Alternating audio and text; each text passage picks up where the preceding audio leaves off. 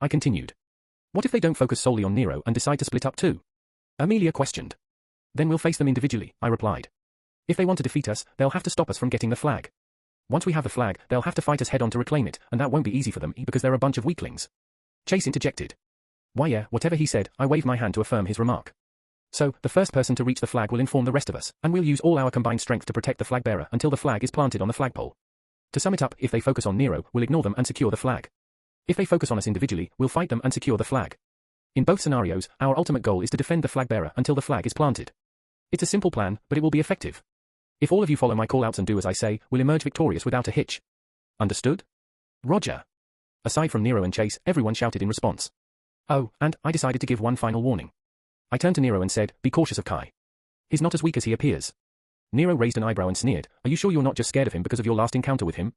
Believe what you want, I replied. I've done my part by giving you the warning. I have a question, Amelia voiced her confusion next. What is it? I asked. I know it's unlikely, but what if they manage to acquire the flag before us, she questioned. Good. At least she is thinking about every possible situation that can happen. She's making progress. Unlike certain individuals on our team, she's not underestimating our enemies. Yes, I'm referring to Nero and Chase. They are overly confident about this game, I can see it. Now, it would have been fine for them to act this way before, but with the unexpected addition of Kai as their opponent, they should be more cautious. They should be on guard. Yet, all I see is their arrogance. Well, Nero has always been that way, the type to be overly confident in his abilities, even in the novel. Sometimes I think it's because he's so prideful that a narcissist like me can't help but hate him. I can understand why he's like this. He lost his mother at such a young age and the killer was none other than his own father. He had to build himself up from scratch, learning to do everything on his own, fighting, feeding himself, surviving alone. If I had experienced something like that, even I would take pride in myself. But at this moment, he's simply being foolish by underestimating his opponent. Don't worry about that, I replied in a nonchalant manner. If, by some miracle, they manage to secure the flag before us, I'll be the one to handle the situation and ensure our victory. Okay, Amelia nodded. Now, let's split up. I yelled out. At my signal, everyone dispersed in different directions. The streets were empty. Shops were closed and hardly any people were in sight. It was expected since today was the first day of the King's tournament.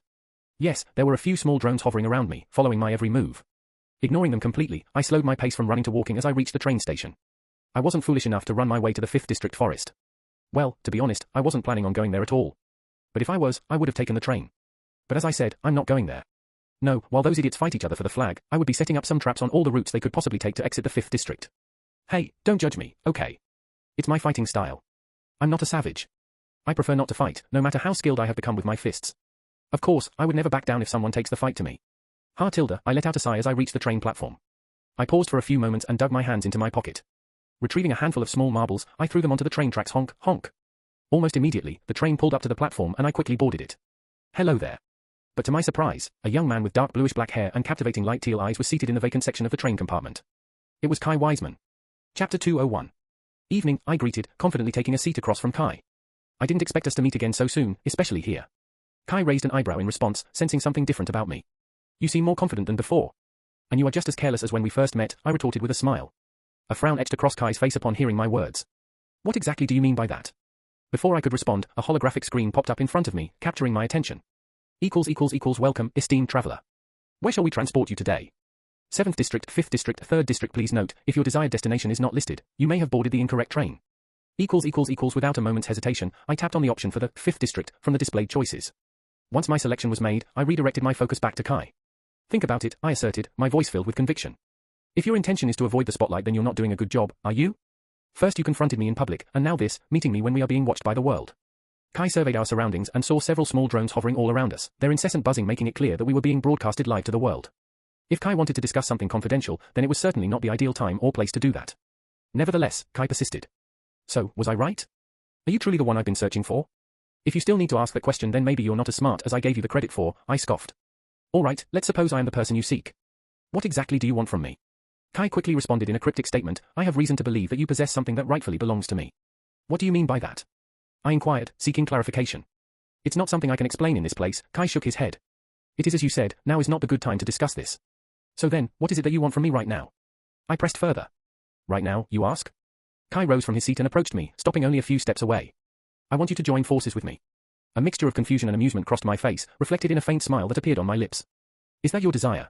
For me to join you? Yes, Kai nodded. If you truly have what I think you do, then you will be very useful to me. Yeah, you see, I don't believe I possess what you believe I do, I replied with a smirk.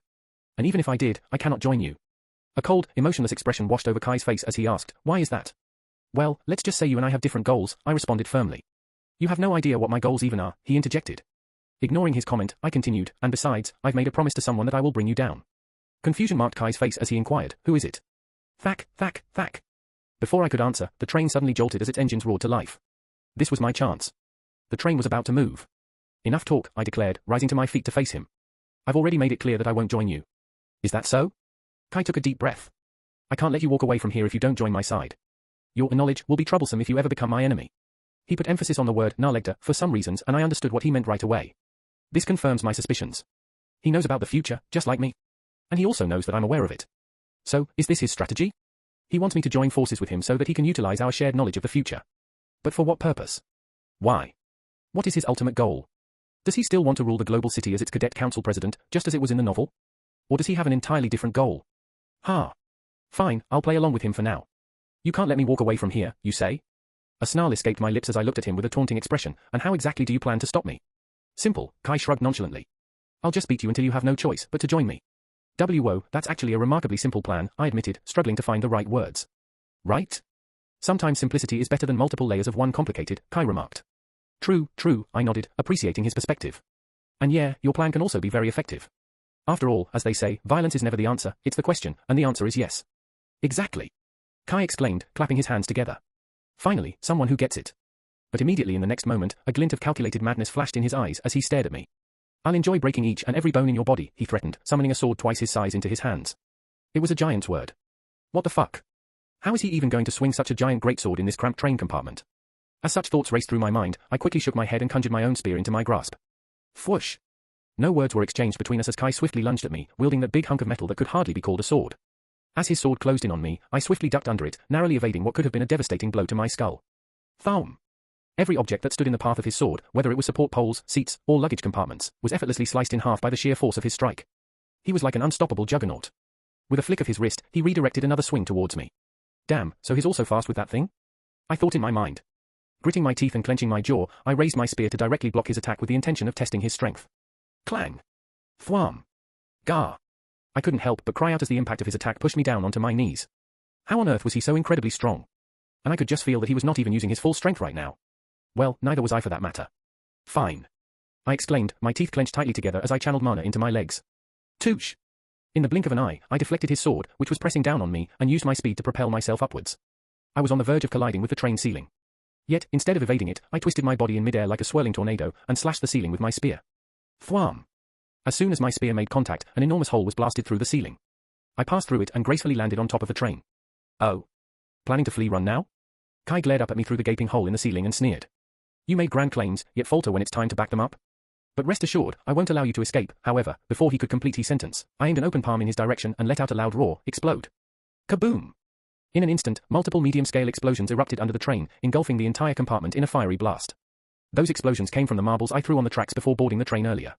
Yes, I anticipated a situation like this could happen. There's no harm in being cautious, right? Taking several deep breaths to clear my mind and calm myself, I used this moment to improvise my plan. I started thinking about all the potential situations that could be happening right now. If Kai is here, fighting me, then it's clear that they haven't put all their manpower to stop Nero. Does this mean they are planning to fight us individually? Should I contact everyone and ask for a status report? As this idea crossed through my mind, I quickly dismissed it. No, now is not the time for that. I peered down into the train compartment through the hole to look at the situation. Everything was still engulfed in flames, the sound of embers crackling filled the air, and I could feel the searing heat on my skin even from up here. A few drones were also caught in the explosions, but I could still see several of them hovering above me, so I knew that not all of them were damaged. I know you're still alive, I sighed, shouting through the hole. If the rumors about you are true, then I know that this isn't nearly enough to kill you, is it? Whoosh! Almost as if waiting for my words, something emerged from the inferno, leaping through the hole and landing before me. Right then, the train began to move and a sudden jolt accompanied the activation of inertia. However, I stood firm in my place. Gazing ahead, I locked eyes with Kai. His clothes were charred and torn from the earlier explosion. Dusting off his body, he jerked his head to the side. You will pay for this, he cursed. Chapter 202. Just as he landed in front of me across the hole at the top of the train, he gripped his greatsword with both his hands and pulled it back, taking a basic swordsman stance. The train had already begun moving, and we were currently speeding atop it at 400 kilometers per hour, with no sign of slowing down. The wind pressed against my back with such force that keeping my head straight, let alone standing upright, became a challenge.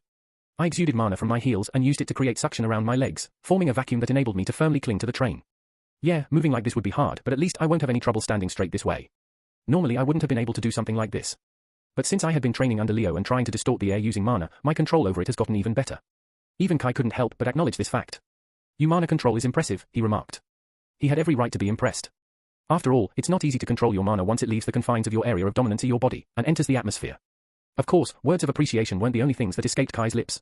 But you will still lose here, he said in the next moment as he began advancing towards me, step by step. What was more unnerving was the fact that he wasn't using mana to cling to the train like me. But then, how was he doing it? With this thought in mind, I scrutinized Kai from head to toe before it finally dawned on me. He was using the weight of his greatsword to maintain his balance.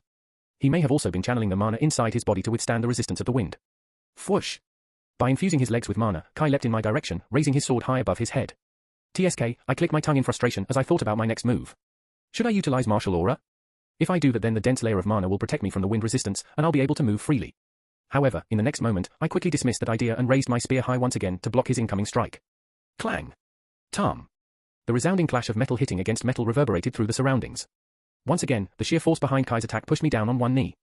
His sword pressed down upon me, pinning me in place as I knelt as I used my spear to keep his blade from cleaving me in half. Where will you run to now? He taunted, a triumphant grin forming on his face. I must say, Lucas Morningstar, you've been a great disappointment. With those words, Kai tightened his grip, exerting even more force as he drove his greatsword down on me until finally his blade struck my shoulder and caused blood to spurt out. Gah! I let out a muffled scream, my teeth clenched in pain. And here I thought you would provide me with a worthy fight, he continued. Tell me, where will you run now? Nowhere, I replied through the agony, my voice strained. Yet, a grin akin to his own began to spread across my face. But where will you run now? Naturally, Kai was taken aback by my words, his brow furrowed as he gave me a perplexed look. Without paying him any mind, I released a resounding roar. Mana burst. Kaboom! Before he could even get a chance to react, a big azure explosion erupted right away, with my own body at its epicenter. The top section of the train block we stood upon was violently blown to bits and the force of the explosion flung Kai back into the air. He crashed down on the side of the tracks while I stood up victoriously, the smirk still present on my face. Fortunately, I controlled the intensity of the explosion, so the top section of the train on which we stood wasn't destroyed. After all, my goal was just to push Kai off the train. Upon landing on the ground, Kai swiftly rolled to kill the momentum of his fall and got back on his feet before casting a glance back at me. His eyes were composed and cold, devoid of any hint of emotion. Within a matter of seconds, as the train I stood on hurtled forward at a rapid pace, his figure receded into the distance and merged with the blurring surroundings until he vanished entirely from view. There's no way he can catch up to me now, I let out a sigh, trying to calm down my raging heart. I now understand why Quinn is so scared of Kai. Even with all the recent boost in my stats, he managed to overpower me in a head-on confrontation. Of course, we held back considerably since we were fighting on a moving train, but I now have a clearer understanding of his level of strength. I think Master was right. If I solely talk about physical prowess, then Kai would likely be on par with Nero, perhaps slightly below. Tilda, I released another sigh, sitting back down on top of the train to get some rest. One more thing is also clear to me now. If Kai and I were to go all out and fight, it would undoubtedly be a close match, but I will win. Sure, he's a little stronger than me even now, but my technique is clearly far superior than his. And it is just as Master once said to me, technique beats strength. Shaking my head, I cleared my head of such thoughts. Right now, I need to focus on the game I am in. Bringing my right hand wrist up, I tapped on my smart bracelet to unlock it. Then I contacted our team through an open channel. Do you all copy? I repeat, do you all copy? I inquired over the comm, if you can hear me, provide your status reports, over. Without delay, responses flooded in. This is Amelia. I'm currently under attack. Engaged with 2 hostile forces, over. Elijah reporting. I've made contact. Engaging a lone assailant, over. Anastasia here. I'm kinda busy, but yeah, I'm fighting a single enemy, over. William reporting. I've reached the forest gate. There's no sign of any enemy activity in sight. Requesting further instructions. Should I go inside or wait, over? What? He's already at the gate of the 5th District Forest. How is he faster than a fucking flying train? He must have used Rui's help. Okay, so Amelia is fighting against 2 people. Anastasia and Elijah are both fighting an enemy each. Given that Chase and Nero aren't replying to my call, I think I can safely assume they are also engaged in combat. Since Kai was pursuing me until a few moments ago, it's clear that none of their 7 team members have reached the forest yet. Wait, does this mean no one is spotting William? So he can just go in and grab the flag? But then what's their game plan? Are they scheming to ambush us on our return to the stadium? A surprise attack somewhere on our route back to the academy campus? Or maybe they are trying to lure us into some kind of a trap? Lucas, what are my orders? Yeah, what should I instruct him to do? Should I send him inside the forest now or have him wait for the rest of the team for backup? No, if the rest of the team is engaged in battle, the optimal course of action is to send William into the forest to get the flag. Once that happens, we all would keep the enemies from reaching William until he successfully plants the flag on the flagpole. But what if it's a trap? Is it foolish to send William blindly into the forest like this? Argar. I let out a frustrated groan and scratched the back of my neck as I cleared my mind of doubt. Kai is attempting to deceive me. Is there a trap or not? He's trying to bluff me. Lucas, quickly. Give me my orders. Arg. Fine. Nodding firmly, I made a decision. William, proceed inside the forest and secure the flag. Roger that. As soon as I issued the command, the train gradually started decelerating until it came to a complete stop and pulled up at the 5th District Station platform. The station, like the train, was completely empty and not a person was in sight. Nodding once more, I jumped down from the top of the train onto the platform. It's time to get to work. I've improvised my plan. First, I'll help my teammates, then I'll proceed to the next phase of my plan. If I can execute the plan that I have in my mind, then it will lead to our flawless victory. Chapter 203. In front of a barricaded steel gate stood a captivating elven boy with leafy green hair and striking red eyes. With confident strides, he approached the gate. The fat guard performing his duty there didn't stop him, as he noticed several small drones trailing behind the elf. It quickly became clear to him that this boy was participating in the king's tournament. As William walked past him, the guard simply offered a short bow before proceeding to open the gate. Get ready, Rui. William looked at his shadow as if someone was hiding within it. I'm not sure why, but Lucas mentioned that this might be a trap. So we need to stay on guard. After uttering those words, he infused mana into his dimensional ring and took out a long, needle-like red spear into his hands. Let's go, he declared, rushing into the forest as soon as the guard swung open the gates. William was fast. Like a blur, he effortlessly maneuvered through the forest with an agility that could only be described as inhumane. He skillfully evaded or leaped over any obstacles, branches, rocks, roots that attempted to impede him, relentlessly running forward. To assist those seeking the flag, the second-year students had already placed red arrow signs on the trees, ensuring they wouldn't lose their way. Gwa! Moi! Before long, he came across two second-year cadets dressed in all-black uniforms. They held the leashes of two colossal mana beasts in their hands. These creatures resembled rhinos in structure, with a horn protruding out from their foreheads, but they stood on two legs. They had collars around their necks and tethered by leashes held by the second years. William halted in his tracks and tilted his head to the side. Bipedal rhinos, he remarked, a sense of amusement evident in his voice. The two second-year cadets chuckled in response to his reaction. They're called rhinolophs, one of the second-year cadets informed. I've never seen them, William admitted. Are they strong? They dwell deeper within the forest, where the first-year cadets aren't allowed to go. That's probably why you haven't encountered them. And yes, they are indeed strong, replied the other second-year cadet. By the way, are you here alone? Inquired the second-year cadet who had spoken earlier. Yes, William responded. My teammates aren't here right now. I've been instructed to go in and secure the flag. I see, the other second-year cadet mused, touching his chin. But as you progress along this path, you'll encounter more mana beasts. It might become challenging for you to face them alone. Oh, please don't worry about me, William waved his hands and flashed a courteous smile. I am a sin oath. I'm a hunter by blood. Oh. One of the second years raised an eyebrow. All right then. We'll release the beasts. However, if it seems like you're in imminent danger of dying, we will jump in, and you will be disqualified from further participation. William didn't respond verbally. He simply bent his knees slightly and raised his spear to his chest while maintaining his smile. Taking his actions as confirmation, the second years released their grip on the leashes, and both rhinolophs charged aggressively toward the elven boy. Without flinching, William infused his spear with mana and tensed his leg muscles as the rhinolophs charged at him. Gwa! As one of the rhinolophs entered striking range, William jumped up and leaped over its head. From his position over the rhinoloph's head in midair, William gripped his spear tightly in his hands. In the blink of an eye, his spear radiated a blinding white light. William quickly threw his spear down with a powerful throw as it hurtled towards the rhinoloph directly beneath him. Thwa! The spear impaled the bipedal rhino from head to lower abdomen before striking the ground. Thud! As the lifeless body of the rhinoloph crashed to the ground with a resounding thud, the elf landed gracefully a few steps away. Dash Mara! However, the battle was far from over. Without giving him a moment to take a breath, the other rhinoloph charged at William, its horn aimed to strike him. Reacting swiftly, William retrieved his spear from the point it struck the ground. He began to spin his weapon skillfully using both hands, building momentum for his next attack while channeling mana into it once more. By the time the rhinoloph closed in on him, William had already executed a swift spin on his foot, propelling his spear towards the oncoming creature, utilizing the accumulated momentum from his spin. Tharok! As soon as his spear hit the rhino's head, a hole drilled open in its skull, causing blood and gooey brain matter to spurt out in all directions. Naturally, the elf's performance left both second-year cadets utterly speechless. William's prowess with the spear was truly remarkable, and his execution was flawless in his every move. There was no trace of hesitation or panic in his actions. He ended his opponent without any hesitation, akin to a disciplined soldier following orders. They couldn't help but question whether he truly was just a first-year cadet.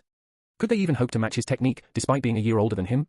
Although all William demonstrated was his basic spearmanship, both second-year cadets instinctively knew that he possessed far greater power than what he had revealed, power they themselves did not possess yet. Excellent warm-up, William declared, stretching his limbs before assuming a sprinting stance. Thank you, seniors. Until we meet again. Whoosh. With those parting words, William bolted away at lightning speed. 20 minutes later. A trail of lifeless mana beast corpses followed the path that a certain leafy green-haired elven boy walked on. Only destruction followed everywhere he went.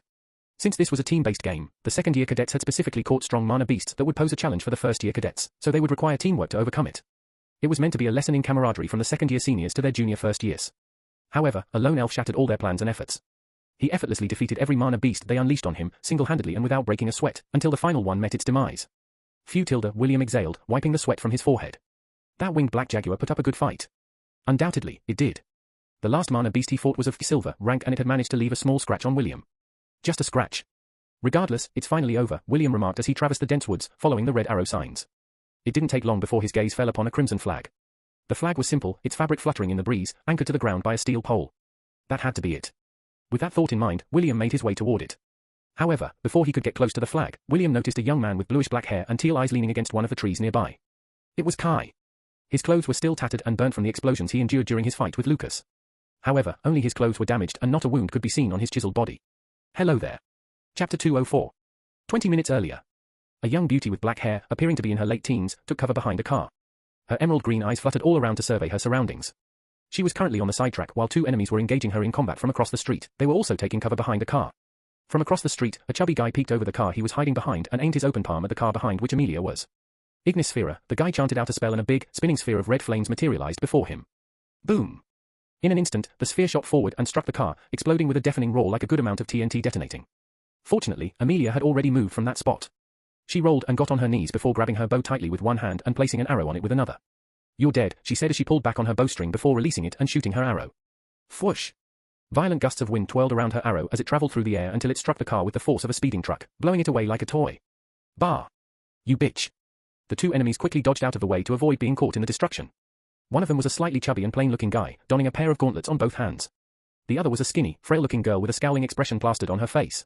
Before they could react, Amelia had already knocked another arrow onto her bow. She didn't give them a chance to even catch their breath as she shot her arrow at them. This time, the arrow sliced through the air like a hot knife through butter, seemingly unaffected by wind resistance. Slish! However, the arrow passed through the chubby guy as if he wasn't even there. TSK. Amelia clicked her tongue in frustration. I've already told you, the chubby guy sneered. Your arrows, or anything else for that matter, can't hit me. I'm untouchable, bitch. No, you're a pig. Amelia yelled out as she started running in order to find a secure position to shoot her arrows. Are you fat-shaming me in this day and age? The chubby pig winked in response. He moved his legs, and his belly jiggled as he performed an action that could only be considered running if he were moving any faster than walking speed. The girl accompanying him simply shook her head and started actually running to follow behind Amelia. With each step that she took, her speed grew more and more. Meanwhile, Amelia took a turn at the end of the street and... thwack! Collided with someone. Arg! She clutched her head as she fell backward. Oh! You hit my nose. A familiar voice reached her ears as the person she bumped into cried in pain. She raised her head to find a pair of bright, mellow red eyes staring back at her, tears welling up in them. It was Lucas. He held his nose with one hand, trying to ease the pain, while extending her the other hand to help her. Amelia took his hand and stood up straight. Lucas? What are you doing here? You're at a disadvantage, so I came to help, the silver-haired boy explained. But here you are, attacking your helper. Ah, sorry, Amelia replied as she urged him to move and started running. With Lucas following behind, she added, run, or they'll catch up to us. Are they strong? Lucas asked. Hell no. Amelia scoffed. Then what's the problem? He questioned, his forehead creased with confusion. Amelia briefly slowed down before responding, they're both gifteds. The pig can phase through things, and the girl can run incredibly fast. Damn. Lucas widened his eyes, genuinely impressed. Those are some really good blessings. I know, Amelia nodded. I'm clearly stronger than both of them, but since it's impossible to hit them, I can't win. Did you find any weaknesses in them? Lucas asked. The pig needs 3 seconds to use his abilities again, and the bitch needs to build up speed. The more she runs, the faster she becomes, but she can only go straight and needs to slow down for turns, Amelia replied while taking another turn as the silver-haired boy followed closely behind her. What was your plan? Lucas inquired again, testing the black-haired girl. I was thinking of wearing them out by evading their attacks. Since they're no match for me, they won't be able to confront me directly, she explained. Once they are too exhausted to use their gifts, it'll be over for them. Lucas shook his head. Amelia, you need to start thinking more strategically. I know you're intelligent, so use that to analyze situations like these. What do you mean? Amelia furrowed her brow, puzzled. Think about it, Lucas began. Why did 2 opponents come after you instead of one going for the flag? And why do both of them possess abilities that can drag out the fight? Amelia's frown deepened as she realized the implications of Lucas' words. They want to stall us, Amelia concluded, clapping her hands together. Exactly, Lucas nodded. It's likely that William has walked into a trap. They're stalling the rest of us to prevent us from reaching him. Wait, if you knew this, why did you send William into the forest? Why didn't you ask him to wait, she questioned. Because there's always a possibility that Kai wants me to think it's a trap when it's actually not, Lucas replied. It's a bluff, a well-executed one at that. What will you do if it is indeed a trap, she asked, seeking further clarification. Don't worry about that, Lucas reassured her. I've already considered every possibility. Every possibility, she repeated incredulously. Yes, the young Morningstar affirmed. Every single one. How do you even do that? Amelia asked, desperation and curiosity filling her voice. How do you predict the future so easily? I don't, Lucas shook his head. I simply think everything through. I ponder over every possible thing that could go wrong or spiral out of control. I contemplate all the potential obstacles that might arise. That's what I want you to do as well. Amelia, you're intelligent. If you start excessively analyzing every scenario and visioning the future that can occur, no matter how implausible it may seem in your head, before it actually happen, if you can just do that, then when the situation you envisioned in your mind plays out in reality, it won't catch you off guard because you would have already thought about it. Nothing will surprise you, and you'll be able to handle anything. Always remain 10 steps ahead of your adversary by anticipating both their moves and your own, and always harbor a sense of self-doubt. Because, as a wise man once said, self-doubt is the best companion of an intelligent individual. Amelia began to say something, but before she could, a figure blurred past them and came to a halt a few steps ahead. It was the skinny girl from earlier. She was now blocking their path. Damn, she's fast. Lucas widened his eyes as they quickly steered around to make a U-turn. Oh, seriously? Amelia exclaimed when they realized that the chubby guy from before was now blocking their retreat route too. He huffed and puffed, clearly out of breath from running. Don't make me run again. I'm warning you, the chubby guy managed to speak between his ragged breaths. He lifted his head and his eyes landed on Lucas. Oh, the knight in shining armor has arrived, he sneered at Lucas, a grin spreading across his face. I've been waiting for my revenge. Ah. I remember you now. Lucas clapped his hands together as he finally recognized the pig. You're Jake Stark, the guy with divorced parents, aren't you? Jake's chubby face turned red upon hearing Lucas's words. You know, I used to consider you a friend. Oh, shut up, Lucas snarled. You were just after connections to the Morning Stars.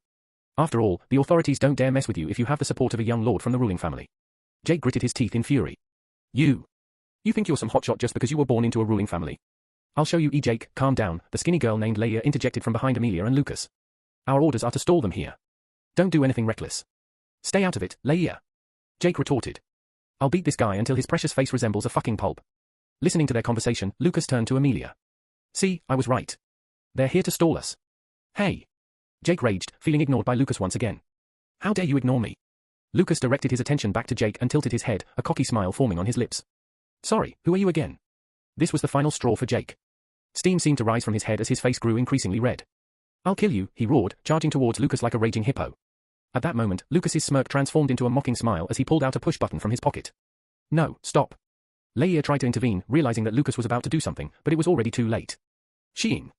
Lucas pressed the button, and several small orbs around Jake began to glow. Jake hadn't noticed before, but small marbles were scattered across the street, forming a circle. And now, in his blind rage, Jake had stepped right into that circle. Thumb. Arg. The marbles emitted a bright flash of light and stunned Jake. The chubby guy let out a cry, clutched his head and dropped to his knees as he felt like he had a concussion. Amelia was quick to capitalize on this opening. She chanted a spell under her breath and the wind started to twirl around her feet. In a burst of speed, Amelia dashed towards the chubby boy, leaving howling gales in her wake. Thwack. Without slowing down, she closed the distance between her and the pig in a split second and drove her knee to his face, knocking out several of his teeth as he fell backward, unconscious. Fuck. Leia, witnessing her comrade being effortlessly taken down, attempted to turn and flee, but Lucas was already in motion. The silver-haired boy swiftly summoned his bow, knocked an arrow, and shot it towards the skinny girl. Thwish. Arpa. Before she could even take a single step, an arrow pierced through her right calf, causing her to collapse onto the ground, screaming and convulsing in agony. Using the same spell as before, Amelia swiftly sprinted towards Leia with astonishing speed, reaching her in an instant.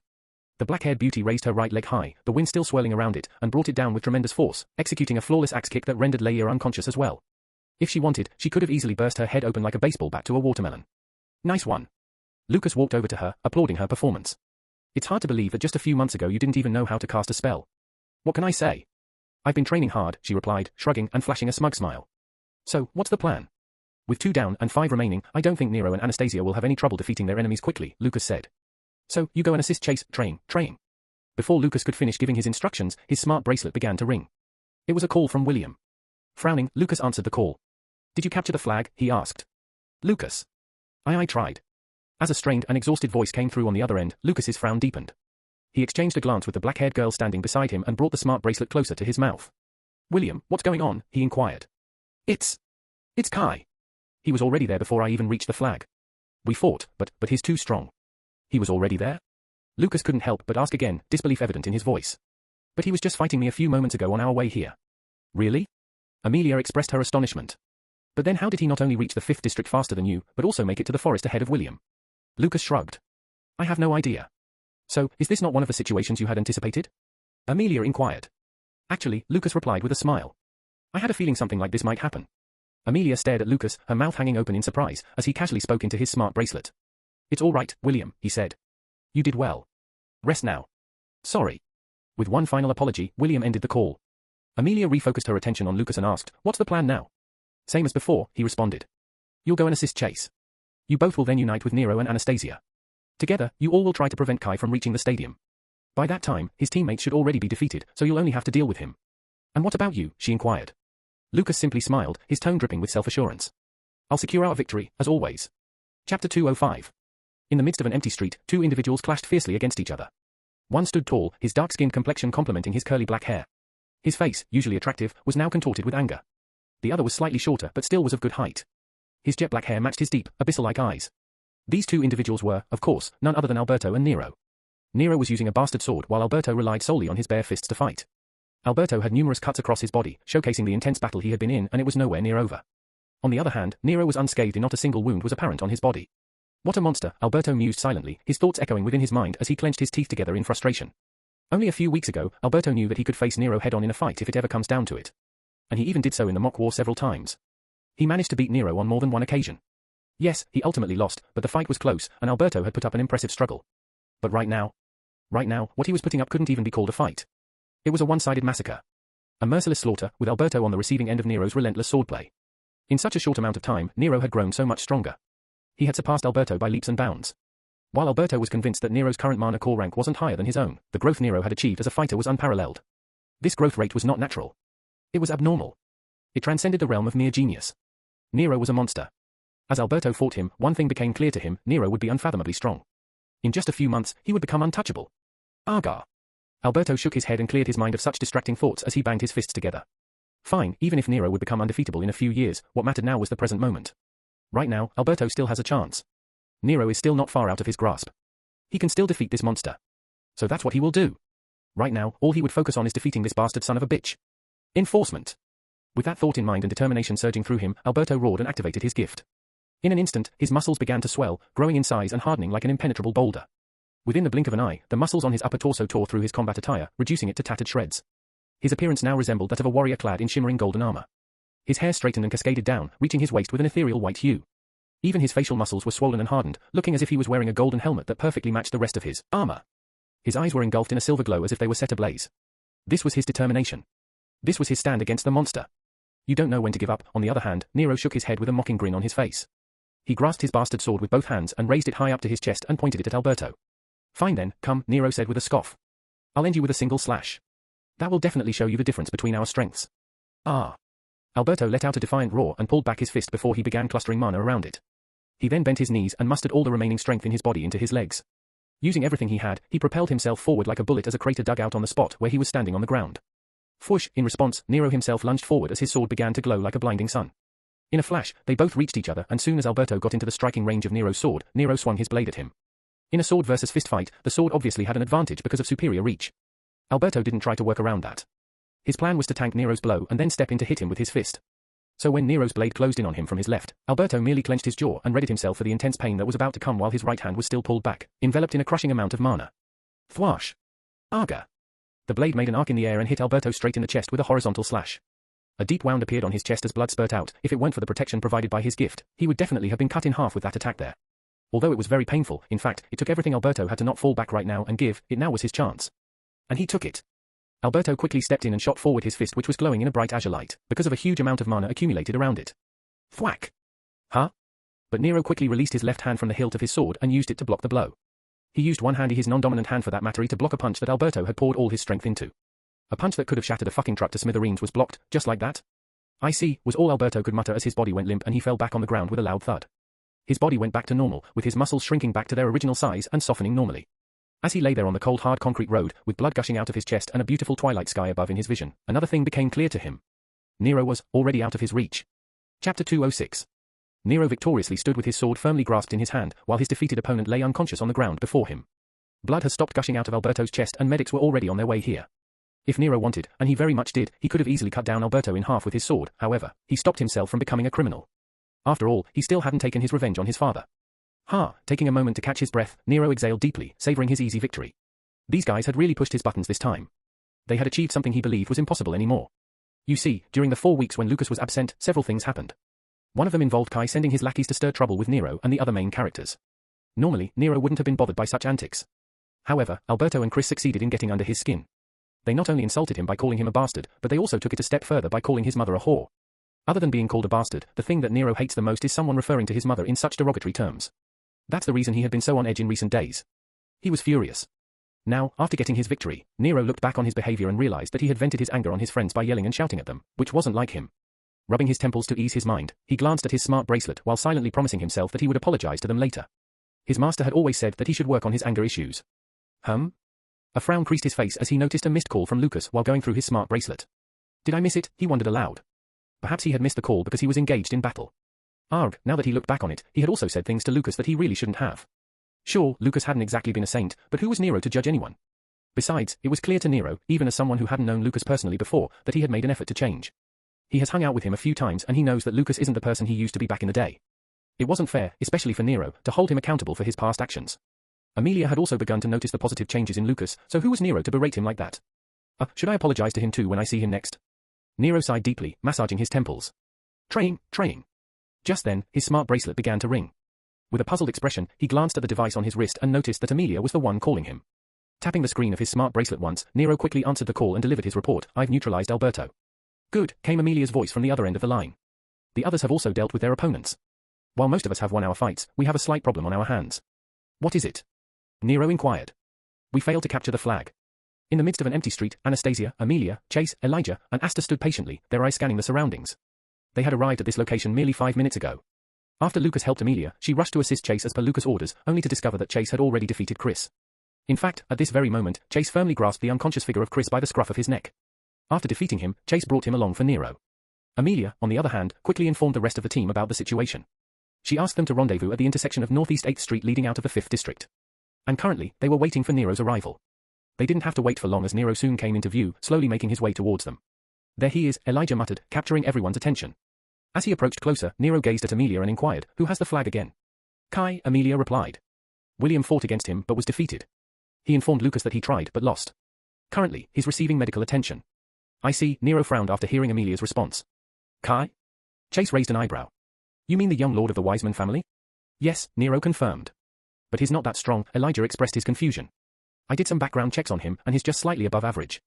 His academic ranking is good and he can fight well, but it's unlikely that he defeated William so severely that he would require medical care. Yeah, it's odd, Nero admitted, his hand gently touching his chin.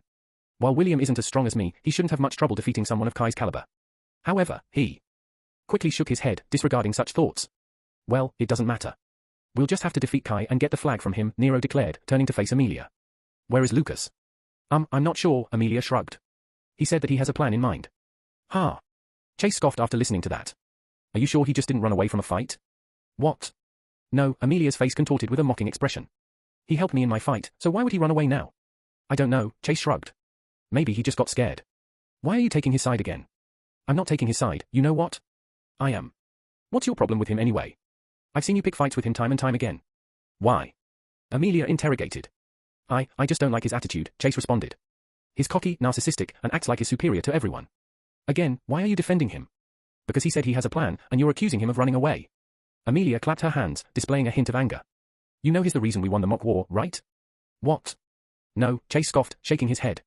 We won because of Nero. Nero got into the position to strike the final blow because of Lucas, though. Amelia retorted. Before they could continue to fight like cats and dogs, Asta intervened, stepping in between them. Okay, both of you, calm down, she exclaimed, her voice louder than usual, surprising everyone present. She continued, stop fighting. We won the mock war because of both Nero and Lucas, as well as everyone else who fought alongside us. We won because we weren't bickering like this. So, shut up. And put your personal feelings aside, Chase. I'm not, Chase attempted to argue, but Anastasia, who had been keeping watch until now, approached and took hold of his hand. Gesturing to him to calm down, she said, Chase, let it go.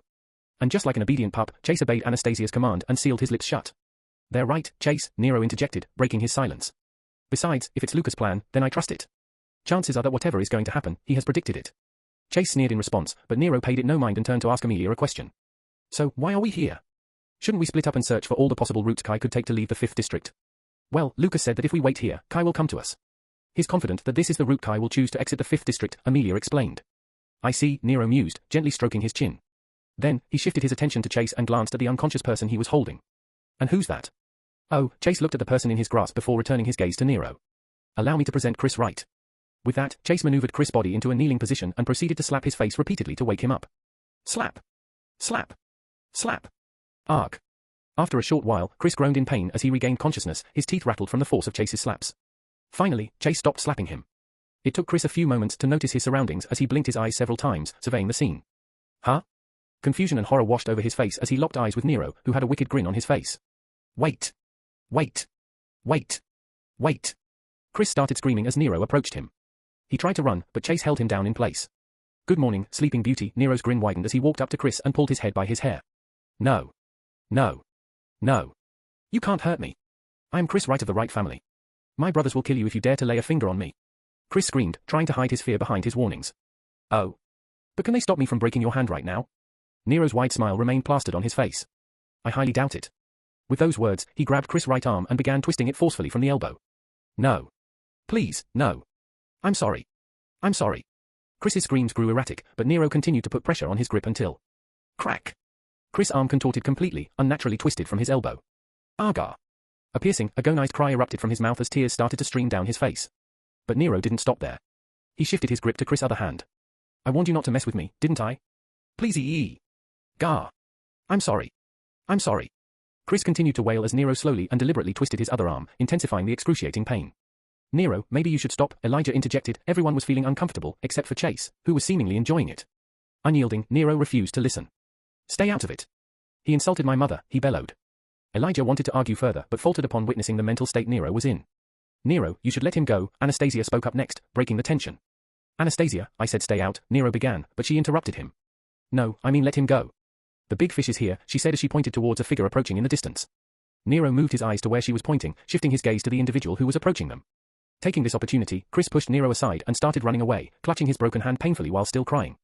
Yet, Nero paid him no mind. After all, Kai was here. Chapter 207. In the middle of an empty street, a dreadful silence hung in the air as Kai's figure approached the main characters. The atmosphere grew increasingly tense, becoming more and more palpable with each passing moment. Kai exuded a dark and ominous aura, which seemed to ooze out from his very being as he took slow, steady steps towards them. The sound of his footsteps reverberated through the surroundings, which was the only audible noise in the otherwise eerie stillness. Kai's presence was unsettling. There was just something off about him. In response to his approach, the main characters quickly summoned their weapons. Nero brandished his bastard sword, Amelia and Anastasia readied their bows, Elijah firmly gripped his warhammer, Chase put on his shield gauntlets, and Asta wielded her imposing giant mace. The dreadful silence shattered as Kai approached the group, coming to a stop just a few steps away from them. A wide grin stretched across his face as he greeted Nero. Nero Dekrauf, Kai's voice rang out, his grin widening even more. Here we meet again.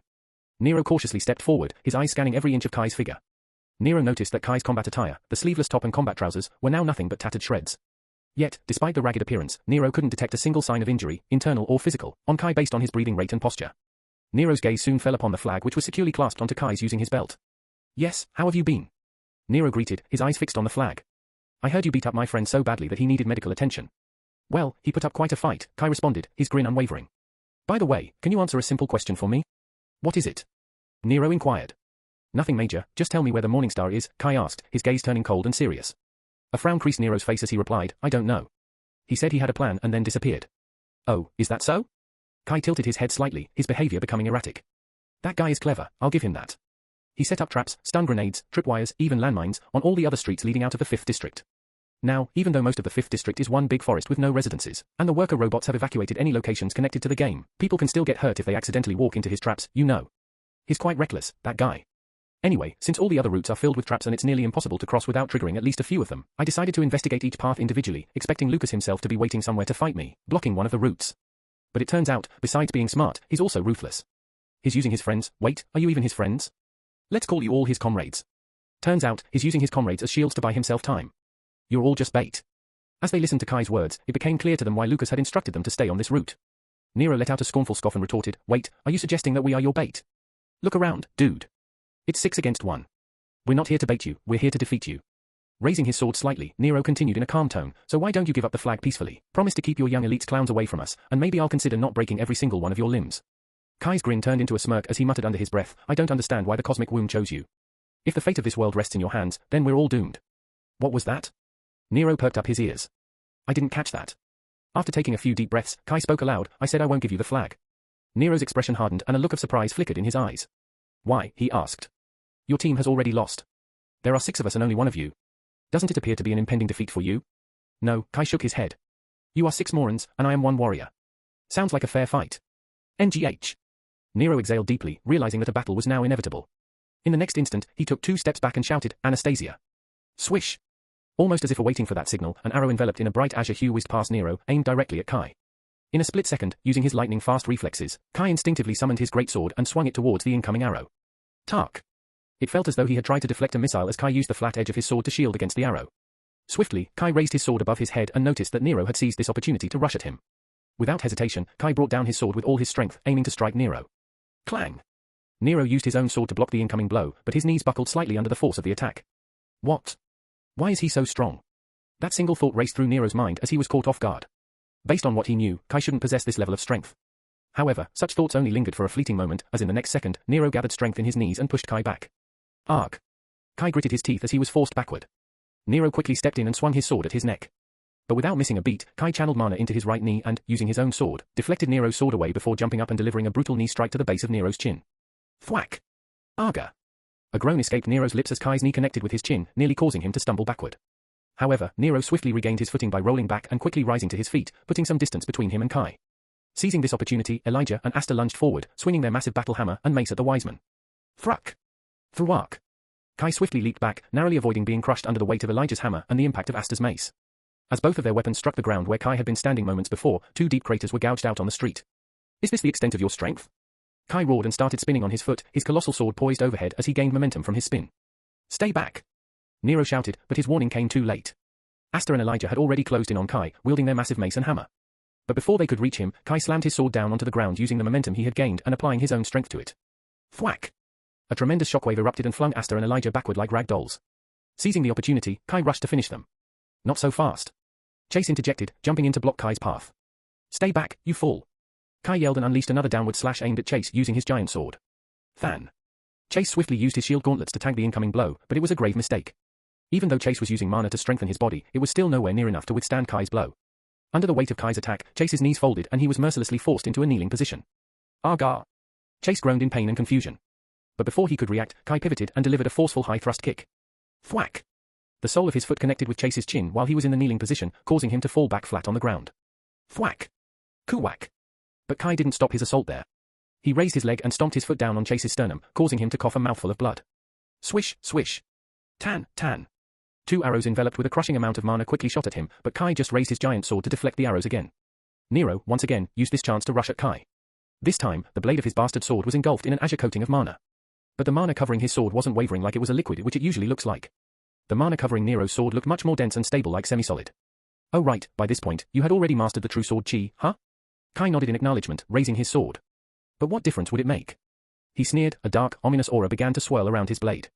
Nero, who had his sword pulled back until now, unleashed a powerful horizontal right slash towards his enemy as soon as Kai entered his attack range. In retaliation, Kai also retracted his sword and swiftly released a forceful left slash to meet Nero's attack head-on. Boom. Chapter 208. Boom. Cling, clang. Boom. 2 swordsmen clashed fiercely against each other, their weapons colliding with destructive force. One of them brandished a bastard sword while the other wielded a colossal hunk of iron that could hardly be called a sword. Nero's sword shimmered with an ethereal glow emanating from the semi-solid mana enveloping his blade, the manifestation of his true sword chi. In response, a foreboding darkness swirled around Kai's greatsword, creating a vortex of darkness with his blade at its epicenter. It looked as if it was a battle between the brilliance of a sunlit day and the shadowy depths of a moonless night. Each time they exchanged blows and each time their blades collided, tremendous shockwaves erupted, causing the concrete ground beneath their feet to shatter and large craters to form. Should we go in and try to help Nero out? Elijah, who was standing back with the rest of the group, hesitantly uttered. The main characters didn't know what to say. They had been observing Nero and Kai's battle from the beginning, but when both swordsmen began to unleash their full power at each other, they didn't know what to do. Should they intervene and help Nero? But would they really be of any help? Or would they only be in Nero's way? They couldn't simply stand idly by, could they? They had to take action. Not yet, Amelia replied, shaking her head as she keenly observed the ongoing battle in front of her. Now is not the right moment. Huh? What do you mean? Asta interjected. Are you suggesting we leave Nero to fight alone? No, Amelia refuted. I mean, this isn't our chance to jump in. She's right, Anastasia chimed in. Look at Kai. Since the beginning of the battle, his eyes have been fixedly observing our every move. Even now when he's going toe-to-toe against Nero, he has time to keep his eye on us. Exactly, Amelia concurred. If we were to intervene now, it wouldn't catch him off guard because he's prepared for it. So, what should we do? Elijah inquired. We wait for an opening, Amelia replied. Do you have a plan? Elijah asked, noticing the confidence in Amelia's voice. After a brief pause, Amelia nodded. Of course, I have a plan. What is it? Anastasia questioned. We'll use misdirection to deliver a final blow, Amelia replied. With Chase out of the game for good, it's only the 5 of us.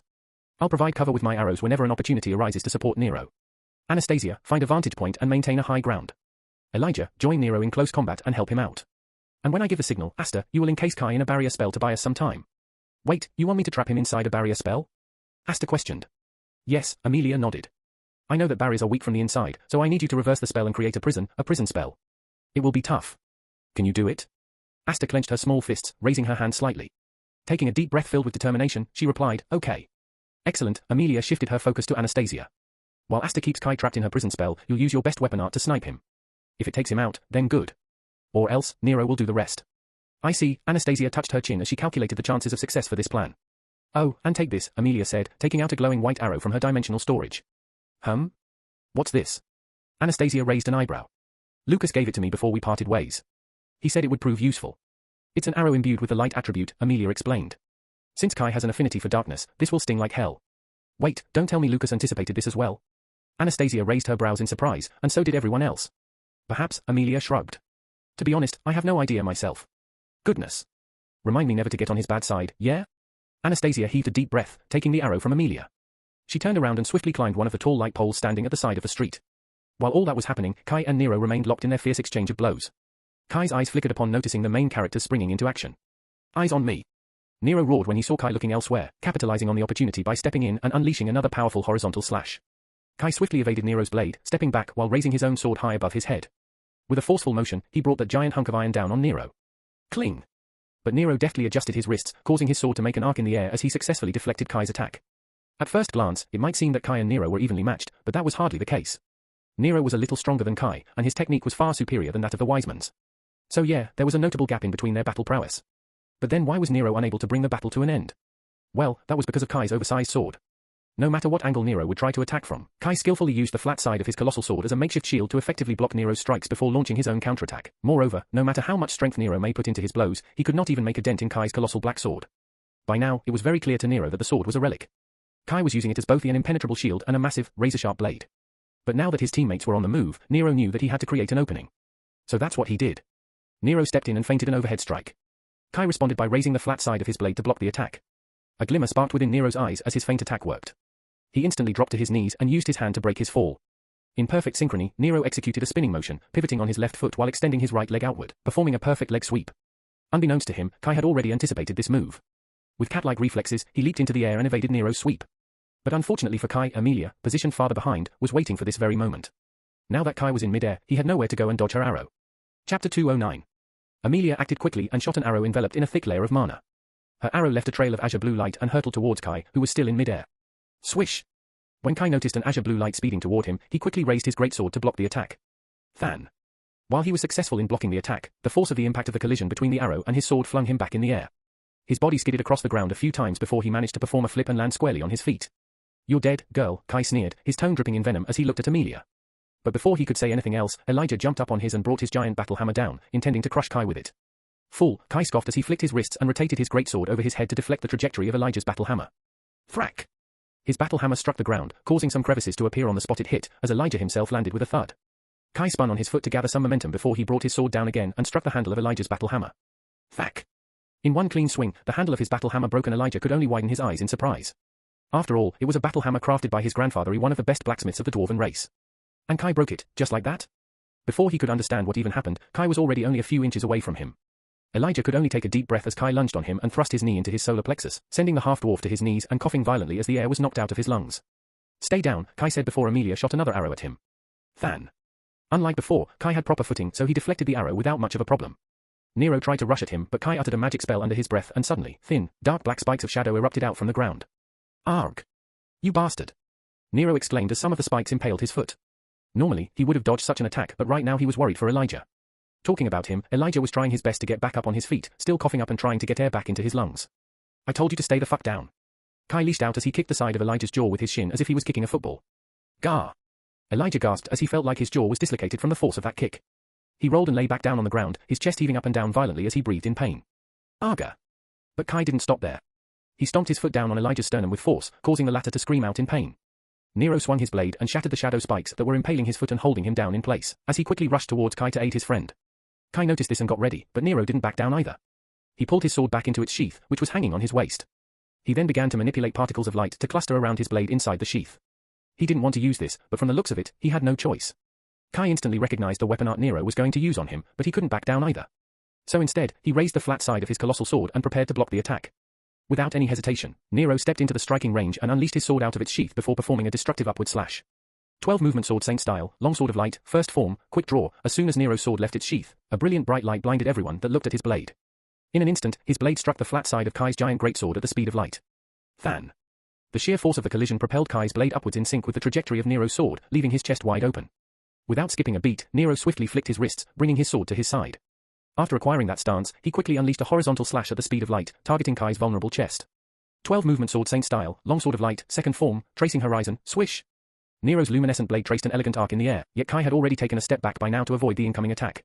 However, he was a single second too late. Cack! Nero's blade brushed Kai's chest, leaving behind a shallow gash. Normally, Nero wouldn't have missed such an opening, but right now his foot was injured because of the shadowy spikes from earlier, which hindered his movement a little.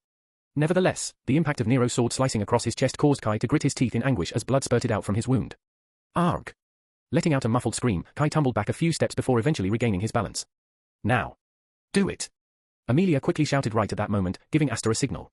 In the blink of an eye, as if waiting for that cue, water streamed up from the spot on the ground beneath Kai's feet and encased him in an orb, trapping him from all directions. TSK! Kai clicked his tongue as he finally realized what their plan was. The prison orb was small, so much so that Kai had almost no room to make any movements at all. Nero used this chance to circle behind him while in front of him, from on top of one of the light poles, Anastasia locked her aim at him. Particles of azure light were swirling around Anastasia and coalescing at the tip of her arrow. It wouldn't take a genius to figure out that her arrow was going to pack enough punch to shatter boulders to fine dust. Meanwhile, on his back, Nero had his sword back in his sheath so he could unleash his longsword of light's first form, quick draw, again. 2 light moves of this intensity, if they hit Kai with them, it would be over for him. Not to mention, he was sure that Asta would release her water prison barrier spell at the last possible moment to give Kai almost no time to dodge the attacks. That means he would have to try and block them. But if Anastasia and Nero synced their attacks, which they were obviously going to do, he would only be able to block either one of those attacks. What should he do? Should he block Nero's attack from the back or Anastasia's arrow from the front? A smirk formed on Kai's face. No, he won't choose either of those options. Confusion etched onto everyone's face as they saw Kai smiling even in such a situation. Has he lost his mind? Was what went through everyone's head. In the next moment, Kai spoke up, well, it was fun fighting you guys. But I gotta run. See y'all. Just as he said that, Kai raised his left hand and snapped his fingers. Snap. In the blink of an eye, a vivid crimson light radiated from within the watery barrier orb. By the time the intense glow gradually faded, Kai had disappeared from sight into thin air. What the fuck? What just happened? Did he disappear? Needless to say, everyone was just as confused as the person standing next to them. How could he just disappear into thin air? Did he possess a gift? Meanwhile, back at the stadium, just a few steps away from the flagpole, the same brilliant red light illuminated, and in an instant, Kai materialized in that very spot. There he is. The young lord of the Wiseman family has arrived at the stadium. Woohoo! Best match ever. Fight. Fight. Fight. The crowd erupted into a frenzy of cheers and chants. After all, this was a match between first-year cadets and no one in the crowd or those watching at home expected so many twists in this match. In fact, no one even expected the level of fight these first-year cadets were putting up. The smirk on Kai's face turned into a smile as he waved his hand at the exhilarated crowd. He thought that he had already secured victory, and who could blame him? The victory was just a few steps away. He merely had to reach the flagpole and plant the flag on it. Nero and his group would never make it in time to stop him. Hello there. Yet, before Kai could even take a single step, he felt a presence behind him as an all-too-familiar voice reached his ears. Chapter 210. After parting ways with Amelia, I proceeded to set up the traps that I had prepared beforehand on all the routes leading out of the 5th district. It was impossible for anyone to leave without triggering at least a few of them. However, I deliberately chose not to set up traps on one particular route. Instead, I instructed Amelia to rendezvous with the others there. My intention was to force Kai into taking the route where the main characters were. I was also fine with him not taking that path since even if he had taken other Reuters, the trap there would have slowed him down. Luckily, the ideal scenario occurred, and Kai took the bait. He went for the route blocked by the main characters. Using this opportunity, I rushed back to the stadium alone by shamelessly using my teammates to buy me some time. As I returned, the commentators who had been providing match commentary, along with the bewildered crowd, were taken aback. After all, I had come back empty-handed. Lucas Morningstar is here. He's the first one to return. But why did he come back empty-handed? As we saw on the live telecast, he placed traps to block the routes leading out of the 5th district, yet he rushed back here almost instantly. What could possibly be going through his mind? The commentator exclaimed. The confused crowd erupted into murmurs, but I paid them no heed. My eyes were fixed on the holographic screens in the stadium that broadcasted the live fight between Kai and Nero's group. And let me just say this Kai was single-handedly dominating Nero and the other main characters. Well, maybe not dominating exactly, but he definitely held his own in a 6 versus 1 handicap fight. What's more, he was evenly matched with Nero during their fight. It was quite interesting to see him going all out is something he never really did in the story. Well, I'm happy about it since I got a lot of edit points out of it. You've earned 490 edit points, you've earned 633 edit points, you've earned 356 edit points. Apparently, I'm the one responsible for Kai changing the plot the way he did. So I got rewarded. In the novel, Kai was a mastermind lurking in the shadows. But now, he has decided to reveal himself, which will undoubtedly have a significant impact on the plot from here on out. Personally, I don't really care that much. As long as I gain something from it, I don't mind the changes. Anyway, during the fight, Chase was the first to be knocked out. To be honest, I didn't have very high expectations for him from the start. Elijah was the next to fall. Nero was a bit careless, which resulted in a foot injury for him, but it wasn't anything serious. However, just as the battle reached its climax and everyone thought Kai's defeat was imminent, a twist occurred. To everyone's astonishment, Kai vanished into thin air and reappeared right in front of me, just a few steps away from the flagpole. I knew it, I thought, a smug smile playing on my lips as the crowd erupted into a frenzy of cheers. Ever since William had mentioned that Kai was the first one to reach the forest, I had suspected that he possessed the ability to teleport, whether it be magical or his blessing. What I couldn't understand was why Kai chose to fight William when he could just grab the flag and teleport back to the stadium right away. The only logical explanation for his actions was that Kai's teleportation ability came with a cooldown, hence it was a blessing. Perhaps he could teleport short distances effortlessly, requiring cooldown only for long-distance teleports. Or maybe he needed a cooldown for all his teleports, regardless of the distance. Whatever the case might be, I was proved to be right once again. Haha, I really am a genius, aren't I? Heh. Anyway, after the star of the show made his appearance, I decided to go in for a surprise attack while his back was turned to me. I thought that I would swiftly lunge forward and stab him in the back with my spear. Sure, it was a cowardly move, but who cares about that, huh? I'm not here to entertain the crowd. I'm here to win. With that thought in mind, I summoned my spear into my hand. However, before I could even take a single step towards him, Kai sensed my presence behind him. But since I was my master's disciple, I decided to play it cool. Using my spear for support as I slightly leaned sideways, I greeted him in a casual tone, "Hello there." Almost instantly, Kai's ears perked up and he swiftly spun around, recognizing my voice. Upon seeing me, a faint smirk graced his face as he uttered, "I take back what I said. You haven't disappointed me, Lucas." "Ha ha. Thanks, but it's too late to take back your words now." "I'm hurt," I replied as I pointed my finger at the flag on his waist. "How about you give me that flag as compensation for hurting my feelings?" "Yeah, nice try," Kai scoffed as he took out his greatsword. "Instead, why don't you show me if your brawn can actually match your brain?" "I just used misdirection," I said. "Once you thought you had me, I grabbed the flag and you didn't even notice." In response to my words, a frown formed on Kai's face. The faces in the crowd weren't much different from his. Everyone was confused. What is he saying? Was what everyone probably thought. Huh? Kai finally raised his eyebrows in confusion. His actions did nothing but cause the smile on my face to widen even more as I let out a chuckle, ha ha ha. Fine, let's take the long way. Almost instantly, I imbued my spear with mana and lunged at the young man in front of me. In response to my charge, Kai himself raised his greatsword and dashed towards me. Chapter 2:11. My spear was engulfed in bright, scarlet flames as I thrust it forward at my enemy in front of me. Kai simply used the giant hunk of iron in his hands to block the incoming strike. He then swung his greatsword and deflected my spear, overpowering me with ease. I didn't even try to compete with him in terms of strength. I was a spearman and by the looks of his giant sword, he was more of a berserker. I would lose if I tried to fight him in his own game. So I focused on the speed of my attacks instead. I quickly pulled back my spear close to my chest and unleashed a fury of thrusts and slashes at Kai. Cling, cling, cling. But without fail, he managed to either deflect or block all of my strikes. Even though he was wielding such a big sword, it didn't hinder his movements at all. Swish! Just as I thrust my spear at him one more time, Kai stepped aside, letting my blade meet nothing but air. Quickly, from my side, he unleashed an upward swing at me from his colossal sword. Since his sword was twice as big as his own body, when he used it to perform an upward slash, his blade collided with the concrete ground. But instead of stopping or slowing down, his sword simply dug through the ground and closed in on me from below. I reacted swiftly and pulled my spear in time to block the incoming blow from the low position. Clang! What the grghh? However, the force of the attack flung me up in the air as if I was a paper doll. But even then Kai didn't stop his onslaught and bent his knees. Like a spring, he then sprang skyward to strike me in midair. As soon as he closed in on me, he twisted his body and used the momentum of his spin to deliver yet another blow at me. Cling! Once again I used my spear to block his greatsword, but the force behind his attack sent me crashing down on the ground below. Thud! Arg! I groaned as I violently landed on the unforgiving concrete, rolling around to break the fall before quickly jumping back on my feet. Kai landed a few steps in front of me, but he didn't give me a chance to catch my breath as he rushed at me again. Taking a deep breath, I willed strength into my legs and coated my spear in a thick layer of mana until it started to glow in an azure hue, using my sword chi. In the next moment, I pushed the ground with my feet. Craters appeared on the spot I was standing on as I shot towards Kai like an arrow. But instead of meeting him head-on, I changed my trajectory at the last possible moment and steered right. From there, I ran around him in a circle as Kai stopped his charge and stood still, confused. I used this chance to rush him and attack him from his left. Clang! Needless to say, he blocked my attack. But I didn't stop there. I jumped back to safety and circled him once again before attacking him from his right. Clang! He blocked me once again. But I leapt back one more time and circled him before attacking him from behind him. Clang! Clang! Clang! Like this, I attacked him again and again in rapid succession, but unfortunately, my attacks were either blocked or deflected every time. Just as I was about to attack him once again, Kai raised his sword and a dark aura began to swirl around it. As soon as I got close enough, he brought his blade down and struck the ground with it, causing a massive shockwave to erupt which flung me back. Thruck! I performed a flip in midair and landed squarely on my feet. But as soon as I looked up, I saw that Kai's sword was already only a few inches away from my face. My eyes widened in surprise as I quickly ducked under his blade to let it pass over my head safely. From that low position, I shot up and thrust my blade at Kai's face.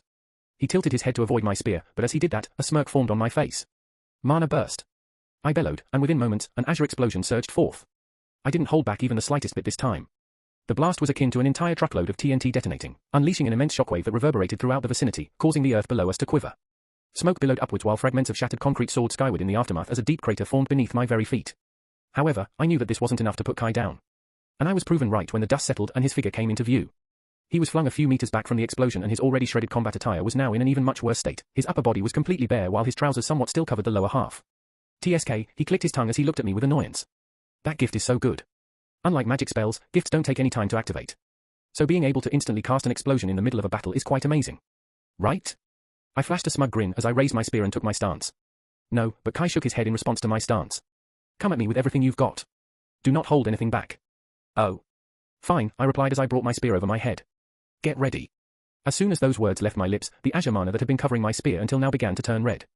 The mana twisted and churned with great intensity, causing the air around my spear to crackle as sparks of red electricity appeared. In contrast to the red hue surrounding me, Kai also raised his great sword above his head as darkness began to spiral around his blade like a vortex. We both darted towards each other and swung our weapons, hell-bent on putting the other one down for good. Cling, clang, clang. With each clash of his sword against my spear, we were both forcefully sent flying backwards by the tremendous impact of our collision. Whenever our weapons clashed, the ground beneath us would crack and crevices would appear, while fragments of concrete flew through the air like particles of dust. Every time we were sent flying backwards, we would immediately charge at each other again, relentlessly swinging our weapons. From the viewpoint of the audience, it must have looked like a trail of darkness and a bolt of scarlet lightning going in arcs and colliding with each other. Clang! Just as we clashed against one another once again, Kai used all of his strength to deflect my spear away. Quickly following that, he grabbed the top of my head with one of his hands and jumped up to drive his knee at the base of my chin. Thwack! As his knee connected, a jarring pain shot through my jaw. But Kai didn't stop there. He landed on the ground and slammed his head against mine. I tumbled a few steps back, concussed because of his aggressive headbutt before he thrashed his foot into my chest. I was flung back in the air from the force of his front kick before I crashed down on the ground. Kai used this opportunity to rush at me again. However, before he could even take a step, I muttered a spell under my breath and pointed my open palm at him. In the blink of an eye, 5 brilliantly glowing lances made completely of scarlet flames materialized right above Kai's head. Huh? Kai could only frown as the lances struck the ground all around him and trapped him in a circle. Kaboom! Before the poor guy could even do anything about it, all of them exploded like missiles with Kai in the epicenter. I got up on my feet. Charred black smoke rose from the eruption as an agitated voice rang out from inside it. Your explosions are getting annoying. In the next moment, Kai's figure appeared out of the rising smoke and dashed at me. Just as he stepped into my striking range, I swung my spear at him once again. To counterattack, Kai also swung his great sword at me. Only this time he was a split second too late. My spear met his blade before his giant sword could gain enough momentum and pushed him back. I quickly used this chance to bring my spear over my head and unleash a destructive downward slash. Cack! Kai tried to step back, but the red blade of my spear brushed his face, right across his left eye, and managed to leave a deep cut. Argar! Kai fell down to his knees from the force of the downward slash and the pain from the wound on his face. I did manage to leave his left eye intact, but this was nowhere enough to defeat him. I pulled my spear to my side for a horizontal slash next as I slightly bent my knees. Nice try, I said as I took a step forward and prepared to unleash the decisive blow. But before I could do that, Kai's body instantly vanished from my sight right in front of me. Before I could understand what even happened, I sensed that he had reappeared behind me. I turned my head to look at him and there he was. He was right behind me with his sword poised to strike. Yeah, it was indeed a nice try, with his left eye tightly shut to prevent the blood that was running down his forehead from getting into it, he said as he swung his sword at the side of my ribs. Quish! But as soon as his sword connected with my body, like a mirage, my form wavered and disappeared into thin air. Yes, it wasn't my real body, but an illusion. What? Kai exclaimed in surprise with his one eye wide open. He whipped his head around in search of where I was until he found me. I was right in front of the flagpole, at least a good 10 meters away from him with the flag tightly grasped in my hand. How? Kai couldn't help but believe his eye when his gaze fell onto the flag in my hand. He looked down at his waist only to find that there was nothing there. Right after dealing the downward slash to him, I used Mirage Walk to create an illusion of myself when both of Kai's eyes were closed for a split second. I jumped back to hide my real body behind the cover of my illusion. When Kai teleported right behind my illusion, I used that chance to steal the flag from him and casually walk up to the flagpole. How? When did you? Kai couldn't find the right words as he confusedly stuttered, still in shock. I just used misdirection, I said. Once you thought you had me, I grabbed the flag and you didn't even notice. Kai couldn't believe his ears when he heard my response. After all, this was something I said to him long before the battle even began. He didn't even try to stop me as a wide, victorious smile plastered on my face and I planted the flag on the flagpole, ending the first day's main game. Train. Amidst the resounding chime of the victory bell, a cacophony of cheers, boos, gasps, and various other reactions erupted from the crowd. The game master, with great enthusiasm, announced our entire team as the winner. We have our winner. Lucas Morningstar of Nero's team has planted the flag and secured an indisputable victory for his comrades. With this, the first game has drawn to a close. Chapter 212. After single-handedly carrying my entire team to victory, I was called back to the pavilion building until the post-game event. Needless to say, I was back at the pavilion before anyone else from my team since the rest of them had yet to even reach the stadium. Once there, I settled onto the sofa in silence. My gaze was fixed on the holographic television before me. Knock. Soon after, I heard a knock on the door and a pretty second-year cadet entered the room, delicately carrying a tray filled with an assortment of refreshments. Hi, I'm Selina, she introduced herself as she neared me and carefully placed the tray on the center table before me. If you need anything else, feel free to find me outside. Thank you, I graciously nodded and said my thanks as she bestowed a friendly smile and left the room. Once alone, I shifted my gaze towards the tray she left on the table in front of me. It was full of cold beverages, energy drinks, donuts, and nachos. Without much wait, I picked up a can of energy drink, cracked it open, and began sipping on it. The crowd was absolutely wild. Even as I left the stadium grounds, their boisterous cheers and chants still reached my ears. Of course, such a reaction was expected, since there were 38,000 cadets in the crowd. The majority of them were first and third year cadets, with only a handful of second years. Why is that? Well, as I've mentioned before, the second years were responsible for managing the entire tournament themselves, so most of them didn't have time to sit back and watch the show. Anyway, since I was curious, I decided to check our academy's official social media page. It was flooded with posts about our match. Some praised the first year cadets, as they didn't anticipate such a good performance from us. Others were simply shocked, while a few expressed their skepticism and said that the match was fixed. Honestly, I couldn't understand why anyone in their right mind would accuse the match of being fixed. I mean, yeah, there had been a few incidents in the past where cadets fixed the matches between themselves in the King's tournament. It allowed them to create a thrilling match filled with drama and twists rather than a straightforward, cutthroat competition. Which, in turn, skyrocketed their popularity. After all, these matches were being broadcasted to the whole world. However, spotting a fixed match is very easy. Cadets participating in a fixed match would avoid taking risks and hits. But in our match just now, Nero nearly cleaved someone in half with his sword and straight up broke the arm of a young lord hailing from a ruling family. What more do they want for it to be considered real, huh? Do they want us to genuinely kill each other, for crying out loud? Ha Tilda, I sighed softly, shaking my head while scrolling through some ridiculous tweets. However, my brief moment of respite was interrupted by yet another knock on the door. The second-year cadet from earlier gently cracked the door open and peeked in. Meeting my gaze, she informed me, "Hey, your teammates have arrived. It's time for the post-game event, so come on down." "All right," I replied with a nod, acknowledging her message before she went back and closed the door. The post-game event is basically a series of interviews and the presentation of MVP awards, which, let's be real, I'm going to get. If you haven't figured it out by now, let me clarify. The Global Academy treats its cadets as if they were future celebrities, because, in many ways, they are. Even if you were to graduate with the lowest rank, the outside world would still hold you in high regard simply for having attended the prestigious Global Academy. During the King's Tournament, the Global Academy pushes its top cadets into the real world through live match broadcasts that showcase their exceptional skills, along with interviews that reveal their personalities and more. Their aim is not only to mold the best soldiers in the world but to create star soldiers. After all, the popularity of these top cadets would also bolster the already esteemed reputation of the Global Academy. So yeah, since I'm also a top cadet now, I'll have to participate in these boring events until I fall from my rank, which will not happen. Ha! Letting out another soft sigh, I got up on my feet and headed to the stadium ground. By the time I arrived at the stadium ground, I saw a makeshift media area that had been arranged by the second years. Microphones were poised, and seating arrangements were set up for both cadets and journalists. The crowd had already left by now since the games were over, and whatever the media was going to ask us right now, they could watch it online later. Across from the reporters, my teammates were sitting in their spots, engaging in discussions and addressing inquiries from the media. Chase and Elijah were absent since they were probably receiving medical care. Aside from them, Amelia was also not present since the second years didn't think it was a good idea to put us together in front of the media. Anyway, as I took my seat alongside my comrades, all attention shifted towards me. "Lucas Morningstar, pleased to meet you. We were just talking about you with your teammates," one of the reporters greeted me. "We've been informed by your fellow cadets that it was your plan that secured the victory. Is that really true?" another reporter inquired. In response, I grasped the microphone and pulled it closer to my face. "It was a collective effort," I replied. "We won because each one of us executed our tasks flawlessly, just as future soldiers should." As I delivered my response, some journalists swiftly jotted down notes, while others threw additional questions our way. "Nero Dekrauf, are the circulating rumors about your gift true? Can you truly control the elements?" a question was posed. Before Nero could respond, the second-year cadet interjected, "I apologize, but please refrain from inquiring about our cadets' gifts." The journalists wore a hint of frustration before moving on. The conference dragged on for another 20 minutes, gradually approaching its end.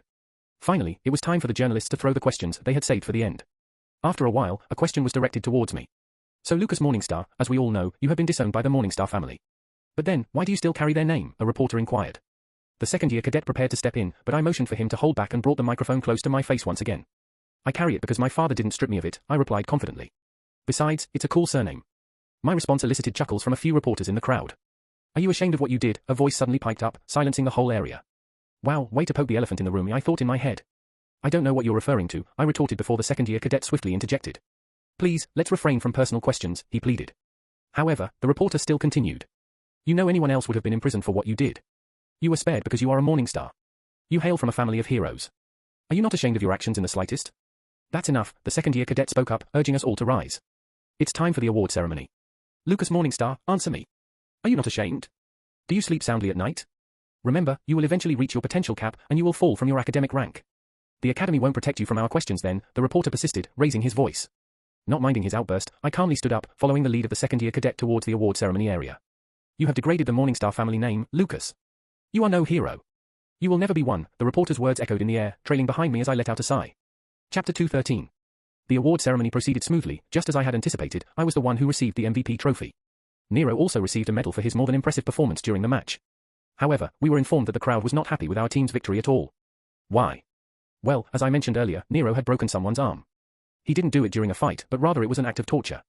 The crowd did not appreciate his actions. They witnessed Nero's unstable rage, shouting at his own teammates to step back while he mercilessly broke the defenseless guy's arm. To be honest, even I was surprised by his behavior. He didn't do anything like that in the novel. If I had to make a guess, then I would say that perhaps Kai's lackeys pushed Nero harder than they did in the novel. That might explain why he was so cruel to Chris. After all, in the novel, Nero had a darker side to him. His dark side manifested as an extremely short temper. To put it simply, he struggled with anger issues. These issues stemmed from his traumatic past as a helpless child who witnessed his mother's murder before his eyes. The overwhelming sense of helplessness transformed into anger, which eventually turned to uncontrollable rage that he tried to suppress within his heart. Not to mention, his constant need for validation from those around him, coupled with his extreme pride, only served to fuel his anger whenever it surfaced. Well, later on in the story, Nero's anger proved to be useful when he fortuitously discovered a more destructive way to channel his mana into his martial arts, which he named the Rage Drive. But that's for later. For now, I want him to control his temper. I don't care what happens to the plot, I cannot work with a ticking time bomb. Lucas. Speak of the devil. After receiving my trophy and doing some obligatory photo shoots, I parted with the rest of the group and made my way home. Just as I stepped out of the medical room after they checked me for any possible injuries, Nero's voice called out to me as he followed me out. I turned around to face him as he approached me in the empty hallway outside the medical room. Hey, I wanted to talk to you about something, he said. Yeah, what is it? I inquired. I wanted to apologize for what I said to you. Nero earnestly looked into my eyes and spoke. I'm sorry, I wasn't in the right state of mind. I also yelled at the others. And thank you for assisting us. I had no idea Kai had a gift related to teleportation. Without you, we would have surely lost. It doesn't matter, I interjected before he could finish his statement. Huh? Nero looked at me with confusion. What do you mean? What I mean is, don't apologize, I replied. I couldn't care less about your or anyone else's opinion of me, neither you nor Chase, nor anyone else. However, if you really regret your actions, then just do something about your temper. I don't want any more problems arising because of it. What? Nero's perplexed frown deepened upon hearing my response. What do you mean by that? When did I cause any problems? Oh, you didn't? I raised an eyebrow in response. You exposed your gift during the mock war. Rumors about you have been spreading worldwide now. You could have simply lost, but instead, you chose to win at any cost by using your gift. And why? Wasn't it because you were angry at Alberto? Your anger clouded your judgment. Again, how does that create a problem for you? Nero retorted with a shake of his head. The rumors will cause trouble for ME, not you. Nero, you need to understand that your actions have consequences. I replied firmly. And those consequences may impact those around you. Oh, actions have consequences? Nero scoffed. Are you even qualified to utter that phrase? Oh, for the love of God. I rolled my eyes, fully aware of what Nero was hinting at with his tone. You know what? Forget it. As I said, I don't care. You'll soon come to understand what I meant. When you witness people dying before your eyes, because of you, you'll know that your actions carry far more severe consequences than those of others. After all, you are the protagonist of this story. After I said my piece, I turned around in order to leave. However, before I could take a single step, Nero grabbed hold of my arm. Wait! Nero shouted. You don't get to say whatever you want and then walk away. If you're blaming me for something, at least make me understand. I turned my head to gaze at him, my eyes cold as I uttered, let go. Tell me, what are you blaming me for first? Nero yelled once again. Why should I? I spat back. It's not my job to point out the consequences of your thoughtless actions, nor am I obligated to help you make up for your dumbness. You know, even though I never thought of us as friends, I had hoped we could at least get along, Nero said with a hint of disappointment. Let go, I repeated my words, willing mana into my legs. Tell me what you mean first. Nero tightened his grip on my hand and channeled mana into his own. Click, just then, the door of the medical room swung open and out came several main characters, Anastasia, Chase, and Elijah. Chase shot me a piercing glare, but I paid him no mind as I swiftly pulled my hand free from Nero's grasp. Anastasia shifted her gaze between Nero and me, her curiosity piqued. What were the two of you discussing? Nothing, I replied curtly. I should head home. Fine, Nero let out a deep breath and took a step back. Wait, before I could walk away, Anastasia halted me. I didn't say this earlier, but thank you, Lucas. This victory was possible only because of you. Don't mention it, I waved my hand dismissively. Although, it would have been easier if he had informed us about Kai instead of using us as bait. Chase voiced his frustration as if he was talking to himself out loud. Elijah immediately placed a hand on Chase's shoulder, attempting to calm his friend, but Chase merely grunted in response. I turned to face Chase and let out a brief chuckle. Why don't you talk to me once you stop rushing your opponents like an idiot and getting your ass handed to you? What did you say, you fuckface? Chase snapped, ready to advance, but Anastasia swiftly stepped in, placing her hand in front of him. And just like a well-trained puppy, he immediately quieted down. Heh, what a simp. Anyway, the bottom line is, thank you, Lucas. Anastasia sincerely expressed her gratitude. I nodded in acknowledgement before turning to leave. While making my way out, I noticed that Anastasia was engaged in a conversation with Nero. She gently patted his chest and gestured towards his foot, likely asking him about his injuries. Meanwhile, Chase, with his upper body wrapped in bandages, stood there with a lost look in his eyes as he observed that scene. Even though he was more severely injured, he was ignored as his darling was more focused on Nero. Poor guy, I mused, a smirk forming on my face. I had plans for Chase, but there was still time for that. Right now, I should focus on the task at hand. I have to suppress Kai once and for all before the main game on the 7th day. Chapter 2:14. Why are we even doing this, Master? I cried out as I watched Leo cover his mouth with his hands to suppress a chuckle. I can see you laughing, you know. I cried out again. Ah ha ha ha. I'm sorry, Leo said, wiping away a tear from his excessive laughter and tossing me a clean towel. I took the towel from him and used it to wipe the black grease from my face. Right now we were in the master's garage and in front of us stood a vintage sports bike.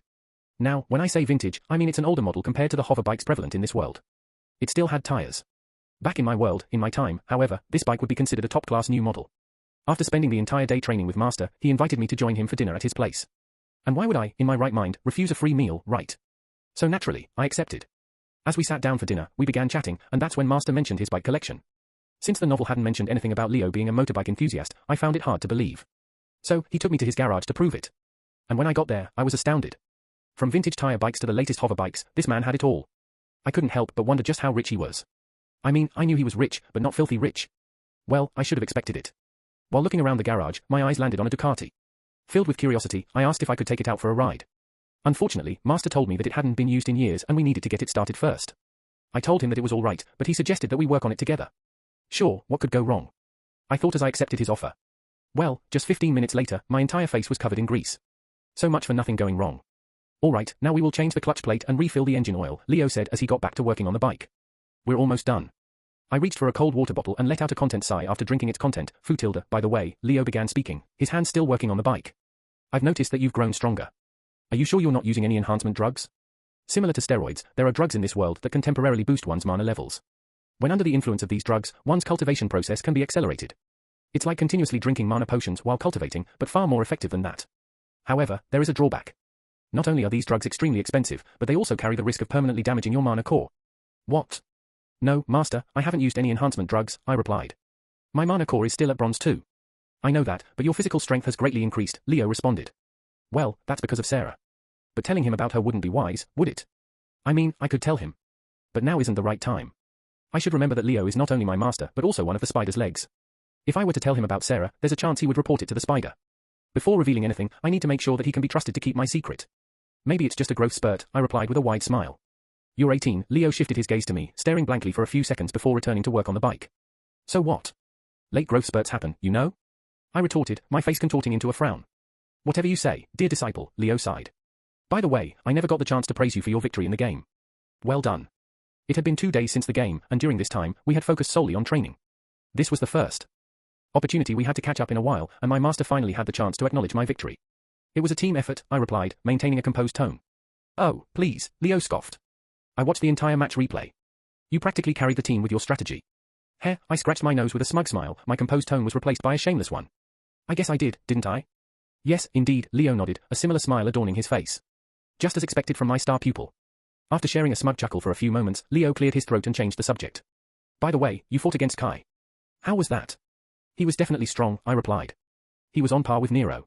I guess, his skills were slightly below Nero's, but other than that, he was a beast. Yeah, I saw the fight, Leo nodded. Well, if you continue growing at the pace you are under my guidance, you will surpass him in no time. Of course. After all, I possess mythical potential now. In a few years' time, there will be only a handful of people who would be capable of standing up to me. But that's a matter for the future. For now, as if I suddenly remembered something important, I shook my head. By the way, Master, I began. Will you be there to watch my match on the 7th day? Leo fell silent for a few seconds before responding, I have some matters I need to attend to, so I'm afraid I won't be able to make it. I'm sorry. What? That's not fair. I exclaimed. I'm going to win the tournament, you know? I want you to be there when I win. Lucas, believe me, I would love to be there, but I can't, Leo replied in a genuine apologetic tone. I have some important matters that cannot be postponed. I knew what he meant by his important matters. In the novel, the vampire attack during the tournament would have been thwarted if Leo had been there. Unfortunately, he had a meeting with the spider's head on that day. As a result, Liz, the second highest ranking soldier in the academy after Leo, was unable to handle the vampire attackers alone. That's why I wanted Leo to be there in this timeline. Sadly, it seems I will have to find another way to deal with the situation. Seeing the disappointment on my face, Leo let out another sigh and suggested, how about this, as a gesture of apology, I'll teach you other applications of Mirage Walk. My ears perked up, and my interest was immediately sparked. Noticing my intrigued expression, Leo smiled. All right, let's put the bike aside for now. Get up, and I'll teach you 2 more ways to use the Mirage Walk. Chapter 2:15. It has been 4 days since the flag match. During this time, all I have been doing is training relentlessly with my master day in and day out. I have also learned 2 new ways to use the Mirage Walk, and let me tell you, it is an even cooler technique than I initially thought it was. Aside from distorting the air and creating multiple illusions of myself, I can now use it to perform other tasks. For example, I can render myself completely invisible by distorting the air to create a camouflage around me. I can also use the Mirage Walk to change my appearance and turn into someone else. The second application is actually quite challenging to execute, however. Why? Well, because it requires my utmost concentration. So while I'm using that, I can't use any other spells or techniques. Nevertheless, I have to admit that the Mirage Walk is so cool. I'm glad I chose this technique over that air walking one. But I want to learn that one as well. I guess I'll emotionally guilt-trip Master into teaching me that too, just like I did to learn the other applications of the Mirage Walk he tilde, creak tilde. Just as I was lost deep in my thoughts, a loud yet melodious chirping of a bird shook me awake. It's been 5 days since I was able to spend time with Sarah, so now when I'm finally back home, she's not leaving my side. Right now, she's sitting on my right shoulder as I'm feeding her berries while sitting cross-legged and cultivating mana. Sarah is pretty smart, by the way. I showed her where I was keeping her food and she fed herself whenever I was out, and she was hungry during these past 5 days. After all, it is said that dragons and phoenixes were once the most intelligent beings before their extinction. She has also grown quite a bit, by the way. She's half the size of my arm now. And yes, she's getting heavy. My shoulder is starting to ache, but she won't budge. Ha tilde, creak tilde, meh, whatever. I'll let it slide since she's too adorable. Arg. A groan escaped my lips as I continued to imbue layer upon layer of mana over the mana core in order to compress it. It stung, but it wasn't as painful as before since my potential had already spiked up to the mythical rank. Thanks to that, my cultivation speed has also increased. Since I was already on the verge of breaking through Bronze 2 before, I managed to get my rank up to Bronze 3 easily. So for the past 15 hours, I've been continuously trying to break through the Bronze tier. And right now, I was just about to achieve my goal. Creak. Sensing my discomfort, Sarah gently prodded my cheek with her beak. I hummed softly, assuring her that I was fine, even as I maintained my focus on compressing my mana core. Angha. Finally, with a low-pained groan, I broke through the Bronze rank, and a sense of relief washed over me. Sweat drenched my body, and my lips quivered ever so slightly. My heart raced, and my breathing was ragged as if a tremendous weight had been lifted from my shoulders. Ha. Ha. I took a few deep breaths, gradually calming my pounding heart and restoring my breathing to a steady rhythm. Creak. Creak. Sarah persistently pecked at my cheeks in worry until I finally patted her head. As my senses became clear once again, I couldn't help but notice the changes in my body. Rising to my feet, I immediately realized that I felt incredibly light. I also felt a surge of strength in my veins. My vision and hearing were sharpened to a remarkable extent. Intrigued, I decided to quickly check my status. Status name Lucas Morningstar race human ______. Strength 550, plus 258, endurance 530, plus 220, speed 555, plus 256, stamina 520, plus 196, accuracy 390, plus 102, charm 490, plus 5, intelligence 188, mana capacity 2500, 2500 _____ mana core rank silver 1 mana core potential mythical professions, spearman LVL 3 archer LVL 2 _ techniques weapon arts, 1000 falling lightning needle strike LVL 1 100% 6 movement lance style blossom shattering blast, LVL 3, 100%, 12 movement scarlet. Demon devouring art, LVL 4, 56%, combat arts, soul smashing killer fist, LVL 2, 100%, breathing technique breath of vitality a movement art mirage walk, 98%, _____ affinity fire, lightning light spells fireball low zap touch low fire lance high blessing mana burst possessions phoenixes embrace semi-divine editor's pen, divine the bringer of lost flames legendary edit points, 864 == okay, my stats look good now. Finally, it seems like I'm a main character not just a side villain. Phew tilde I also have enough edit points. I'm going to get more of them soon anyway, so I should be good with this much for the time being. However, one thing that took most of my attention was that. Gah! My stomach was rumbling loudly due to hunger. I should get something to eat first, I decided aloud. It was only natural, considering I hadn't eaten anything in the past 15 hours. Traying. But before I could even take a step towards the kitchen, my smart bracelet rang. It was a text notification. Frowning, I tapped on my smart bracelet and unlocked it. As soon as I did that, a holographic text message screen popped out in front of me. And just as I read the text content, a smile plastered on my face. It was a text from Kai. Hello, Lucas Morningstar. I think we both know that we have a chat due. Come to this location alone in 20 minutes. Don't bring anyone else with you, and don't try to act smart, or else. Along with the text message, a map location was pinned. Ha ha ha. I couldn't help myself as a short chuckle escaped my lips. Just as I had predicted, it's time to get some edit points and a brand new pawny ally. Chapter 216. When I followed the location that Kai sent me on the maps, it brought me to the front of an apartment complex. These apartment complexes are assigned to us cadets by the Cadet Council. If my memory serves me right, in the novel, Kai used his connections to secure one whole apartment complex for himself and his clique, the Young Elites. If I'm not wrong, then the aforementioned apartment complex should be the one before me. Basically, he asked me to come to his lair. Just like he asked, I came alone. Well, it's not like aside from him, anyone here can stop me anyway. A towering young man with a cascade of silver hair, exuding an aura of strength and a physique that strained against his t-shirt, stood at the entrance of the complex. Kai awaits you on the terrace, the young man informed me, his gaze cold and menacing, compelling me to enter. Not minding his presence at all, I strode past him and took the stairs instead of taking the elevator. The silver-haired young man started following closely behind me.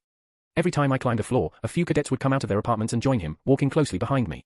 By the time I reached the terrace door, approximately 30 cadets were blocking my path, preventing any chance of retreat. The individual standing in front of the terrace door was a tall, bulky man with dark skin, a fine-looking face, and curls of black hair. It was Alberto Okoro. You have no idea how fucked you are, he snarled, his gaze fixed on me, and then he clicked open the terrace door. Before I could take a single step, Alberto grabbed me by the collar of my t-shirt and forcefully threw me through the terrace door. Ha! I gasped as I tumbled through the door frame, but I quickly regained my balance after a few steps. As I turned around, I saw that the cadets who had been closely following me had also entered the terrace. Alberto locked the only exit door and crushed the key with his bare hands as the rest of the cadets spread around me in a semicircle. Why did you do that? I asked, confusion evident on my face. So you can't make a run for it, he replied, a smirk forming on his lips. Yeah, but how will we get out then? I inquired once again. It's just for theatrics, a voice came from behind me. I spun on my heel to face the source of the voice. I have another key. It was Kai Wiseman. My gaze quickly shifted down to his feet, where he was pressing down on a young man with tan skin and raven black hair, Quinn. Quinn was grumbling, clearly in pain. His upper body was bare, revealing fresh scars and wounds he must have received only a few moments ago. Standing on Kai's right was a fetching blonde girl, her eyes glaring at me, Grace. Not minding her, I pointed towards Quinn beneath Kai's feet using my chin and asked in a curious tone, so you figured it out, huh? It wasn't difficult, Kai explained, his voice calm. You used a spear in the game. You claimed you weren't a spearman, but you know who was? The guy who fought Quinn. You lied. It was you who fought Quinn. As soon as I confirmed that you were the mastermind behind the mock war, I had my suspicions that you two were working together. I see, I nodded, scratching my chin in thought. So, you bashed him until he confessed to betraying you? Yes, Kai confirmed with a hint of satisfaction. And it worked. A sigh escaped my lips as I took in the sight of Quinn, the destined rival of the protagonist of this world, in such a beaten state. By the way, you're late, Kai remarked, his tone slightly accusatory. Were you busy setting up traps again? Nah, I shook my head dismissively. I just lost my way. What? Kai raised an eyebrow in confusion. I mean, I got a little lost while trying to find my way here, I repeated my words. But. I sent you the location on maps, Kai said, his expression growing more perplexed. Did I send the wrong location? No, I reassured him, waving my hands. It's just something that happens to me occasionally. Don't worry about it. Speechless, Kai's frown deepened, but he quickly composed himself, taking a deep breath. Anyway, the reason I called you here was to ask you, one final time, if you would join me, Kai added. Wait. Grace, standing right next to Kai, interjected, her voice filled with confusion. Frowning at his words, she said, join? Why are you asking him to join? Shut up, Grace, Kai lifted a finger, a simple gesture that seemed to silence her instantly. Turning back to me, he posed the question again, his eyes fixed on mine. So, Lucas Morningstar, for the last time, will you join me? I touched my chin and squeezed my eyes as if I was thinking about a very serious decision. But in the next instant, I raised my head to meet Kai's gaze as a wide smile spread across my face. Nah, I'm good. Kai let out a deep breath as he tried to suppress his growing frustration. However, for the last time, he tried to reason with me, look around yourself, you are surrounded. It's best for you to give up because if you try to fight, it'll end up with more than just a few broken bones for you. Surrounded? I raised an eyebrow. You think these guys are enough to take me down? Me? The disciple of Leo Kurogami? Nah, you'll need more than that. Kai looked at me blankly for a few seconds, maybe he was silently questioning my sanity. After a few seconds, he finally nodded and signaled with his words, don't kill him. And just as if waiting for that cue, several cadets immediately rushed at me from every direction. Chapter 217. Swish. Kachang. In an instant, a young man swiftly closed in on Lucas with a shining long sword in his hands. Without a moment's hesitation, he swung the sword at Lucas' legs, aiming to inflict severe harm.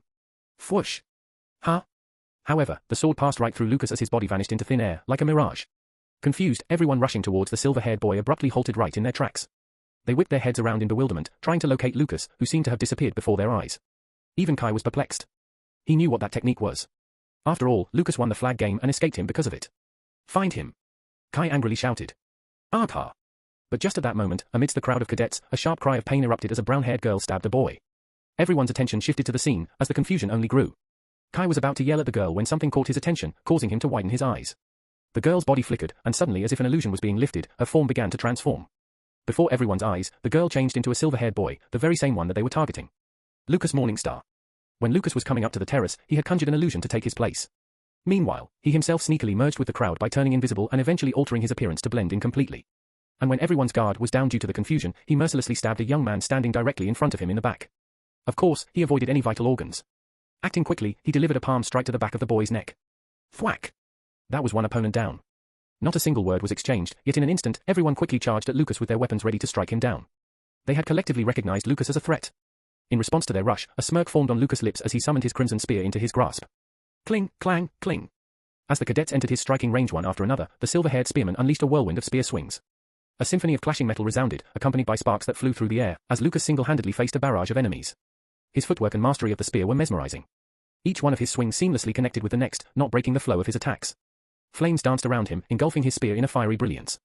That sight, coupled with his frenzied yet synchronized footsteps, made him look like an angelic being of fiery destruction. Rush at him from the right, and I'll take the left. One of the cadets shouted, rallying others to flank Lucas. Heeding that call, several cadets tried to pincer Lucas and attack him from the opposite direction. However, before they could inflict any harm on him, Lucas let out a roar that defied the heavens, mana burst. Boom! In an instant, a fiery explosion erupted, sending the cadets who were rushing at him flying through the air like paper dolls. Kook. Agar. My hand. Fuck. I broke my hand. Pain screams and cries of agony echoed across the terrace as the cadets violently crashed onto the ground. Some suffered first-degree burns while others broke their bones either because of the intensity of the explosion or the impact of their crash. Thwack. But Lucas didn't stop there. He swiftly approached the fallen cadets, delivering a forceful kick right across one of their faces. Knocking another one out, he continued his relentless assault, aiming to subdue the remaining opponents. Meanwhile, Kai, who had been silently observing the scene, turned to the blonde girl standing beside him, equally shocked by the unfolding events. He yelled at her, "Go!" It took a few moments for Grace to register Kai's words. She was still reeling from the bewildering display of Lucas's strength. How did he become so powerful all of a sudden? She wondered to herself. However, Kai's voice snapped her out of her stunned state. "Grace!" Kai exclaimed, catching her attention. "Join the fight." The urgency in Kai's voice made Grace nod her head before she could even understand what she was agreeing to. Taking a deep breath, she channeled mana into her smart bracelet and summoned a silver rapier into her hands. Stomping her foot firmly on the ground to acquire footing, a strong gust of wind enveloped her feet. Fwish! In a split second, she lunged forward and appeared before Lucas at breakneck speed, just as he was about to deliver a knockout blow to another fallen cadet. What the? Lucas's eyes widened in surprise as Grace blurred out and arrived in front of him before swiftly swinging her rapier at him. Swish! Yet, her blade sliced through nothing but empty air as Lucas deftly evaded her attack, taking a single step back with agility. Without delay, he raised his spear high above his head and brought it down in a forceful downward motion, a downward horizontal slash. Snap! However, Grace quickly snapped her fingers and instantly vanished from Lucas's sight. Huh? Lucas exclaimed, caught off guard, but he sensed a presence above him. Looking up, he saw that Grace had appeared in midair, directly above his head. Snap! Once again, from high up in the air, Grace snapped her fingers. This time, she closed in on Lucas from above in a blink of an eye and thrust her rapier down at him. Clang! Reacting swiftly, Lucas raised his spear and used its shaft to block her blade, while murmuring, "Sound magic." It was Grace's signature spell in the novel, a technique where she snapped her fingers, enabling her to move at the speed of sound within short distances. However, with her in midair and him preoccupied with blocking her rapier, maybe he could do something about her. Aha! But before Lucas could act on his thoughts, Alberto charged at him like a raging bull, hurtling towards him at full speed. Fuck! Lucas cursed out loud. This was a dire situation. Lucas had both hands occupied, firmly gripping his spear to ward off Grace's descending thrust. As a result of that, he was wide open and couldn't defend himself against Alberto. Thwack! In an instant, before Lucas could even do something, Alberto collided with him, forcefully thrashing his shoulder against Lucas's abdomen. Coo-ah! The impact knocked the wind out of Lucas' lungs. It felt as if he was hit by a speeding truck. The sheer force of the collision sent him flying back into the air. His body skidded across the ground like a flat stone on a water surface before finally coming to a stop upon crashing against the terrace boundary. Meanwhile, Grace, who had already landed on her feet, capitalized on the opportunity by quietly chanting a spell under her breath. She aimed her rapier at Lucas like a gun, who was struggling to rise up to his feet. Suddenly, powerful gusts of wind swirled around Grace's slender blade, forming a vortex. From his peripheral vision, Lucas watched as the wind vortex shot at him like an arrow upon Grace's command. Thwoosh! The storm arrow collided with the silver-haired boy, unleashing a tempest that shattered parts of the terrace boundary as collateral damage. It was as if a miniature tornado had struck the intended target of Grace's attack. Did I get him? Grace questioned aloud, her voice filled with uncertainty. However, her question was soon answered as the dust settled and the wind subsided. Standing at the edge of the terrace stood a silver-haired boy, clad in divine red and golden armor, with two flaming wings on his back. He gripped the radiant red spear tightly in his hands, appearing as though he were an angelic being. What the fuck? Grace exclaimed in shock, unable to contain her astonishment. That was her strongest spell. How did Lucas survive the storm arrow? That armor, was it a relic? Even Kai couldn't help but widen his eyes, taken aback by the spectacle unfolding before him. On the other hand, Alberto silently clenched his fists, readying himself for further combat. A handful of other cadets managed to stand back up again, although most of them were knocked out by Lucas's earlier onslaught. Thrack! In the next moment, the armor around Lucas' body shattered as if it was made of glass and dissipated into flickering embers. Instead, a scarlet aura enveloped his figure as he spoke with an ominous tone, "You are all dead." Chapter 218. Rush him. As Lucas' figure became clear, the cadets quickly charged at him together, aiming to overpower him with their numbers. However, 3 individuals remained rooted in their spots, Grace, Alberto, and Tori, a red-haired girl. Observing the battle from a distance, the trio waited for others to make an opening that they could exploit. Cling, clang, cling. However, despite their efforts, they couldn't create a single opening in Lucas' technique. There was no room for mistakes. Lucas constantly covered his blind spots and continuously moved around so that he couldn't get surrounded. Moreover, he also kept at least 2 to 3 cadets near him at all times, so that Grace or anyone else could not launch an artillery spell at him like the storm arrow from earlier. Despite the fact that he was fighting against numerous cadets, Lucas not only kept an eye on the 3 bystanders but also held himself back so that he wouldn't actually kill his opponents. His eyes darted across the field, tirelessly searching for the most efficient ways to knock out his enemies as swiftly and safely as possible. His training in the southern mountain range proved valuable. After all, these humans were far less scary than the giant ice claw bears. Cling! Swiftly deflecting a blade that was speeding at him with his spear, Lucas raised his leg, chambered his knee, and executed a powerful front kick, striking the young man in front of him. Thwack! From the force of the kick, the guy buckled and dropped to his knees as Lucas jumped onto the back of his neck, delivering a forceful stomp to his head, smashing it against the ground. Thark! If the boy hadn't reinforced his body with mana, that curb stomp from Lucas would have surely fractured his neck or skull. Shifting his focus, Lucas turned his attention to the three approaching men who took advantage of the situation to charge at him. In response to their charge, Lucas raised his spear over his head. The air around his spear began to twist and churn. Tendrils of scarlet lightning crackled in the air and enveloped his weapon, pulsating with intensity. Ha! Thrack! In the next instant, as the three men closed in on him, Lucas brought his spear crashing down onto the ground beneath him before swiftly jumping backwards. As soon as the scarlet blade of his crimson spear struck the ground, cracks spread across the terrace. Thumb! Ah! What the fuyuk? No. Soon after, a huge hole was carved into the terrace, causing the ground beneath the three men to shatter completely. They plummeted to the room below and got buried under the rubble that fell on them from above. Thud, foo-oo, Lucas exhaled after landing a few steps back from his previous position and wiped the non-existent sweat from his forehead. Small fries are dealt with. Indeed, most of the side characters had been taken care of by now. Only Grace, Alberto, and another red-haired girl remained standing between him and Kai. Lucas shifted his gaze toward them. One look and he could sense that all three of them were at least around silver, 2 rank. They were definitely strong. Then there was Kai. Lucas could sense that he was on the verge of breaking through to the silver, 3 rank and ascending to the gold tier. Fortunately, Lucas had used Embrace Discard so his own stats were boosted to the platinum 1 rank. It basically means he didn't have to fret too much about their rankings and he can go all out against them. Lucas circled around the hole that he himself created as Grace closely observed him. TSK, Grace clicked her tongue in frustration. How had he become so strong all of a sudden? She could have sworn that just moments ago, they were on a similar rank. But now, she couldn't sense his mana. That could only mean he had surpassed her by at least 1 rank. He must have reached the platinum rank. But how did he achieve such a sudden breakthrough? The more she thought about it, the clearer the answer became. He must have used a relic. Perhaps that armor he had on him earlier, which shielded him from her storm arrow, was a relic. Now that she couldn't see the armor on him, it might have boosted his mana core rank somehow. Now she understood why Lucas was always so cocky whenever he confronted her or tried to sway her to his side. The rumors about him being the disgrace of the Morning Stars were definitely false. This guy had been hiding his true prowess all along. But why? Grace couldn't comprehend the reason behind it. Why would he go to such lengths to portray himself as a weak, insignificant brat in the eyes of the world? Well, it didn't matter. Even if Lucas was temporarily on the platinum 1 rank, it didn't guarantee his victory against Kai. With that thought in mind, Grace nodded resolutely and turned to the tall, muscular man standing beside her. Alberto, she addressed him. Keep him occupied for 10 seconds. Alberto didn't respond directly. Instead, he clenched his fists and softly muttered in a low tone, enforcement. In the blink of an eye, every muscle fiber in Alberto's body began to bulge and swell, resembling an inflating balloon before solidifying and radiating a golden glow. His shirt tore apart as if he had donned a suit of golden armor and his eyes looked as if they were set ablaze in a silver fire. His hair also straightened and cascaded down to his knees, shimmering with a silver hue. Come, Lucas beckoned, raising his spear to his chest and pointing its blade at the monstrous figure of Alberto before him. In response, Alberto stomped his foot on the ground and charged at Lucas like a raging bull, his fists drawn back. Fwish! As soon as he entered the striking range, Lucas swiftly thrust his spear toward Alberto's chest. Thack!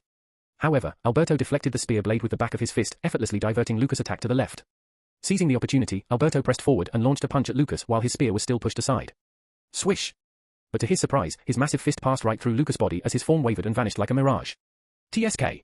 An illusion. Alberto concluded, but it was already too late. Almost instantly, multiple Lucas suddenly materialized all around him, encircling him from all angles before charging at him simultaneously. Agar! Alberto let out a battle cry, swinging his fist wildly like a beast. Swish, swish, swish. But each time his fist connected with Lucas, it would turn out to be an illusion before his body would fade into thin air. Before long, Alberto dropped his guard for a split second. However, that was all the time Lucas needed to launch an attack. Suddenly, Alberto sensed a presence behind him. He swiftly turned around to face his adversary. Amidst the crowd of Lucas clones, one of them was in the middle of swinging his spear at Alberto in an upward slash. It's the real one. Alberto realized as soon as his gaze landed on him, but it was too late. The spear was mere inches away from him. Thwash! As soon as the spear, crackling with red lightning, connected with Alberto, it sent him hurtling back through the air from the sheer force of the slash. Thud! Finally, Alberto landed on the ground with a resounding thud, rolling a few times due to the momentum before swiftly rising to his knees. Huh? However, when he looked up, Lucas had already launched himself toward him. Twisting his body in midair, Lucas used the momentum of his spin to deliver a powerful downward vertical slash aimed at Alberto, who was still kneeling. Thwash! Alberto crossed his arms to tank the attack, but even his heavily reinforced muscles couldn't fully protect him from the devastating force of Lucas' spear. The blade of Lucas' spear sliced through Alberto's rock-hardened muscles and inflicted a deep wound on his arms. Blood spurted out from his wound, but Alberto refused to stay down. He struggled to rise to his feet as quickly as possible. Yet, Lucas had used this chance to circle around behind him. From there, he retracted his spear and unleashed a powerful horizontal slash at Alberto's back. Thwash! The impact of the slash forced Alberto down onto all fours. However, rather than surrendering, he continued to fight, attempting to stand up again. You just don't know when to stay down, huh? Lucas muttered as he walked behind Alberto, dragging the blade of his spear along the ground. Grimacing, Alberto summoned every ounce of strength remaining in his battered body before pulling himself up onto his feet. Agar, he bellowed as he clenched his fist, accumulating mana in it until it started to glow in an azure hue. He then spun around on his heel and threw a straight at Lucas with everything he had. Swish! But his fist passed harmlessly over Lucas' head as the silver-haired spearman ducked by bending his knees. Seizing this moment, Lucas sprang up from his low position and planted his own fist into Alberto's sternum with tremendous force. Thwack! Kuark! Infused with a crushing amount of mana, Lucas's punch cracked Alberto's ribs, causing him to stagger back a few steps and drop to his knees in agony. Without hesitation, Lucas closed the distance, channeling mana into his legs as he lifted his left knee before executing a powerful front kick with his right foot, performing a flawless bicycle kick. Thwack! His foot connected squarely with Alberto's face, making him fall back first on the ground, rendered unconscious by the sheer impact of the kick. However, Grace used this chance to prepare her artillery spell. Her rapier was pointed directly at Lucas and it was surrounded by a swirling vortex of wind. Lucas noticed the violent gusts of wind and turned his focus toward Grace. For a brief moment, their eyes met and Grace flashed him a triumphant sneer. In the next moment, at Grace's command, the colossal vortex of wind propelled forward from Grace's rapier like an arrow, aimed directly at Lucas. That's a big one, Lucas muttered to himself, acknowledging the magnitude of the approaching storm arrow. Indeed, it was a big storm arrow to the point where it looked like a tornado. Grace had poured every ounce of her mana into that spell. Lucas knew that if it struck him, not only would it severely injure him, but it would also destroy the entire terrace and maybe a few floors below. As expected of a main character, Lucas silently chuckled to himself, pointing his open palm at the incoming storm arrow. In an instant, two spears made purely of scarlet flames materialized around Lucas and launched themselves toward the oncoming vortex. Thwoom! Chapter 219. As the storm arrow collided with the flaming lances, a deafening fiery explosion erupted, sending shockwaves throughout the area. Flames engulfed the vicinity and strong gusts of wind blew. Everyone's vision was obscured by the smoke and dust that rose in the air. Even though she hoped that her storm arrow had hit the mark and defeated Lucas, Grace knew better than to underestimate him by now. So to take caution, she raised her rapier and infused it with whatever mana was left in her body, causing her blade to emit a radiant azure glow. However, nothing seemed to happen for a few seconds, causing a frown to appear on Grace's face. Did I really get him? She muttered to herself, questioning whether she had truly succeeded. Interrupting her thoughts, Kai, who had been observing from the sidelines until now, called out to her, "No, you didn't. Watch out."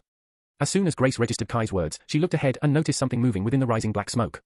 However, she didn't even get to think about it for long before a figure emerged from the black haze, hurtling towards her with blurring speed. It was Lucas. His form was still enveloped in a scarlet aura while the very space itself seemed to have been distorting around the crimson blade of his spear. Grace widened her eyes in surprise, but swiftly thrust her rapier forward at the incoming silver-haired boy. Clang! In response to her attack, Lucas smoothly swung his spear in a fluid left-to-right motion, deflecting Grace's slender blade with a resounding clang. Ang!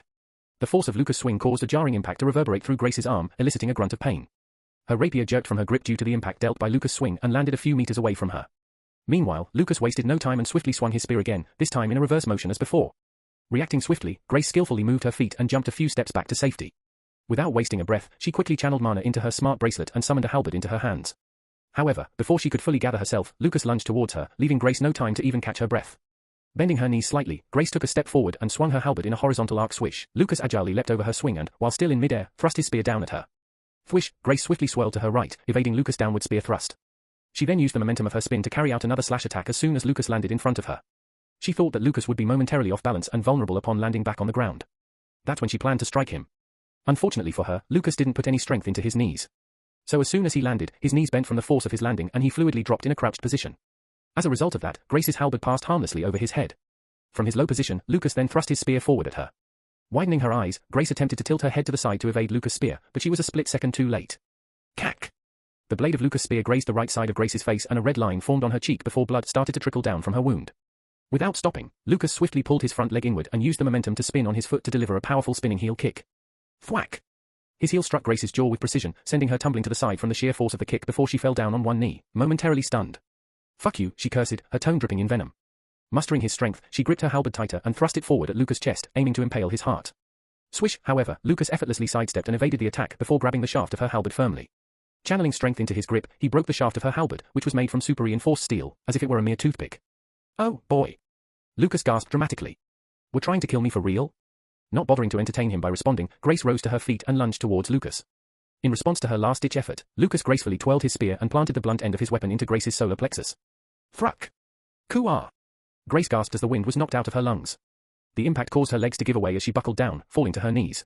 Normally, this wasn't an attack that would have put down Grace. However, right now Lucas had a much higher mana core rank than Grace. The amount of mana he used to reinforce his spear far surpassed whatever amount she had used to strengthen her own body.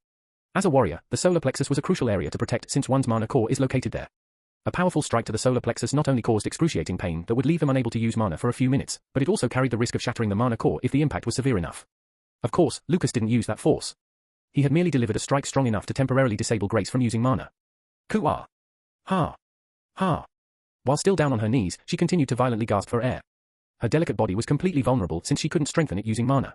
Lucas took this chance to slowly circle behind her as if he was relishing the state he had rendered her in. Upon reaching behind her, he finally swung his spear at Grace, aiming to hit her with its shaft. Thwack! As Lucas' spear connected with the back of Grace's neck, the blunt force knocked her out instantly. Her eyes widened briefly before she collapsed face first onto the ground. Thud! She put up an admirable fight, her efforts valiant, but ultimately, she was no match for the silver-haired spearman. All right, Lucas sighed, nodding to himself in acknowledgement. That's taken care of. Surveying the wrecked state of the terrace, which was largely caused by him, Lucas's gaze fell upon a red-haired girl, who met his stare head-on. Are you next? Lucas quipped, wiggling his eyebrows and deftly spinning his spear from one hand to the other. Nah, in response to him, the red-haired girl raised her hands and turned around to leave. I don't get paid enough for this shit. Upon reaching the terrace door, she pointed at the door with an open palm and conjured a fireball spell. Thwam! The fireball launched forward at the door and exploded upon impact, creating an exit for her. Without wasting a moment, she quickly walked out of the terrace, not wanting to be there for even a second longer. As soon as she left, Lucas shifted his gaze to the sole remaining individual on the terrace. The one who was still standing tall amidst the chaos, Ekai Wiseman. Chapter 220. Despite the bodies of his comrades lying unconscious all around him, not even a speck of trouble flickered in Kai's eyes. From the beginning, he had been keenly observing Lucas, watching him effortlessly defeat members of his clique one after another. Kai was sure that Lucas' skills had far surpassed that of the first-year cadets by now. He could even rival some of the top second-year cadets. Well, that was to be expected, considering his rank was up in the top 200. However, the more Kai watched Lucas, gracefully twirling his spear amidst a blaze of scarlet-red flames, the more he noticed something peculiar. He began to see striking similarities between Lucas and one of the prophetic heroes mentioned in his book of prophecy.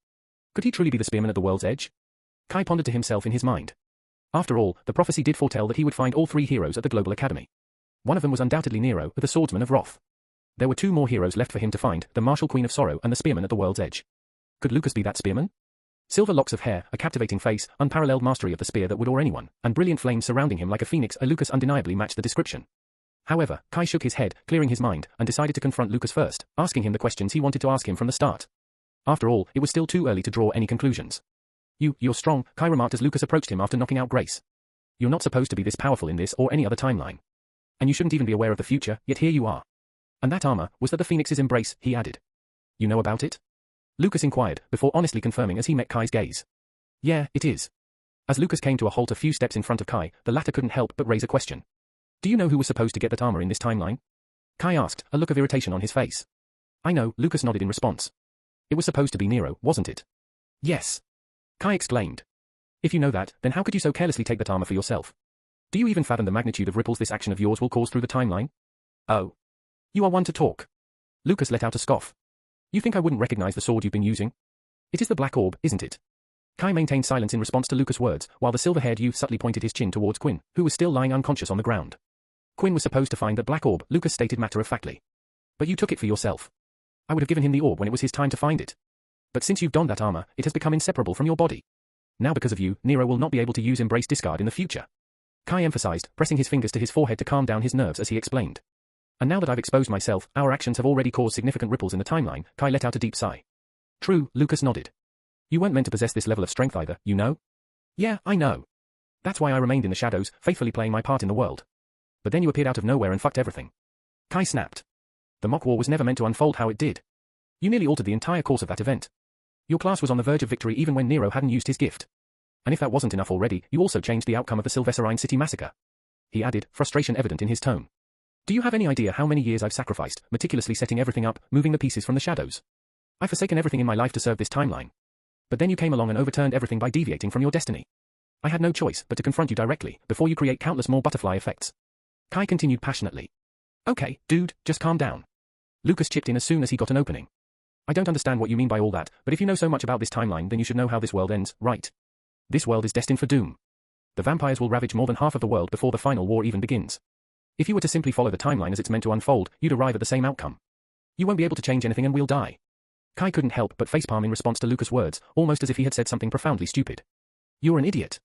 Kai yelled. I concur that you didn't know everything based on some of your actions, but it seems like you are even more clueless than I originally thought. In response to Kai's words, Lucas arched an eyebrow. He had no idea how to even reply to what Kai said. However, after a few minutes, Lucas did manage to find some words and form a response. What? Okay, then, explain to me what I did wrong by trying to change the fate of this world. He asked. Kai took a deep breath as if readying himself before answering. You know what? Fine, I'll tell you what you did wrong. But first, you tell me how you came to possess knowledge about the future. Yeah, buddy, that's not happening, Lucas shook his head. I'm not telling you anything before you tell me about yourself. After you do that, I just might, consider answering your questions. Kai facepalmed again in response, but this time, after he was done, he summoned his greatsword and spoke, then you've made the wrong choice. Chapter 221. Whoa. Whoa. Lucas raised his hand slightly. How about we talk like two civilized people and not try to kill each other, yeah? Will you tell me how you acquired the knowledge about the future? Kai arched his eyebrows in a questioning manner. As I said, I won't tell you anything until you tell me about yourself. Lucas decided to stick to his demands. His decision wasn't wrong. In this world filled with war, two things are absolutely necessary. If you have these two things, you must never lose them. If you don't have them, then you must strive to find them. What are these two things, one might wonder? Well, they are comrades and information. The more you have these two things in abundance, the more would be the chances of your survival. So naturally, Lucas didn't want to give up what he knew without getting something first. After all, he didn't know how much he should tell Kai. He didn't know the extent of knowledge Kai had about the future. What if he accidentally reveals something he shouldn't? In this world, against a person of Kai's caliber, that would be a blunder that Lucas just can't afford to make. And it is, as they say, great minds think alike because Kai was also thinking the same thing as Lucas. He didn't want to reveal what he knew first.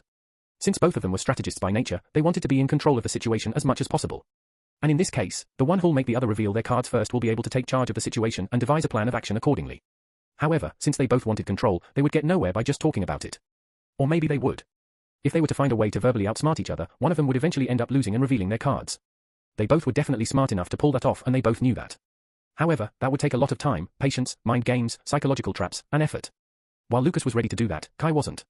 He wanted to resolve this matter as soon as possible so that he could move on to focus on the vampire attack that'll happen in 2 days. And since the fastest way to resolve this was with their fists, Kai opted for it without any hesitation whatsoever. He raised his greatsword slightly and shook his head in disapproval. No, he said.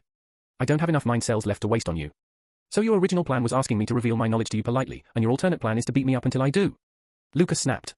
Well, yeah, Kai nodded. Don't you remember, you also agreed that simple plans like beating someone until they surrender are the most effective ones. It is a good plan, but when it's not being used against me. Lucas barked before trying to get Kai to reason with him. Listen, you should know what's going to happen on the 7th day of the King's tournament, right? Lucas asked. We should work together to stop that first, shouldn't we? No, Kai shook his head again. You have already created enough of a mess. Because of you, I'll have to change the course of my plan. My priority here is to get you under control before you do something that even I won't be able to undo. So, for the very last time, will you tell me how you got to know about this timeline's future? Kai, listen to me. Before Lucas could complete his sentence, Kai interjected. Yes or no? He asked. Answer with either yes or no. No, but listen to me. Lucas wasn't even done answering him before Kai willed mana into his legs and shot at him like an arrow. Fwish. Kai covered the distance between him and the silver-haired boy in an instant. Lucas could only widen his eyes at Kai's display of speed when he appeared in front of him in the blink of an eye. Step. Swish. Kai stepped in and swung his giant sword at Lucas. However, his greatsword passed right through Lucas' body as the spearman disappeared like a mirage. He was talking to an illusion until now. Fuck this technique of yours. Kai cursed it out in frustration before fluttering his eyes across the terrace, in search of Lucas. And he found him almost immediately. Lucas was standing a few steps behind him at the edge of the terrace. In his hands, he was tightly gripping a Yumi bow with an arrow nocked on its taut bowstring. Particles of glowing azure mana were clustering at the tip of his arrow, causing a halo to appear around Lucas. As soon as Kai's eyes met with him, Lucas let go of the bowstring and his arrow shot forward at the wise man. Swish! Come on! Kai yelled and raised the flat side of his giant sword as a shield to block the incoming arrow. Quish, quish, quish. However, suddenly the glowing azure arrow looked as if it was multiplied into 10 more arrows and raised down on Kai like nano-missiles. Thwosh, thwosh, thwosh. Each time, an azure arrow collided with Kai's greatsword, it exploded and pushed him a few steps back. Since he had a big mana pool to draw power from right now, Lucas was leniently putting a crushing amount of mana into his arrows. Kai knew that since Lucas was well above his rank, he can't just try to overpower him as he did during the flag game. Well, that's not a problem for him. Since if he can't beat Lucas by overpowering him, he would do so with his technique. After all the arrows rained down on him, Kai lowered his sword and looked at where Lucas had shot the arrow from. Unfortunately for him, Lucas had already moved from that spot. He was right above his head, descending on him with his spear poised forward to strike. At the very last moment, Kai sensed a presence over his head and swung his huge sword in an arc over his head. Cling! Lucas managed to block Kai's blade with his spear, but the force of the slash flung him in the air until he landed a few meters to the side. Without wasting a breath, Lucas gripped his spear tightly, engulfing it in scarlet-red flames as he pointed it at Kai. In response, Kai raised his greatsword once again and yelled, "Come!" Chapter 222. In response to his beckoning, Lucas willed mana into his legs and rushed towards Kai with a burst of speed. However, as he covered half the distance, a multitude of illusory clones emerged from his body and swiftly joined the charge towards Kai. TSK. Kai clicked his tongue and started swinging his giant sword around, crushing everything that dared to step closer to him. This is really getting annoying. Just as he said that, the real Lucas tried to sneak in and stab Kai from his left. Unfortunately, Kai instantly sensed his presence and noticed him. He swung his sword at Lucas and flung him back in the air like a ragdoll again. Cling. Thud. Arg. Lucas did manage to block his slash again, but when he landed back on the ground, he couldn't help but feel a little frustrated. Gritting his teeth, he channeled mana into his shiny red spear once again until the air around it started to crackle. Quickly, he darted towards Kai like a bullet with his spear poised over his head. As soon as he stepped into the striking range, Lucas brought down his spear on Kai. In response, Kai also unleashed a powerful upward vertical slash and matched Lucas' spear head-on. Cling, clang, cling. Both of them fiercely clashed against one another as sparks flew in the air each time the cold steel of their weapons collided. Each time Lucas would try to overpower Kai, the latter would use his greatsword as a shield to block the attacks. Then, after Kai would disrupt the flow of Lucas' attacks, he would initiate his own swings and slashes.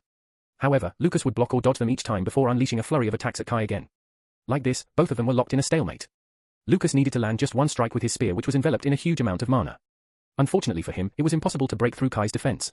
No matter how much mana Lucas would put into his attacks, or how strikes would he throw at him, Kai's sword would block everything. Lucas, of course, knew why his spear couldn't break Kai's sword. The thing is, Kai's sword was a relic that was known as the Black Orb in the novel. Yes, in reality, Kai's sword was a sword, but an orb that could take the shape of anything that its wielder wants. Whether it be weapons, armor, or even vehicles, as long as the wielder knows the working mechanism of something and has enough mana to supply, they could use the Black Orb to take its shape. One of the most noticeable features of the Black Orb was its insane durability. But if that wasn't enough, it had one more feature. If its wielder transforms it into a weapon, then they would temporarily become a master in its usage. So if they transformed the orb into a spear or a greatsword, they would temporarily know several weapon arts related to that weapon. Yes, that's what made it dangerous. It was a divine rank relic, and Quinn got it almost around the same time as when Nero found the Phoenix's embrace in the story. That's the reason when Quinn fought Kai in the current timeline, he thought that Kai had several years of battle experience. Which was actually not the case, since it was largely because of the Black Orb that Kai was able to win against Quinn. However, Lucas would be damned if he let Kai win against him like this right now. He was going to back down. Swish! So jumping a few steps back to avoid Kai's sword, Lucas pointed his open palm at him and was about to utter a magic chant. However, before Lucas could do that, Kai bent his knees slightly and got into the sprint position. He then shot at him with breakneck speed like a bullet and arrived in front of him in the blink of an eye. Ha! Once again amazed by Kai's display of speed, Lucas widened his eyes in surprise. However, soon the look of surprise melted into a smirk as Lucas closed his open palm into a fist and pulled his hand backwards. Almost immediately, a flaming lance was conjured right behind Kai. It shot at him like a missile and hit him in the back before exploding. Boom! Aga! The force of the explosion pushed Kai onto his knees as he fell forward. Lucas hadn't put enough mana into his spell since he didn't want to kill Kai. But he also didn't think that Kai would be conscious after being hit by that. So that surprised Lucas a little. However, he acted quickly and thrust his spear forward at Kai, who was still on his knees in front of him. Aga! Kai let out a groan and gripped his giant sword tightly. And in the next moment, that giant hunk of iron softened as if it was made of a slimy substance and reshaped itself around Kai's hand in the shape of a shield. Clang! Reacting quickly, Kai used that shield to block Lucas' thrust before deflecting his spear away. Kai then rose to his feet and stepped forward while simultaneously his shield transformed into a gauntlet around his left hand. Thwack! Before Lucas could react in any way, Kai threw his fist forward at him, connecting squarely with his face. Thack! The force of the impact once again sent Lucas flying back in the air before his body skidded a few times on the ground and hit the terrace boundary. Arg! Lucas groaned, touching his face as blood trickled down from his nose. He quickly jumped back to his feet and raised his spear to get back into the fight, but by the time he did that, Kai was already a few steps away from him. With lightning-fast reflexes, Lucas quickly unleashed a destructive horizontal slash at Kai. Swish! However, Kai ducked under his spear and swiftly threw an uppercut at Lucas. Thwack! His fist connected with the base of Lucas' chin, momentarily stunning him from the jarring impact as he gritted his teeth in pain. Kai used this moment to grab Lucas by his neck with one hand and grip his right shoulder with another. Mustering up strength, Kai lifted Lucas up, spun around, and threw him forward as if he didn't have any weight at all. Thack! Arg! As soon as Lucas' body crashed against the ground, a pained groan once again escaped from his mouth. However, still refusing to stay down, he quickly got up and turned around to face Kai. Thwack! As soon as he turned around, however, he saw that Kai was once again only a few steps away from him. Without any hesitation, Lucas thrust his spear forward at Kai's chest. In response, Kai transformed the orb on his left hand into a crossguard sword. Cling! Kai parried Lucas' spear before swiftly hitting the base of his spear's shaft with its blade. As a result of this, Lucas' spear jerked off out of his grip and landed a few steps away from him. Just as Kai was about to swing his sword at Lucas, the silver-haired boy quickly let out a roar, mana burst. Chapter 223. Kaboom! Instantly, an azure explosion occurred with Lucas' body at its epicenter. The sheer force of the explosion propelled Kai backwards through the air. Despite the impact, Kai swiftly regained his balance, deftly landing on his feet just a few inches away from the terrace boundary. Before Kai could react, however, he noticed that Lucas was already sprinting towards him with remarkable speed. Gripping his crossguard sword tightly, Kai swung it towards Lucas, aiming to strike him down. However, Lucas quickly crouched by bending his knees, allowing the sword to pass harmlessly over his head. But instead of stopping his charge, Lucas continued to press forward. Lowering his head as much as possible, Lucas extended his right arm, positioning his bicep perpendicular to his neck. Thrack! Kai couldn't even move to evade Lucas' attack as his shoulder and bicep connected with the middle of Kai's abdomen, just below the right side of his ribcage, striking his liver with precision and performing a flawless spear. But Lucas didn't stop there. He wrapped his arms around Kai and continued his forward momentum while lifting him off the ground. Thrack! They crashed against the terrace boundary soon, shattering it, and hurtled over the edge of the terrace, plummeting down from the multi-story building towards the unforgiving concrete street below. Agha! Fuyuk! As they hurtled towards the concrete street below, Lucas' grip on Kai began to weaken. The force of their descent, combined with the chaotic situation, caused Lucas to lose hold of Kai's body. A scream escaped from both of them as the wind rushed past, brushing against their faces and causing discomfort as they had to squint their eyes. Finding a way out of this situation became their priority. For Kai, time seemed to have stood still as he tightly clenched his fists. He had dropped his sword earlier when Lucas speared him, so now he couldn't even use the black orb to save himself. The rush of wind and the distant sounds of the city faded into the background as Kai's mind raced, searching for a solution to this dangerous predicament. Should he use his gift and teleport away? No, that wasn't an option. Before calling Lucas, he had fought against Quinn. And in that fight, he had already used his gift twice. Even though he drank mana potions to replenish his mana pool, his gift was still on cooldown since he could only use it to teleport twice in one day. Besides, even if he could use them, running away from this fight was not an option for him. It was a peculiar sensation, but deep inside, Kai knew he had to see this battle with Lucas through to the end. There was a purpose behind it, though he wasn't eager to acknowledge it. So with that determination in mind, he crossed his arms over his chest and began enveloping his body in mana. Until that moment, Kai had no idea how to employ martial aura. However, in a sudden surge of survival instincts, he managed to maintain a layer of mana close to his body even after releasing it into the atmosphere. Lucas also decided to do the same, utilizing his martial aura to encase his entire body in a dense armor of mana. To the people walking along the street or the residents peering out of their nearby apartment windows, it looked as if two azure shooting stars were descending towards the street until... Thwam! They collided with the ground, creating two massive craters as the impact reverberated through the concrete. What the? Look out! Something just fell from on top of that building. What the fuck? Were they people? Double suicide? Medical line. Someone call the medical helpline. On it. Someone else call the cadet council and inform them about this. Naturally, upon witnessing their sudden descent from the sky, nearby cadets who were walking down the street began to panic. Some hastily dialed the medical emergency line on their smart bracelets, while others contacted the cadet council. Arg. Phew-uck. However, all of them stopped in their tracks as the dust settled and the figures of the individuals who fell from the top of the building became visible. Both lay sprawled on the ground, groaning in pain, clearly having broken more than just a few limbs and bones. The first to make any kind of movement was a silver-haired boy. Clenching his fists tightly, Lucas struggled to his knees before finally pulling himself up to his feet. Hey, is that Lucas Morningstar? Yeah. Yeah, it is him. Indeed, Lucas had managed to envelop his body with more mana, minimizing the extent of his injuries compared to Kai. So obviously, he was the first to regain his footing. Though, he could still feel the agonizing pain of multiple broken bones. Argar. Another pained groan escaped Lucas as he rubbed the back of his head. Meanwhile, after several failed attempts, the raven-haired boy also managed to rise to his feet. Yet, he struggled to maintain his balance, occasionally stumbling as if he was drunk. And look. That's Kai. Oh, my god. Were they fighting each other? Quick, call the cadet council. Quick. Oh, come on. Ignoring the murmurs of the growing crowd around them, Lucas vented his frustration upon witnessing Kai's attempts to stand. What would it take for me to put you down? Lucas added as he approached Kai, who appeared to be suffering from a severe case of concussion. In response, Kai mustered what little strength remained in his body to his hand and swung his right fist at Lucas. Swish. Thwack. Lucas swiftly ducked under the feeble punch and sidestepped to the right, countering with a forceful blow to Kai's exposed right side. Arg. Kai grunted as he threw another swing at Lucas, this time with his left fist. Swish. Thwack. Once again, Lucas evaded the attack by ducking and sidestepping, this time to the opposite side, before delivering a powerful punch to Kai's vulnerable left ribs. But Lucas didn't stop there. He stepped in front of Kai, raised his leg, chambered his knee, and launched a swift front kick. Thwack. Ah. Staggering backwards, Kai struggled to maintain his balance after receiving the force of Lucas' strike. Seizing this opportunity, Lucas closed the distance and threw a jab straight at Kai's face. Swish. But reacting swiftly, Kai twirled his whole body as he spun on his heel while stepping inward and extending his arm slightly, before delivering a powerful spinning elbow strike to Lucas' face. Thwack. Aya. A cry of pain escaped Lucas' lips as Kai's elbow made contact with his nose, causing it to throb. Without hesitation, Kai capitalized on his successful counterattack, straightening his palm like a sword and thrusting it toward Lucas, striking him in the throat. Thark. Car. Gasping for breath, Lucas staggered backwards as Kai planted his straight palm in his Adam's apple, his face contorted in pain and shock from the sudden strike. Spotting another opening to launch an attack, Kai swiftly closed in on Lucas once more, throwing a right cross punch at the Morningstar. Swish. However, Lucas sidestepped yet again and grabbed a hold of Kai's arm, using his own momentum to execute a basic judo throw, flipping Kai's body over. Thumb. Koo-ah. Kai's body crashed hard against the unforgiving concrete and his vision was momentarily engulfed in darkness. Meanwhile, Lucas wasted no time and quickly mounted him. By the time Kai came back to his senses, Lucas had already positioned himself firmly on top of him. Thwack. Thwack. Thwack. Pinning Kai down in place, Lucas started hammering the wise man's face with his fists, jabbing punch after punch at him. Stay. The. Fuck. Down. You. Bastard. Each punch landed with Lucas bellowing words. Preparing for the final blow, Lucas pulled his fist back and channeled a crushing mana into it. With full force, he threw what he thought would be the last punch of this fight at Kai. However, at the very last moment, Kai tilted his face, narrowly avoiding the devastating strike and letting Lucas' fist hit the ground. Thwack. Ah. As a result of that, when Lucas' fist struck the concrete with extreme force, it resulted in him breaking a knuckle or two. Using this chance, Kai grabbed Lucas' head with both of his hands and forcefully slammed his own skull against the Morningstar's face. Thwack. Standing up and staggering back in agony when Kai's skull thrashed his nose, Lucas regained his footing, emitting pained moans. Arg. Meanwhile, Kai gritted his teeth and got back to his feet again after a short struggle. Directing whatever mana was left within his body into his knees, Kai quickly lunged forward, aiming to deliver a knee strike to Lucas. However, Lucas acted quickly and stepped in to catch Kai's knee right when it was about to hit his face. Huh? Lucas then wrapped one of his arms around Kai's thigh and hoisted him up over his shoulder, while using his other hand to maintain a firm hold on Kai's neck, locking him in a sort of fireman's carry position. Let go. Arg. Kai resisted, attempting to bash his elbow against the side of the silver-haired boy's face. However, Lucas didn't let go of him.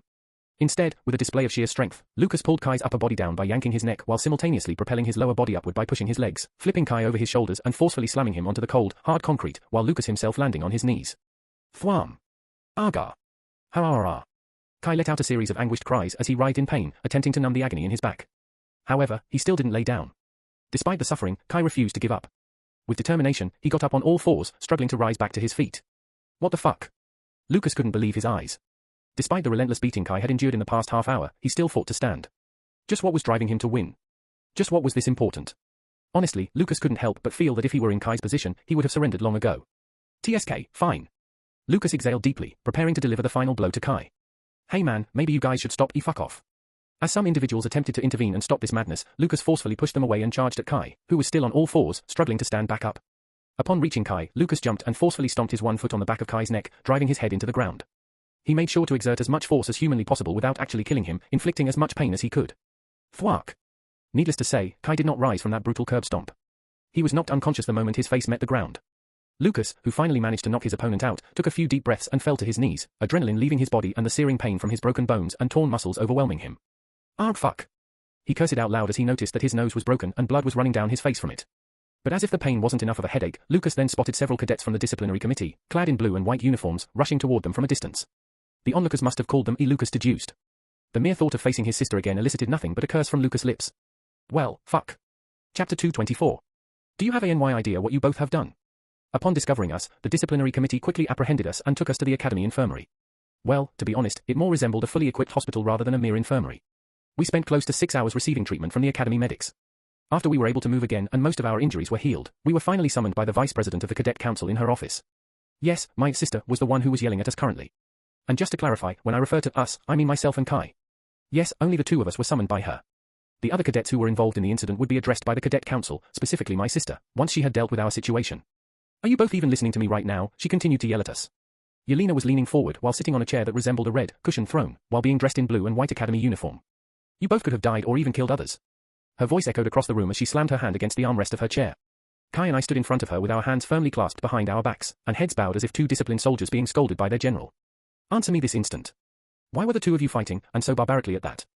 Yelena barked, her tone filled with frustration. In response to her question, Kai and I turned our heads to face each other and exchanged a short glance. It was as if we were telepathically communicating our thoughts. Kai gave me a look that screamed, well, go on. Answer her. I returned his gaze, conveying, no, you take the lead. What the hell are you talking about? Kai stared at me intensely. She is your sister. So deal with it. Before I could respond to his unspoken challenge, Yelena's voice boomed once more. I asked both of you to answer me. Taking a deep breath, I sighed heavily. I knew I had no choice but to step forward and face the consequences.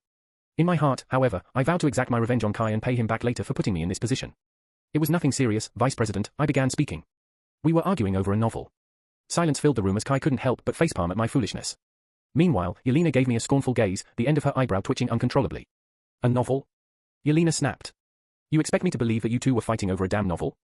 Yes, I nodded, proceeding to explain.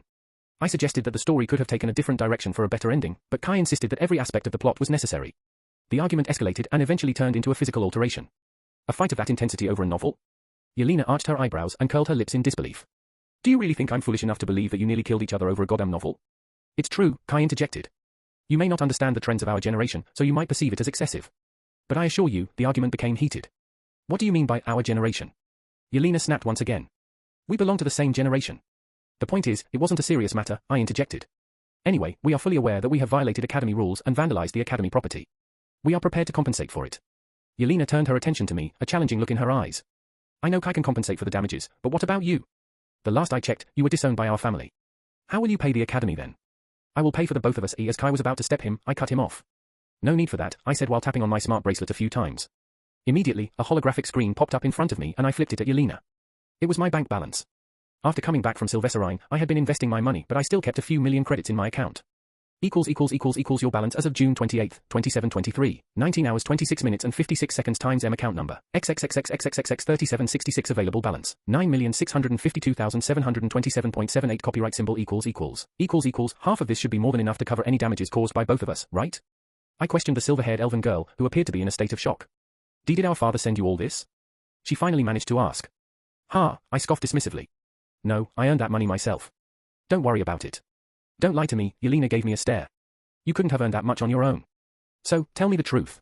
Did our father send you this? Are you even listening to me? I arched an eyebrow, meeting her gaze firmly. I already told you, I earned it myself. And besides, as far as I recall, I am disowned. Why would he send me a penny? Yelena clenched her teeth, exhaling deeply in an attempt to calm her frustration. Fine, whatever. I don't care, she waved her hand dismissively. If you both refuse to disclose the real reason for your fight, then your punishment will be doubled. We're still going to get punished. Kai questioned, raising his eyebrows in confusion. Then why do we have to pay for the damages? If you don't pay, your punishment will be tripled, Yelena replied firmly. You are being punished not only for refusing to disclose the reason behind your foolish brawl to your superior, but also for engaging in misconduct by violating the rule of no fighting among the cadets. Kai and I both let out sighs of resignation. We knew there was no escape, so our only option was to obediently accept whatever punishment was handed down to us.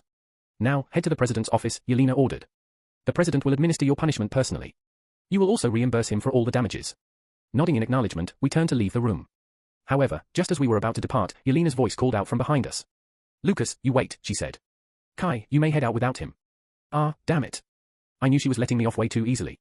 Chapter 225. After Kai exited the room, I turned towards my elder sister and inquired politely, so, you wanted to discuss something with me? Yelena leaned forward on her throne-like chair as she rested her hands on the table in front of her and gently interlocked her fingers. You lied to me, she declared. I raised an eyebrow. What do you mean? I don't understand. Don't. Just drop the act, she blurted out, her anger evident in her tone. Before I could respond, Yelena added, when I asked you about our family's weapon art, you lied. You claimed to know nothing. So? I probed, urging her to explain further. Yelena pointed directly at my chest and added, so why do you possess the same relic that the spearman who used the Dawnbreaker during the mock war had? A frown creased my face as I glanced down at my chest. Hidden beneath my button shirt was a red ruby that was embedded in my chest, on the exact spot where Yelena was pointing at. The medical team had to sedate you before they could begin healing your injuries.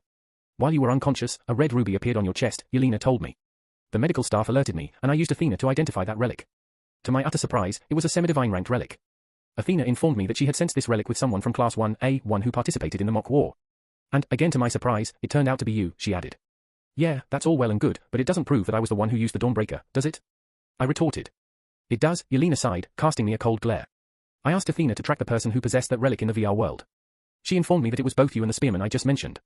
Not to mention, you have also started using a spear again, haven't you? Ah. Damn. I didn't know Athena was capable of that. Well, considering we were in a world created by her, it shouldn't have come as a surprise to me that she knew about what relics the cadets brought in the VR. However, I am sure that I hacked into Athena's mainframe just before my duel with Quinn. Ah, wait, okay, I see now. After hacking into Athena's mainframe, I only disrupted her tracking program so that she couldn't broadcast what was happening in the VR world. But she must have still sensed someone using a relic in that world because, as I said, Athena made that VR world herself. In simpler terms, Yelena already knew that the spearman in the VR had employed a relic called Phoenix's Embrace, since it's a relic that's in the Academy's records of relics. So when she discovered the very same relic in my possession later on, coupled with the fact that I started using a spear as my main weapon, she deduced that I was the spearman from the mock war, huh? It's really simple. I just slipped up. Well, I can't be blamed for that. I don't know what exactly Athena is capable of as an AI. Back in my real world, AI technology wasn't this developed. In this world, on the other hand, AIs like Athena can maintain a whole city alone. What's the matter, my genius little brother? Yelena asked, a hint of mockery present in her tone. Is this checkmate for you? I matched her gaze before a smirk formed on my face. Letting out a scoff, I replied, huh? Checkmate, you say? Nah. I admit it was me. I did lie to you, so? What will you do? I will tell Dad, Yelena seethed in anger. Oh, okay. By all means, go ahead. I sneered. I mean, how do you think I used that technique? Obviously, our father showed it to me. Yelena tightly clenched her fists, her nails digging into her flesh as she controlled her anger. Of course, she knew the only way someone could have used the Dawnbreaker is only if the two people who know that technique her and her father would have shown it to them. And since Yelena never used the Dawnbreaker in front of Lucas, that only means their father did. But why? Why did he do that? She had to wait for such a long time and put in so much effort to gain her father's acknowledgement, but he showed it to Lucas just like that. When he was a child, at that. When Yelena and Adele were young, they weren't allowed anywhere near her father when he would train. Once, they tried to sneak in on him and as a result of that, they had to run laps around the whole city. They were just 9 and 10 at the time. I think you should take a look at Yet, he not only never punished Lucas, but he also showed him the Dawnbreaker. Foo-oo. Letting out a deep breath, Yelena faced Lucas with an icy chill glare. You not only lied to me, you also used our family's secret weapon art in the open like that. You know it's secret for a reason. No one who ever bore witness to the Dawnbreaker never lived to see the dawn of the next day, she said. But you exposed it in a mock war. Calm down, Will YA. I raised my eyebrows at Yelena, glaring back into her deep mellow red eyes. I only performed the first step, not the whole technique, I added. I don't even know the whole technique. Hell, I don't think I even performed the first step correctly. No, you performed it perfectly, Yelena muttered under her breath. Huh? I raised my eyebrows. What did you say? Nothing. She snapped before continuing. Your argument is irrelevant. Even if you only performed the first step, it's not a technique that you can perform just like that. That may be true for you, but not for me, I retorted. What? Yelena narrowed her eyes. I mean, it's a technique that the Morningstar family should not use in the open because it's their secret technique, right? I asked a rhetorical question. But as you said earlier, our kind father already disowned me from our house. So this is your way of getting back at us? Yelena asked, gritting her teeth. That's not it, I was about to speak up when she cut me off. Don't lie. She shouted. The rumors about you being Leo Kirigami's disciple are true, aren't they? Do you know how much Dad hates that guy? You are clearly trying to get back at Dad by pulling all these stunts. What does that have to do with anything? And why do I care about who he hates or not? I didn't even know that he hated Leo because no one ever told me. No one in our family even talks to me. I snapped back. Oh, don't start with your sob story again. Yelena scoffed. Huh? What does that mean? I inquired. Are you seriously calling my past a sob story? You guys abandoned me. And I'm not even allowed to talk about that. Oh, shut up. No one abandoned you. Yelena yelled back. Mom and Dad still catered to all your needs. You were given a monthly allowance and you attended the best school in the Western continent. It was not like anyone was torturing you. Ha! A mocking gasp of disbelief escaped my mouth as I heard her. Are you serious right now? I asked. Is that what you remember happened? Let me tell you what I remember, sister. I remember Adele, my own twin brother, bullying me every day until he went to the Ethereal Academy. I remember my father turning a blind eye to my existence as if I was nothing but air. I remember the cold glare of my mother as if I had committed a crime by not having a high-rank potential. I remember coming to your room one night to tell you about my problems and you laughing at me. Yelena, who was about to burst out, went quiet when she heard the last part of my sentence. My family are the people that I loved and who loved me, changed their behavior overnight. I was just a fucking kid back then. Do you fathom the mental anguish I must have been in? I yelled, my tone dripping in venom. I remember how you guys celebrated Adele's birthday every year while I was always alone in my room. I remember when I would come back from school, beaten and battered by the bullies, and everyone ignored me. I got a monthly allowance, you say. Well, that money didn't fill the void in my heart that you guys created. So I indulged myself in whatever pleasure I could find, just to stop the wrenching pain in my chest. But you know what? I see how wrong I was now. I should have just stopped caring. I should have just stopped caring about you all because look at me now.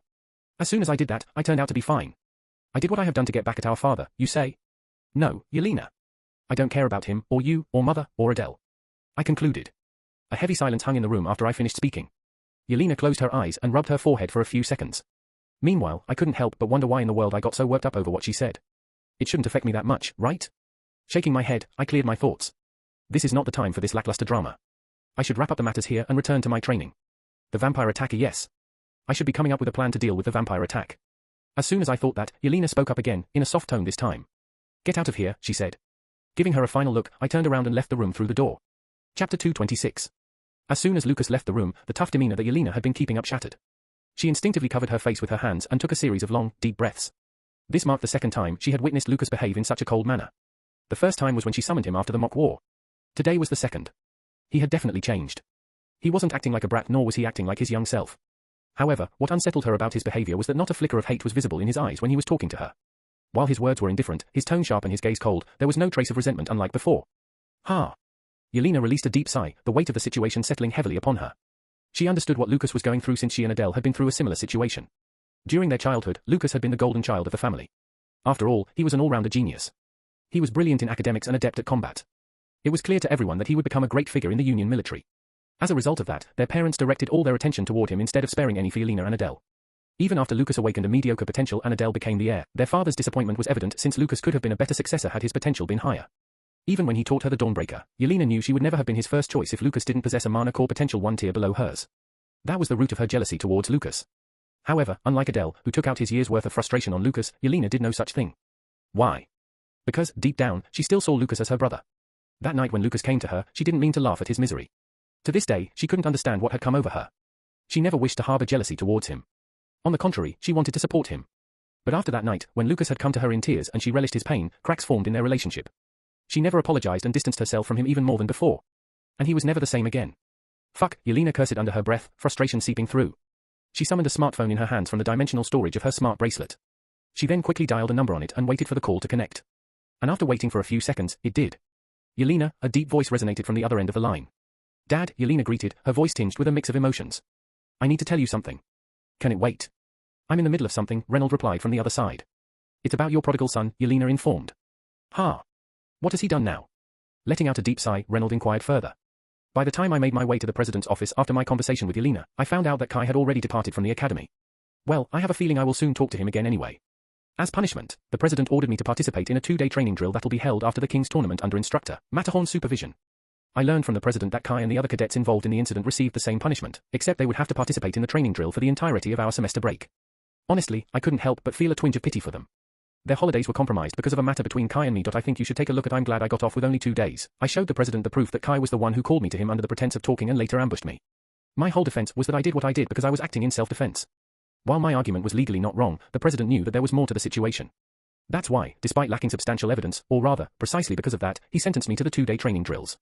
It's fine. I'll simply enjoy my holidays 2 days later than everyone else. Right now, however, I should start focusing on the fact that the vampires will attack the academy in 2 days. I will have to come up with a plan of action before that happens. Well, to be honest, before a plan of action, I will make a plan of defense since my own safety takes priority over everything else. Lucas. Just as I was about to leave the academy campus, a voice called out from behind me. Frowning, I turned around and spotted a tall, well-built man with shoulder-length red hair tied in a braid and dressed in a dogi making his way towards me. Master? I raised an eyebrow, showing my confusion. What are you doing here at this hour? I heard you got into a fight, he spoke as he approached. Before I could respond, he began patting me all over my body, as if inspecting and ensuring that I was unharmed. Ha ha. Master, I'm fine. Don't worry, I reassured him with a chuckle, feeling a little ticklish. Yeah, I can see that, he said, stepping back and giving me an intense gaze. More importantly, did you win? Huh? More importantly. Is winning or losing more important than my safety? I narrowed my eyes at him. Of course, he replied, crossing his arms and putting on a smug smile. You are my disciple, after all. Death is preferable to losing. Huh? No, it's not. I retorted, but eventually sighed and answered him with a smug smile mirroring his own. But yeah, I won. Heh. Nice, he chuckled before turning serious and smacking my forehead. Thack, ouch. Why did you do that? I snapped. You could have fallen and died from that height, you know, he yelled back. Can you imagine how pathetic it would sound if Leo Kirogami's first pupil died from falling off a building? But I didn't. I retorted. I used Phoenix's embrace. Hearing my response, he calmed down a bit and took a deep breath. Just don't be so reckless, all right? Yeah, I nodded, assuring him. But I'm impressed that you defeated Kai, he remarked. Right? You should praise me more, I replied, grinning. Leo smirked before saying, of course, I will. You will? I asked, arching an eyebrow. Yeah, by training you even harder. Leo nodded as if what he was bestowing on me was the best gift I could possibly ask for. The smile on my face disappeared as I heard his words. With a blank expression, I replied, no, thank you. You don't have a choice, he informed, grabbing my arm and dragging me towards the dojo. We're going to train. Oh, come on. I protested, trying to free my hand from his grip as if throwing a tantrum. I nearly died today falling from a multi-story building. And you want me to train? Seriously?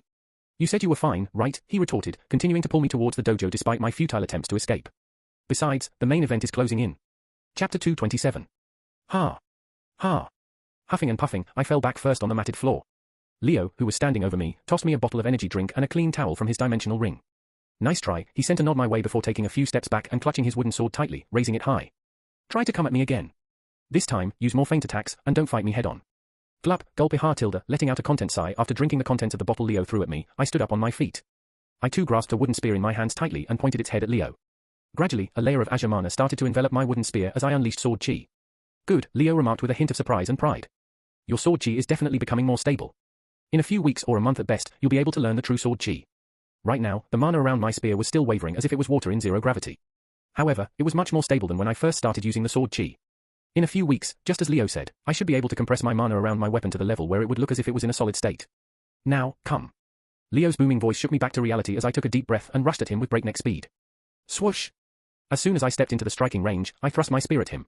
Thack, but Leo swiftly deflected my spear with his sword and the sound of wood clashing against wood reverberated in the dojo. Quickly pulling his sword back, Leo swung it at my head, prompting me to crouch and evade his attack by ducking. Thack, thack, thack. I sprang up from my low position with my spear poised to strike, but Leo parried my attack once again. We continued to exchange blow after blow until a kick landed squarely on my chest and the force of it flung me back in the air. Thwack! Upon landing on the ground, my body rolled around a few times before I finally managed to come to a halt and get up to my knees. Aga! Letting out a pained groan, I clutched my chest and shot a glare at the red-haired man in front of me. Take it easy on me, will you? You should know by now that this is me going easy, Leo smirked, walking up to me and extending me a hand. I took his hand and he pulled me up back to my feet. Well, then, go even more easy. I fell from a building today, remember? Yesterday, Leo corrected me. Huh? I raised an eyebrow in confusion. I said, it was yesterday, Leo explained, a slight smile visible on his face. What? Frowning at his words, I quickly switched on my smart bracelet and looked at the time. 8:54 a.m., what the? I couldn't help but clamor in a shocked tone as I saw what time it was. So we have been training for more than 12 hours. Yeah, I must admit, you become very focused when there are no distractions around you, Leo remarked with a deep, thoughtful look on his face. Are you sure you don't have a condition like ADHD? I don't think so. Before coming to the academy, a physiatrist did all the tests, but my reports were normal, I shrugged. Anyway, I'm hungry. Feed me.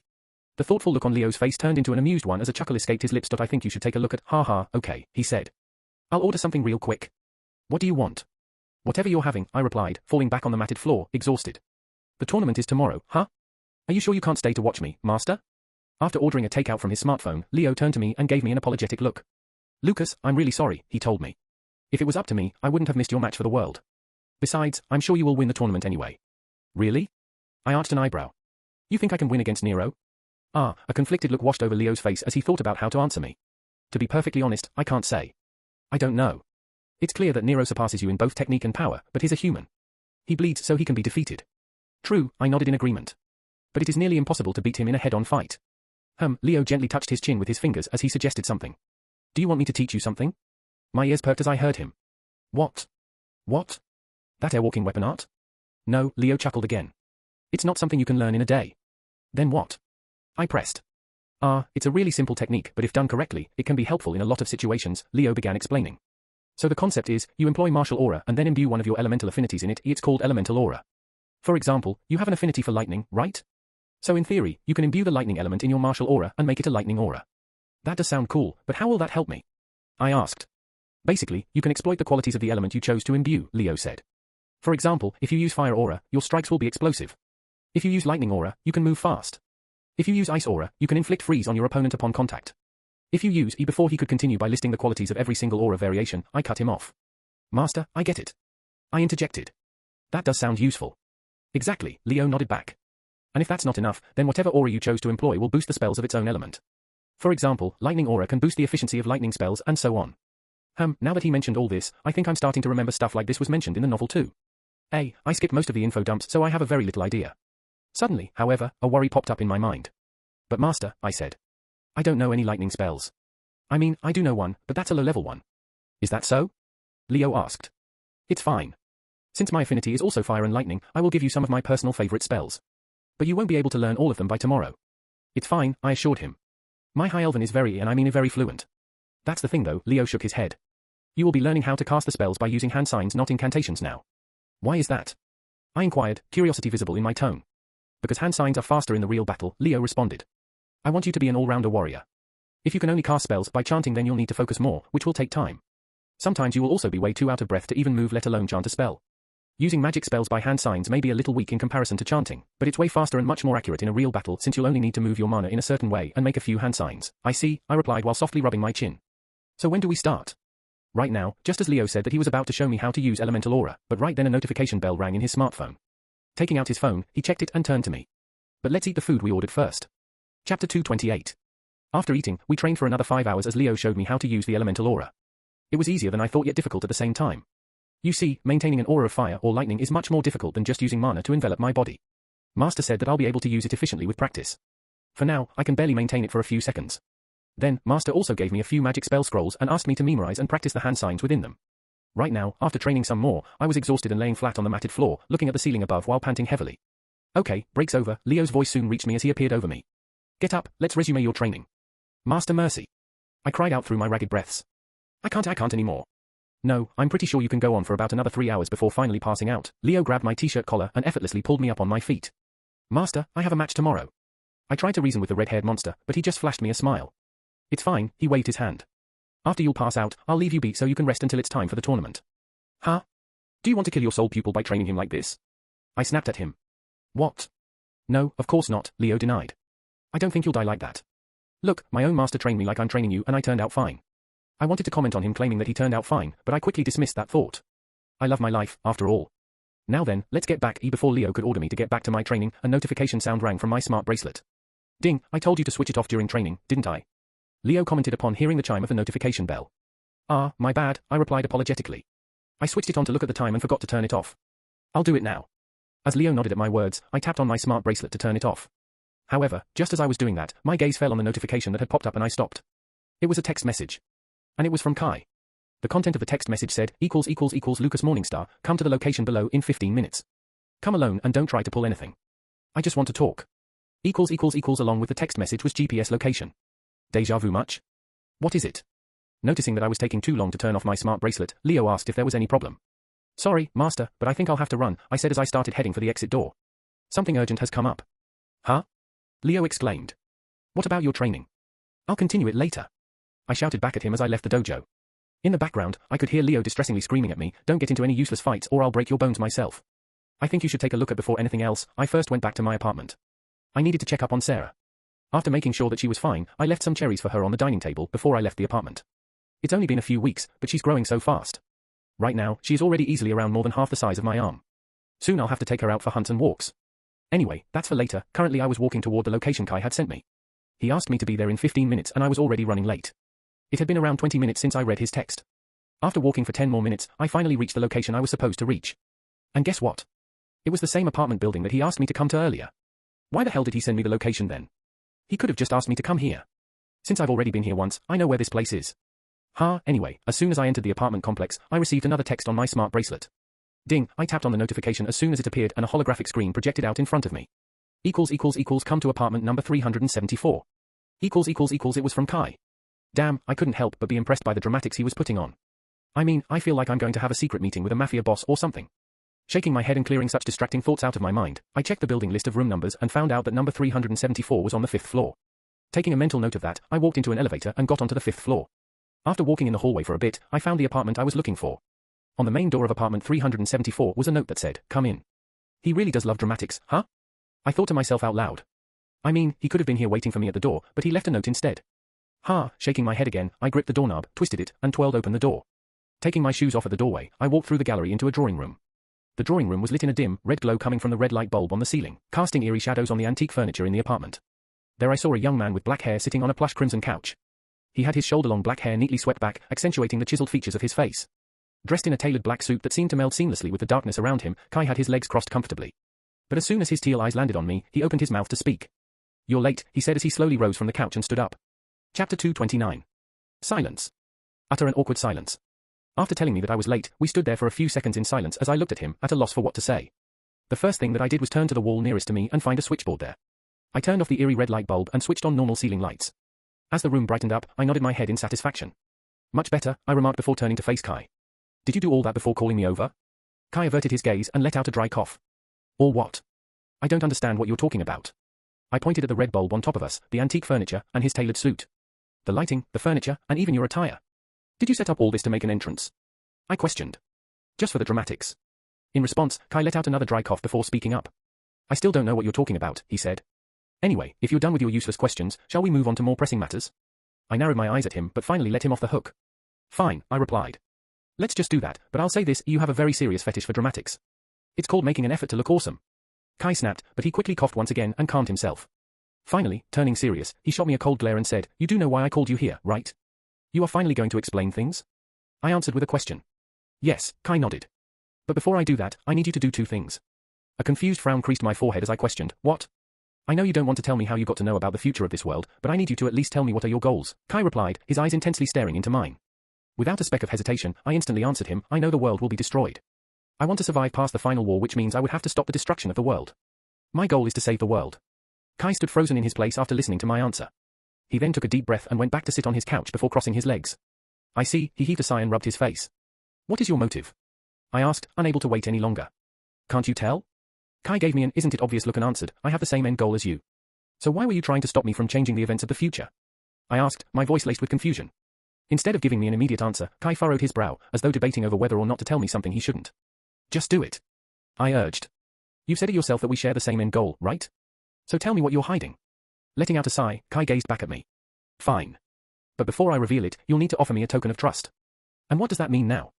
I inquired, my frown getting deeper. "As I mentioned before, it's all right if you don't disclose the source of your future knowledge right now," Kai reiterated. "However, if I'm going to disclose my secret, I need you to reveal something that holds equal significance to you, I see." I understood his request. He wanted me to share something that he could use against me if I ever crossed him. It was understandable, I guess. If he really has the same goal as me, then it is better to maintain a level of caution and never place complete trust in anyone. After all, you don't know who will turn on you in this world. With a nod, I began speaking. "I have a phoenix," I disclosed. Kai's eyes widened in astonishment upon hearing my words. "I think you should take a look at what," he stammered, clearly taken aback. "During our trip to Sylvesterine City, I found a mythical beast egg. I brought it back with me, and it eventually hatched into a phoenix," I revealed. "Wait, that means you killed that former abyssal vampire king, Raina." Kai raised an eyebrow, genuinely shocked. You must have taken the egg that was in her possession. Ah, so he even knew about that. So that's how you were so easily able to ascend to the silver tier. You must have used William's soul sync with the beast egg. Kai deduced. You're not angry that I altered the future once again? I questioned, my brow furrowing in a frown. By killing Raina? No, Kai waved his hand dismissively. I don't think she helped the heroes in any meaningful manner, so her death doesn't matter.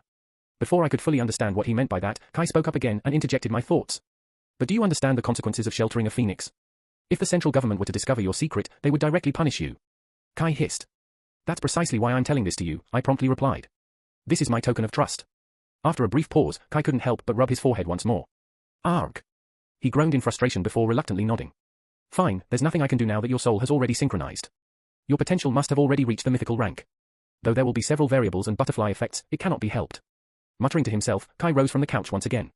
I appreciate you telling me this, Kai said, taking a few steps toward me. Follow me. I'll show you something. Without awaiting my response, Kai walked past me, leaving me to trail behind him. Ah, Kai, I called out to the young man standing beside me. Why are we standing in front of a teleportation gate?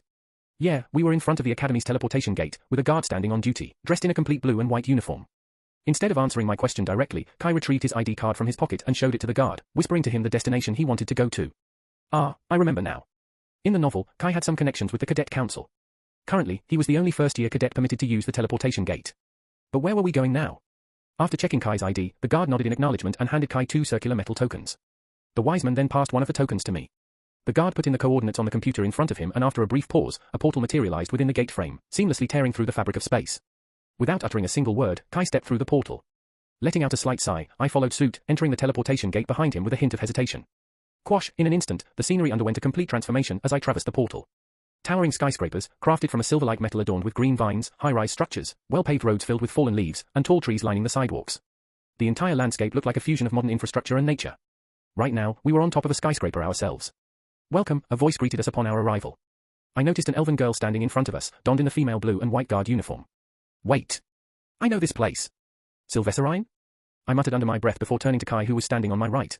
Why are we in Sylvesterine? Didn't I tell you? Kai said to me before heading for the exit of the terrace. Come, I have something to show you. Chapter 230. Are we just going to walk, or will you tell me where we are going? I repeated my question for the 10th time, frustration lacing my words. However, just like the previous 9 times, Kai continued to walk silently ahead of me without uttering a response. Hey! I snapped, my impatience getting the better of me. I quickened my pace and reached out to grab the back of his tailored suit's collar. I asked you something. My sudden pull on his collar caused Kai's body to jerk back, forcing him to come to an abrupt halt. Let go, will you? Kai uttered, his voice filled with annoyance. People are looking at us. I glanced around and noticed that a few passers-by were indeed turning their heads to look at us as we stood in the middle of the street. Ignoring their curious gazes, I pressed on, repeating my question again. First, tell me where we are going. We are already here, Kai replied with a click of his tongue, pointing to our right with his thumb. Following his gesture, I turned my head and gazed in the direction he was pointing at. As soon as I did that, a frown appeared on my face. To my surprise, the building he was pointing at was a church. Huh? It was just an ordinary church building, gleaming under the sunlight like the other silver-like metal structures in the city. However, it stood apart with its towering spire that reached toward the heavens, making it clear that it was a church. Atop the spire, a cross was embedded within what appeared to be a silver sun. You see, in this world, when humans gained godlike powers and access to abundant, clean energy, it caused most of them to abandon their beliefs in religion. The merging of the world's landmass into one didn't help either. Religions are diversities and people should stand united in times of war. With that one statement, the now-revered central government banned the practice of all religions.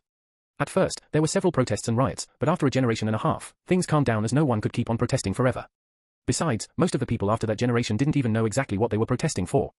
Most of the dwarfs, much like humans, agreed with the decision and chose to forsake their religious diversity. Those who didn't, were forced to do it.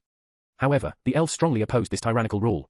Their whole species practiced a single religion which was deeply intertwined with their culture and race. After all, they do say that elves were the favored race of God. After a long struggle, the central government gave up on the elves. So now they are the only race that still practices religion in the world. Or rather, the elven religion was the only one that had managed to survive the government's attempts to eradicate it.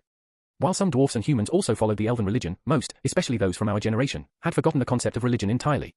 That's why I couldn't help but be surprised when Kai brought me to a church. Kai, I called out to him, do you believe in God? I do, Kai replied. I believe there is a God, and he's a madman. He revels in our sufferings as we amuse him through our miseries. Without saying another word, Kai freed himself from my grip and confidently strode towards the entrance of the church. Hesitant yet curious, I followed closely behind, my footsteps blending with the bustling sounds of the street. As we entered the church building, the atmosphere shifted. The scent of incense sticks mingled with the soft notes of organ music, enveloping us in an ethereal embrace. Sunbeams danced through the stained glass, painting the interior with a kaleidoscope of colors. Rows of wooden pews lined the aisle and I could see some people, most of them elves, sitting scarcely. I think you should take a look at it. Was then that I noticed a plaque near the entrance, bearing the name of the church. Sun God's Cathedral, it read.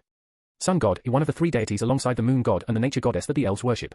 But I couldn't understand why Kai had brought us to this location or why we were inside an elven church. Before I could voice my confusion, a tall, adult elven man dressed in elegant white robes approached us. From his appearance, it seemed like he held a prominent position within the church, perhaps even the Pope. Master Kai, he exclaimed, coming closer with a warm smile and greeting Kai, who stood on my right. You are back. Then, the man shifted his attention to me before quickly refocusing on Kai. Is he a new recruit? The Pope asked, gesturing at me with his chin. No, Kai replied with a shake of his head. But he will be coming here a lot, so I'd like you to remember his face. As you wish, Master Kai, the Pope replied, slightly bowing his head in a show of respect. Waving his hand, Kai resumed walking, moving past the Pope as I followed him behind again. Confusion growing, I trailed behind him as we made our way around the aisle and into a hallway. Eventually, after walking across the hallway for 2 minutes, Kai led me to a wooden door. If not for a big circular, intricate geometric pattern engraved on it, the wooden door appeared ordinary. Without hesitation, Kai summoned a small metal plaque from his smart bracelet that had the same geometric design on it as the door. He placed the metal plaque against the door, causing the pattern to emit a vibrant azure glow. Click, immediately, the door unlocked with a satisfying click. Kai pushed the door open, unveiling a staircase that was going down, probably leading to a basement. Hey, are you planning to kill me and bury me in a church basement? I quipped. Unamused, Kai shot me a blank glance before heading down the stairs. Close the door behind you, he instructed casually. With a resigned sigh, I followed him again by stepping inside and shutting the door before descending the stairs. The walls were adorned with embedded light bulbs, so it wasn't dark. After precisely walking down 30 steps, we stood before another door. It had to be the entrance to the basement. Knock, knock, knock, knock, knock, knock. Rather than twisting the doorknob, Kai began rhythmically knocking on the door. Click, and after his last knock, the door clicked open again. However, instead of an ordinary basement, what I saw behind the door was a vision I could have never imagined. As a result of that, I couldn't help but let out a surprised gasp. Huh? Chapter 231. What the hell is this? I blurted out in a voice filled with shock. Where the hell even are we? Lucas Morningstar, I welcome you to my secret base, Kai replied with a smirk, finally responding to my question. But his words only added to my confusion. A secret base? What is he, a puppet master type villain who pulls the strings from shadows? Wait, never mind, he is exactly that. You see, I had expected to find a simple church basement when Kai brought me here and opened the wooden door. Although even that would have been confusing, it wouldn't have been as mind-boggling as this. Before me was not basement. Instead, concealed beneath the innocent facade of a grand church, lay a sprawling underground labyrinth. It was an expansive underground chamber that stretched far into the distance. By my rough estimation, it was as large as the entire church grounds. Yes, that big. And I'm not even exaggerating. The walls were crafted from a type of pristine silver metal alloy, and the entire area was illuminated by bright, white ceiling lights. Ceiling air conditioners and air vents provided ventilation, as I felt the cold air brushing against my face when I tried to glance inside. Astonished beyond words, I stepped forward and swiveled my head around to take in the scene, my eyes widening in disbelief as I looked around curiously. I noticed that this secret base of Kai was divided into several sections, each serving a specific purpose. What could only be described as the central command center stood at the heart of this underground hideout. It was a high-tech chamber filled with monitors, control panels, and similar equipment. Many young adults, roughly my age, were sitting there. All of them were completely engrossed in their work while continuously tapping virtual keys and filling up some kind of files, or engaged in conversations as if on a break. Everyone was minding their own business and no one noticed us entering. The few who did notice us gave Kai a nod of acknowledgement and went on with their work. Keep moving, Kai's voice snapped me back to reality as he walked past me, urging me to follow behind him once more. Adjacent to the command center was an elevator. We entered it, and Kai pressed the button for the floor below. After reaching the floor below, as the elevator doors opened, revealing the view, I was once again left in a state of shock by its layout. This floor resembled a training facility, where individuals were honing their combat skills. The room reverberated with the sounds of hand-to-hand and weapon combat, as martial artists engaged in intense sparring sessions. Rows of state-of-the-art weaponry and equipment lined the walls, ready to be utilized. Just what the hell is this place? I muttered to myself, taking note of all the people present here while walking behind Kai. Come on, Kai said, moving ahead of me once again. Pick up the pace and stop gawking at them. I'm not gawking. You're staring stupidly. That's called gawking. Well, I call it observing. Adjacent to the training hall, there was another elevator. We quickly stepped inside it, and Kai pressed the button with a downward arrow for the floor below. Why are there so many elevators instead of just one going up and down? I asked, my confusion evident on my face. The last floor at the bottom is the most important one, Kai explained as the elevator doors closed and we began to descend. In the event of an attack, the enemy would have to go through all the floors rather than directly reaching the lowest level. Ah, I see. I understand his reasoning. Even if they disable the elevator during an attack, the enemies could simply break the door and jump down through the elevator shaft to reach the lowest level. But with this method, even if they jumped down the elevator shaft, they would only reach one floor below, so that would still take some time. Yes, it's only normal to take such precautions to safeguard an underground secret base. Good, good. Way to fucking minute. What am I even thinking? I think you should take a look at having an underground secret base is far from normal. As I was deep in such thoughts, the elevator's descent came to a halt and the doors creaked open. Similar to the previous two floors, this one was different in more ways than one. Unlike the floors above, this one wasn't bright at all, and instead of the silver metal alloy, the walls here were made of brick and cement. In place of ceiling lights, this floor was dimly illuminated by light coming from the burning torches fixed on the wall. Rather than a high-tech facility, it resembled an old dungeon. The air carried a heavy scent of blood, mingling with other nauseating, putrid odors. Caverns were hewn into the walls and secured with what appeared to be exceptionally reinforced steel bars. Wait a second, caverns with steel bars? These were prisons. And inside these prisons, all I could see were a variety of mana beasts and alive humans. 2 individuals stood before each of these cells, diligently guarding them. Judging by their age, they seemed to be around the same as me, just like the people on the floors above. Ironically, on this dimly lit floor, I noticed something that I had overlooked on the previous 2 floors above. These people. I trailed off, observing the young guard standing in front of the cells before turning back to Kai. These are cadets from our academy. I recognize them. Not just them, but the individuals on the upper floors as well. Many of them were cadets from the Global Academy. I couldn't identify all of their faces, but I had definitely seen some of them while walking across the academy halls. Took you a while to notice? Kai chuckled briefly. Honestly, I'm impressed that you noticed at all. Stepping out of the elevator, he resumed walking forward while I followed closely behind. We passed by the prison cells, and I observed the prisoners within. The mana beasts relentlessly clawed at the iron bars in an attempt to escape, but their efforts were in vain. These were all low-level mana beasts, and judging by the way they looked, they hadn't been given anything to eat for the past few days. They had no chance to break these super-reinforced steel bars. I also spotted some humans, but most of them had already given up. They appeared malnourished and sickly frail, teetering on the brink of death. Completely ignoring the prison humans as if they were nothing but air, Kai began speaking without slowing his pace. Many of the people here are from our academy, Kai informed me. There are also many from the Ethereal Academy. And some individuals here don't belong to either academy. However, one common factor among all of them is that they all are scions of influential and affluent families from all over the 5 continents. There are also adults affiliated with us, like the Pope from the church above, but they're only tasked with maintaining the facade. Kai, don't tell me, I began to voice my thoughts, but Kai interrupted me with a wave of his finger. No, he interjected. Don't ask any questions here. Let's proceed to the bottom floor first. This time, instead of an elevator, we headed towards a set of stairs located at the far end of the floor, leading downwards. We descended the stairs until we reached the lowest floor, where a black metal door stood in our path, blocking our way. The door had a similar geometric pattern on it as the basement door. Kai took out his metal plaque and placed it against the door. The pattern instantly emitted a brilliant azure glow, and with a resounding click, the door's lock was opened. Click, Kai pushed open the door, revealing the bottom floor. Calling it a floor wouldn't be entirely accurate, it was more like a grand hall. Don't get me wrong, it was huge. But despite its vastness, it was smaller in comparison to the floors above. A red carpet adorned the floor, hiding the pristine white marble beneath. The walls mirrored the silver metal alloy of the upper levels. Antique furnishings were placed around the hall, while golden vaults and portraits adorned the walls. Numerous large holographic screens were projected in the center of the hall, playing surveillance footage of every nook and vanny of the floors in the underground base and the immediate surroundings of the church. Some screens also displayed live satellite footage from various locations, including the Global Academy and more. A single individual sat cross-legged on one of the sofas, observing the screens intently while sipping boba tea through a straw that was coming out from a cup in his hands. His brownish black hair was neatly combed back, and his bright red eyes shifted from the holographic screens before him to our figures as soon as we entered. And the moment I locked eyes with him, I immediately recognized the boy before me.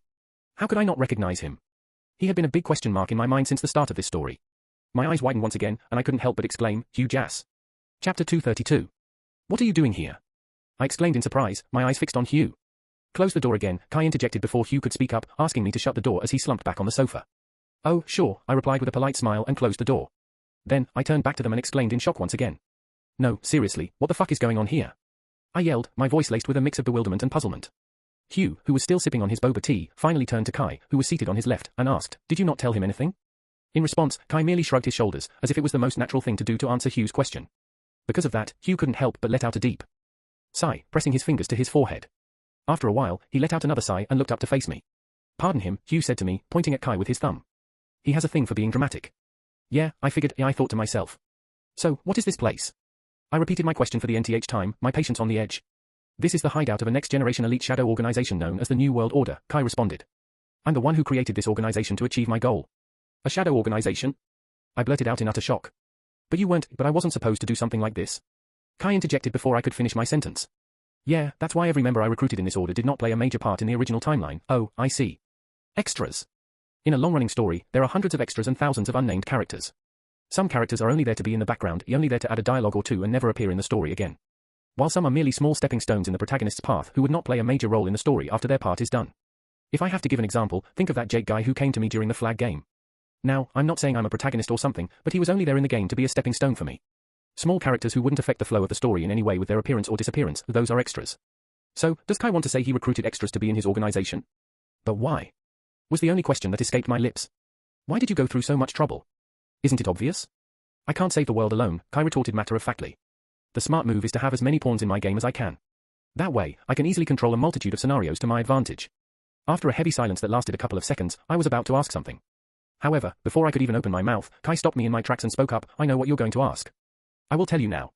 In response to Kai's words that held a vague meaning, Hugh turned to him and gave him a look of disbelief. Wait, are you really going to tell him about the book? Hugh asked, a hint of surprise evident in his tone, but I think you should take a look at. Yes, Kai nodded. I kind of have to. But didn't you say that showing it to people is very risky since we can't predict how it may affect the timeline? Hugh leaned forward with a frown on his face. I know what I said, Hugh, Kai said. But the situation has changed now. Besides, I have reason to believe that Lucas is the spearman. Wait. The frown on Hugh's face deepened upon hearing Kai's words. No, how are you so sure? Because he has a phoenix in his possession, Kai revealed.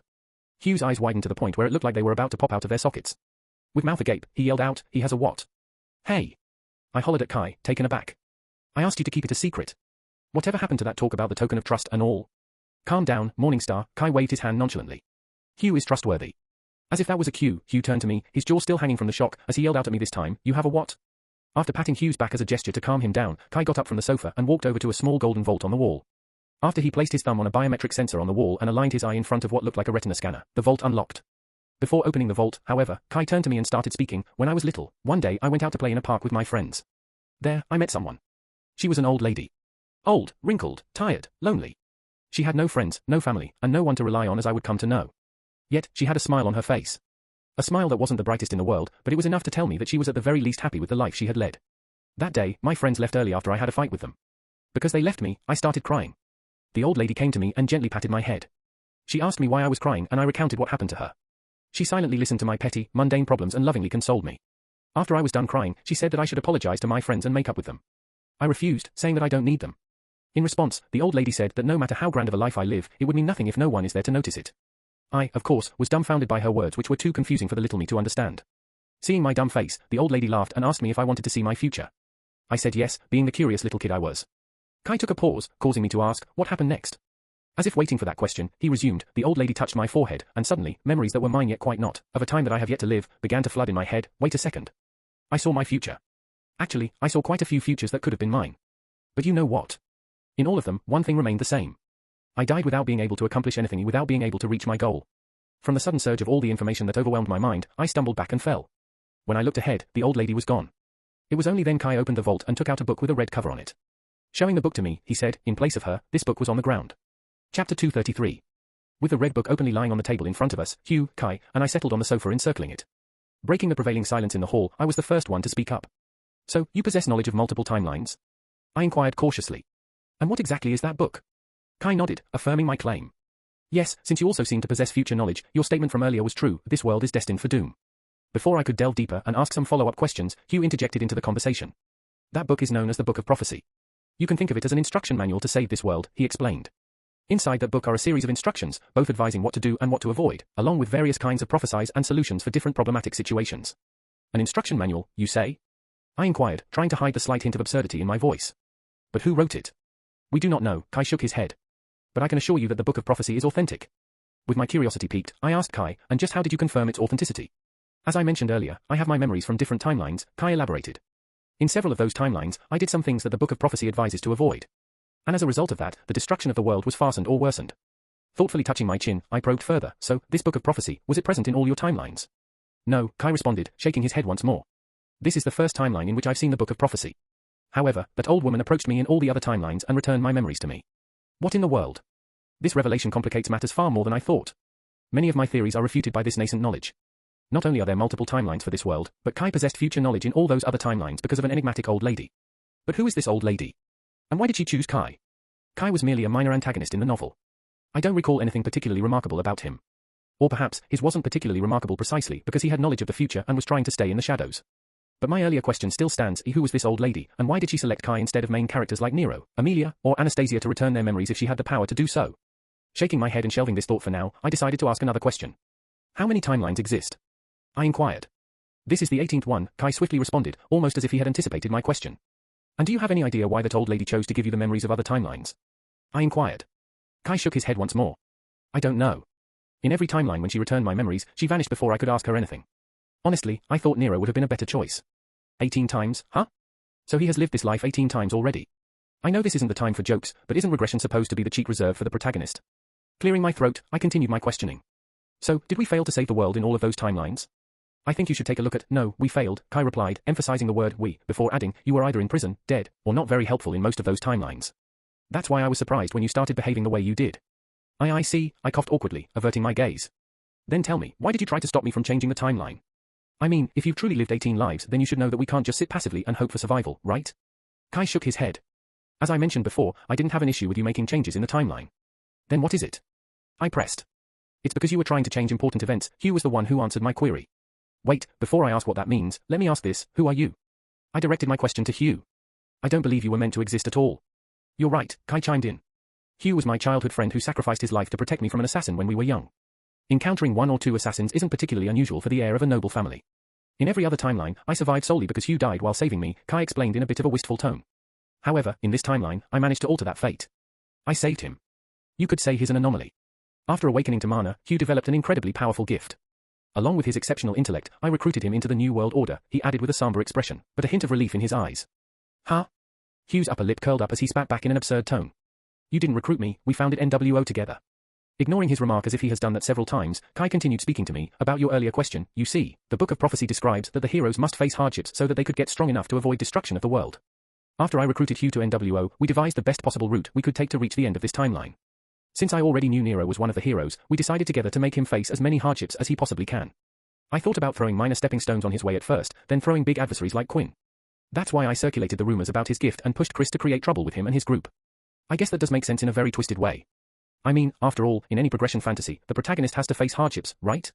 It is because of those hardships that he grows strong in order to reach his goal. Those goals could range from trying to rise against his own family, facing his past, challenging society, or any number of generic stuff like that. A story where a lazy protagonist who won't have to face hardships and grow stronger wouldn't be much of a story now, would it? However, it's different when I myself am living inside that story. But do you have any idea what'll happen tomorrow? I shot a question at Kai. The vampires will attack with the goal of eliminating Nero. They will dispatch 6 of their top squads to achieve that goal, Kai responded. Do you have any idea how many people will die? I asked, my tone flat. Many, Kai replied with a single word. I know it's not a morally correct thing to do, but you have to believe me, it's necessary. It's an important event for Nero and the other heroes to grow.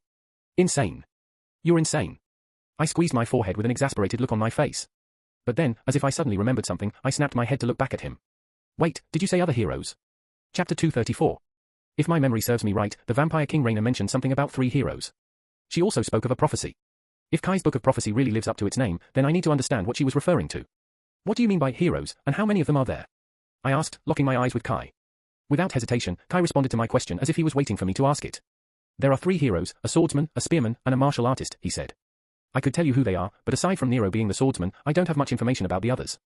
Even with your book? I inquired, to which Kai nodded. But how is that possible?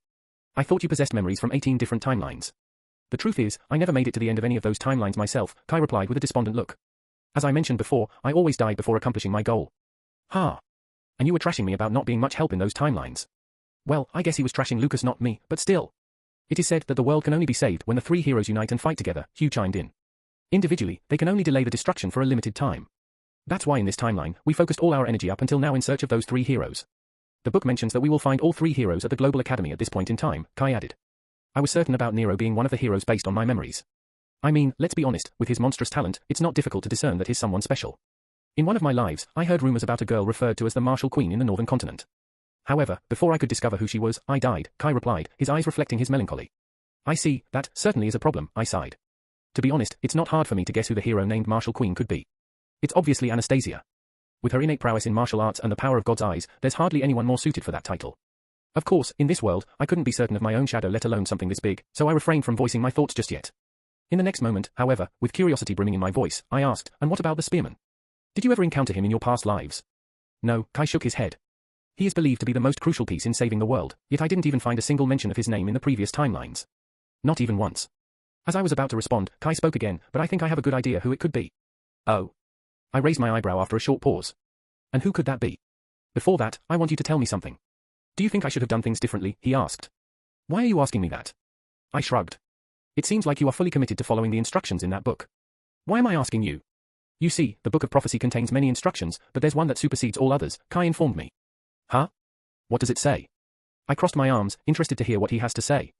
It states that when you encounter the spearman, disregard the instructions in the book and follow him. Asterisk asterisk asterisk, so you think I'm the spearman? I asked, finally breaking the silence that followed his answer. Yes, Kai replied earnestly. It is most definitely you. How are you so sure? I questioned, but in my heart, I knew what the answer was going to be since I had already heard it from Raina. I think you should take a look at your description, Kai replied, pointing at me. It matches the description of the spearman in the prophecy. Plus, if what you told Kai is correct, then you having a phoenix is most definitely a sign indicating that you're the spearman. Hugh chipped in. There's a prophecy that states that the spearman will possess a phoenix. I raised another question. There are multiple prophecies which state that, well, not exactly that, but close enough, Hugh answered. I see, I uttered while gently running my chin. You already knew this, didn't you?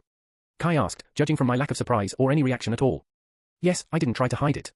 Before I killed Raina, she told me something similar. I see, Hugh spoke out. Well, vampires, elves, and dwarfs, all have their own versions of prophecy, so it's not surprising that a former abyssal vampire king knew about it. True, Kai joined in with an affirmative nod. So like, how many prophecies are there? I voiced a question that had been pressing on my mind for a while now. Like 15, I think? Kai replied. Many of them are in dead languages, so it's nearly impossible to decipher them. So only 5 are actually of any help. If you are interested, then go ahead, take a look at the book. But Hugh was about to speak up again to retort his decision, but Kai spoke first. It doesn't matter, Kai said, turning to face Hugh. If he's truly the spearman of the world's edge, then it doesn't make sense to keep the book from him. What if he's not, though? Hugh argued. Look at him. He has knowledge of the future. Kai raised his voice. So do you. But that doesn't automatically make you a prophetic hero, does it? Hugh retorted. Kai took a deep breath, seemingly preparing to respond, but before he could, I interjected into the conversation. I don't care whether you believe me to be some kind of hero or not, because the truth is, even I don't believe it, I stated, clenching my fist. Then, with an even tone, I continued, my only concern is my own survival, not anything else. I am willing to sacrifice whatever it takes if it means I get to live. Saving the world is merely a consequence of saving myself. I am selfish, and I'm fully aware of that. The things that I've done. I don't believe they align with what a hero destined to save the world would do. But one thing you cannot deny is that with me on your side, the chances of saving this world of yours will increase exponentially. A heavy silence descended upon the hall after my confession. Hugh gazed down at his feet, lost in deep thought. He was likely thinking about what to do next. Finally, after a minute or two, he decided to end his awkwardly long pause and nodded his head slightly. Fine, he muttered under her breath. Nodding back, I extended my hand to reach out and grab the red book, but before I could even touch it, Hugh spoke up again. But before you touch it, I need you to tell me where you got your future knowledge from. Hugh, I already promised him that he doesn't have to do that, Kai interjected, but Hugh dismissed his words. Exactly, you promised him, I didn't, Hugh spoke up, summoning his twin handguns. And what if I refuse to tell you? I asked, preparing to summon my own weapon. Hugh simply pointed the barrels of his handguns at me and spoke in a deathly calm tone, then you'll not escape from here. Chapter 235. I couldn't help but experience a feeling of déjà vu when Hugh pointed his guns at me. For a second, I froze as the flashback of a certain author killing me appeared in my mind. However, I recovered quickly and kept my poker face on as I asked, will you kill me? I can if I want, was what Hugh replied with. He wasn't wrong. It would at least take me a split second to deploy my martial aura and shield me from the bullet. By that time, I would already be dead with a bullet in my head. But unfortunately for Hugh, I don't need to employ my martial aura when I can simply use Phoenix's embrace. Even then, however, I would want to resolve this matter peacefully. As if he shared the same intentions, Hugh said, but I won't kill you. Something tells me I can't anyway. So I'll imprison you in one of our cells until you tell us what's the source of your future knowledge. Even though I didn't completely agree with the level of aggression Hugh was showing, I knew his demand wasn't exactly wrong. You see, they have already shown me their trump card. What's to say I can't just go to the vampires and sell them these secrets? Hell, for all they know, I could be a spy since Lucas wasn't supposed to behave like the way I'm behaving in the original timeline. Or what if the future knowledge I have is nothing but a trap that would lead this timeline another bad ending? Maybe I'm just an imposter acting to match the description of the spearman from the prophecy to let them get their guard down. The possibilities are endless. Since I know the source of Kai's future knowledge, I have also come to know the weaknesses in it. His knowledge comes from the memories of his alternate self that lived in the other timelines. That means his knowledge isn't omniscient like mine since all he knows comes from his perspective. That means he only knows about the events and characters that he encountered. I, on the other hand, know everything that Joe wrote in his novel. Well, truth be told, my own knowledge hasn't proved to be very omniscient either, but at least I can confidently say that I know more than Kai. So since I know their weaknesses, Hugh's argument is that it's only fair that they know mine. Fine, after a bit of thinking, I nodded my head. I'll tell you about the world I came from. After approximately 20 minutes, Lucas was done telling his secret to Kai and Hugh. As a result of that, the entire hall fell into an overwhelmingly deafening silence. The two cadets aside from Lucas remained motionless on the sofa, their faces filled with a mix of confusion, surprise, shock, and various other indescribable emotions. Within this absolute stillness, Kai and Hugh appeared like lifeless statues, only the sound of their breathing confirming that they didn't die from the shock. Breaking the prolonged silence, it was Lucas who spoke first. Would you two like for me to offer some water or something? Lucas sarcastically asked, unable to bear the oppressive silence any longer. I think you should take a look at Hugh followed suit, so, let me get this straight. You're saying that Lucas is dead, and you're now inhabiting his dead body? You seem pretty alive to me. What? Lucas nearly leaped up, taken aback by the sheer absurdity of Hugh's statement. For some reason, he felt a slight sense of offense. After all, Hugh pretty much called him a zombie. Zombie? Him? An extremely handsome person such as him? What nonsense. I'm very much alive. I merely shifted into his body, unintentionally. The term for it is transmigration in modern pop culture. Well, modern in his world. How does that even make sense? Kai pondered aloud, his fingers grazing his chin. Lucas shrugged, unsure of how to explain any more clearly than he already has. After a bit of thought, Hugh chimed in, actually, it does. It does kind of make sense. Kai gave Hugh a quizzical look. Well, go on then, explain. Rubbing his chin as if remembering something important, Hugh began to explain. In one of the prophecies, it mentioned a spearman standing at the junction of two worlds. If we really consider Lucas as one of the heroes, then it's not far-fetched to think that the prophecy was referring to this very situation. Perhaps it meant that one of the heroes would come from a different world to save ours. Of course, deciphering prophecies is challenging because of their cryptic and vague nature, so we can't be sure. But I think there is a good chance the spearman can really be him. At that statement, Hugh received a look from Kai that screamed, "I told you so." In response, Hugh held back his urge to roll his eyes. Meanwhile, Lucas was lost in his own thoughts. A spearman standing at the junction of two worlds, huh? Lucas took a long, deep breath as an unwanted memory resurfaced in his mind. During his childhood, when he, as in, Noah Lambert, used to have recurring nightmares every single night, there was one particularly harrowing memory that remained etched deep within his soul. Although most of the details from that nightmare had faded from his memory after growing up, he could still vividly remember seeing a boy standing at the convergence of two worlds with a two-headed spear in his hands. One world appeared futuristic yet mystic, while the other resembled a world Noah was very familiar with, his own Earth. He remembers that the boy would lock eyes with him and utter in a sad tone, "This is the point where our worlds collide." What did you say? Both Hugh and Kai looked at Lucas with a confused look as he mumbled something under his breath. With their gazes locked on him, he merely shook his head. Nothing. Almost instantly, however, Lucas turned to Hugh and asked, "So, can I read the book now?" Letting out a soft sigh, Hugh closed his eyes for a few seconds before finally opening them and giving me a strong look. "Fine," he nodded. "You can read it." Chapter 236. With Hugh quietly sitting in front of me and Kai pacing around the hall, I slouched back on the sofa. Biting my lower lip softly, I would turn the pages of the red book in my hand ever so often, my eyes only focusing on its contents. The Book of Prophecy was exactly as Kai and Hugh had described to me. It had a lot of instructions written in it and solutions to different kinds of problems that may arise. ===19 Do not attempt to alter the destinies of any of the companions accompanying the hero. ===23 The heroes must face and overcome challenges to grow stronger, and save the world from the malevolent entity threatening the universe's existence. ====32 The heroes, except for the spear hero, must not be informed about this book or their future under any circumstances at all. Allow them to discover it on their own. Failure to prevent this will only hasten the world's destruction. ====42 Head to the Global Military Academy to find the three heroes, but remember instruction number 32 at all costs. ====75 Establish a covert order to operate in the shadows and adhere to the instructions. ====86 If you believe you have saved the world, if you believe the heroes have saved the world, think again. ====93 Do everything necessary to assist the heroes, for they are the chosen champions of the cosmic womb, the conscious mind of the universe with knowledge of the past, present, and future. ====101 The final instruction in this book is, if, by some stroke of luck, you manage to find the spearman, disregard all other instructions and follow them. They are the last hope of heaven. Cosmic womb. I should look into it. Taking a mental note, I finally flipped the last 2 pages after glancing at the instructions. On the last 2 pages, a bunch of prophecies were cursively written with red ink. I tried reading them, but most of them were so vague and cryptic that I couldn't understand a thing. Frowning in confusion, I was about to close the book when I saw something that caught my eye. This, I muttered in a whispering tone that barely reached my own ears, let alone the others present near me. The thing that I was looking at was a prophecy just like the others. But this one was different. Why? Well, because I have heard something similar somewhere.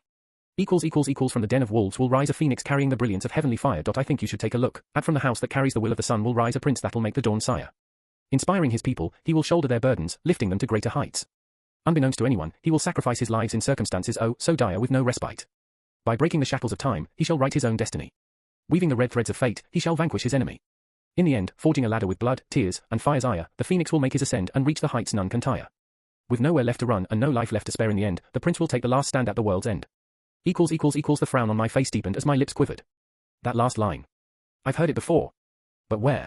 It was then I remembered that when I was fighting Reyna before she killed herself, she said something to me. She mentioned something about the prince who will take the last stand at the world's end. Hugh did say that vampires have their own version of prophecies. So this could be one of them? Arg, I grunted, closing the red book and frantically scratching my head. Confusing. It's all so confusing. Lucas, Kai's voice reached my ears as he called my name. I raised my head and looked at him. He stood at the corner of the hall, arms crossed over his chest, giving me a knowing look. I know it's a lot to take in. Well, a lot to take in would be an understatement. I don't even know where to begin. Prophecies, instructions, heroes, champions. This world had much more than what that bastard Joe described. For a second, my breathing quickened and my heart pounded hard against my chest. Gritting my teeth, I forced myself to calm down by taking several long, deep breaths. Finally, I shook my head, dispersing the thoughts plaguing my mind. It doesn't matter, I thought to myself. Right, all this doesn't change my plan. Whether Lucas was actually supposed to be some kind of prophetic hero or not, my goal remains the same, survival. Phew, I let out a soft sigh, turning to Kai. I needed to make this fact clear to him too. Locking eyes with him, I said, as I told you earlier, I don't care about these prophecies. The only thing I actually care about is surviving the world's destruction. Saving it is only the byproduct of you reaching your goal, Kai nodded. Yeah, I know. But I also don't care about your goal. I believe wholeheartedly that you are one of the 3 heroes. So as long as you can save the world, you can do whatever you want for all I care. Okay, I nodded, satisfied with his answer. So is it safe to assume you will work with me? Sure, Kai assured. As long as whatever you're doing helps save the world, I'll have your back. Good, I remarked. So our first task will be to prevent the vampire attack from happening tomorrow. But it's already too late for that. Hugh pointed out. The vampires must have already dispatched their platoon to attack the academy by now. You're right, I acknowledged, turning to face Hugh. But we can still limit the casualties. That's a tall order, you know? Kai commented. I'll make it happen, I said, leaning forward slightly. But when all this is over, I need you to hand over some poor people to me. Some people? Kai raised an eyebrow at my request and gave me a questioning look. Who? Quinn and Grace, I replied, a smirk playing on my lips. I can put them to much better use than you. Chapter 237. After talking with Hugh and Kai some more, I headed out to leave. We had so many things to discuss, but we also had to prepare for tomorrow, well, that and because Leo had been calling me. It seems like he really intends to train me until the start of the main event tomorrow. Tilda anyway, back to the main topic, I did it. I never thought I would reveal my secret to someone, but I did. I told them that I have transmigrated into Lucas' body from a different world. By the way, for reference, I also mentioned the novel. I explained to them that I read it in my real world and gained knowledge about this world's future. However, I didn't talk about Joe or how he killed me. I didn't have any particular reason for not telling them about him, I simply didn't think telling them that would be of any use. Besides, I had a gut feeling to keep Joe's identity close to me. Nevertheless, I did share with them that I have cracks in the memories that I inherited from Lucas. Initially, I thought they would be weirded out by my revelation, which they definitely were, at least for a little while. But later, they didn't seem to care. All they want is hope, the hope of saving this world. As weird and confusing as this whole ordeal was, one thing came out in my favor, I managed to switch Kai to my side. He and his covert organization, the New World Order, will prove to be invaluable helpers to me in the future. Not to mention, I have also secured Grace and Quinn under my authority too. Dealing with Grace might be challenging, but I have great plans in mind for her. Yes, no matter how I look at it, fighting Kai and almost dying was definitely worth it. Speaking of Kai, the wise man was currently walking me out of the base. While on our way out, I turned to look at him and asked, by the way, do you know how exactly the world would end? Kai arched an eyebrow at my question, a little bit confused. You said this world was a novel you read in your real world, right? So, wasn't the end mentioned in it?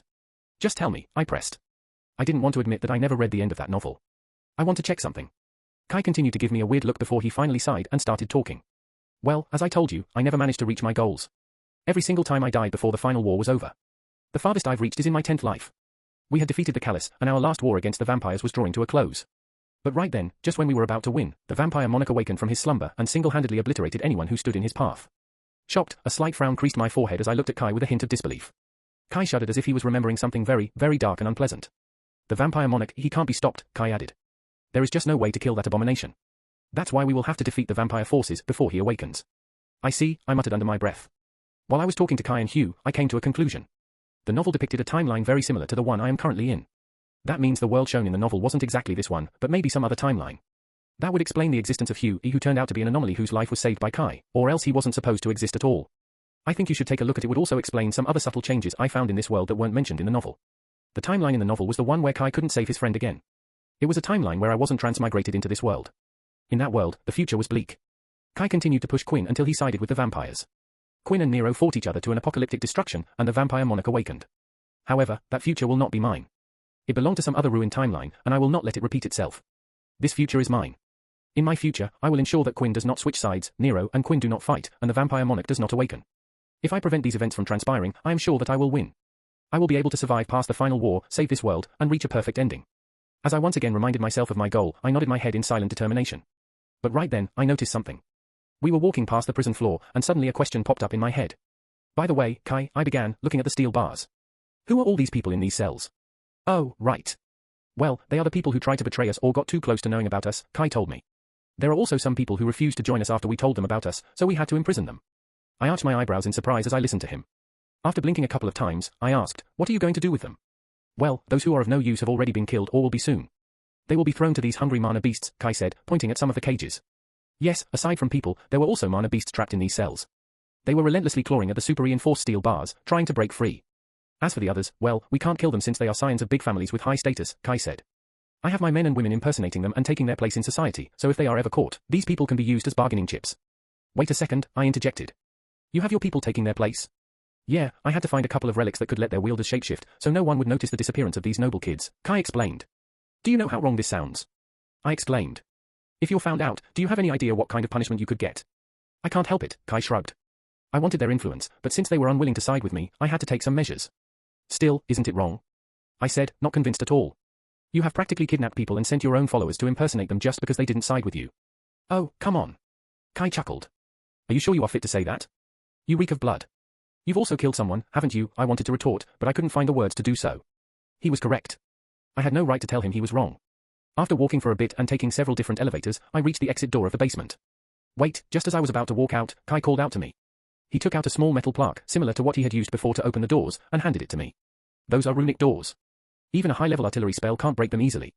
Use this plaque to open them and don't lose them, Kai said. Taking the metal plaque from him, I inspected it for a quick couple of seconds before nodding and walking out. Okay, this was done. Chapter 238. Tack. Clang, clang, clang. Thwack. Arg. Grunting and mumbling in pain, I fell to my knees, panting. My breath was shallow and ragged, and my heart felt like it was about to burst. Taking out a bottle of cold water from the dimensional storage of my smart bracelet, I pushed down its content in big gulps and let out a long, satisfied sigh.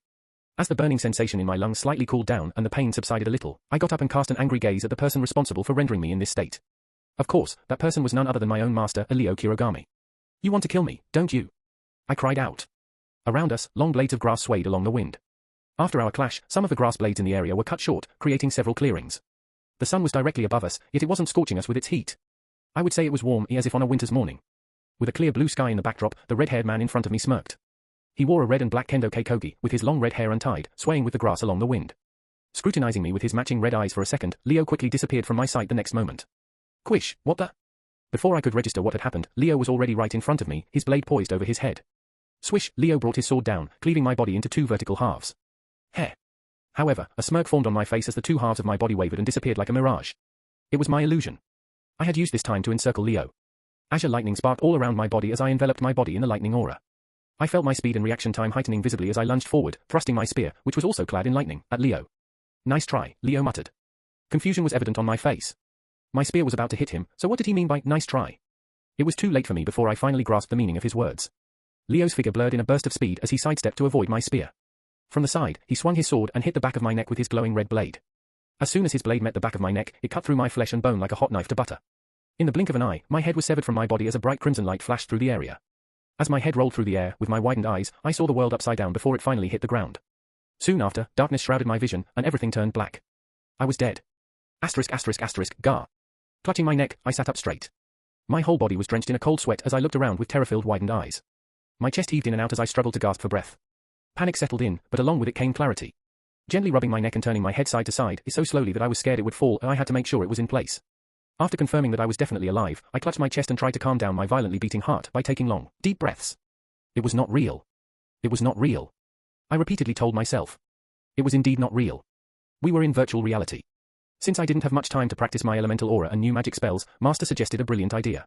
He asked me to train in virtual reality with a time dilation effect. I think you should take a look at basically. With the time dilation effect in place, 1 day spent in virtual reality would only be 6 hours in the real world. So basically, I could continuously train for 4 days while in reality only a day would have passed. There were only 2 problems. You see, no matter how much you train in VR, it would only affect your mind, not your body. But I was fine with it since I only need to get used to the feeling of using elemental aura and my new magic spells. However, the second problem was that only the third-year cadets could use the time dilation effect in VR. But since it was Leo who wanted me to train with time dilation in effect, the cadet council didn't have much choice but to give me permission to access it. Unbeknownst to me, there was also a third problem. You see, since I can't die in VR, Leo thought that it would be a good idea to fucking kill me. He killed me thrice. Thrice. That man is not right in the head. He's insane. He shouldn't be allowed anywhere outside of a mental asylum. Are you fine, my dear disciple? Oh, speak of the devil. I looked around as soon as I heard a familiar voice. Right now, we were in the VR room. I was sitting up straight inside my VR pod, drenched in cold sweat after dying inside the virtual reality with 100% immersion. Yeah. 100% immersion meant I felt every ounce of pain that this man who calls himself my master inflicted on me. Stepping out of my VR pod, I looked at Leo who was also out of his VR pod and was now leaning against it. He had a satisfied smile on his face that did nothing to calm my rage. Fine. You ask if I'm fine after killing me for the 3rd time. Oh, it was just VR. Don't be dramatic. Just VR. It was 100% immersion. I felt all that pain. Well, now you know what dying feels like, so you'll do good to avoid it. Is this man for real? I can't tell him I already know what dying feels like, but even if I didn't, his argument doesn't make any sense. Oh, I simply killed you so you would do good to avoid dying. Yeah, right. Because otherwise, I was eager to die. As I was lost in my silent rant, a thoughtful look appeared on Leo's face. It's weird. He muttered to himself. What? I asked, still pouting. You know, it doesn't feel like you're learning anything new. It feels like you're just remembering what you've already learned. Leo remarked, touching his chin. What nonsense are you on about now, master? I looked at him with a blank expression. Nothing, maybe I'm just overthinking. Leo waved his hand. Anyway, isn't it time for you to go? Casting a confused look, I gazed at the smart bracelet on my wrist to know the time. It was 7:35 a.m. right now. The main event would start in 30 minutes. Arg. Yeah, I should go. Quickly rushing for the door, I waved at Master and thanked him for the training, even though he killed me thrice. But still, because of him, I did manage to learn some high-level spells. My arsenal is very versatile now thanks to him. Ha! I couldn't help but let out a sigh as I rushed home to freshen up and get ready. The day was finally here, the day of the King's tournament. Chapter 239. Ding, leaning against the wall, Kai tapped his smart bracelet, alerted by a notification bell signaling a text message. Just then, Hugh entered through the door, catching his friend absorbed in reading on the holographic screen popping out from his smart bracelet. Kai, they're all gathered, Hugh said, shaking Kai out of his trance. Ah, okay, Kai nodded, averting his gaze from the holographic screen in front of him. What are you reading? Hugh asked, a little curious. It's an outline of the plan to prevent the vampire attack today, Kai explained. Hugh walked up to him and started reading the contents laid out before them on the holographic screen. Hugh touched his chin after thoroughly reading the text. Yeah, as long as we don't mess it up, this strategy will work. Well, at the very least, we would be able to prevent as many casualties as possible. While Hugh spoke, Kai seemed lost in deep thought. After a bit of silence, he spoke, Hey, do you really think what Lucas told us was the truth? And is he really the spearman, or am I making a mistake here? Having second thoughts? Hugh cast his friend a look and then gave him a crooked smile. After a short pause, he added, I don't think he was lying. As for whether or not he's really the spearman, I think you know the answer to it already. Kai pondered Hugh's words before speaking in a somber tone. Lucas mentioned that he read a novel in his real world. That novel is this world. If that's true then, do you think our fates had been written beforehand? Do we even have free will? If everything we do is just part of some story, then the one writing our story must be a god. If that's true, then are we really just puppets dancing on his will? Hugh remained silent for a few minutes, struggling to find the right words to reply to Kai. Finally, after a few more minutes, Hugh managed to form a reply. He patted his friend's back and said, honestly. I don't know. Maybe our fates really are pre-written. Maybe God really is some twisted being playing with us like puppets on his will. Maybe. Maybe the ending of this story has already been decided. But what I do know is that you will not give up. And if I were God, I would be on the lookout for you because making an enemy of you is the worst thing someone could do, even if that someone is a god. Kai threw his head back and chortled at his friend's words. The depressing, bleak look in his eyes from before slowly dissipated as he nodded his head, solidifying his resolve. Yeah, Hugh was right. So what if their fates were already planned? To hell with all that and to hell with God. Kai had already tried 17 times to change his fate, and despite failing in all of them, he knew one thing, he would not give up. No matter what happened, he would change his and this world's fate this time around. Especially since in this life, his friend was beside him. Thwack, ouch. Determined once again, Kai smacked the back of Hugh's head hard and laughed as the latter let out a pained groan. You've always been good at buttering people, Kai grinned. Okay, let's go. With that said, Kai headed out for the first floor. Hugh rubbed the back of his head before smiling and following behind. On the first floor, hundreds of cadets were gathered in neat rows and files. They were all cadets of the Global Academy. Most of them were first years, many of them were second years, and there were even a few third years present among them. Looking at the crowd, Kai nodded his head and declared in a loud tone, you all should know that there have been some changes in the plan. Instead of letting it happen, we will prevent the vampire attack. I will tell you the plan in detail after we reach the academy. I will say this, however, the King's Arena will become a battlefield today. Prioritize your own life at all costs if all hell breaks loose. Yes, sir. The cadets shouted back in unison. With a nod, Kai yelled back, we walk in shadows, sworn to secrecy, so the world can see the light. We do not fancy fame or want the world to know our name. Our goal is just to create and serve the new world from behind the veil of shadows. Embrace the veil, ignite the future. I think you should take a look at Embrace the Veil, Ignite the Future. The crowd of cadets repeated the last words of Kai in a loud tone. Raising his head, Kai showed a pleased smile. Almost instantly, a cadet stepped forward and walked up to him before slightly bowing his head. He was a cadet named Luke, one of Kai's most trusted members of the NWO. With black hair and matching eyes, a plain-looking face, and a well-built body, Luke didn't stand out in any way. In fact, he wasn't from a very wealthy family either. Kai had recruited Luke since they were children because Luke possessed a powerful gift. Luke, open the rift, Kai ordered. Despite his unremarkable appearance, Luke possessed an extraordinary gift. Nodding, he extended one of his hands and opened his palms. After some minutes, a bluish portal ripped through the fabric of space and opened in front of him. Luke had the gift of opening teleportation gates to anywhere he had been once. The flaw of his gift was that it takes him a long time to open these portals. This will get us to the top of your apartment complex, Kai, Luke informed. Nodding once again, Kai spoke out, let's go. He should have received the text by now, right? I thought out loud as I combed back my hair to the side. My hair has grown a lot since I first came to this world. It covers the back of my whole neck now. Should I trim it or let it grow? I didn't mind letting it grow and tying it in a braid or a bun like Master. But the thing is, I have a flower boy face. I don't want people to think that I'm a girl cross-dressing as a guy. Wait, what the heck am I thinking? Right, this is not the time to think about hairstyles. Shaking my head, I buttoned my shirt and put on my tie. Since I had to change into combat attire soon anyway, I didn't bother putting on the blazer. Okay, I have 3 tasks at hand. First, I will have to try and end the King's tournament as soon as possible. I was very tempted to go back to my original plan and let Nero easily beat me in the finals. But a promise is a promise. I said that I'd put him in his place, and I will not go back on the words I gave to myself. Second, if Kai and his team stick to my plan, then the vampire attack will be prevented, or else I would have to act on plan B, which I've already set in place. As for the third task at hand. Creak Tilda. Oh, come on, Sarah. Please let me go. Yeah, I will have to do something to get Sarah off of me. She has grabbed my shoulder with her claws and is now refusing to leave me.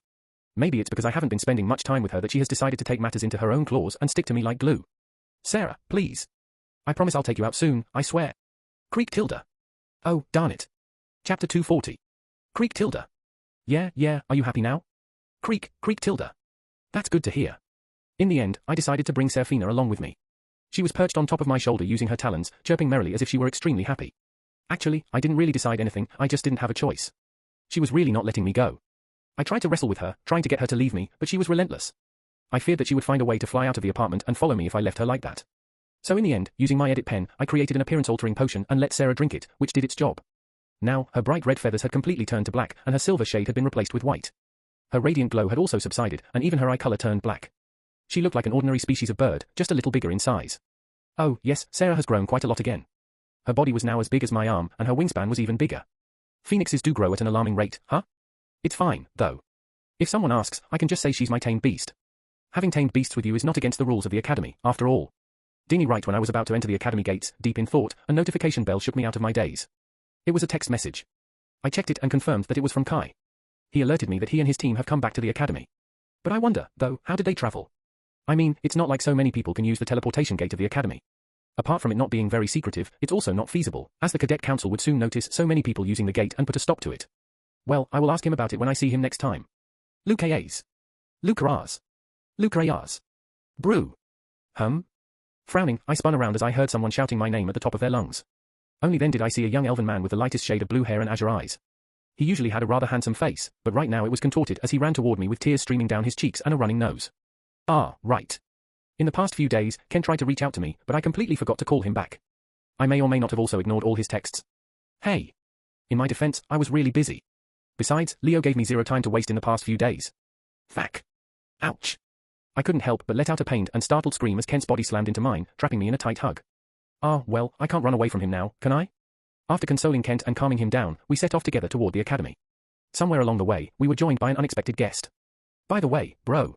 I didn't get to say this earlier, but your performance during the flag game was great. Kent exclaimed with clear excitement in his voice. Thanks, I replied, trying not to let a smug smile creep onto my face. At that moment, the third person walking with us spoke up. And I didn't get to say this earlier, but thanks, Lucas. Not only did you keep your promise, but you also led us to victory. It was Amelia.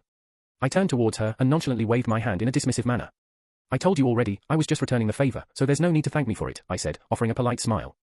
I hadn't had the chance to meet Amelia and Kent after the game ended on the first day. Our team had interviews scheduled, so Kent couldn't join us during that time. As for Amelia, the academy thought it best not to be seen together to avoid any further controversies, so her award ceremonies and interviews were held separately. After the game, I did catch a glimpse of Amelia in the medical room, but we had no opportunity to talk as Nero spoiled my mood first and I headed home. After that, Master dragged me to perform vigorous training with him, leaving me little time to even catch a breath let alone talk to people. Amelia shook her head, insisting, no, I still need to thank you for other things. An enigmatic expression crossed my face as I inquired, what other things? I think you should take a look at Amelia hesitated for a moment before averting her gaze. I don't want to tell. Huh? What? I swear to God, I don't understand her at all. I couldn't help but be puzzled. Before I could probe further, Kent jumped in, changing the topic, by the way, bro. We heard that you and Kai fought. What happened? Surprised by his question, I raised an eyebrow. The news has already spread? Amelia scoffed and tapped on her smart bracelet, saying, the news? There's a video going around the internet showing you stomping Kai's head into the ground. Some people are even claiming that you both fell down from a building, can you believe it? As she said that, a holographic screen popped up in front of us, displaying a video in which I was indeed seen stomping Kai's head into the concrete. Damn, I know how to deliver a curb stomp. After the video ended, Kent quickly spoke up, when I heard the news that the cadet council was punishing you, I rushed to the academy to meet you. But by that time, we were informed that you had already left with Leo-sensei. We? I furrowed my brow, curious about Kent's words. Amelia's ears perked up, and her face momentarily paled as Kent continued, yeah, after arriving at the academy, I found Amelia was also there. I turned my gaze to Amelia, and she simply shrugged in response. I was nearby, so I decided to check up on you. You know, I still needed to thank you and all, she explained. Then, she gave me a curious glance and asked, so why did you two fight? I hesitated for a moment before replying, it was an ego fight. An ego fight? Kent raised an eyebrow. Yeah, you know, when two guys can't stand each other, they just duke it out, I clarified. I know what an ego fight is, Kent interjected, and you had a fair reason to get into a fight with him after how he targeted you that day. Targeted him? Amelia looked at Kent with a questioning expression. Kent proceeded to tell her about the incident when Kai confronted me, causing a frown to form on Amelia's face. I see, she said, but still, didn't you guys go a little too extreme on each other? It's fine, I waved my hand dismissively. We're perfectly fine now. I also heard his group got involved too, Kent added. Yeah, but they didn't fight, I clarified. Well, to be precise, they couldn't put up a fight. Kai was the only person there who could have defeated me, and he even came close to doing so despite all the stat boosts I had. If not for the fact that he had fought Quinn just moments before my arrival, no, actually, now that I think about it, I could have defeated him even in his top condition since it wouldn't have made much of a difference. And what was the punishment you got? Amelia inquired, raising her eyebrows.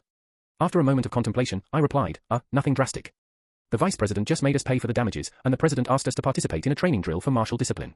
My own martial discipline will last for 2 days after the king's tournament. Right, and I suppose paying such a lowly amount wouldn't have even made a dent in your highness' wallet, right? Amelia commented playfully with a smirk. Ha! Now you understand my greatness. Good, good. I retorted with the same energy. With that banter, the three of us continued walking while chatting about various things. Amelia mentioned that my popularity had suddenly skyrocketed, as had Kai's. Both of us were the individuals that no one expected to deliver such a remarkable performance in the game.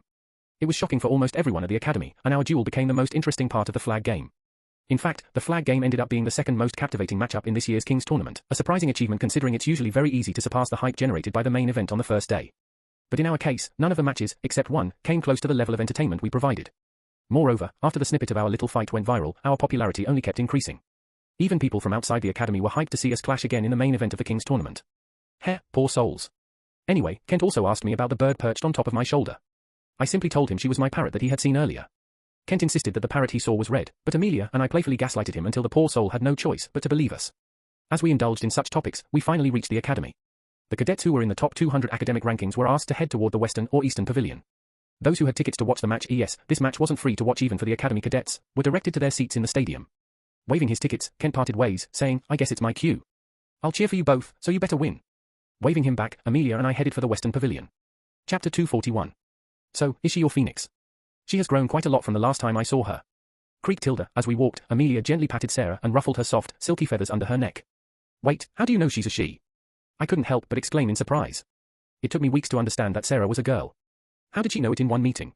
Amelia gave me a worried look, concern clearly visible in her eyes. As my frown deepened, she waited for a few seconds before hesitantly speaking. Lucas, is your memory getting worse, or is it mere exhaustion? I raised an eyebrow, a confused look forming on my face. What do you mean? Lucas, you were the one who told me about her gender, remember? Amelia said, her tone tinged with concern. I did? I don't remember. Conversations aren't something I forget easily. After all, it's very essential to keep track of what I say and what others say to me. Not only does it give me insight into their character, but it also helps me gauge how much I can reveal about myself in front of someone. No matter how minor the detail, I remember absolutely everything I reveal to others and what they reveal to me. So then, how did I forget about this? Are you sure you aren't gaslighting me like Kent? I narrowed my eyes at her, but Amelia wasn't in the mood to amuse my humor. Lucas, you know you will have to get to the bottom of this, right? She said, giving me a concerned look. I guess she won't drop this topic, huh? The thing is, talking about my memory, or Lucas' memories, actually is a little unnerving to me for some reason. That had especially been the case after reading those journals. And now, after going through all those prophecies and whatnot, I'm not sure what to make of Lucas. There was definitely more to him than meets the eye. Everything is a mess. I think I've said this before, but I'll say it again, I hate mysteries. Letting out a soft sigh, I glanced at Amelia and said, I guess you are right. I have been having trouble remembering things recently. I keep forgetting mundane tasks like whether I had eaten breakfast, taken a bath, answered texts, and other such things. Remembering complex things like what I said to people, the face of the person who bumped into me earlier, or even a simple math equation has become a challenge. I can still recall events from Lucas' memories, but it feels like the cracks that were there before are getting bigger and bigger by the day. Even memories from my previous life are fading. My parents' faces have blurred in my head, and I can't even recall how many siblings I had. I didn't want to admit it until now, foolishly believing that if I didn't say it out loud, it wouldn't become real. But it is already the reality. I began to confess with shaky breaths, it's worsening. I keep forgetting things. I fear soon I'll forget everything and just be a shadow. Before I could continue, Amelia interjected, it won't happen. Return to Wolfshire as soon as your semester break starts and investigate there. I'm sure you'll find some clues. That's the plan, I shrugged and replied with a somber expression. In the next second, Amelia spoke up again, besides, I would be damned if something happens to you before you give me an apology gift. Sorry, what? You want an apology gift? Yes, at least a legendary or divine rank relic would suffice. After blankly staring at her for a couple of seconds as she put forward her shameless demand, I burst out. You do know there's a chance that I was mind-controlled, right? I retorted. So why would I give an apology gift when I was also the victim? Ha! Amelia dramatically gasped, as if I had asked her for her kidneys, and widened her eyes. She then proceeded to wipe non-existent tears off her face and said, I think you should take a look at, wow, you not only hurt me, but you refuse to compensate for hurting my feelings? Do they teach these ethics in the Morningstar household? Faking snobs and sniffs, she put on a show that would put even the greatest actors to shame. Before I could speak up, however, bright lights suddenly flashed on us. Squinting my eyes, I looked around and saw crowds of media reporters swarming towards us. Fuck. Today's match was a significant event, attracting not only cadets of our academy but also many people who were permitted to attend this event from outside the city. Among the attendees were top media associates, including influencers and reporters from all over the world. They were granted complete access to roam freely within the academy grounds, given the magnitude of today's event. As we continued chatting and walking, we failed to notice that some reporters had started following us. To make matters worse, Amelia was crying, albeit only in acting. And on top of that, the cadets were explicitly asked to avoid any controversies. It wouldn't take a genius to figure out that we had messed up, right? Given our history, we shouldn't even be seen a meter close to each other. As I gave a sidelong glance to the girl walking beside me, she returned the look and muttered, well, damn. After choosing to remain silent in the face of a flood of questions thrown at us and not escalate any controversies that we might have given birth to any further, we decided to quickly part ways with each other. Yet, I couldn't shake the feeling that I would soon be receiving an earful from a certain someone again. Ha. Anyway, right now I was casually strolling through the academy, taking in the festive decorations in the stadium as if it were a grand festival day. The stadium was adorned with vibrant banners and colourful streamers. Flags of all 4 ruling houses fluttered in the breeze, and the air was filled with the buzz of chatter and laughter. I could even see the Morningstar family flag. It had a sigil of a wolf howling with the backdrop of the rising sun at dawn. The podium at the far end was decked with dazzling lights, making it a focal point of attention. Meanwhile, tall spotlights stood around the circular, concrete ground at the centre of the stadium, where our matches would take place. Reporters were already present, busy capturing the moment, as influencers took selfies or made videos, and the audience in the stands grew increasingly impatient. They wanted to start the match as soon as possible. As I casually walked through the crowd of cadets rushing to the pavilion building where I myself was headed, a strange feeling settled in my heart. It reminded me of the same sensation I experienced in Sylvesterine. These people will die. It felt like I was in a graveyard, surrounded by the graves of the people walking beside me. So many lives will be lost today and so much blood will be spilled, despite my efforts to prevent it. Damn it, Lucas, focus. Slapping my cheeks, I shook my head and dismissed such dark thoughts. I had already done what I could. Out of the corner of my eye, I spotted someone I instantly recognized without even turning my head.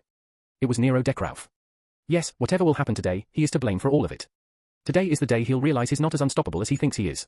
I'll make sure of that. Chapter 242. Wearing a sleeveless top, full-length trousers, and a pair of combat boots that made up my black and red combat attire, I stepped out of my pavilion room and headed toward the VIP stand master had called me there. Yes, he was still in the academy. He said he would leave in the afternoon. Right now, it was barely 10 AM, so there was still time to watch at least some of the matches before he would have to head out. Honestly, I tried everything I could to make him stay. The added protection that Leo Kirigami's presence in the academy could have provided against the vampires attacking today would have put me at ease. However, I wasn't able to sway him. Turns out, the matters he had to attend to were more than a little necessary. It's fine. I know with my current battle prowess I would be able to survive the harrowing horde of lower-class vampires. Although it wouldn't be easy, it won't be impossible. As for the high or noble-class vampires, well, I would just have to avoid them and let Nero and Anastasia deal with those monstrosities. Don't get me wrong, it's not like I was hiding behind them, actually, yeah, I was. But can one blame me? Look, they are the protagonists of this world. They have what we normal people call plot armor. They will survive. I, on the other hand, am just a minor villain, albeit a little mysterious one, but still a villain. I don't want to know if I have plot armor or not. Consumed by such thoughts, I soon arrived at the VIP stand, perched high above the stadium, accessible by a private entrance. The luxurious seating, cushioned for comfort, beckoned the esteemed guests to relax and indulge in the spectacle below. From up here, the view was simply breathtaking. If one stands at the edge, they could easily see the entire stadium sprawled out before them. The whole stadium was filled with cheering crowds, fluttering banners, and the grey expanse of the concrete field. The roar of the crowd below reverberated through the stand, creating an electric atmosphere that sent chills down my spine. Damn. The VIP stand's elevated position provided an unparalleled perspective, allowing the people to witness every moment of the games with utmost clarity. Yet, since the stand was spacious, the seating arrangement at the back did not allow the people here to spectate the matches very clearly. For them, there were huge holographic screens present on the side walls, each as big as a theatre screen, that telecasted the happenings of the field below us. Lucas, here. As soon as I entered the stand, a familiar voice called out my name. I glanced around at the diverse assembly of people seated here. Instructors, teachers, a few third-year cadets, numerous guests from influential families outside the academy, and, of course, the entire cadet council were present. No one minded my intrusion as they were engrossed in their own conversations and activities. However, a few pairs of eyes did notice me, and even fewer lingered to follow my movements. My sister was among those who noticed my arrival. Handling her had become a familiar routine, I simply ignored her. Which, in turn, seemed to sharpen the intensity of her gaze even more like usual, piercing holes in my back. Apart from her, I spotted Ella Bright in her combat attire, looking more fitted than mine. She sat beside her father who was a member of the Council of Global City. Yes, there was a council made up of the descendants of the city's founders, and the Brights were one of those influential families. They held authority above the Cadet Council, and whatever decisions they made, the Cadet Council had to follow. Though, to be honest, they seldom interfered and mostly just observed. Yet, it was important to remember that this city belonged to them, and someone like Ella could easily be considered one of the princesses of Global City. When our eyes met, Ella gave me a subtle nod of greeting, and I returned it before making my way over to where Leo was seated. The red-haired swordsman wasn't dressed in his signature keikogi at the moment. Instead, he was wearing a three-piece red and black suit, and needless to say, he looked as handsome as ever. Sitting beside him was someone I instantly recognized. It was an alluring woman donning a breathtaking black one-piece party gown that accentuated her lithe figure. With her legs crossed and an indifferent expression, her raven black hair with violet ends, and those reddish-violet eyes that complemented her flawless ivory skin, she looked as irresistible as she looked otherworldly. It was Liz Snyder. But she wasn't alone. On her right was a young man with black hair and matching deep abyssal-like eyes that contrasted his fair complexion. It was, of course, her disciple. Nero gave me a side glance and I returned the look, but not a word was spoken between us. We had nothing to say. He has already apologized to me for losing his cool, and I had rejected his apology. I think you should take a look at that. Only escalated the rift between us to the point where tension was palpable in the air now that we had come face to face. Despite our thoughts about each other, we both knew that once we engaged in combat, we wouldn't hold back. Or rather, we wouldn't be able to hold back. Nero, despite his stability issues, held firm to his noble morals. He wouldn't fight to kill in a match like this. But he knew that I would. And he was right, I would. It's not that I truly wish to kill him, though. It's just that I will have to go all out if I want to defeat this monster of a man. I know it's a stupid decision. I know I'm being an idiot here. I should prioritize dealing with the vampire attack over my silly dislike for Nero. But this is important. I will have to pull him down right now, or else his thirst to thrive will be the end of him. I remember in the novel, there was one monologue of his. After a defeat against Liz in one of their sparring matches, Nero thought to himself, if I lose, then all the pain that I've been through would mean nothing. I will win. I will have to win. At the moment of reading it, I simply brushed off that dialogue as one of Nero's cringy lines. But upon reflecting on it a little, I now see that it reveals the depth of Nero's character. Nero lost his mother when he was a kid. He had to run because he couldn't go against his father. He had to rely on Liz to provide him with shelter and support. Having endured such traumas and tragedies, along with the intense training that pushed him to the brink of death every time, Nero felt that the world was continually taking from him. So now, after he has grown stronger, it was his turn to take back. He decided to turn the tables and take what he believed he deserved. If the world won't acknowledge his pain and reward him, then he would simply seize those rewards for himself. That's the reason he adamantly refuses to lose. He holds a deep disdain for this world, and is determined not to let it triumph over him. However, Nero needs to understand that he is no longer solely responsible for himself. The more he grows stronger, the more his actions will inevitably affect those around him. I know it's not fair, but that's the destiny he was born with. He must learn to consider more than just his own pain when taking action. That's why, I will have to make him realize that winning at all costs is not always the right choice. To achieve victory sometimes, he might have to accept defeat. And to truly grow stronger, he may have to experience loss. He's the protagonist of this story, and his actions will have consequences far bigger than what he could imagine. I sighed softly, taking my eyes off Nero, and settled on Leo's left. As I made myself comfortable, Liz's voice reached my ears as she started talking about me. So it is true? She said, her gaze fixed on the growing crowd below. The god of the battlefield has taken someone under his wing, after refusing to accept geniuses from the most influential families as his disciple. Leo shrugged, his expression even more stoic than Liz's. What can I say? I have a soft spot for the underdogs. Underdogs, you say? Liz gave him a sidelong glance. Do you say this while being aware of his past? Leo responded in a flat tone. You can't imagine the kind of mental scars inflicted on a child's mind when their family shuns them for something entirely out of their control. Is that your attempt to justify his behavior? Liz scoffed. No, it's my attempt to make you understand that people can change. Especially children who have made mistakes while lost in the fog of their scarred youth, Leo concluded. Liz returned her gaze to the stadium below and remained silent for a few seconds. Though I wanted to interject and let them know I was right here and could listen to them talking about me, my instincts told me to keep quiet if I valued my life. And I definitely value my life. Well, I suppose that's acceptable, she said with a sigh after a few moments. But it still doesn't change the fact that you've made a wrong choice in choosing your disciple. You could have taken any number of genius noble heirs, yet you chose him. Is it because he's a morning star? Seriously, I'm right here, woman. Please, Leo chuckled. Keep your judgments to yourself until you see him best your protege in combat. Liz seemed taken aback for a moment, then turned to me with raised eyebrows. Nero also wore a similar expression. He remained quiet, but he knew Leo's legendary status. He understood that Leo should be aware of the improbability of me winning against Nero. So why did Leo make such a statement? Was he biased against his own disciple? You finally lost your mind, she said, looking back at Leo. I know you're aware that, except for maybe a few handfuls of third years, no one in the academy can fight against Nero and win. Nah, you're overestimating your protege. Leo waved his hand, seemingly provoking Liz. Despite her apparent irritation, the Witch of Soul Harvest composed herself and looked back at the stadium. In the ensuing silence, she proposed, fine, would you like to make a bet? Chapter 243. So in the end, Leo Kirigami and Liz Snyder did indeed make a bet. Liz declared that if Lucas could manage to make Nero even bleed a single drop of blood, she would reward him with a legendary relic. Leo, on the other hand, wagered that if Nero could defeat Lucas, he would give the black-haired swordsman a legendary relic too. However, the bet wasn't made on equal terms because Liz claimed that it would be one-sided and unfair to Lucas. She firmly believed that the poor boy had no chance against Nero. After making the bet, Leo and Lucas left the VIP stand and walked off, seemingly to discuss something privately. Soon, the match bracket was released, capturing everyone's attention. Given the large number of cadets participating in the tournament, exactly 200, conducting one-on-one duels would not only be very impractical but also time-consuming. So instead of doing that, the Academy decided to stick to the tradition of the King's Tournament and set up the first round as the last man standing battle royal. For this round, 12 groups were formed, with 8 groups consisting of 17 cadets each and the last 4 groups having 16 cadets, totaling 200 participants. Moving on to the second round, there would be 4 triple threat matches among the 12 winners of the battle royal. Finally, the victors of the triple threat matches would advance to the third bracket, which would involve 2 duels. The winners of these 2 duels would then face off against each other in one final match. The participants received the match brackets on their smart bracelets, and the same information was displayed on the arena's biggest screen. As Lucas saw his name in the first bracket, he took a moment to search for another particular name he had in mind. As I thought, he muttered to himself, finally finding the name he was searching for. From the beginning of their silent dispute, Lucas had a lingering feeling that this was inevitable.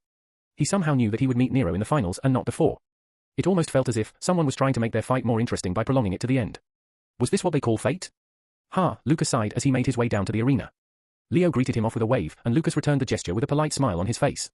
Leo had full confidence that his disciple would come out victorious in the first bracket. Knowing Lucas's capabilities, Leo was aware that there were only a handful of individuals who could defeat him in his current state. Lucas seemed unusually determined this time, a far cry from his usual lazy demeanor. It was the first time Leo had seen him so driven, and he wasn't complaining. Witnessing Lucas's motivation was a rare and pleasing sight for Leo. He wished that it would happen often from now on. Meanwhile, in the VIP stand, Nero turned to Liz. His first round match was going to be the last in the first bracket, giving him a bit more time to relax than others. Master, Nero began, curious about Leo's unwavering confidence in Lucas. Why do you think Sensei Leo was so certain about Lucas' chances of defeating me?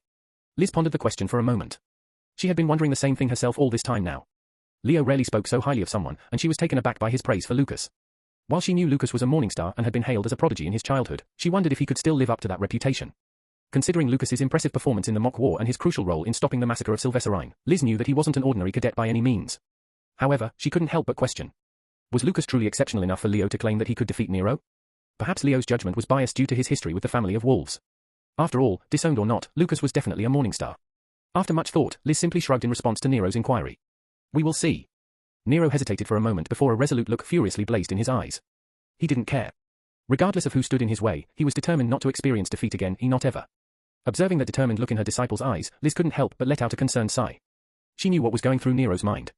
She wanted to remind Nero that winning isn't everything and that he should focus on the aspect of learning and growth rather than solely on victory. However, she had already tried that, and it didn't affect him at all. It seemed that nothing could shift Nero's mindset. Thus, Liz could only sigh once again, her worry evident, as she glanced down at the crowd of cadets gathering in the concrete field below. After parting ways with Master, I made my way down to the arena. Since he would leave immediately after my match, I knew I wouldn't see him again today. Well, there was nothing I could do about that now. Ha!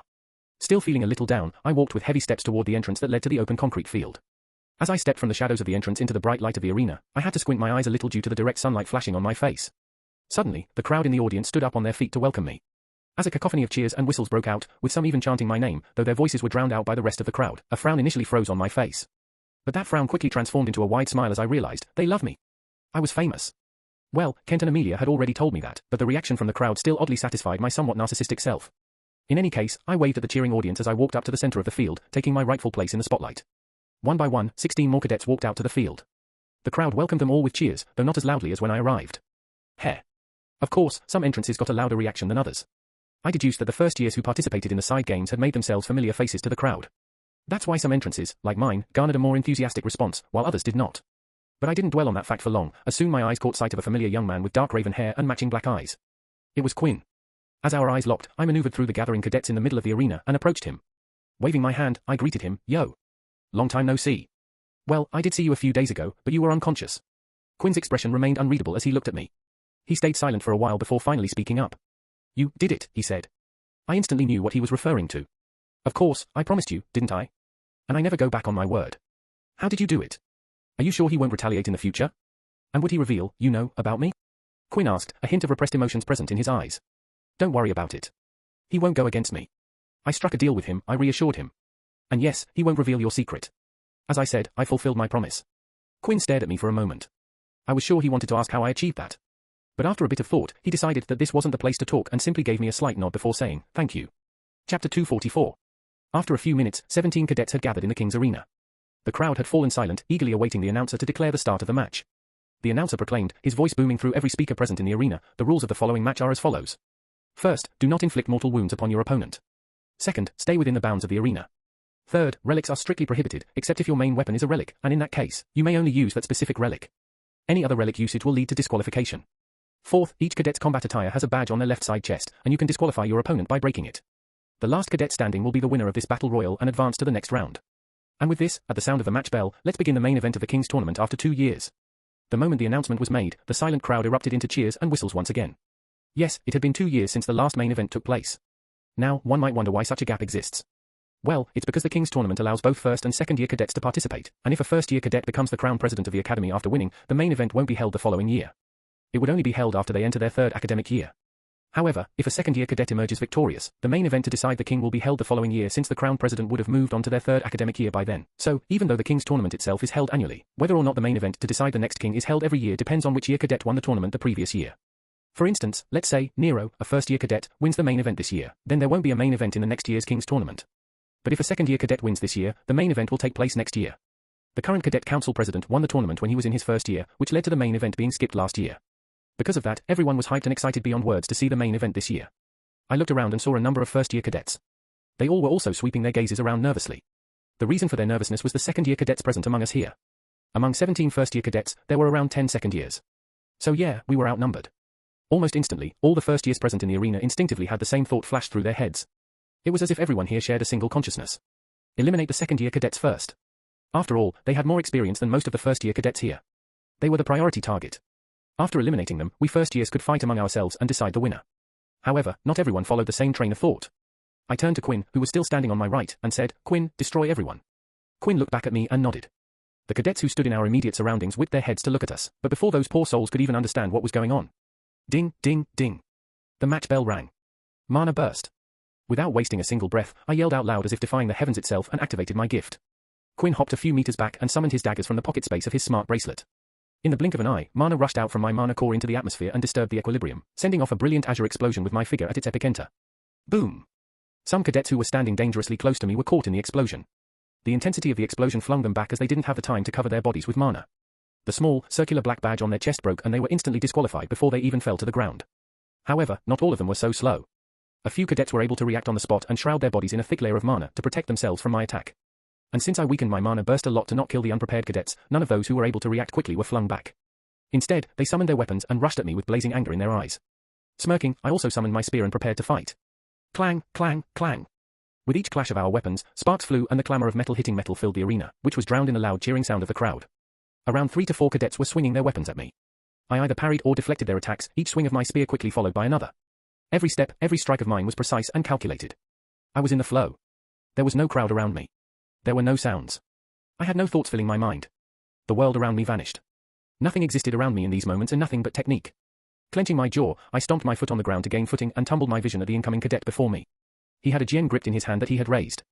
The curved blade of his saber sped down on me as he brought down his hands to perform a downward vertical slash.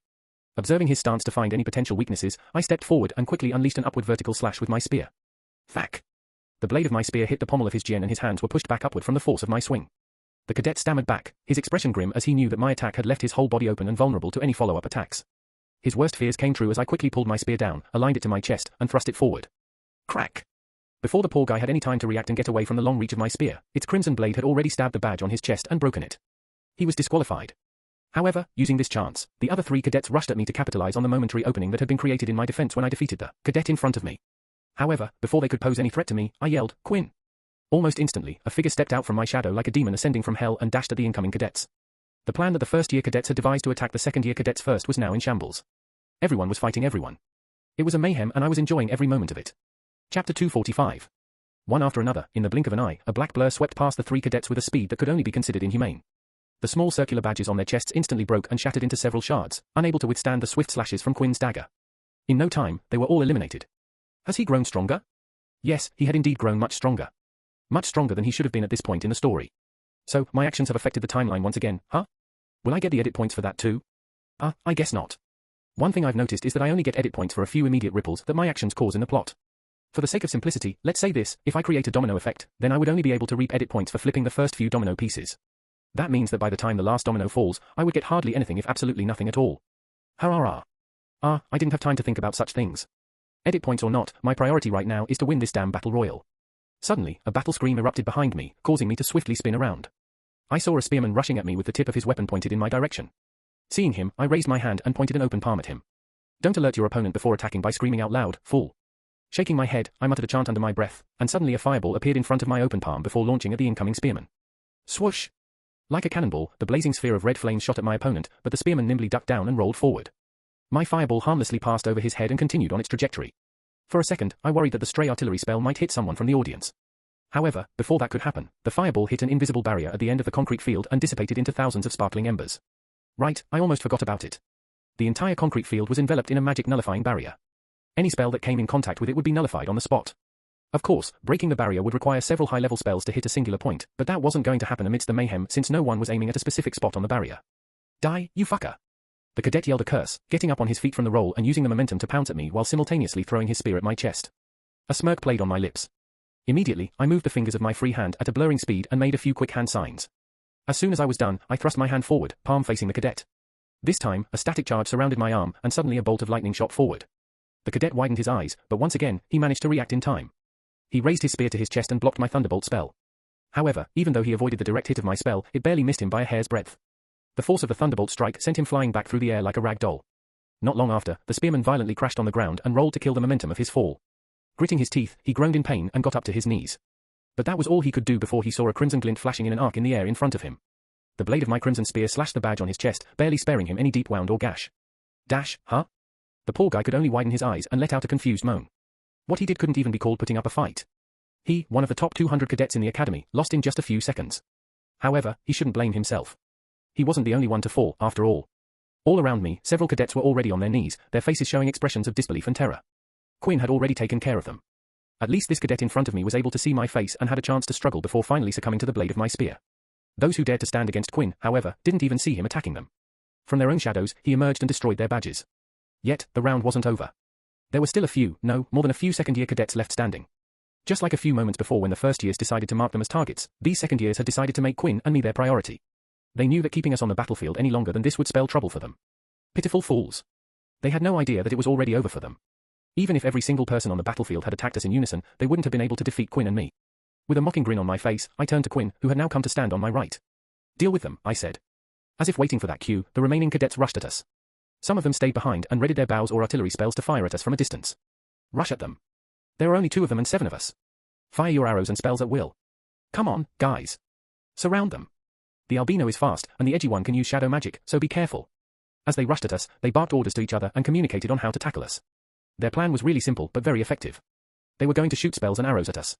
While we were busy defending against the barrage of attacks, they would rush at us and exploit our openings. Since neither Quinn nor I had water, ice, earth, or metal affinity to use a barrier spell, their plan was almost sure to succeed. But before the mana-infused arrows or powerful artillery spells rained down on us, however, Quinn let out a sigh and opened his mouth.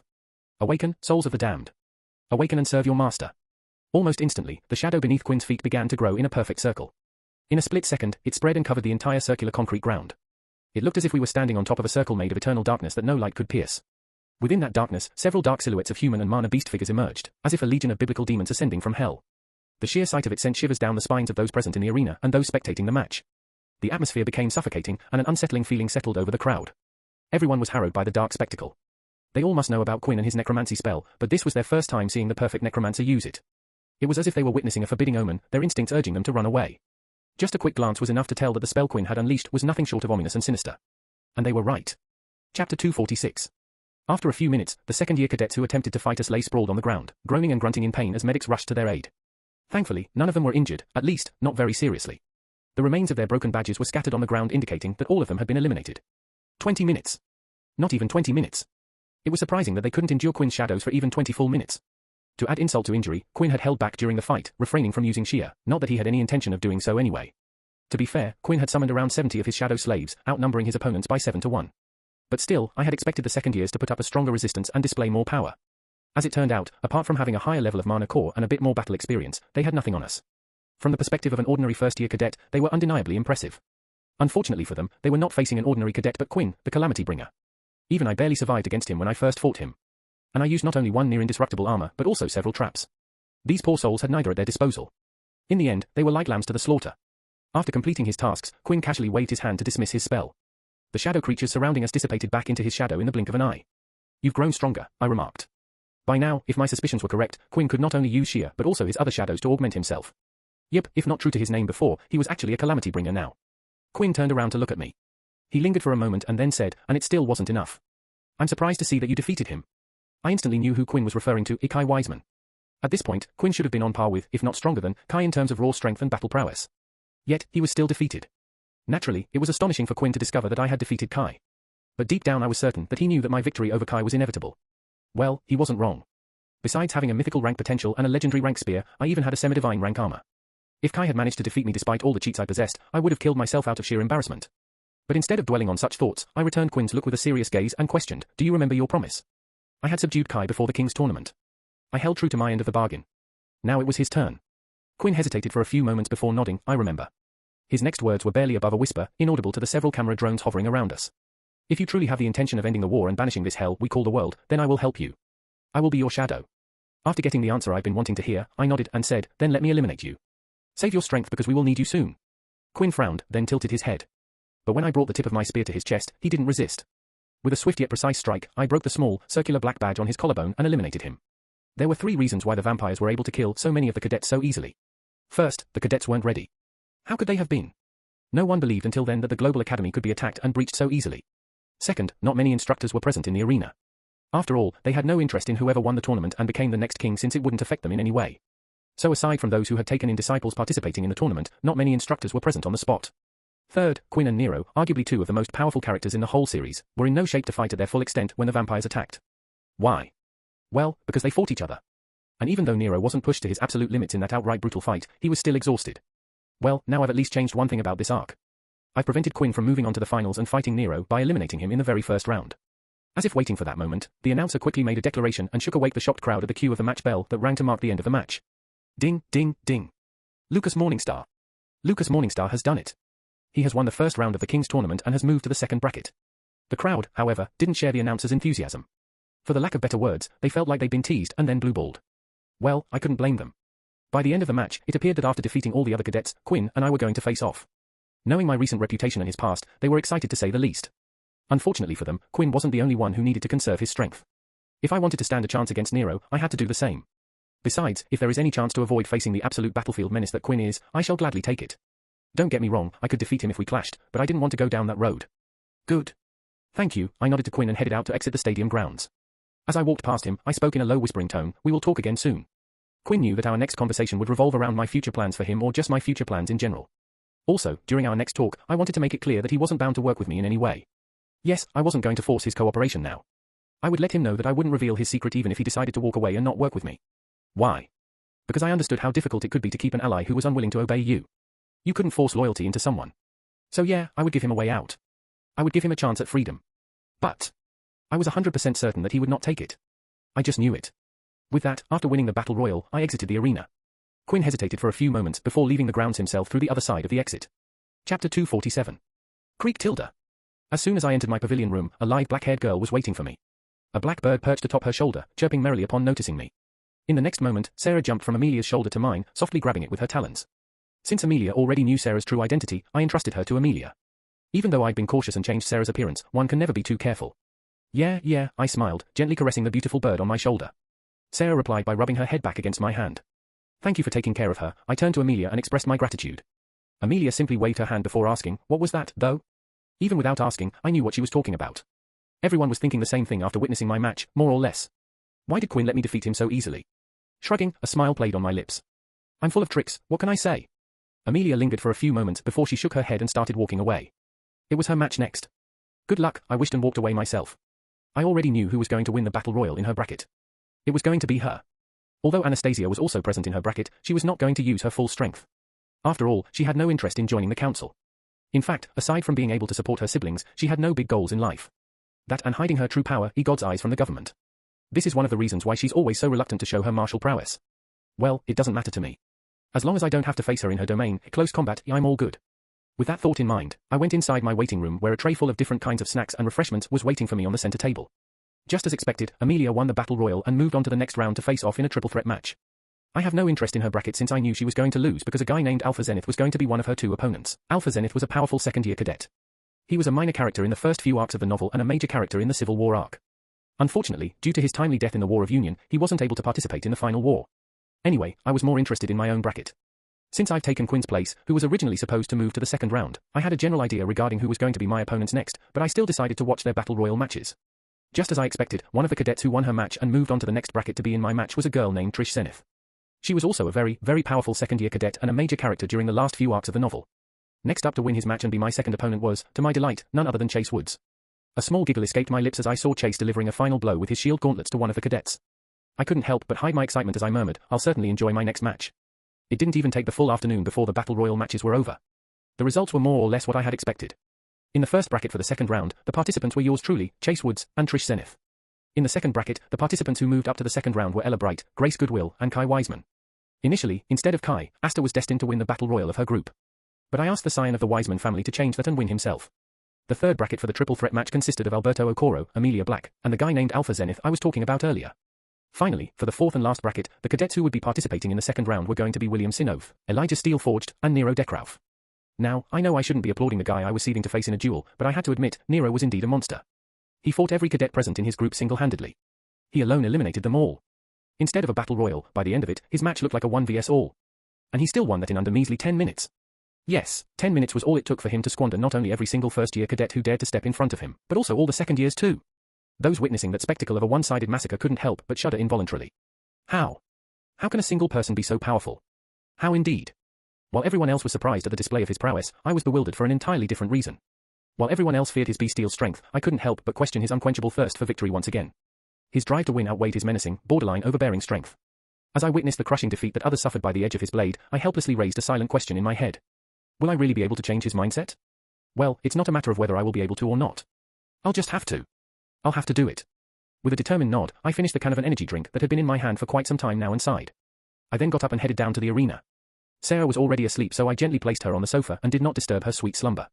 Tilda, even though it was only the afternoon, I couldn't help but sluggishly let out a yawn. I hadn't been able to sleep well last night or for the few nights before that. The tournament's excitement and nervousness were only partially to blame, my messed up sleep schedule was the real culprit.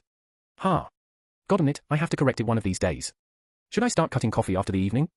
As I pondered such thoughts, a deep, almost irradiating voice reached my ears. Didn't get good sleep last night? I turned to my right to look at the owner of the voice, though I already had an idea about their identity. And sure enough, it was Chase Woods. Upon seeing the tall young man, with long dark brown hair tied into a back bun, dressed in the same combat attire as me, an urge to roll my eyes welled up, but I suppressed it. Don't worry. Soon, I'll knock you out, and you'll get that sleep, fuckface, Chase said with a polite smile that contradicted the contents of his statement. I looked at him with a ludicrous expression and then decided against speaking to him. I wasn't retreating. No, I was sparing him. The poor guy wouldn't be able to cope after not only getting verbally obliterated but also physically beaten by me in a few moments. However, Chase seemed to mistake my benevolent restraint for cowardice and smirked with a triumphant look on his face. Oh, this pitiful fool. What's even his problem with me? Is it because I opposed him during the mock war and made Kent the leader of the Spearhead Squadron? Is he that petty? Or maybe it's just as Elijah once told me. Maybe he hates me because I brandished my knife at him the same day during the mock war. Well, whatever the case, we seem to have started on the wrong foot. Still, I can't fathom how a person can be this petty. Just as I was about to shake my head, the voice of the announcer shook me awake. Chase and I had been waiting for the third member of our match to arrive in the arena for a few good minutes now. The crowd, just like us, was growing impatient, waiting for the match to start. So when the announcer spoke, the whole stadium fell silent. She's here. The daughter of the Zenith clan and the princess of Mount Hua sect has made her appearance. Trish Zenith has entered the king's arena. I quickly whipped my head toward one of the entrances and saw the figure of a young woman walk out of the darkness. The live girl had silver hair and matching eyes with a cold glint in them. Instead of the usual black body-fitted battle suit with red lines, she donned a white and blue suit that complemented her porcelain skin perfectly.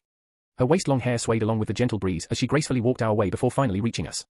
The crowd erupted into loud cheers, and for a good reason. Let me say this, I'm not a simp. I repeat, I'm not a simp. But aside from being alluringly arresting, this girl in front of us was a member of the disciplinary committee, one of the top 16. Those cadets in the top 16 had been said to surpass the realm of geniuses and were considered monsters now. In the novel, after taking out Chase in the first 30 seconds of the match, Quinn, another one of the top 16 cadets, had to practically use every weapon in his arsenal except for sheer to defeat Trish Zenith. Trish met Quinn's onslaught head-on, going toe-to-toe against the perfect necromancer, for 27 minutes straight before finally losing, only because she had exhausted her mana pool. After Nero, she was the only cadet who came so dangerously close to defeating Quinn. And now that Quinn is not here, and Chase is a dead weight, I'm the only one who'll have to defeat her if I want to move on to the next round. Instinctively, I felt my body tremble slightly. Insane. I've finally gone insane in this accursed world, huh?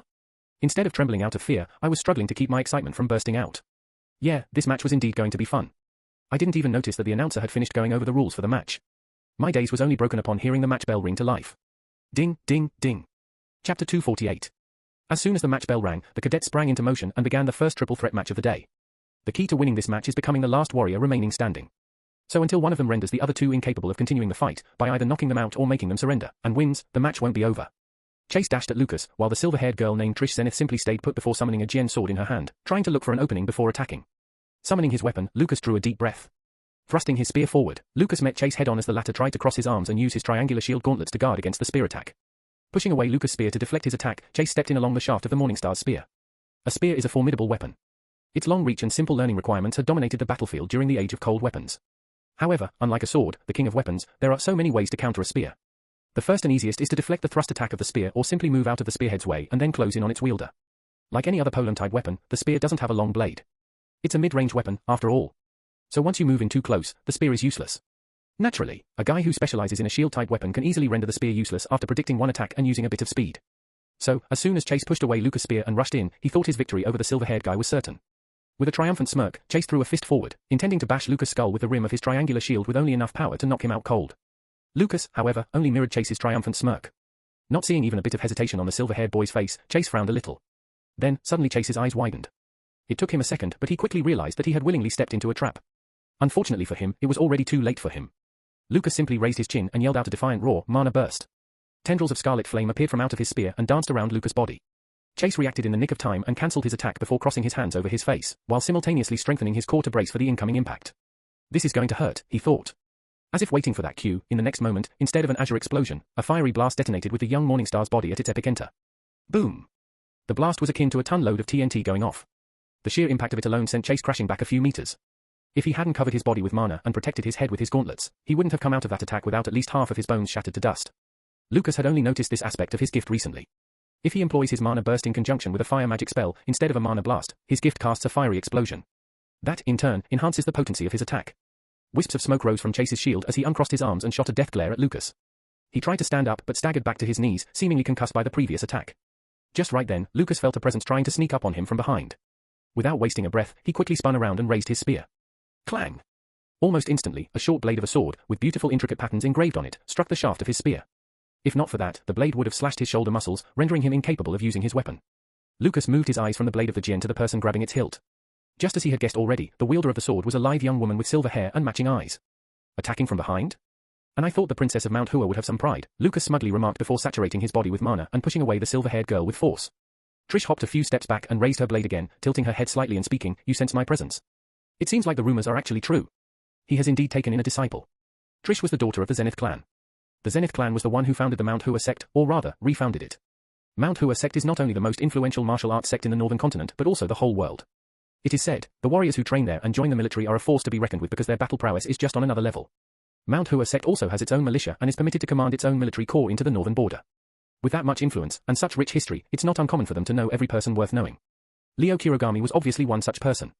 That fact that he had refused to train Mount Hua's disciples in the past but took one on his own must have reached their ears.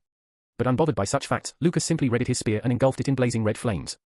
As if responding to his beckoning, Trish raised her own sword and ran her fingers down the flat edge of her blade. The intricate markings on her blade began to emit a faint, pink glow. Following that, several fiery wisps appeared around her djinn before quickly taking the shape of petals. Plum blossom petals. Lucas shuddered for a second, noticing the rise in the temperature around them. With an icy-cold expression still present in her eyes, Trish dashed forward at Lucas. Chapter 249. As Trish dashed forward, the fiery plum blossom petals danced around her blade before swirling around it like a whirlpool. That's a level 5 weapon art. This bitch is pulling out a level 5 weapon art at this point in the match. As an expression of disbelief found its way onto Lucas' face, he shook his head and pulled himself out of his thoughts. It doesn't matter. Lucas knew he would have to face a powerful weapon art at some point in the battle against her. He knew this match was going to be tough. It's good that she used her trump card right at the start when Lucas was still in his peak condition. Now Lucas won't have to hold back either. Not that he was planning to do so anyway. Channeling mana into his legs, Lucas gripped the shaft of his spear tighter. The sole of his boot dug into the concrete before he darted forward with a burst of speed. Mana seeped out from his hand and spiraled around his spear as Lucas initiated his own battle art. 6 movement lance style, blossom shattering blast. The corner of Trish's mouth twitched as she saw the weapon art that the silver-haired boy had chosen to deploy against her. Lucas didn't miss that reaction. He knew what the girl was thinking. How dare he use my own sex weapon art against me? But Lucas couldn't care less. He carried on with his attack and threw his spear at the graceful swordswoman the moment she stepped into the striking range. Despite not being a spearman, Trish knew every weapon art of her sect. Naturally, she also knew blossom shattering blast relies solely on spear thrusts. So with a graceful upward swing of her djinn, Trish deflected the incoming spear thrust at her. However, that was what Lucas wanted her to do. As soon as Trish deflected her spear away, Lucas took a single step back and willed mana only in his triceps, shoulders, and elbows. As soon as he was done augmenting his muscles with mana, in a fraction of a split second, Lucas brought down his spear at the girl in front of him. He had changed his weapon art mid-attack and now, instead of spiraling around his spear like a drill, the mana was oozing off into the atmosphere and churning and twisting the air around it. Trish looked up and saw a spear speeding down on her, tendrils of scarlet lightning crackling around its blade as a result of the distortion of air. The girl quickly raised her sword over her head, her one hand gripping the hilt of her sword with the other supporting the end of her flat side blade, to block the incoming blow. Clang! A loud clangor reverberated throughout the field as a stinging pain shot through Trish's arms. The pain continued to course through her body. Her muscles and bones held, but the ground under her didn't. A net of cracks formed on the concrete below the soles of her boots as she blocked Lucas' spear. Despite the fact that his attack connected fair and square, Lucas couldn't help but widen his eyes. She stopped it. Lucas wasn't surprised that Trish blocked his attack. He knew her reaction time was going to be fast. After all, in the novel, during this round, she went toe-to-toe against Quinn. However, Lucas was surely surprised that his spear didn't shatter that sword of hers in a million shards. That downward slash carried was destructive enough to obliterate a small hill. Unbeknownst to his bewildered thoughts, Trish shifted her weight and angled her sword in a slight tilt. Lucas' spear, which was still pushing down on her, slid right off her blade and struck the ground. In a moment of vulnerability, Lucas widened his eyes as Trish stepped forward and unleashed a powerful horizontal swing at him. Lucas had no time to block it. If the blade manages to reach his neck, he would have no choice but to surrender. If he jumps back now, he would be defenseless in the air. No matter how he looked at the situation, it was a checkmate for him. Ha! Or at least, it would have been if he wasn't ready for something like this. Although Lucas didn't want to use this card right now so early in the tournament, he had no choice. In the blink of an eye, Azure Mana enveloped Lucas' body as he deployed his martial aura. Blocking Trish's sword with it was not his intention, as he knew it wouldn't be effective. Instead, he had other plans. Suddenly, Lucas' entire body lit up with sparks of electricity dancing around him, forming an electric aura that covered him completely. By the time Trish's sword reached him, Lucas swiftly vanished from his original position. A bolt of lightning flashed and struck the ground a few steps back, where Lucas suddenly appeared again, the sparks of electricity slowly diminishing around him. Learning the electric aura granted him to use super speed. However, using such power drained his mana pool very quickly. In fact, he could only maintain the electric aura for a few seconds before exerting his body severely. On the other hand, he could sustain the fire aura for a bit longer, about a minute or so, but that was the extent of his current capabilities before he needed to rest and regain the strength to use it again. Well, that was not going to be a problem since Lucas planned to end this match soon anyway. As a surprised expression appeared on Trish's face, Lucas pointed an open palm at her as if he was going to cast a spell. Trish willed mana into her legs, intending to lunge at the silver-haired spearman before he could get a chance to finish his chant. Unfortunately for her, Lucas had already done that. He closed his palm into a fist and pulled his hand back. Suddenly, around 10 lances seemingly made of nothing but pure scarlet flames materialized above Trish's head and came down on her. Thack, thack, thack. The flaming lances struck the ground all around her and barred her from all sides as if imprisoning her. But as if that wasn't all, the lances erupted in a fiery blast like a salvo of missiles and entrapped Trish in a mushroom cloud explosion. The shockwaves from the explosion shook the whole arena as everyone leaned forward to the edge of their seats. A spark of suspense filled the air as rising black smoke and incandescent flames obstructed the swordswoman's fate from the view of the spectators. As Lucas swept his gaze across the smoldering concrete near the spot of the explosion, a single thought flashed in his mind. Did I get her? But almost instantly, one other thought popped up in his head. Wait, did I just raise a flag? As if to answer the question in his head, like a vengeful demon, Trish's figure appeared out of smoke. Her combat attire was burnt in several places, leaving her previous porcelain skin, which was now covered in charred, black burnt marks, exposed at various parts. Her hair was disheveled and soot was smeared on her doll-like. But more importantly, scarlet flames were embracing her figure in a protective aura as her sword only grew brighter. If before she looked alluring and arresting, now she looked nothing short of demonic with that fire aura covering her body. Of course, she knows how to use elemental aura too. Lucas let out a deep sigh as he noticed several fiery petals starting to swirl around Trish's blade again. Only this time, instead of a small harmless whirlpool, the swirling of those fiery plum blossom petals looked like an advent of a huge, crushing tornado. Ha! Trish let out a battle cry and stomped her foot on the ground to acquire proper footing before carrying out a horizontal slash, even though she had yet to reach Lucas. The tornado of fiery petals moved along her blade as an extension of Trish's sword and closed in on Lucas from his right. Goddamn it! Lucas cursed in his mind and pulled back his spear. As mana began to churn and twist around the crimson blade of his weapon, Lucas waited for a few moments for the petal storm to come near him and finally unleashed an upward vertical slash. Quish! A loud, thunderous bolt of crimson lightning flashed as a result of the air being distorted so violently, and broke through the storm of fiery plum blossom petals. Trish had used this chance to rush up to Lucas from his left and unleash a swing of her sword which was engulfed in bright pink flames. As her glowing, incandescent blade neared him, Lucas raised his spear and parried the incoming attack. Sparks flew, explosions erupted, and concrete ground shattered as the two warriors clashed in the cacophony of loud, melodic clangors of their weapons. Meanwhile, Chase finally recovered and rose to his feet before willing mana into his arms. He looked at Lucas, who was busy parrying and deflecting Trish's attacks, and spoke in a tone seething with venom, "You're dead." Chapter 250. Boom. Kaboom. With each clash of their weapons, brilliant flames erupted, crimson lightning flashed, and explosions rocked the arena, reducing it to a half-ruined state. The ground bore deep grooves, marked with depressions and huge craters, as concrete shards flew in the air with every passing second. In terms of skill, technique, and battle prowess, Lucas and Trish seemed evenly matched.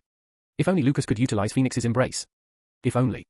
Lacking the protection and enhancement provided by his semi-divine grade relic, Lucas was not able to perform at his peak. Still, that didn't mean he was losing ground. In fact, he was going head-on against Trish. The silver-haired swordswoman proved to be even stronger than Lucas had initially thought. As she hadn't played a major role in the novel up to this point, Lucas didn't have much information about her. He knew she was strong, but he hadn't expected her to be this strong. Well, he did have an idea, considering she was a member of the disciplinary committee, after all. But it didn't matter. Regardless of her strength, Lucas was confident that he could defeat her if this was the extent of her abilities. At first glance, it may appear that Trish and Lucas were evenly matched, but that couldn't be farther from the truth. Trish maintained a relentless offensive stance, while Lucas predominantly adopted a defensive approach. He rarely launched attacks unless he had no other choice but to do so. For the most part of the battle, he just blocked, evaded, deflected, and parried with utmost precision. One might wonder why Lucas adopted this strategy. Why wasn't he attacking? Why was he staying on the back foot? Well, the reason was that he was carefully studying his opponent's fighting style. The young woman relentlessly attacking him was using firm and grounded footwork, allowing her to execute fast and surgical precise strikes with her jian. Whenever needed, she swiftly transitioned into a defensive posture, making it nearly impossible to find any openings in her technique. Even Lucas couldn't find any flaw in her technique, despite his rigorous training under Leo, who taught him to dissect and decipher his opponent's technique to counter it. Leo always said that a warrior's body should function like a well-oiled machine, with each part performing its designated function in perfect harmony, yielding astonishing results. To achieve this, various techniques were employed, helping in coordinating the body's movements. However, if an opponent managed to break and decipher these techniques, the entire machine would crumble. However, as far as Lucas could tell by clashing blades with her, the girl before him had already mastered her technique. There were no openings. There were no patterns to study. The movement of her sword was swift and unpredictable. Her footwork was impeccable and disorienting to look at. She was the master of her art. Arc. A stifled yelp of pain escaped Lucas' lips as a faintly glowing pink blade slashed across his right arm, leaving a shallow gash behind. Before he had the chance to react, the right side of his ribs and upper left shoulder were also slashed. Blood spurted out and Lucas staggered back but maintained his stance, continuing to deflect and parry Trish's blade. She was fast and his defense was slipping. Soon, she was going to break through his attempts to block her attacks and make him surrender. Heh. Or at least, that's what he wanted her to think. The corner of Lucas' lips curled up as he began his counter. Lucas knew that he wouldn't be able to break Trish's technique. Not without his armor and not without making too much of an effort. He hates hard work. There was an easy solution to all this. If he couldn't find any openings in Trish's defense, then he would just subtly manipulate her and lead her into a trap, then end her. Manipulating the flow of battle and the movements of your opponent was not as easy as Lucas made it sound. In fact, it was something that Leo had long noticed but didn't point out to him. He didn't tell him that what he is capable of doing is far more terrifying than any amount of raw power one could ever face in a battle, knowing that you didn't have any free will from the start, that all the moves you made were not only predicted but forced onto you by your opponent. What could be scarier than that? And right now, Trish was about to feel that terror. As she thrust her blade forward, aiming at Lucas' heart, the silver-haired spearman used the long reach of his weapon to parry the incoming attack once again. Clang, Lucas' spear collided with Trish's short sword and pushed it to their right. But instead of stopping or staggering, the silver-haired swordswoman spun on her foot to her left, using the momentum to unleash a slash at Lucas' vulnerable open left side. The pink glowing plum blossom petals danced around her graceful figure and swirled around her blade. A glint of victory appeared in Trish's eyes, but suddenly she felt as if something was wrong. Terribly wrong. Lucas had been on the defensive for quite some time now. Why did he parry with the end of his spear blade? Did he make a mistake? But why? This late in the battle he should have grown used to Trish's battle style. Did he grow desperate? He did receive some wounds, so was he trying to end this battle quickly and made a blunder? Trish's eyes widened as she realized. Trap. It's a trap.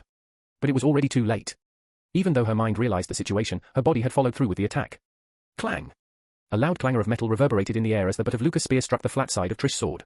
Since his left upper shoulder was damaged and the blade of his spear was away, Trish thought it was the right time to move in. But to her surprise, Lucas had dropped to one knee in order to bring the pommel of his spear down and push away her blade. This time, her right side was left open. Before she could react, Lucas jumped back from his kneeling position and pulled up the end of his spear, bringing its blade down like a lever. Cack! A shallow cut appeared on Trish's right wrist as Lucas' spear blade slid across her hand. Even though the cut was shallow, it did its work. It severed the median nerve on the wrist of the swordswoman. As Trish lost the feeling in her right hand's grip weakening, the hilt of her jian slid from her fingers. Fortunately, she caught her weapon with her left hand before it could hit the ground, but she was nearly not fast enough. Lucas used this time to charge at her and follow up with his attacks. Trish already knew what was coming as she had seen Lucas raising his spear from her peripheral vision. He was about to deliver a downward slash to possibly mutilate her left shoulder and render her incapable of using her weapon anymore. To counter it, she quickly raised her sword over her and prepared to stop Lucas' spear from reaching her shoulder. Unfortunately, it was another trap. By raising her blade, Trish had left her whole body vulnerable. Thwack! Lucas' spear harmlessly struck the ground on her left as the spearman himself lunged forward to deliver a forceful knee strike to her pretty little face. Thwack! The force of the impact sent her crashing back a few steps, blood streaming down from her fractured nose. Trish tried to move her body, but she was left momentarily stunned and disoriented. The world around her was spinning. However, her body, which had been trained for countless hours, remembered the instincts drilled into her. Her hands quickly searched for her blade, which had jerked from her grip earlier. Upon finding her sword, she rolled onto her belly and got on all fours, struggling to get up on her feet. A crooked smile appeared on Lucas' face as he saw the perfect position in which Trish was in. Willing mana into his legs, the young Morningstar prepared to deliver a perfect curb stomp. But before he could do that, a figure of a man jumped out from his side and lunged at him. Lucas had barely any time to react before the rim of a triangular metal shield neared the left side of his face. Thack! Lucas quickly enveloped his body in a thick layer of mana, deploying his martial aura. But even that wasn't enough to shield him from the surprise attack completely. As the blow connected with his jaw, Lucas swayed sideways and fell to his right knee. Before he had any chance to react, Chase rushed forward and grabbed Lucas' head in place with one hand, and pulled back his other.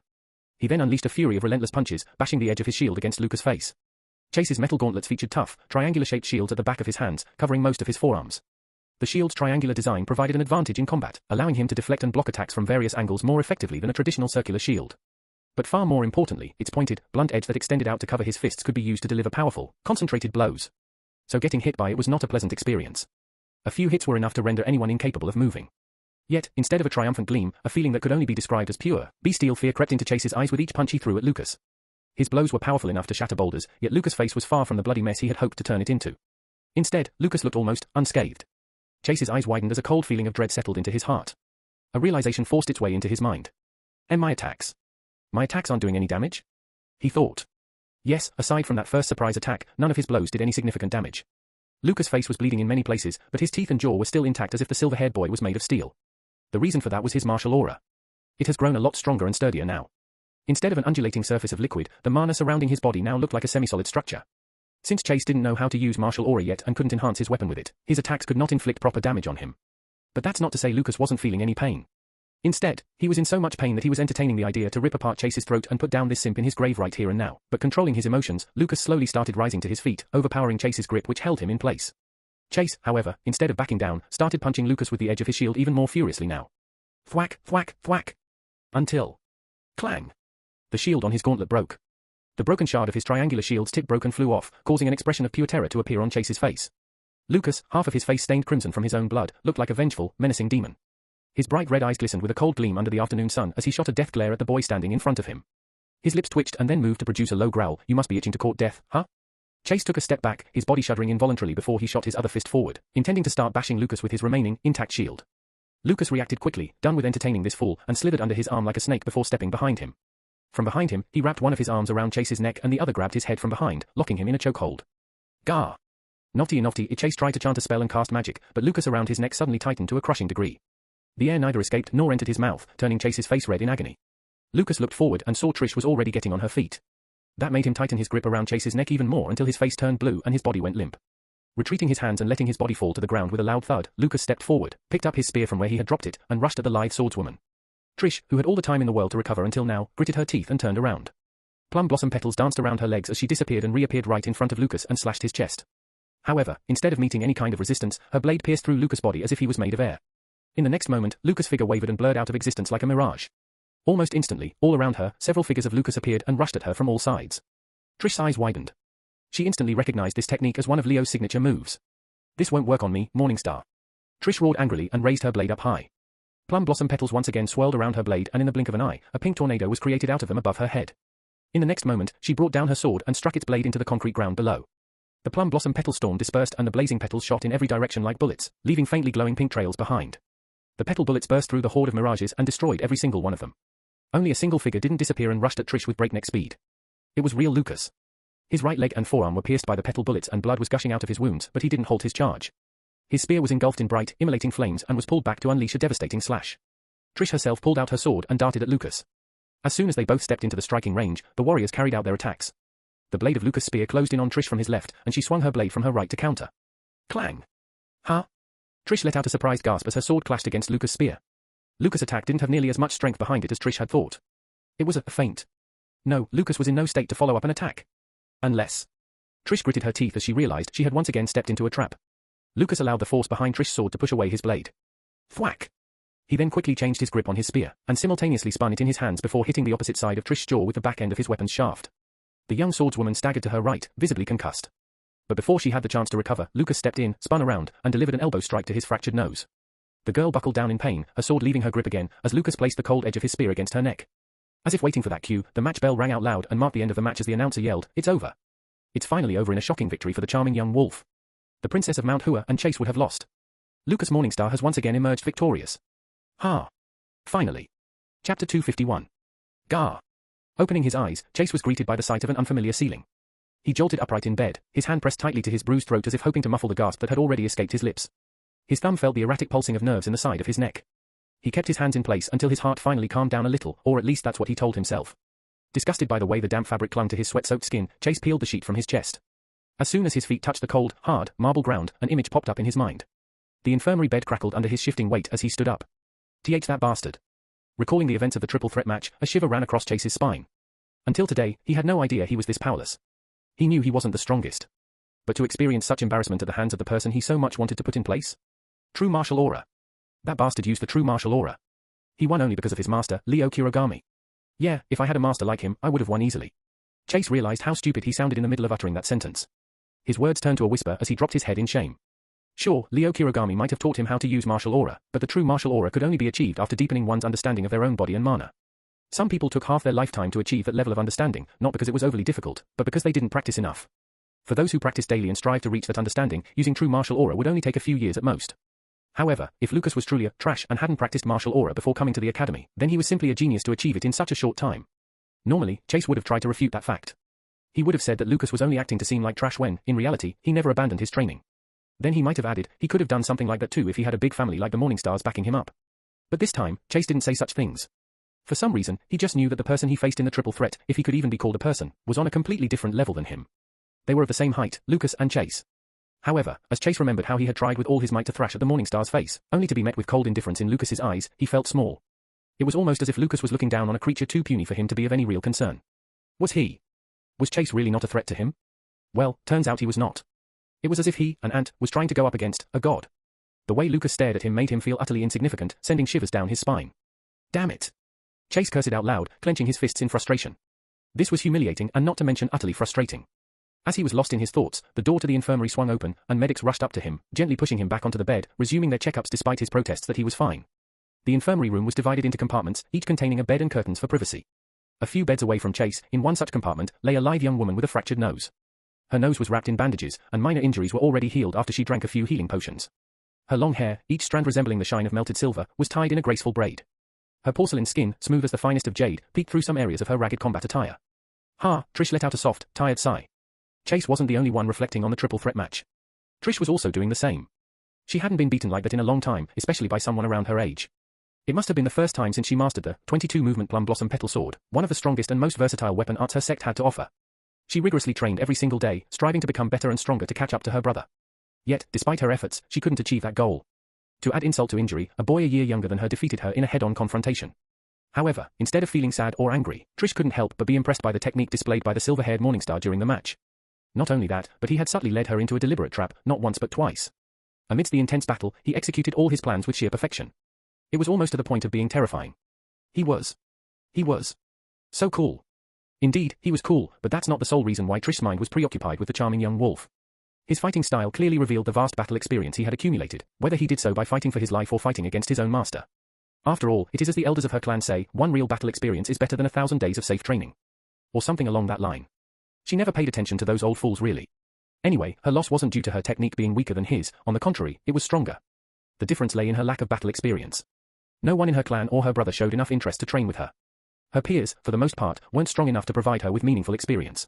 She needed to face opponents stronger than her, not weaker. She needed to fight up to get stronger, not fight down. As for the disciplinary committee, it was led by her brother, making her an outcast there too. To top it all off, she had no friends, so she couldn't even find suitable sparring partners. Her technique and battle arts had carried her this far, but now she found herself standing in front of an insurmountable wall. She sighed, covering her eyes, and decided to try falling back to sleep, knowing full well that it would be futile. While his opponents were lost in their thoughts, Lucas reclined on the sofa, watching a video on the holographic screen in front of him. Sarah, still sound asleep, was resting in his lap. Turns out, this little one was as lazy as him. After all, if given a chance, he would also spend all day sleeping like a sloth. Surely that was a coincidence and not at all his fault, right? Right. Suddenly, he closed the holographic screen and covered his face with his hands. His body convulsed in visible agony, not from physical pain, but from cringing at his own clip. The video he had been watching was of his triple threat match, where people in the comments referred to him as the fallen angel, due to his charm and aura. However, that wasn't what made him cringe. You must be itching to court death. Why the fuck did I say something like that? Am I an idiot? Or have I actually become a third-rate villain? Well, to be honest. After some reflection, he realized that he possessed all the qualities of a third-rate villain, seeing ordinary people as far beneath him as he was some sort of a self-proclaimed holy being. His unrelenting narcissistic behavior. Referring to others as mere side characters. Maniacally laughing at others' suffering. Being the cause of others' misery.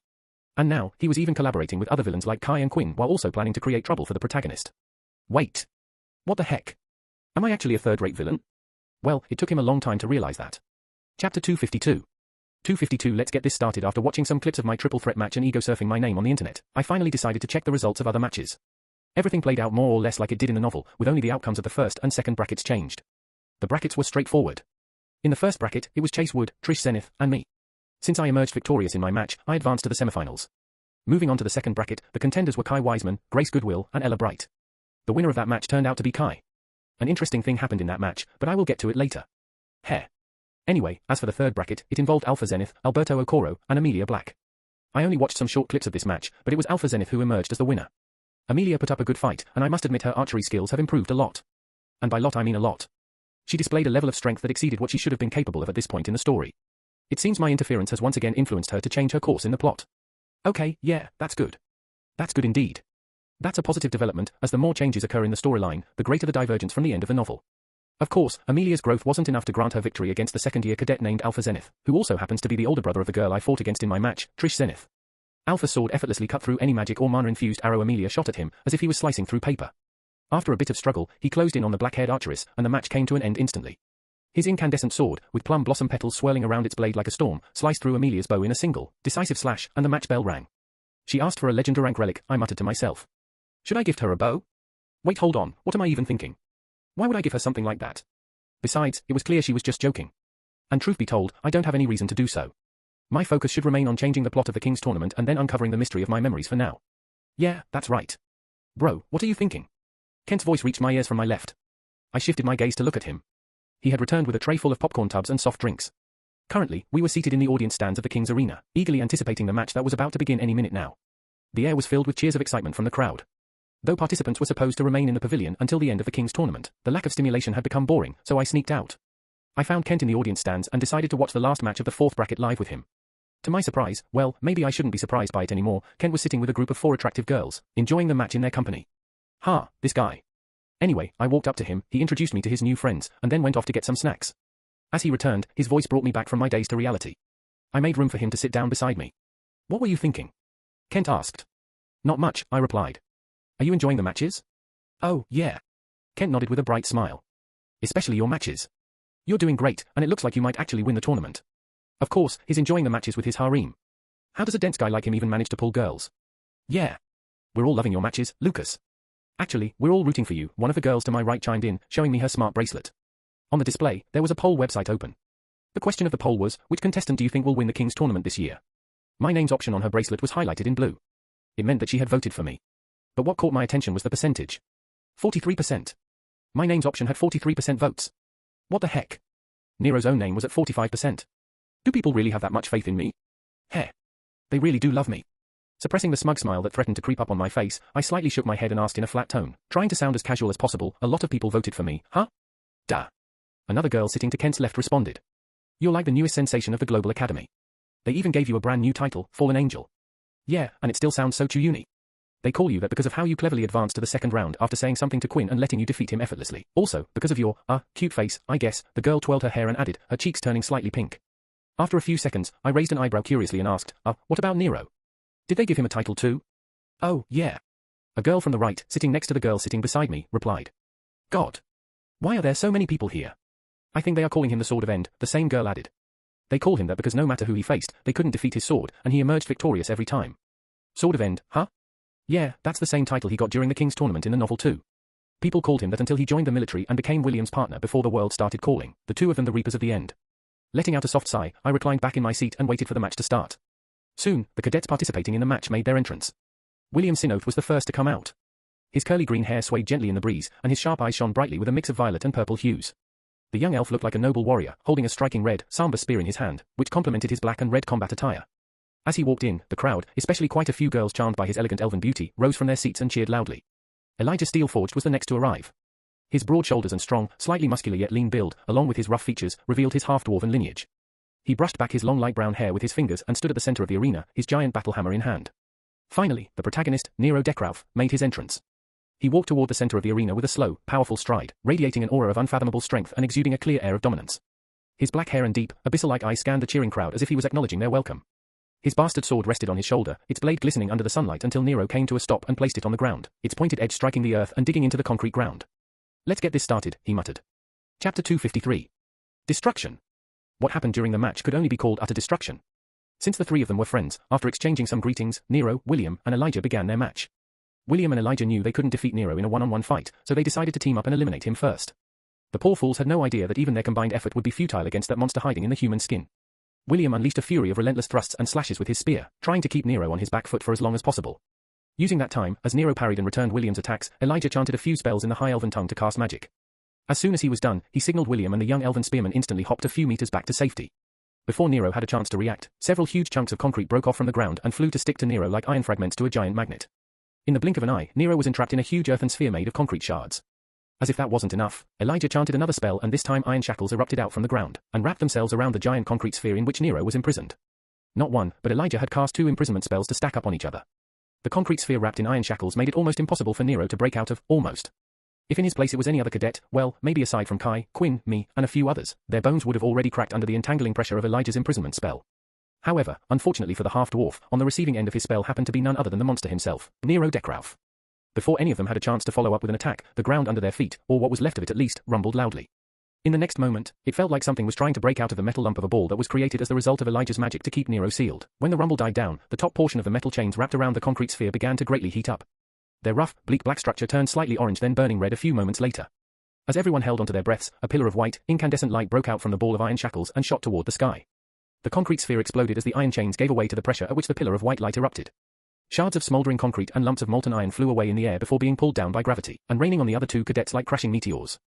Even from my vantage point, I could see the faces of Elijah and William twisting in disbelief and their mouths moving slightly to curse under their breaths. They tried to dodge the rain of attacks, which were the result of Elijah's spell being backfired against them. The half-dwarf was visibly puzzled. He couldn't understand how his 2 mid-level trap spells were so easily broken. Unless, the swordsman of End used an extremely high-level spell or a level 4 to 5 weapon art. Both of those thoughts were unnerving. I mean, I can't blame the guy. From Elijah's point of view, his spell didn't even leave Nero any air to properly breathe, let alone chant a spell or perform a weapon art. I think you should take a look at. After all, he was being crushed from all sides, god'n it. How then? How did he do it? How did he break free, in just a few seconds no less? Well, Elijah didn't have any time to find answers to such questions. He was already moving toward Nero, skillfully evading the flaming shards of iron and concrete raining down on him. William also followed suit. He raised his spear, shattered the flaming shards that threatened to burn or squash him, and charged at Nero. Only after the dust and debris settled, it turned out that the pillar of light, which was now slowly diminishing, was coming from Nero's sword, its tip pointing at the heavens. As the bright pillar of light finally died down, Nero looked at the 2 oncoming attackers and smirked. His radiant blade was white hot after conducting that amount of light. Nero simply pointed it at Elijah and slightly muttered a chant under his breath. Instantly, particles of lustrous white light appeared around Nero like shimmering snowflakes and trailed to accumulate at the tip of his blade, and formed a luminous orb. Elijah's eyes widened, but before he could even move a muscle, the orb of light facing him broke out in a radiant white beam at him, leaving destruction in its wake. Fortunately, the half-dwarf brought his imposing battle hammer in front of him to shield himself from Nero's attack. However, Elijah's hammer exploded into a flood of shrapnels as soon as its hammer's huge, metallic face came in contact with that beam of light. Elijah's eyes widened in terror. Before the beam could touch him, however, it quickly dissipated, frittering away into harmlessly beautiful shimmering snowflakes like light particles. Nero dismissed his spell in the nick of time. If not for that, the beam would have exploded through his skull like a hot knife to butter. That act of mercy and Elijah's incapability to protect himself from what could have been a decisive blow counted as the half-dwarf's loss. The announcer declared his elimination, but the match was yet to end. William circled around all this mayhem and valiantly lunged at Nero from behind, not caring for the elimination of his friend one bit. It was just one less opponent for him. Nearing the swordsman from behind, William violently pushed his glimmering spear forward at Nero's back, who was momentarily off guard after putting Elijah down. But as it turned out, Nero's guard was never down. Instead, he had led William into a trap. The black-haired swordsman spun around on one foot and dealt a swift horizontal slash at the incoming striking red spear. The movement of Nero's blade was nearly as fast as the speed of light, and just as sharp. Before the audience, or William himself, had the chance to even blink an eye, the match was over. Nero's sword cleaved through William's spear, which was probably created by the best of 11 blacksmiths, as if it was made of cardboard, and the cold steel of his samba blade found itself sharply pressed against the throat of the 11 spearmen in the next moment. The announcer declared Nero as the winner of the match, much to the loud support of the jubilant crowd who stood up to cheer for the swordsman of End's solid victory. 10 minutes. 2 of the strongest cadets in the academy only lasted for 10 minutes against this monster. Letting out a sigh, I rose from my seat and walked to the pavilion. As Kent wished me good luck, I waved him a hand and continued to walk away. Let's just get this over with. Chapter 254. After reaching my pavilion room, I changed into my combat attire before stepping outside. I left Sarah undisturbed as she continued to soundly sleep on the sofa and locked the door. I must say, she's quite lazy, even more so than myself. Despite being a phoenix, the creature associated with light, she appears to be a nocturnal creature. But surely, her messed up sleep schedule is not my fault, right? Right. Anyway, as I walked toward the arena, I spotted Amelia heading out of the pavilion building toward the audience stand. She tried to hide it, but I could easily tell that she was in a dejected mood. It looks like losing her match affected her more than it did in the novel for some reason. After chatting with her for a few minutes, I finally made my way to the stadium as the announcer called my name. I had no doubt that she would recover. Anastasia and Asta would be there with her in the audience stand to lift her spirits. Also, it's better for her and Anastasia to stay far away during the final match, considering they're both archeresses. They can provide better cover fire from that vantage position in case something goes wrong with my plan. And let's be honest, at this point, I'm completely certain that something will definitely go wrong. Or maybe it's just my paranoia. But still, having archers positioned at a safe distance will be crucial when the vampire attacks. With those racing thoughts in my mind, I once again made my entrance, walking out onto the field. The jubilant crowd erupted into a loud cacophony of cheers and whistles as I reached the center of the field, their eyes filled with joyous glee, eager to witness the hyped match between Kai and me. I glanced around to survey my surroundings and found that the crevices and fractures from the triple threat match between Nero, Elijah, and William had already been repaired, giving the whole field a fresh look. Summoning my spear, I rested its shaft on my shoulder, patiently waiting for the arrival of my dear opponent. Right then, Kai emerged from the shadows engulfing the entrance tunnel, the falling evening sun casting a dim glow around him as he approached. I wished to wrap up this event before dusk, but Nero still had one more match before qualifying to face me in the finals and the evening was already approaching. Achieving my desire seemed like a highly unlikely scenario at this point. The thought of facing several elite squads of high-ranking vampires in the shroud of darkness provided by the night sent a shiver running down my spine, yet I couldn't help but only let out a sigh of resignation. This was the only way. I cannot turn back from here. Besides, this was necessary to actually change Nero's mindset. Damn him. Damn it all. As I silently cursed the world and everyone in it in my mind, Kai stepped forward, summoning his imposing, lusterless black greatsword. The contrast with his slender figure made the sword seem almost impossible to lift. He brushed back his dark-shaded hair, gazing at me with his bright cyan eyes. Ready? Kai asked, and the announcer repeated the rules in the background. In this one-on-one duel, the way to win was to make your opponent surrender or render them unable to continue the fight. Meeting Kai's gaze, I gave him a solemn nod and inquired, "Are your preparations complete?" Kai nodded back in response and lifted his sword, which, for some reason, triggered a very loud reaction from the crowd. It appeared they had mistaken our actions as a symbol of provocation, thinking we were taunting and beckoning each other. Well, that's exactly what we wanted them to think. Ding, ding, ding. Soon, the match bell rang, and Kai and I sprang into action. In the blink of an eye, we closed the distance between us as our figures turned into blurs, and in the next instant, the cold, crimson blade of my spear found itself pressed against the warm, pale skin of Kai's neck. The match was over. For a moment, the whole arena fell into confused silence. Then, a loud murmur of puzzlement swept through the vicinity like a flood of singular emotion. I think you should take a look at the fallen angel. Lucas Morningstar has won. The first round of the semi-finals is over with his victory. As the announcer's voice echoed to break the silence, causing the crowd's reaction to shift. Instantly, thunderous boos erupted from almost everyone present in the stand. I couldn't blame them, to be honest. After all, our rivalry made the news. People were hyped up for this match. Everyone, even those in the outside world, had been eagerly looking forward to this moment. But in the end, all they received was nothing but a déjà vu from my face-off against Quinn. Poor souls. A sheepish smile appeared on my face as I turned around and quickly headed back to the pavilion building before they might start throwing eggs at me. A few minutes after returning to my pavilion room, I felt tremors coursing through the whole arena. The ground visibly shook, and loud clangor could be heard even from where I was. It was evident that Nero's match was underway. He was fighting the third-year cadet named Alpha Zenith. The novel depicted their match in great detail, so I knew just how destructive it was going to be. Part of my mind wanted to see the scenes I read in the novel coming to life and watch the match. However, another part just wanted to laze around until the start of the final match. Hey, I was not being lazy. I just wanted to rest as much as possible before all hell would break loose. Anyway, after a few minutes, the tremors stopped and the clangor died down. Nero had prevailed once again. The semi-finals were over. The final contestants were Nero Deckrauf and Lucas Morningstar. To pass some free time before the start of the final match, I attempted to meditate for a few seconds. Yeah. I can't meditate, okay? Anyway, after that, I opened the search engine and ego-surfed my own name again.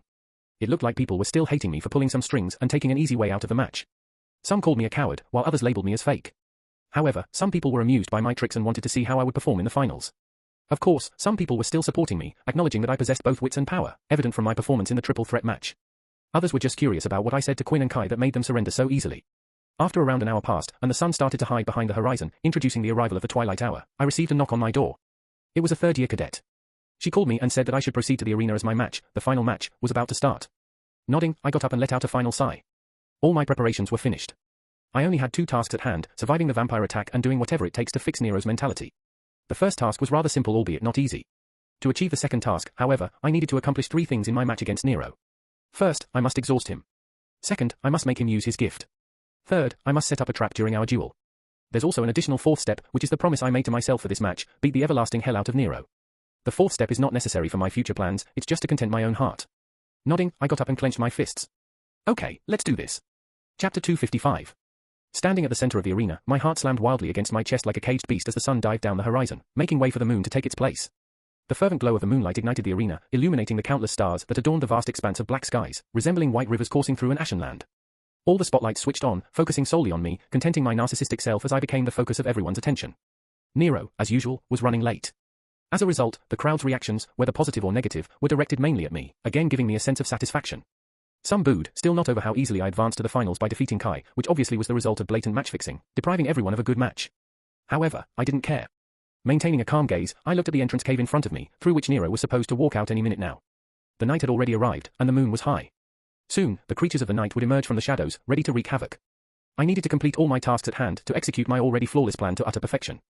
Heartilda, letting out a soft sigh, I summoned the bringer of lost flames and rested its shaft on my right shoulder. Its crimson blade glistened under the moonlight, ready to draw blood. After a bit of thought, I also summoned the metallic Yumi bow and slung it across my shoulder, wearing it tightly on my back. I harbored absolutely no delusions of defeating Nero without having to go all out. I didn't even entertain such thoughts.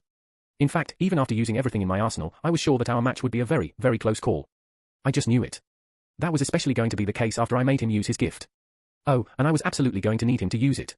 I know it will put him and everything related to him in danger since that would confirm the vampire's suspicion about him, but that's exactly why I needed to do that. To be honest, I didn't even know how I was going to win if I made him use his gift. However, as I said, making him use his gift was necessary too. It's a paradox of sorts. There was a chance if I had been able to use Phoenix's Embrace. But unfortunately, the tournament doesn't allow armor-type gifts to be used by contestants. It's fine, letting out another sigh, I shrugged my shoulders. I will think of something on the fly. Yeah, I will come up with something. I mean, my main objective was to make Nero use his gift against me. Winning was only going to be the cherry on top. With that thought in mind, I raised my head and cast a look at the entrance leading to the arena, its gate shrouded in darkness. In the next moment, as if waiting for that cue, a silhouette of a young man became visible as his figure stepped out into the spotlight. The young man walked toward me with slow, menacing steps, his slightly long raven black hair swaying gently from being caressed by the wind. His deep abyssal-like eyes stared at me with a hollow expression as the young man stood a few steps away from me. How could a person with an affinity to light possess such darkness in his eyes? I've mentioned this once before, but I, just like every other person in this world, could experience a slightly uncomfortable feeling after coming near to a person with an affinity opposite to them. I could feel that feeling from Kai, Quinn, Amelia, and Asta for example, since the first three possess an affinity for darkness and the last girl possesses an affinity for water, both of which goes against my affinities for light and fire. So how could Nero emit such an aura, one might ask? I know how. The darkness in his eyes was not that of an element but the things he had seen in his life. How could I possibly defeat a person like him? A boy who had been living on the razor's edge since he was young. A boy who had been training until the brink of death when Lucas was fooling around. A boy who is not only talented but has also honed the skills to wield that talent. How? How could I possibly defeat him who had been pursuing one goal for practically all his life, to win and to get stronger? Casting a defiant look at him, I steeled my resolve. It doesn't matter. I will have to do it, and thinking will only make me nervous. With that last thought in mind, I cleared my head and watched as the world all around me disappeared. In my mind, there was no future and no past. There was no peace and no compassion. I think you should take a look at the world ceased to exist and all that remained was technique that was drilled into every fiber of my being, my master. I only came back to reality when the match bell rang to life. The judge was done going over the rules and announced the start of the match. I could hear the distant voices of the commentators coming out of the speakers throughout the arena and the deafening cheer of the crowd. Yet the ring of the bell drowned it all. Ding, ding, ding. A net of cracks appeared on the ground beneath Nero's boots as he lunged forward at me at the first ring of the bell. Fast. I muttered under my breath with a bit of surprise. He was indeed fast, but not fast enough to not give me enough time to react. He shot at me like an arrow. I returned his gesture by doing the same. Raising the incandescent crimson blade of the spear which was engulfed in bright orange flames, I used it to block Nero's furious assault. Clang. TSK. However, I couldn't help and click my tongue as soon as my spear collided with his sword. My body involuntarily shuddered as the force of the impact behind his attack sent horrid tremors coursing through my body. It felt as though instead of hitting a blade of a sword, I was trying to cut a mountain. The blades of our weapons entangled for a moment and then separated as the both of us quickly jumped back a few meters. Nero enveloped his sword in a thick layer of a semi-solid state of mana, unleashing his true sword chi. As the austere blade of his bastard sword shimmered under a protective layer of azure mana that enhanced its sharpness and resilience, the flames around my own spear started growing brighter and brighter until the glow around the bringer of lost flames turned yellow. With that, we both lunged forward again and swung our weapons at each other. In the middle of his attack, however, Nero swiftly changed the trajectory of his horizontal slash. In the next moment, the glowing azure bastard sword lashed out at me from below instead of appearing on my side. Clang! I parried his attack, but Nero quickly retracted his sword before unleashing it on me. In the midst of the attack, he suddenly changed the trajectory of his attack again, and then again, and again, and again. Clang, clang, clang. Goddamn it. I couldn't help but curse in my mind as my spear moved to feverishly defend against his unrelenting assault. But instead of backing down, I continued to chain my blocks and deflections into one uninterrupted sequence of swift moves. However, despite my best efforts, I reeled slightly after each strike I blocked or deflected. It was as if I was being hit by a hurricane of adamantine sledgehammers, each hit making my bone tremble and groan. What insanity is this? How? I couldn't comprehend how he was so strong. Sure, I knew that we had a slight difference in mana core ranks and that his swordsmanship was going to pose some troubles, but right now he was outright overpowering me. Was it his usage of mana? Was he using it differently, or more efficiently and fluently than me? I did not know what was the source of his crushing strength, and I did not care. I am a simple man. If I see a strong opponent, I run. If I can't run, then I avoid facing them head-on in their own game. Nero was overpowering me, sure. So that means, fighting him with strength was just simply put in question. I would fight him with speed and agility instead. With that thought in mind, I backed a few steps and lunged forward. This time I changed my entire battle style. Chapter 256. As Lucas dashed at him head-on, Nero raised an eyebrow and then thrust his sword forward toward the silver-haired boy. Quickly, the young Morningstar's figure sidestepped to evade Nero's sword. It looked as if he had evaded the attack harmlessly. But that notion was short-lived. A thin red line appeared on Lucas' right cheek, warm drops of blood rolling down from it. Just a few centimeters higher, and he would have lost his right eye. Lucas despised that Nero's sword marred his beautiful face, as much as he hated how his opponent could effortlessly track his movements. Despite Lucas' incredible speed, which made him look like a blur to everyone else present in the arena, he was no match for Nero. Lunging to Nero's right, Lucas shot his spear toward his opponent's vulnerable ribs. But that opening proved to be a trap. Nero had lured Lucas there deliberately. As the crimson blade of the spear moved in his direction, Nero instantly seized the opportunity and jumped up, spinning his body mid-air. Using the momentum of his spin, Nero attempted to bring down the blade of his sword on Lucas like a guillotine. But Lucas was prepared. He abruptly halted his thrust and flawlessly executed an upward vertical slash with his spear, meeting Nero's descending sword. Clang! Nero's sword collided with the crimson blade of Lucas' spear, his eyes widening in surprise. Nero spun in the opposite direction, landing a few steps back, still in a state of shock. He hadn't expected Lucas to block his attack with such skill. Nero believed that the young Morningstar would be forced to use his gift to fling him away. Was it a fluke? Nero thought, reluctant to accept that his attack had been seen through. Shaking his head, Nero darted forward at Lucas and swung his glowing azure sword at him. It was fine. Even if it was a fluke, Lucas wouldn't be able to repeat it. After all, it is as they say, there's no value in success if one can't reproduce it. Determined to crush Lucas before any more miracles occurred, Nero unleashed a frenzy of unpredictable slashes at the silver-haired boy, holding nothing back this time.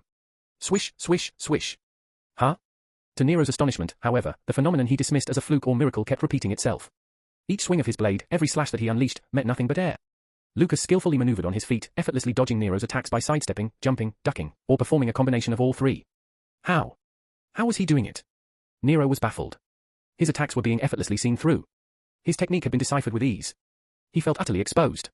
Despite avoiding Nero's attacks, Lucas wasn't counterattacking just yet. Instead, he decided to stick close and move around at a quick speed. At this range, Nero should have the advantage in attack since Lucas' spear was basically useless for such close combat. Yet, Nero couldn't do much when his attacks weren't connecting, could he now? Initially, his sword managed to leave a few gashes and cuts on the silver-haired boy, but now, his blade wasn't even connecting. For a moment, Nero considered the possibility that the young Morningstar really possessed some sort of future sight despite what he had said in the past. But then, something caught Nero's attention. Lucas, his eyes, they weren't focusing on him. No, Lucas chose to focus on Nero's feet instead. Or more specifically, on his footwork. I see. Nero mumbled under his breath.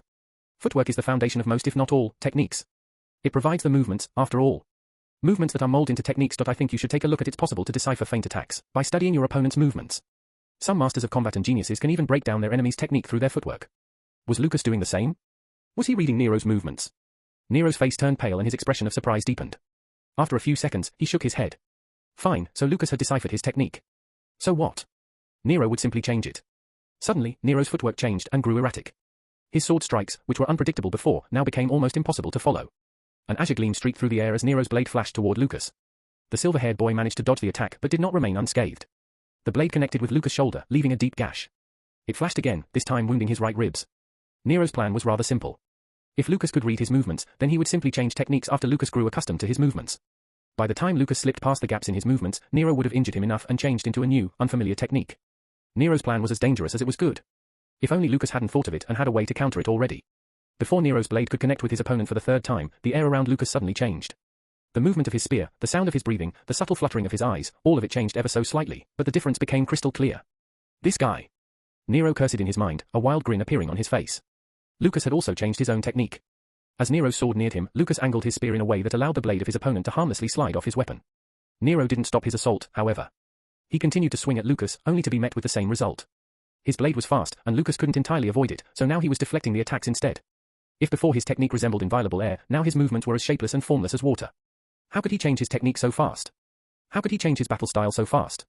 By definition, a battle style was a structured framework of patterns of attacks that dictated how one should act to defeat an enemy.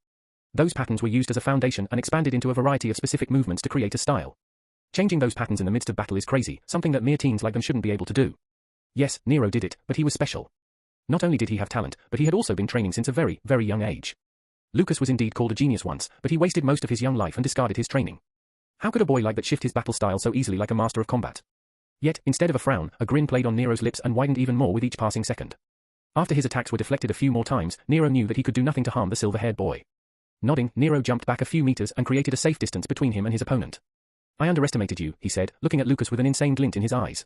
I can see that I can't defeat you with technique alone, so prepare yourself, Lucas. Lucas gritted his teeth. He knew what this meant.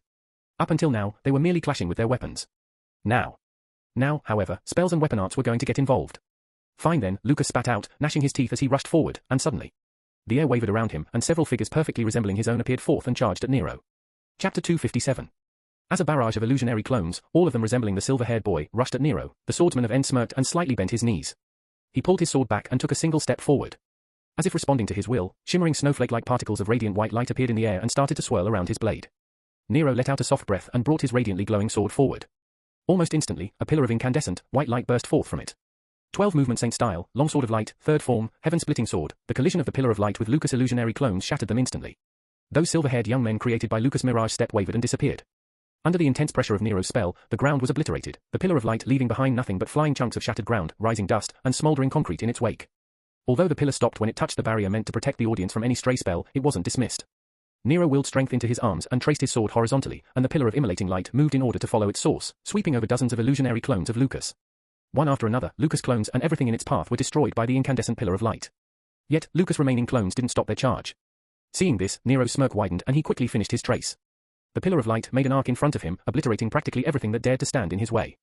A huge cloud of cement shards and dust blew up, but in the nick of time, a single silver-haired boy jumped up to avoid sharing the same fate as his clones. It was the real Lucas. He landed and momentarily disappeared behind the cover of rising dust and flying debris. However, his figure soon emerged and stepped into sight, still rushing to cover the distance between him and his opponent. The pillar of light diminished as Nero stopped feeding his sword mana. Yet, the blinding glow around his sword remained as it continued to emit light. Just how much mana does that bastard have? Lucas mumbled under his breath and shuddered, but didn't stop rushing forward at the bastard in question.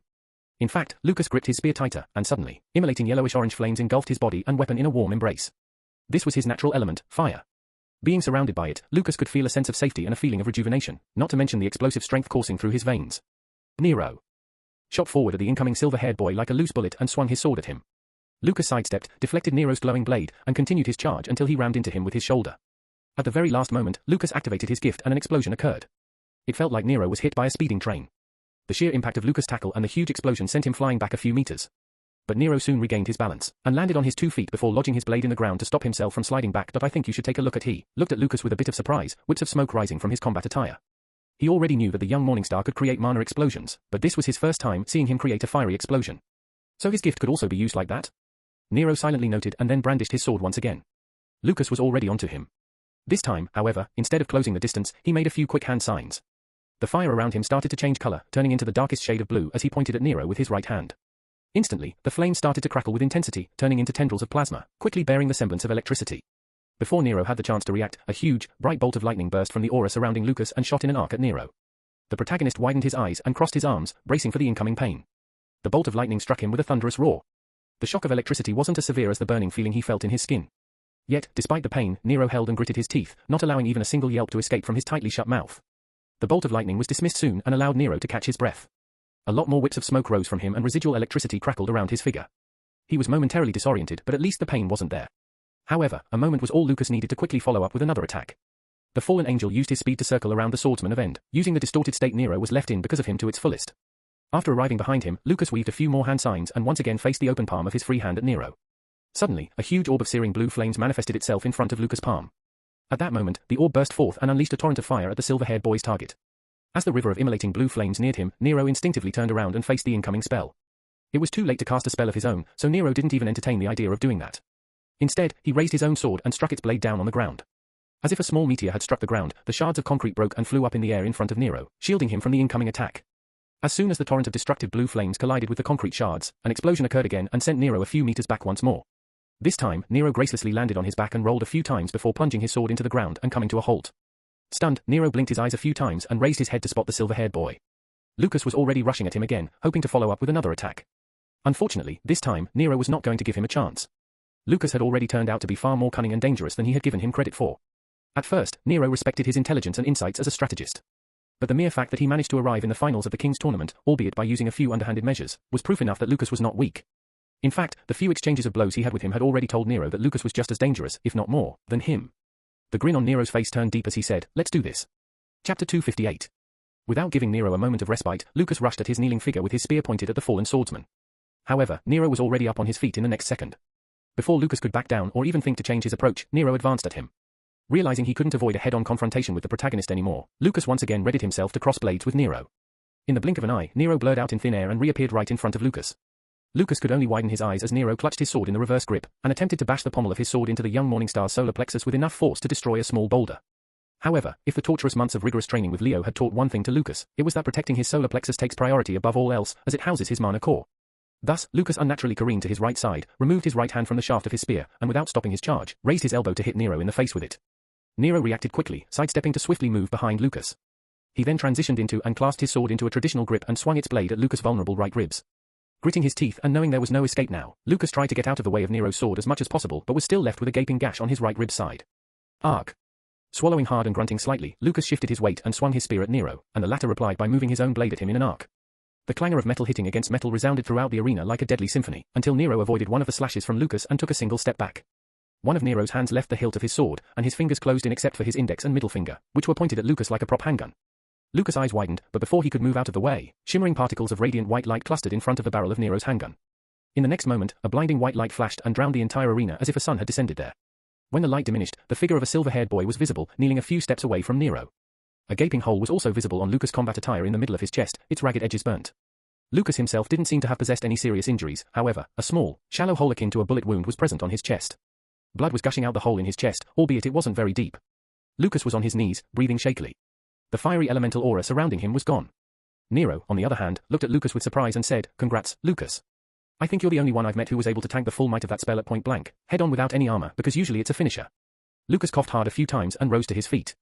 He shot a glare at Nero and spat in a hoarse voice, "Aren't you too full of yourself?" Nero raised his eyebrow, prompting Lucas to continue, his voice returning back to its normal with each word. "I think you should take a look at, who the hell do you think you are to congratulate me? If anything, I should be the one congratulating you," Lucas added. Nero's eyes grew a little cold as he asked, "Oh? And why is that?" "Why else? You're the first cadet in the tournament who survived against me for more than 10 minutes, Lucas gritted his teeth and then lunged forward again. The wound on his chest, ribs, and several other small gashes did nothing to slow him down, instead, he only looked faster now. The reason for that was several small bursts of explosions going off under his feet, propelling him like a rocket every time he stepped on the ground. Dozens of small craters were left in his wake as he advanced, searing blue flames appearing and dancing around him once again. Nero raised his glowing azure sword as trails of light particles started to swirl around his blade. Suddenly, he himself rushed forward at Lucas. From the viewpoint of the audience, a line of pure white, radiant light, and a trail of blazing blue inferno drew arcs on the ground as they collided one after another. Each clash was accompanied by thunderous shockwaves that swept through the vicinity, and the concrete ground was obliterated a little more. Explosions erupted, and smoke obscured some parts of the arena. Even the barrier meant to keep the stray spells away looked to be struggling to maintain its place facing the sheer scale of the battle of this intensity. To the mundane people watching the matches at their homes or even some of the first-year cadets in the academy, it may have looked like both the fallen angel and the swordsman of End were on par with each other, but it couldn't be farther from the truth. In actuality, each time Lucas and Nero clashed, disengaged, and then clashed again, both of them were receiving wounds. However, Lucas was accumulating more and more injuries compared to Nero. Each time their blades clanged, they inflicted damage on each other, but Lucas was on the losing end. That was to be expected. The battle had grown to the point where sticking to technique was impossible now. It was just the sheer clash of their respective strengths. Lucas didn't want that, of course. From the start, he was trying to resist this inevitable moment. However, the flow of the battle always follows the strongest. Or rather, it's more precise to say that only the strongest have the luxury to choose the flow of the battle. If you try to resist it more than you should, then you would eventually be crushed. Lucas did whatever he could, but now the duel was finally turning in favor of Nero.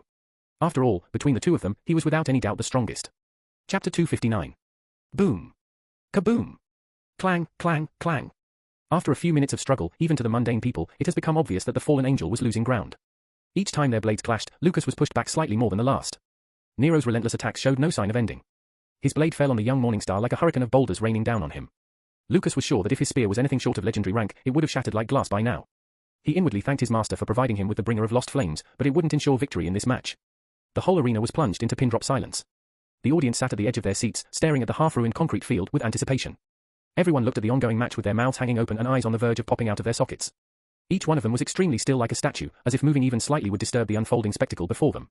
Even commentators were silent, their occasional surprised yelps and gasps betraying the fact that someone was sitting behind the mics. No one expected this level of fight from two first-year cadets. Well, some people did from Nero, but no one expected much from Lucas. Yes, his recent development showed him worthy of his previous title of a genius, but in the eyes of the world, he was still not in the same league as Nero. After all, Nero had fought his way up in the bracket alone, while Lucas clearly had some people who pushed him up except in the second round of the triple threat match. The abilities Nero displayed were in the realm of being unbelievable, in contrast to the humane cunning and moderately excellent battle prowess that Lucas showcased. Yet, somehow, defying all logic, Lucas was here, still in the match. Well, yes, he was fighting a losing duel, but it's not like there was no chance of winning. There was still a chance, that's what the people supporting the fallen Morningstar chose to believe. Well, the man Lucas himself. After all, he knew that Nero had been fighting the whole day while he only had to fight a little in one match. He had already exerted himself enough. Even though Nero was a monster, he was still human, hopefully. His mana core, albeit a bit higher than most of the people his age, was still limited. There was only so much he could strain it. Then there was the question of his physique itself. Nero had acquired several wounds from his previous battles. And now, even when Lucas was receiving more wounds in this duel, Nero was still the one more injured between the two of them. One mistake. Lucas wanted Nero to make just one mistake. He was stalking Nero like a predator observing his prey. Lucas was sure that just one single mistake would be all it'd take for him to claim victory or, at least, complete his task over Nero. However, to his dismay, Nero also had an inkling about it, so he was cautious enough not to make a single blunder. His movements were fluid and unpredictable, but also grounded and firm. Every strike, every step was calculated and efficient, focused on delivering the maximum amount of damage while preserving as much of his strength as possible. Each time they engaged, a shockwave would erupt, causing them to disengage and fly back a few meters before rushing at each other again and lunging forward to clash and repeat the process. By now, Lucas' body was littered with fresh scars, with streams of warm, crimson blood rolling down his perfectly toned physique. Nero wasn't left unharmed, however. His own state resembled very much that of Lucas, albeit less extreme. Once again, after being flung back by the force of their own collision, Nero and Lucas lunged forward at each other. I think you should take a look at Clang.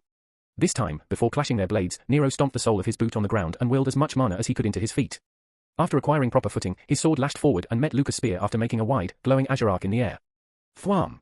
This time, most of the shockwave that erupted from their collision was directed solely at Lucas, or at least he was the one who seemed to be more affected by it.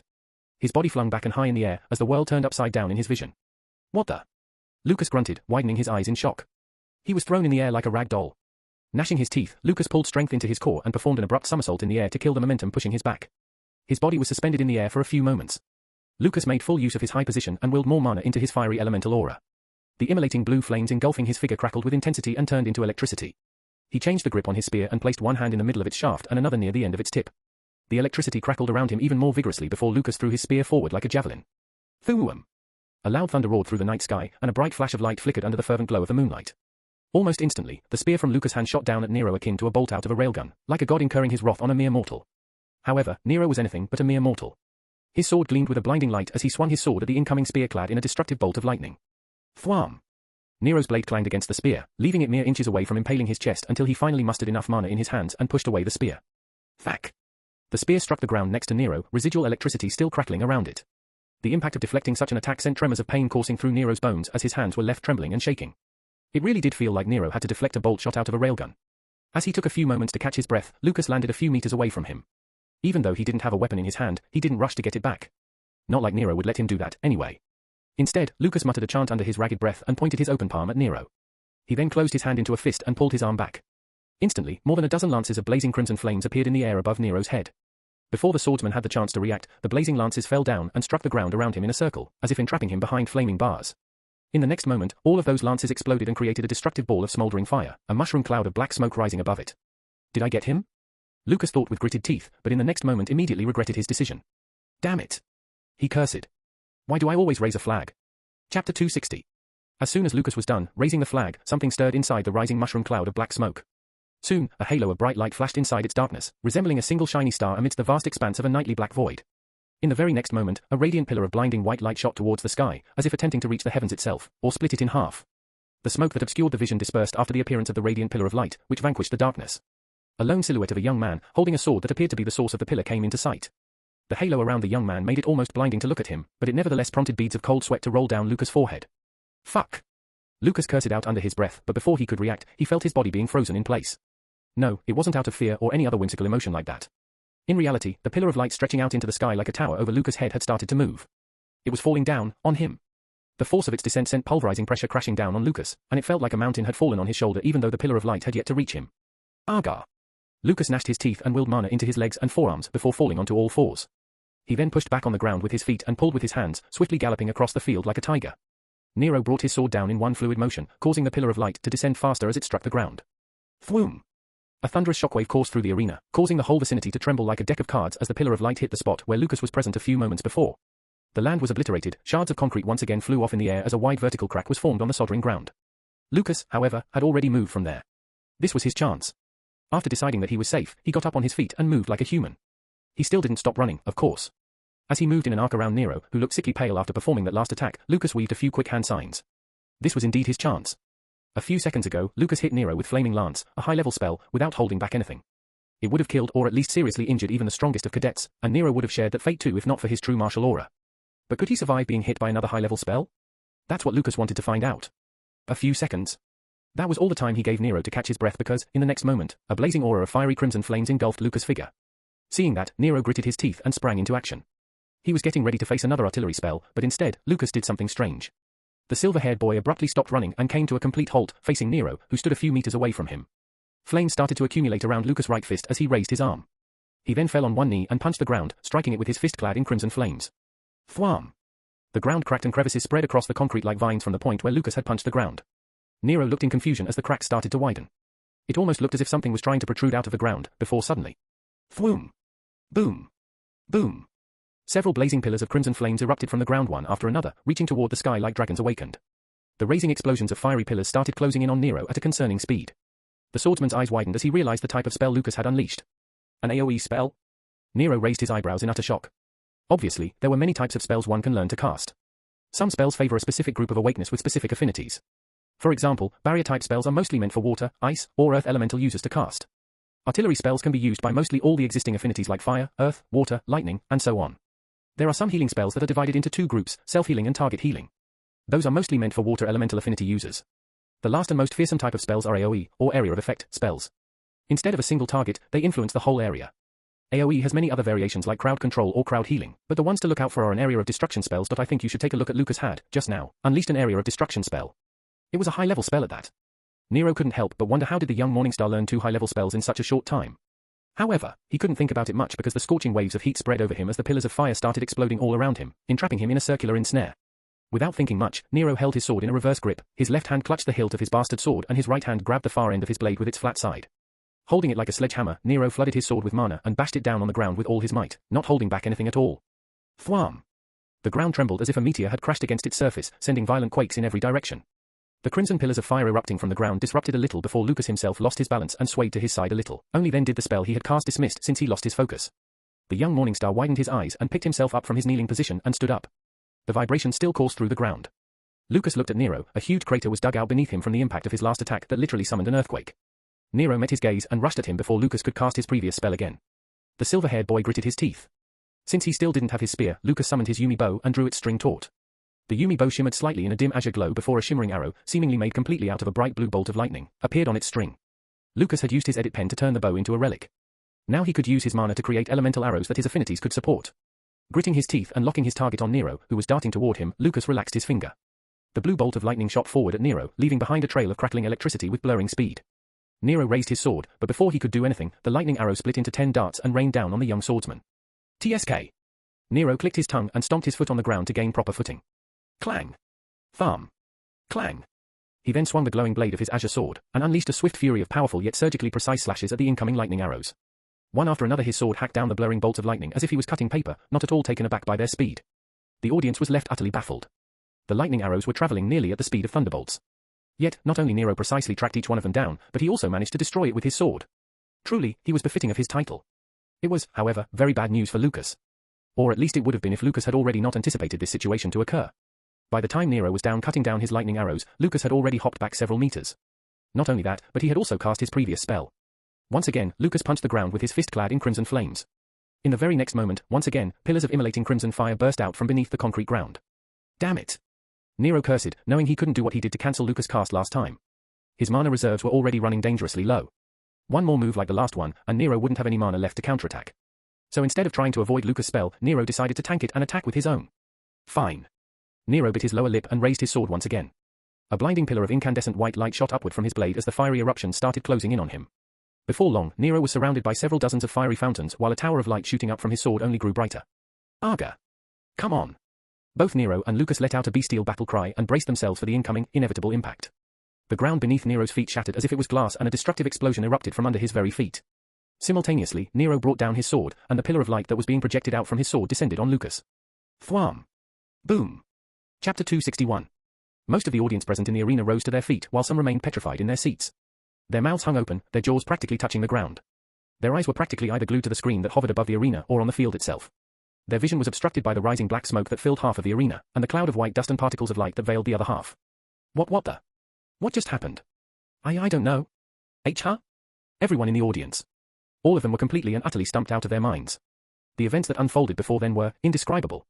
But it wasn't over yet. The match itself wasn't over, or was it? Even in the VIP stand, the instructors present there looked at the arena with quizzical and baffled gazes. They weren't sure of what to make of the duel they had just witnessed.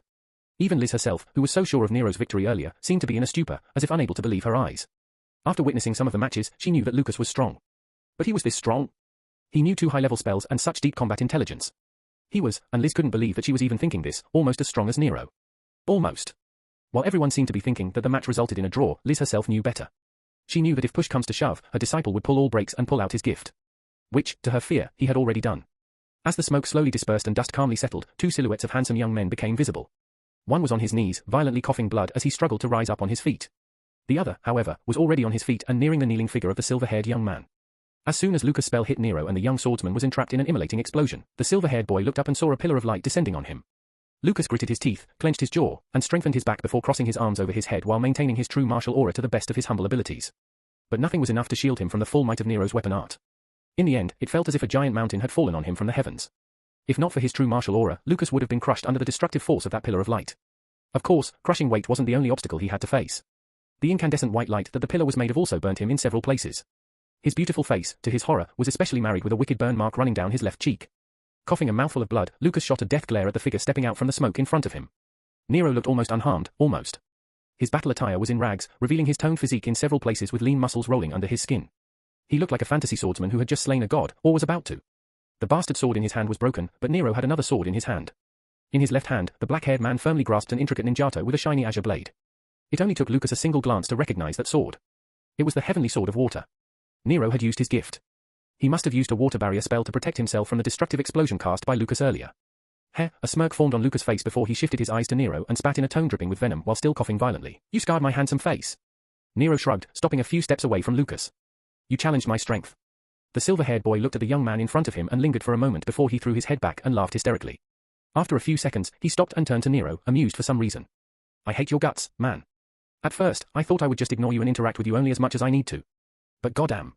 There are only very few people who can irritate me so much in the world, and you're on top of that list." As Lucas said all that, he couldn't help but remember how he planned to stay away from Nero and avoid the fated duel with him as he did in the novel. I think you should take a look at, yet here he was, doing exactly that. Nero looked at Lucas with an unreadable expression and then asked, "Why? What's your problem with me?" "I said I'm sorry, did I not? Even though I knew we could never be friends, I at least expected us to be on good terms. If you're still hung up on what I said to you, then I'll apologize again since it was my fault." "I'm sorry." "You don't understand," Lucas shook his head.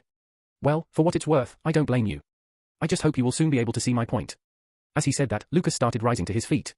Flickering orange flames appeared and enveloped him in their warm embrace. These flames, however, they didn't look ordinary or mundane. No, they looked different. They looked pure. Before Nero could understand what was happening, Lucas started standing up. The orange flame surrounding him flickered vigorously and turned to silver. Soon, the burnt marks and gaping wounds on Lucas' body started to heal, his body repairing itself. This was something Lucas had discovered recently. He had gained an extremely fast regenerative healing factor after syncing with Sarah. He found it when he was training with Leo and acquired a wound on his wrist. Only then he found out that by focusing on his and Sarah's bond, Lucas could summon mythical flames. These silver flames could heal his wounds, but to what extent, Lucas didn't know. He doubted that using it could bring him back from the brink of death like an actual phoenix, but the healing factor was still appreciated. Nero looked at Lucas with wide eyes. Learning healing spells, especially self-healing spells, with fire affinity was not unheard of, but all of those spells were of high level. So, does that mean that Lucas had learned not only 2 but 3 high-level spells? Well, not really. His Flame Lances was a spell that Lucas instantly learned after obtaining the Bringer of Lost Flames. His Healing Fire was more like a second gift that he got from Sarah rather than a spell. The only high-level spell he actually learned in all this time was the Hellfire explosions that he unleashed on Nero earlier. But the black-haired swordsman didn't know that. So he looked at Lucas with a shell-shocked look but then quickly came back to reality. Finally, after his wounds were healed, Lucas weaved a quick hand sign and then stretched out his hand. His palm was instantly clad in crackling electricity as Lucas bent his knees and prepared to launch himself at Nero. Nero, in turn, also bent his knees and raised his ninjato, completely discarding his broken bastard sword. Nero didn't even have a single drop of mana left in his body anymore. He was surprised that Lucas was able to cast a spell even after the level of duel they had. However, Nero was still certain of his victory. He knew that Lucas could only cast a single spell. The young Morningstar was also at his limit. Nero, on the other hand, could cast as many water spells as he wanted to with the help of one of his heavenly swords. If Nero could avoid this one attack from Lucas, then his victory was inevitable. However, Nero didn't want to avoid this attack. He already had a big advantage over Lucas now that he had summoned his gift. If he ran from here, then where would he go? Drawing a deep breath, Nero clutched his azure short sword tightly. A stream of water flowed out from the blade of his ninjato and formed a sharp edge as if extending its reach and sharpness. Not a single word was exchanged as both warriors rushed at each other, Lucas with his lightning claw and Nero with his azure ninjato. Nero waited until he stepped into Lucas' striking range and only then did he swing his own blade at him. In response, Lucas himself lunged forward at Nero with his claw clad in lightning. Thack, whoosh. Both figures of the cadets disappeared and reappeared a few meters away from each other, their backs facing one another.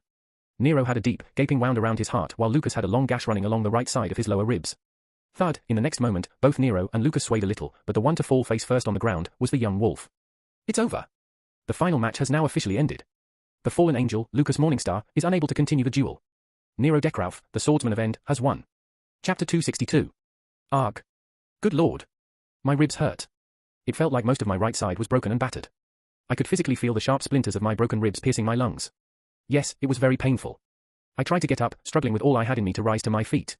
Yet, my body refused my command to move. In the end, I could only exhaustedly lay on my belly pressed against the cold, hard concrete ground, breathing heavily as jolts of organ-rendering pain continued to course through my body. Before long, the voice of the announcer reached my ears, declaring Nero as the winner of the King's tournament. Thud, almost as soon as the announcement was made, I heard a low thud resounding from a few steps behind me. I tried to get up and look back, but as I said, I couldn't even move an inch. I had an idea of what must have happened, of course. Nero Decrow fell. He managed to stand a few seconds more than me, enough time for him to obtain the victory. Grah! Another groan escaped my lips as I tried to move a little and rolled over to my back. I moved my hand and tried to examine the right side of my ribs. My hand felt warm. I brought it back and looked at my palm only to see warm, crimson blood dripping down from it. Well, that's to be expected since I had a gaping wound there. In the next moment, I heard the hurried sound of footsteps growing closer with each passing second. Very soon, the medical team reached us and gave several high-quality healing potions to us, both me and Nero. Several of them who were well-versed in healing magic also started chanting spells to heal us of our wounds. After a few minutes, most of the pain-numbing and agonizing me was gone, so I sat back up and summoned several vials of high-quality mana recovery potions, and greedily drank them all. I was frustrated by my loss. Somewhere deep inside my heart, I knew that I never stood a chance against Nero. However, after coming this close in our duel, I thought maybe I could really defeat him. Even though I knew about his broken gift, I still foolishly thought that. If only I was allowed to use Phoenix's embrace, if only. However, what's done is done. Time is of the essence right now. Even though I was not able to win, I did complete all the tasks I had made for this duel. The vampires will attack any minute now, but I wasn't too worried. I've set the stage already. If everything were to go according to my plan, I would successfully break that mentality of Nero. Gah! Letting out a satisfied sigh as I was done consuming the mana potion, I focused on my soul bond with Sarah and summoned mythical silver flames. The medics near me stepped back with a furtive and startled expression as the silver flames enveloped my body completely. I could feel my shattered bones merging back in place and my mangled or torn muscles regenerating and healing quickly. Do you want us to accompany you to the infirmary? One of the medics asked with a worried expression. I cast him a neutral glance and raised my hand with a shake of my head. I'm fine. I don't require medical attention. But. The medic was about to retort in some way, but before he could, his other colleague pulled his arm to stop him. Those were healing flames. That was a high-ranking self-healing magic. If he can use that, then he should be fine. Sparing me a reverent glance, his colleague said. Well, they weren't wrong. As long as I have mana and I could feel my soul bond with Sarah, those mythical silver flames could be summoned to heal me of any wounds. Of course, the more severe the wound I receive, the more mana I would have to spend to heal it. In simple terms, bringing the silver flames to heal several life-threatening wounds would require me to spend an equally great amount of mana. I think you should take a look at. In other words, as long as I have mana, I could keep healing myself and continue to fight. Actually, I lost against Nero because of two reasons. First, I had long exhausted my reserves of mana before our final clash. After fueling the silver flames, I could only supply mere drops to my lightning claw spell. So, I wasn't able to deal as much damage as I wanted to Nero, while he hit me with a devastating water spell since he didn't need to use mana after activating his gift. His gift allows him to summon 7 heavenly swords, which in turn grants him complete control over their respective elements. Damn that overpowered protagonist and his cheats. Anyway, the second reason was that I simply was just a step behind. Yeah, during our final clash, for a split second, Nero was faster than me. Just a single step, damn it. I was slow by just a single step. As I gritted my teeth, the thunderous cheers from the crowd brought me back from the depths of my thoughts. I looked around and saw people standing in their seats, loudly applauding at our brilliant performance tonight. I whipped my head around in search of the opponent I faced in the finals just a few minutes earlier. My eyes darted across the ruined concrete field and stopped on a mana with swaying jet-black hair. Nero's eyes were as dark as ever, and when he felt my gaze, he turned them to me and returned my look. Several medics were swarming all around him, casting healing spells on him and providing him with consumable mana potions. Nero stared at me for a few moments and lingered before finally opening his mouth as if readying to speak something. But right then, loud sounds of firecrackers boomed throughout the arena. Several trails of light shot up in the sky before exploding into a dazzling display of fiery sparks, lighting up and littering the night sky with a breathtaking view of a light show. Nero was startled by the sudden interruption but quickly turned around me and tried to resume what he wanted to say earlier. However, once again, before he could speak up this time, several people came rushing out from the entrance of the field and swarmed us, well, mostly Nero. As for me, I saw a blue-haired elven young man darting across the field and pouncing at me. He fell on me and entrapped me in a tight hug before shouting right in my ear, "Bro. Lucas. Bro. Are you okay? Damn, that was so cool. Gee, get off me, you idiot. I'm still hurt." Well, actually I wasn't, but I was also not in any shape to carry a giant baby around, especially when the vampires were about to come out of the cover of night. Putting him down, I heaved a few times to catch my breath while Kent continued to babble. "That was so cool. I didn't know you had already learned not 1, but 3. 3 high-level spells. Teach me. How can I teach you? All my high-level spells are of the fire aspect and you have, wait a second, what is your affinity?" Kent frowned and cast me a worried glance. "Brew, did you hit your head in the match? Just the other day I told you about how I should make it rain so the girls would have wet clothes clinging to their figures. That way, we could discern who is the hottest." I stared at Kent with a deadpan expression and then shook my head. I turned to look at Nero one more time and saw him surrounded by his own group. Medics had healed his injuries, most of them, at least. Now they were asking him to visit the infirmary. His friends patted him and congratulated him, only one of them, Anastasia, was concerned about his well-being and asked him to head to the infirmary first. The laceration on his chest from my lightning claw spell was gone yet, unlike me, most of his wounds were yet to be treated properly. "Lucas?" Suddenly, Kent, who was babbling in the background until now, stopped and a new voice greeted my ears.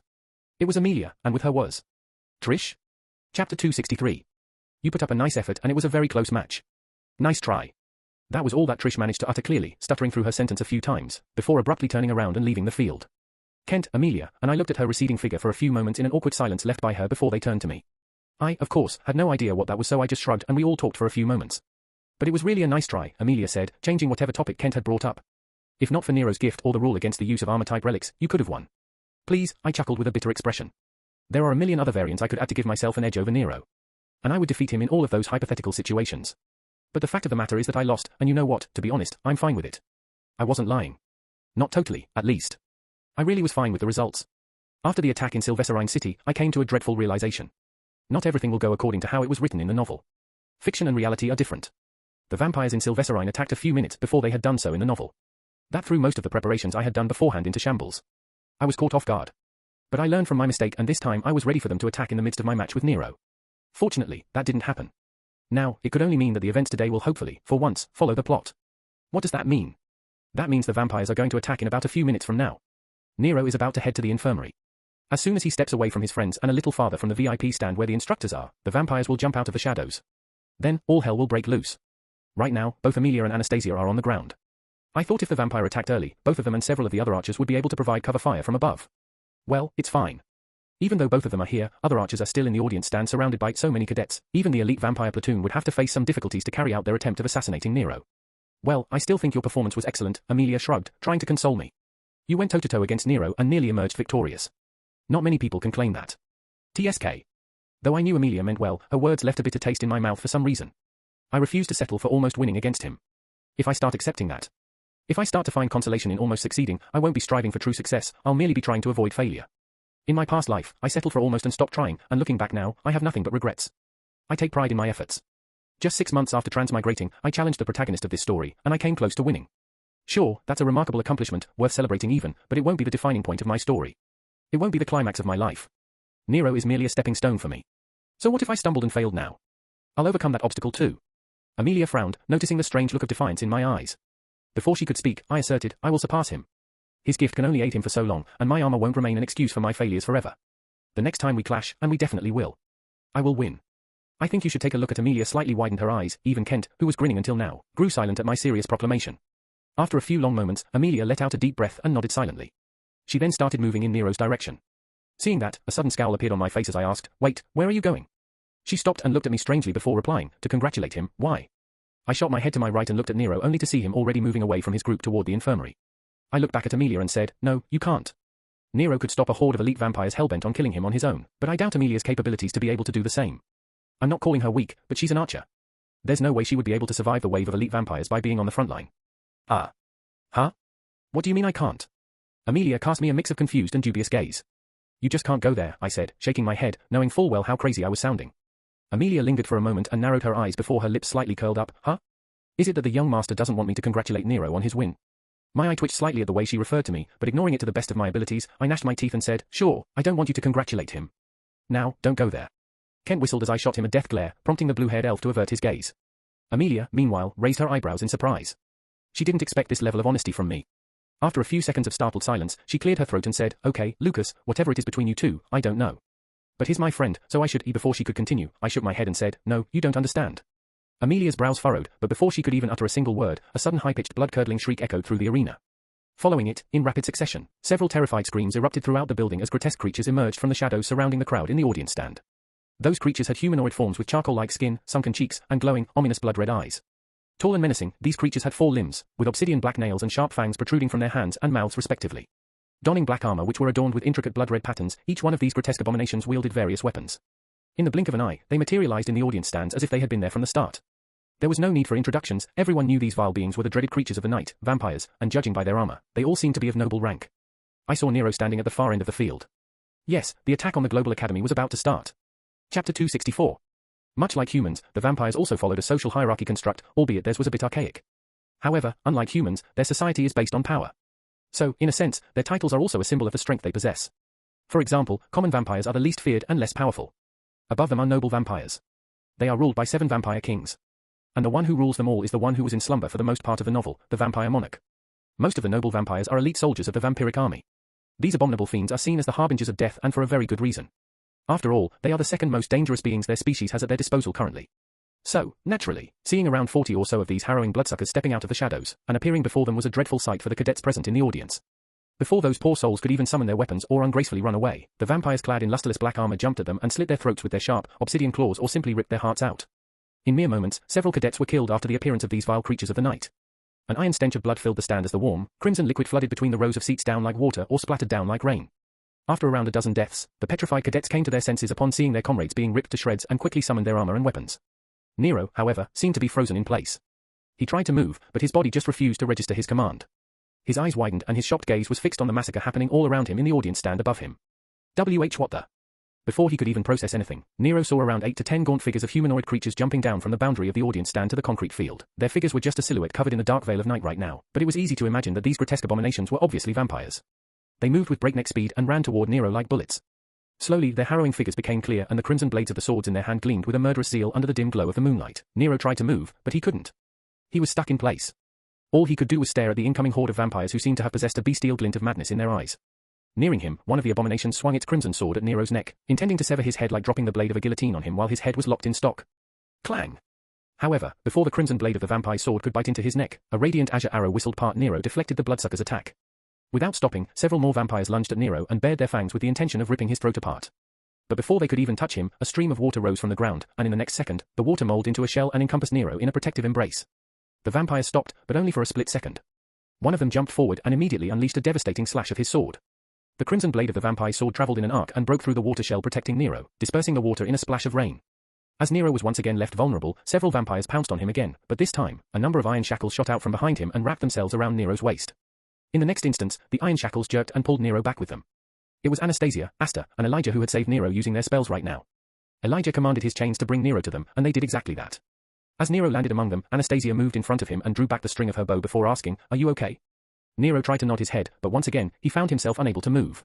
After a bit of struggle, he managed to force out a few words, "I'm fine, but I can't move." Anastasia frowned, turned to face him, and scowled. Her crystal-like golden eyes were shining under the night sky like a pair of stars adorning her alluring face. Despite her beautiful visage, the look on Anastasia's face was ugly. She hesitantly dismissed her bow and moved closer to Nero. She had activated her gift, God's Eyes. It allowed her to perceive the world in a way that no mortal could ever hope to fathom in a single lifetime. Currently, she could see inside Nero's body, not the physical one that was already before then, but the spiritual one. I think you should take a look at. She saw a large, radiant nexus of glowing ethereal strings in Nero's abdomen with several trails of light extending inside his body like some sort of a network. They were the mana pathways. In simple words, they were roads through which mana traveled inside a person's body. However, that wasn't what Anastasia was concerned with. Moving her gaze up, she saw a black patch of darkness blocking some of the trails of light inside Nero's head. A mind hex, she muttered to herself. It was a known fact that the vampire's main choice of magic attacks was darkness and soul or mind spells. Mind magic was, in more ways than one, different from soul magic.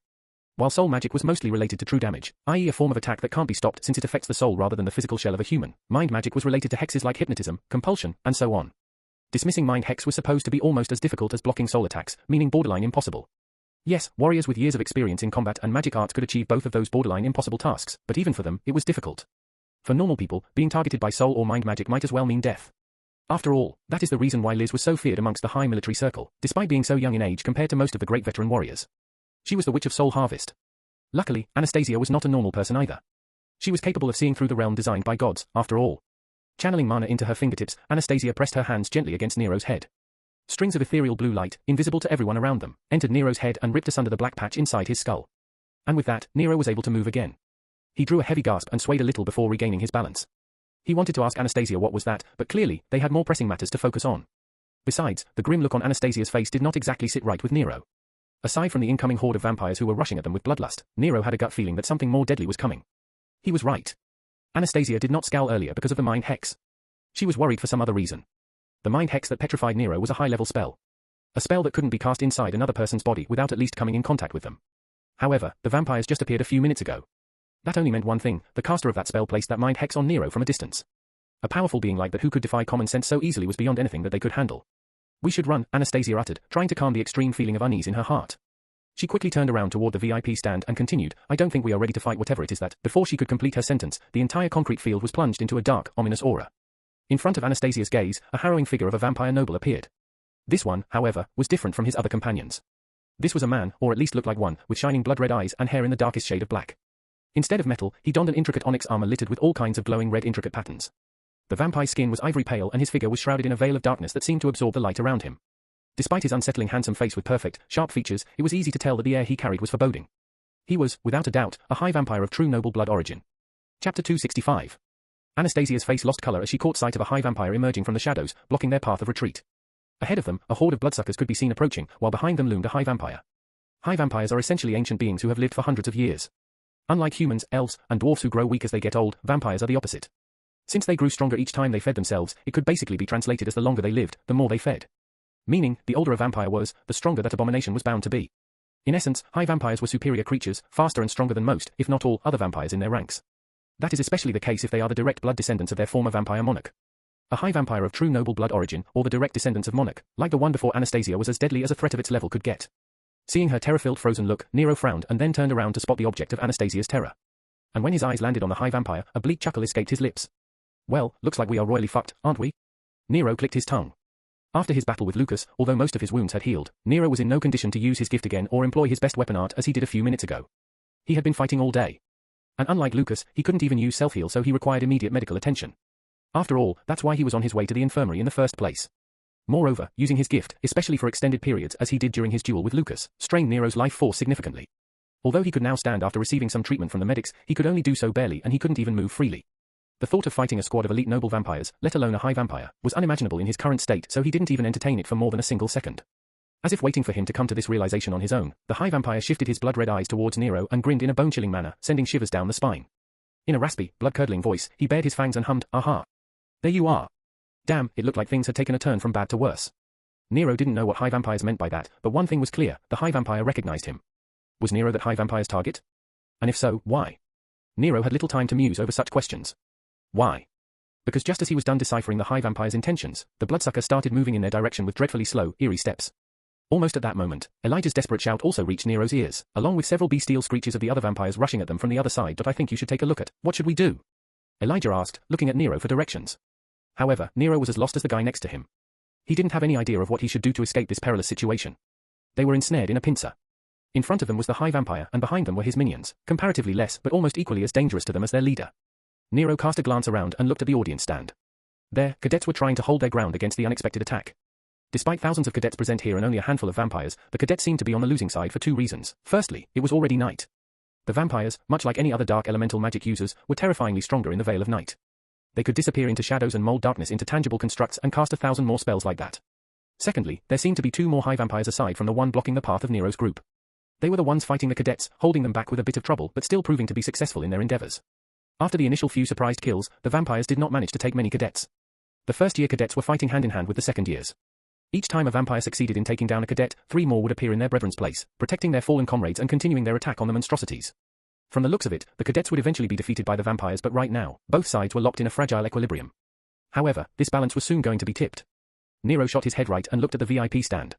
He could already see several silhouettes jumping down the concrete structure and running to assist their compatriots. There were third-year cadets and several instructors. Nero knew in a matter of seconds, Liz would join them here. It meant that they only had to stall for a few seconds and then they would be saved. Okay, with that settled, all he had to do was take command and everything would be fine. Command. As that word echoed in Nero's mind, he whipped his head to gaze across the field and found himself involuntarily searching for a certain young man. As if to assist him, a rich, calm voice shot out in the air, as if defying the very nature of chaos that was filling the atmosphere. Anastasia, take a stand next to Amelia and fire at will. All the frontline fighters present here in the field, instantly assume a defensive circular position around our archers. All the mid-range fighters, protect your comrades. All the heads turned to the source of the voice. It was a lean young man with snowy silver hair and shining red eyes, that looked almost as ominous as that of the vampires around them, yet somehow infinitely more hypnotizing.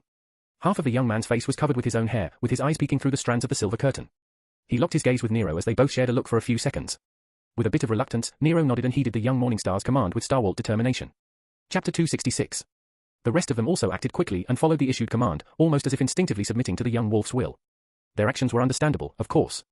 All of the cadets present in the field have been participants in the mock war, massacre of the Sylvesterine city, and the flag game.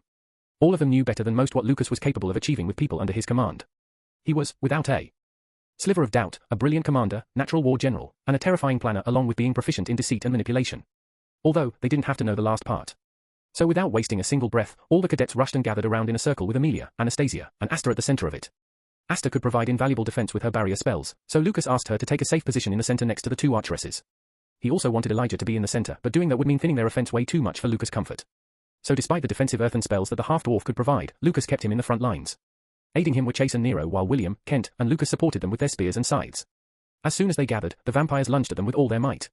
Asta cast a barrier spell whenever it was needed, and the rest of the cadets launched their attacks one by one. They did not aim to strike down the vampires. No, instead, they only intended to stall for time. Deflecting one of the incoming slashes, Nero turned to Lucas and asked, "What about that high vampire?" Now that they were in a circle and surrounded by vampires from all sides, Nero feared that the high vampire would jump on them unseen any moment now. All his worries were for naught as Lucas merely dismissed them with a shake of his head.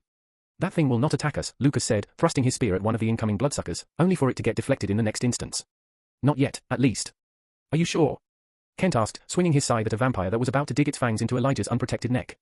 The usual aloofness in Kent's voice was nowhere to be found. His face also didn't look stupid. Instead, as his shiny blue hair swayed with the rough movement of his arms and complemented his sharp face, he looked almost entrapping. If not for this dire situation, Lucas would have made a narcissistic joke about still looking better than him. But instead of that, he merely nodded and let out a single word, "Yes." Unbeknownst to them, Lucas knew what the high vampire was waiting for. Because of that, he was certain that the creature of the night would not attack them yet. Not at least Liz steps into the field. While all that was happening in the concrete field below, the VIP stand looked just as chaotic if not more. Many of the VIPs present here today were mundane with formal military training or connection to mana. They were what this world considers duds. But since they were people of high status, no one would ever dare to utter that word to their face, let alone refer to them as one. The instructors present in the VIP stand divided two tasks amongst themselves and formed two groups. One group was tasked with assisting the cadets to hold off, or possibly kill all the vampires, while the other group would escort the mundane VIPs to safety. Liz was one such person tasked with fighting the vampire. While Leo Kirogami was not here, almost all of them were certain that the Witch of Soul Harvest alone was more than capable of laying waste to the vile bloodsuckers who dared to attack this city. Yet, she was among the last ones to jump down into the concrete field and assist in the fight. As her gaze swept across the entirety of the King's Arena, a cold shiver ran along the length of Liz's spine. "Miss Snyder," a voice called out to her from the front. She turned her gaze up and looked at a pale-skinned man with auburn hair and light, hazel eyes that stared back at her with a slight tinge of concern. It was Ella's father and one of the most important figures present at the VIP stand, Damain Bright. Aside from being the head of the Bright family, this redhead man was also one of the most renowned war heroes of the current generation. A man of his status would have had no problem shielding behind his title and letting the other soldiers escort him out. Yet, Damien had no qualms about staying and fighting. In fact, he even insisted on helping out. "I think you should take a look at." Liz had no idea whether it was his sense of duty, honor, and other whimsical stuff like that, or the fact that his own daughter, Ella Bright, was stuck somewhere inside that mess that kept him here. However, the very fact that he had the guts to back up his bravado and reputation spoke volumes about the man. "Are you all right, Miss Snyder?" Damien asked, shaking Liz out of her thoughts. "I'm fine." Liz shook her head and let out a shaky breath before repeating her words as if she was telling it to herself rather than answering a question. "Yeah, I'm fine." In reality, she was far from fine. She could not remember how long it had been since she had felt like this. It was definitely not fear that she was feeling, but something very closely resembling it. She tried to move, but as if her feet were anchored to the ground, she kept standing petrified in place. No, she was not under a mind hex. A party trick spell like that won't even affect her, after all. This was something else. This was her very own intuition. Yes, her own instincts were screaming at her, holding her glued in place. Liz had known for a long, long time that her intuition was much more than just a mere manifestation of her subconscious. Although she knew it wasn't possible, she believed her intuition to be a gift of sorts. Every time she faced something far more dangerous than what she could handle, she would feel a heart-wrenching terror calling out to her, telling her to run. At some point, however, she stopped running. She started choosing her battles and winning. In no time at all, she ascended to a realm that only a handful of people in the world could ever hope to climb. After she became strong, far stronger than she had ever imagined herself becoming, she forgot the sense of dread. But now, after all these years, it was back. Liz gnashed her teeth and shook her head before muttering in a low, almost inaudible voice, "I'm strong now, damn it." Letting out a stiff breath, she scanned the arena on the lookout for anything that could be triggering her instincts. She didn't find anything, but she did see something of interest. One of the 4 high vampires in the vicinity was closing in on Nero. A frown appeared on Liz's face. Were they targeting her disciple? Was this attack meant for him? But why? Was it because of the rumors about his gift? Were all these vampires here to kill him, a future threat? But, once again, why? There had been powerful, promising talents enrolled in the Global Academy in the past too. Liz and Leo themselves were 2 such examples. Why would they send such an elite platoon to assassinate a single target? Nero wasn't even a threat to them right now. Yes, he was strong, but not to the level where high vampires would be wary of him. It would at least take Nero 2 more years of military education, and a decent amount of experience in real wars to become an actual threat to the vampires. Then why were they acting now, and why were they acting so rashly? Liz didn't know, but she had a very, very bad feeling about all this. "Miss Snyder, we should go." Damain's voice jolted her out of the dazed state once again. Liz gazed at the redhead briefly, then nodded, taking out her rectangular communicator resembling a hybrid of smartphones and modern smart bracelets used in their academy. On the device, she typed a text and sent it to someone, hoping he would read it and arrive before any mishap occurred. With a sigh, Liz affirmed, "Let's go." Her words barely left her lips when an intricate metal armor materialized around her slender yet plump figure, enveloping her in a cold embrace. The tips of her hair radiated a dark violet hue, while her eyes emitted a crushing murderous aura. Fear? What nonsense. A witch's heart had no room for something as non-existent as that. Tensing her calves, she shot forward, leaping out of the massive glass window of the VIP stand and descending onto the concrete field like a meteor. As Lucas witnessed that, his lips curled into a sinister smile. His plan was finally set into motion. Chapter 267. With a loud thud, Liz landed on the concrete field below. Without wasting a moment, she summoned her weapon, and heeding her call, a bastard sword materialized in her hand with a rain of ethereal light sparks. The blade of her sword was obsidian black from tip to guard as it constantly emitted a dim violet glow. Right beside her landed a red-headed man, his calm hazel eyes scanning the vicinity as if in search of someone. In his hand, Damien wielded a thin silver rapier. Without a change in his expression, he turned to Liz and spoke, "Should we aid the cadets?" No, Liz shook her head and pointed at the high vampire with her chin. His back was turned to them, but Liz knew that the blood-sucking abomination had already sensed them. "We will deal with that bastard first," she said, slightly lifting her sword. "I will go in and you will cover me." Damien nodded his head, and as if waiting for that cue, the high vampire spun around and peered directly in their direction. The high vampire bared his fangs into a chilling grin as he noticed the Witch of Soul Harvest. Liz indifferently raised her eyebrow and charged forward with her sword pulled back. The high vampire, who had been moving toward Nero with slow yet eerie steps until now, also dashed toward the charging witch and swung his sword at her. Clang, clang, clang. As their swords clanged against each other, crevices appeared on the already ruined concrete field beneath their feet while the immediate area around their clashes was instantly pulverized. Each attack of theirs was enough to decimate a whole building to dust, yet none of them managed to scratch their opponents. The resulting shockwave of their clash shook the whole arena, toppling many cadets as they fell to their feet as a result of the localized earthquakes. Lucas, Nero, and others used this chance to scurry away from the vampires circling around them. They did not run away. They just spread out and changed their strategy. Lucas, who had been keeping an eye on his surroundings during all this mess, had already informed them about the incoming shockwaves, so everyone had a good amount of time to react. After spreading out across the field, they were joined by many third-year cadets and even some of their own comrades. Ella, for example, jumped down from the audience stand and joined the battle in the concrete field after seeing her father there. Grace, despite their current rocky relationship, decided to forget the events that transpired in their match and followed her friend down. At the center of all this chaos, a single woman was fighting head-on against a high vampire of pure, noble lineage, a creature so ancient that it could overshadow her own age. Yet, the woman refused to falter and instead pressed on, pushing back the high vampire and constantly trapping the abomination into a corner. Slowly but surely, the blood-sucking fiend started to accumulate gashes onto his body and warm crimson blood spurt out from his wounds. The high vampire was losing a fight against a single human. A mere mortal was making an immortal like him bleed. Clang! Desperately blocking a slash that would have severed his head and sent it flying, the high vampire reeled back, feeling like he was hit by a moving mountain. The high vampire quickly regained its balance after staggering back a few steps, but by then the witch was already on him. To create some breathing space, the high vampire willed the shadows beneath them to move. As if the darkness itself came to life, the various shadows being cast on the ground shifted and shot up into the material world by becoming tangible black spikes. Liz had no time to move and evade the attack as the black spikes directly shot from under her, intending to skewer her like a butchered animal. However, before that could happen, Liz's eyes glowed in a bright violet hue, and just then her whole body turned incorporeal and intangible. Whilst intangible, Liz shot forward, she had an ethereal appearance mostly made of a transparent body with violet outlines, and phased through the unavoidable attack. As soon as the attack was avoided, her body turned corporeal again and she returned to her normal appearance. The high vampire knew that his attack would not amount to much damage, but to think it didn't even leave a scratch on the human woman. Before he could escape that thought, a bone-crushing kick landed on his chest and sent the high vampire crashing a few steps back. The bloodsucker rolled a few times but quickly jumped up to his feet. However, it was already too late. Thack! As soon as he pulled himself up, a black obsidian impaled the vampire's chest, piercing his heart and dealing a deadly blow. Liz indifferently gazed into the vile high vampire's eyes as the latter violently coughed up blood, a surprised look plastered on his face. How? Arg. The high vampire tried to say something but right then, Liz pulled out her sword, causing the blood-sucking fiend to convulse and fall to his knees with a pained groan. Standing imperiously in front of the kneeling abomination, Liz indifferently spoke as she hovered her palm before the high vampire's skull. Look into my eyes as I take your soul. How? The high vampire craned his neck and looked directly at Liz with his glassy eyes, obviously on the verge of death. Liz paid no mind to his incoherent mumbling and began to extract her soul. However, just as she did that, a deep, ugly scowl appeared on her face. Liz could absorb the souls of her vanquished opponents after leading them to the brink of death. She can then use those souls to perform a variety of tasks. Obviously, she could also feel souls. And right now she couldn't feel the high vampire's soul in his body. Or rather, it was there but it was being drained. But she wasn't the one draining his soul, no, it was being drained by the ground, as if someone or something was hungrily devouring it. I think you should take a look at as if waiting for that cue. A cruel grin appeared on the vampire's face. Flashing his long, sharp canines, the bloodsuckers wheezed out a mocking chuckle and exclaimed, "How foolish." At that moment, realization dawned upon Liz. The looming dread she had felt found its explanation. Liz had seen something like this happening once. Yes, this situation had a precedent. During her time in the Northern Defense Force, some vampire survivors from an entire division had once taken several human children hostage. Her platoon was asked to lay siege to the vampire camp where they had been taken hostage but not go inside and simply to await further instructions. At the time, Liz didn't know why the military command would issue such an order. However, she knew one thing: if she didn't act, the kids inside the camp would die since those vampires were hungry. So not following her given instructions, Liz barged into the camps and slaughtered every last bloodsucker she could find. She thought she had saved the kids, but when she found them, they were different. They weren't turned by the vampires, in fact, they weren't even harmed. But their souls were being drained by something. If she hadn't acted quickly and got out of the camp by turning intangible, she could have seriously been killed. But her squad wasn't as lucky as her. Her comrades were killed. She led her squad into a trap. As a result of that, she was suspended and sent to the Global Academy. Who knew that here, so far from the reach of the northern borders, Liz would once again face her past? For an instant, she froze.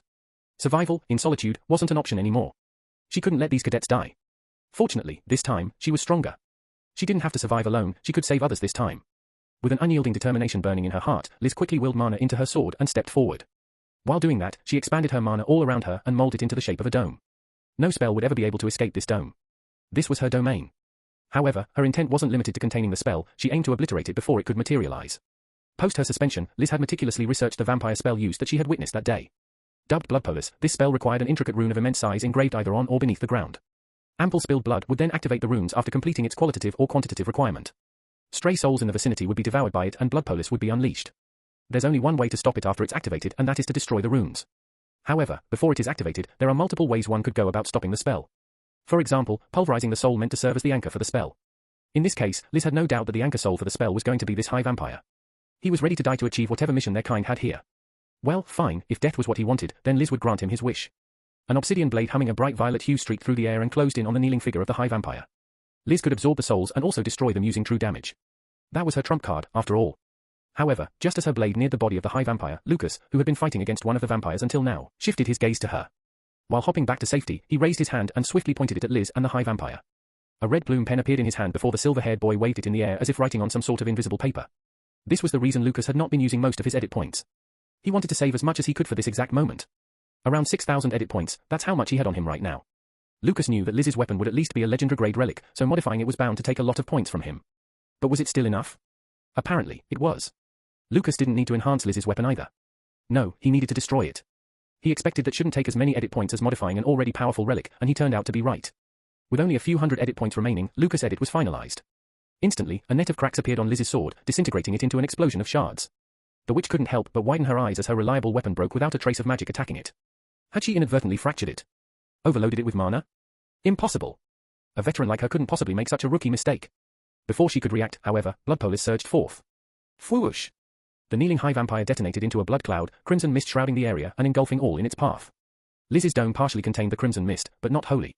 The crimson tide swallowed a significant portion of the central arena, though most cadets evaded it. Yet many instructors were ensnared. And with this, the first phase of Lucas' plan was now completed. Chapter 268. As the arena was engulfed by the tenebrous crimson mist, crippling fear rippled through the bystanders.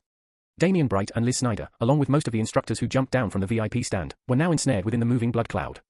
Even those unfamiliar with the morbid spell hesitated to approach the spreading crimson mist. It was almost as if everyone intuitively knew that the danger it posed was far beyond their mundane imagination. The mist, as everyone suspected, held a perilous touch. Even Liz's spell-nullifying dome struggled to fully contain it and soon broke. As soon as that happened, the blood cloud began to expand through the arena again, threatening to devour everything. Cadets staggered backward, instructors shared the same unease, and the air was punctuated with a litany of startled, fearful screams. Taking advantage of the intended confusion, the vampires stopped fighting and lunged forward. Their ghastly figures disappeared into the tenebrous crimson mist, leaving everyone else puzzled by their strange behavior. Amid the escalating terror and confusion, an authoritative voice cut through, causing everyone to turn their heads toward its source. Get back! Yelena's command shook everyone out of their petrified state. The young elven woman donned silver metal armor adorned with small intricate glowing blue patterns, a striking contrast to her bright red eyes radiating unyielding determination. She resembled a noble queen who descended from her royal castle to rescue her people from worldly turmoil. Yelena took a step forward and the long sword in her hand disappeared into a cascade of ethereal white sparks. She then heroically raised her arms, palms open, aimed at the growing crimson mist. A biting cold wind arose, and a colossal ice barrier soon manifested. It encased the growing blood cloud and entrapped it within. In a heartbeat, an immense ice mountain materialized at the arena's heart, plunging the ambient temperature to bone-chilling degrees. Yelena was inherently a swordswoman. It means that she was typically not inclined to cast spells of this magnitude under any normal circumstances. However, the current circumstances were far from normal. Despite her modest mana reserves, she had used up most of it on an ice prison spell to contain the growing crimson mist. Although some people present in the arena felt a sense of relief wash over them as the crimson mist of blood was encapsulated, not everyone shared in the sentiment. What in the world are you doing? A sharp voice reverberated through the surroundings. It was Ella. Ella's gaze nervously shifted from the colossal ice mountain of a dome that Yelena had created back to her, and her voice rose again in urgency. My father is in there. Ella exclaimed. Do you even know who he is? Echoing Ella's sentiment, Nero's voice joined the chorus, tinged with frustration. My master is trapped inside as well. Release your spell this instance. Several other cadets, their loved ones or instructors ensnared by the dark crimson mist, also voiced their objections, their voices carrying a blend of concern and anger. Yes, there are people in there. Don't you know? With all the vampires in there all well, you have trapped everyone in a cage. What the hell? My brother is in there. Only the instructors who stayed outside and did not manage to get caught by the crimson mist remained silent. They were too busy activating the Academy's defense systems through the Academy AI, Athena. After all, since they were the adults here, resolving this situation was on them now. Amid the chorus of complaints, Yelena clenched her teeth and yelled, "Yes, I understand there are people inside and they are trapped there with vampires. But for now, they're on their own. We'll follow the proper procedure," and, before the young elven woman could finish her reasoning, a lattice of cracks appeared on the surface of the icy dome she had summoned to imprison the crimson mist. Her face turned pale in an instant, and a curse involuntarily escaped her lips. Fuck. I think you should take a look at." Everyone furrowed their brows in collective confusion. They followed Yelena's gaze and turned their eyes to look at her ice dome only to match her reaction moments later and blurt out curses. However, before any action could be taken, in the next moment, the cracks widened and the ice dome exploded into an array of snowflakes, allowing a surge of blood mist to burst forth like a crimson flood and swallow the whole arena. Observing the crimson deluge consume his comrades, Lucas, standing at the edge of the concrete field, took a deep breath. He noticed some individuals attempting to flee the arena, but most of them proved to be too slow to escape. Well, a few of them did manage to escape, but Lucas knew that they would instantly face death upon reaching the arena gates. Not every vampire had jumped into the crimson mist. A portion chose to remain outside, guarding potential escape routes. Unfortunately, 2 of those bloodsuckers were high vampires. These poor souls stood no chance of facing them and escaping. A pang of guilt gnawed at Lucas' heart as he just stood there, not even bothering to prevent their impending death. Nevertheless, he knew that they weren't his primary concern. In contrast to those around him, Lucas displayed no hint of hesitation, fear, or terror. He appeared almost serene. His mind was calm and his eyes were indifferent. Well, why wouldn't he be calm? He had, after all, spent weeks preparing for this exact moment. At one point, he believed that passivity and reactive problem-solving would guarantee his survival. If he could just react to the situation and survive, that would be enough. However, just a few months after arriving in this accursed world, Lucas realized that being reactive equated to a death sentence here and survival was never enough. After all, that mentality nearly cost him his life against the vampire king, Raina. He hadn't anticipated such a plethora of variables arising. He hadn't concealed his identity, thinking it was unnecessary. And because of that, he ended up taking the life of a human child. Yes, relying on passivity and reactionary tactics proved worthless. So, this time, he decides to take control of the situation. Though this was far more dangerous, at least this way he could predict the events with high certainty. And not to mention, he needed to reshape Nero's mindset regarding his blind pursuit of victory. Since Nero's obsession for victory is more or less traced back to watching his mother die in front of him, Lucas planned to inflict a scar deeper than that traumatic experience. He also needed to handle this situation very delicately to avoid breaking Nero completely, otherwise, it would only mean more work for him. That's why he came up with this flawless plan. But the magnitude of danger he had put himself in made him question his own sanity. Fuck. Am I really this insane? Lucas mused aloud. Well, wasn't he? He was going this far only to manipulate a teenager's emotions by inflicting a deeper scar than the loss of his own mother.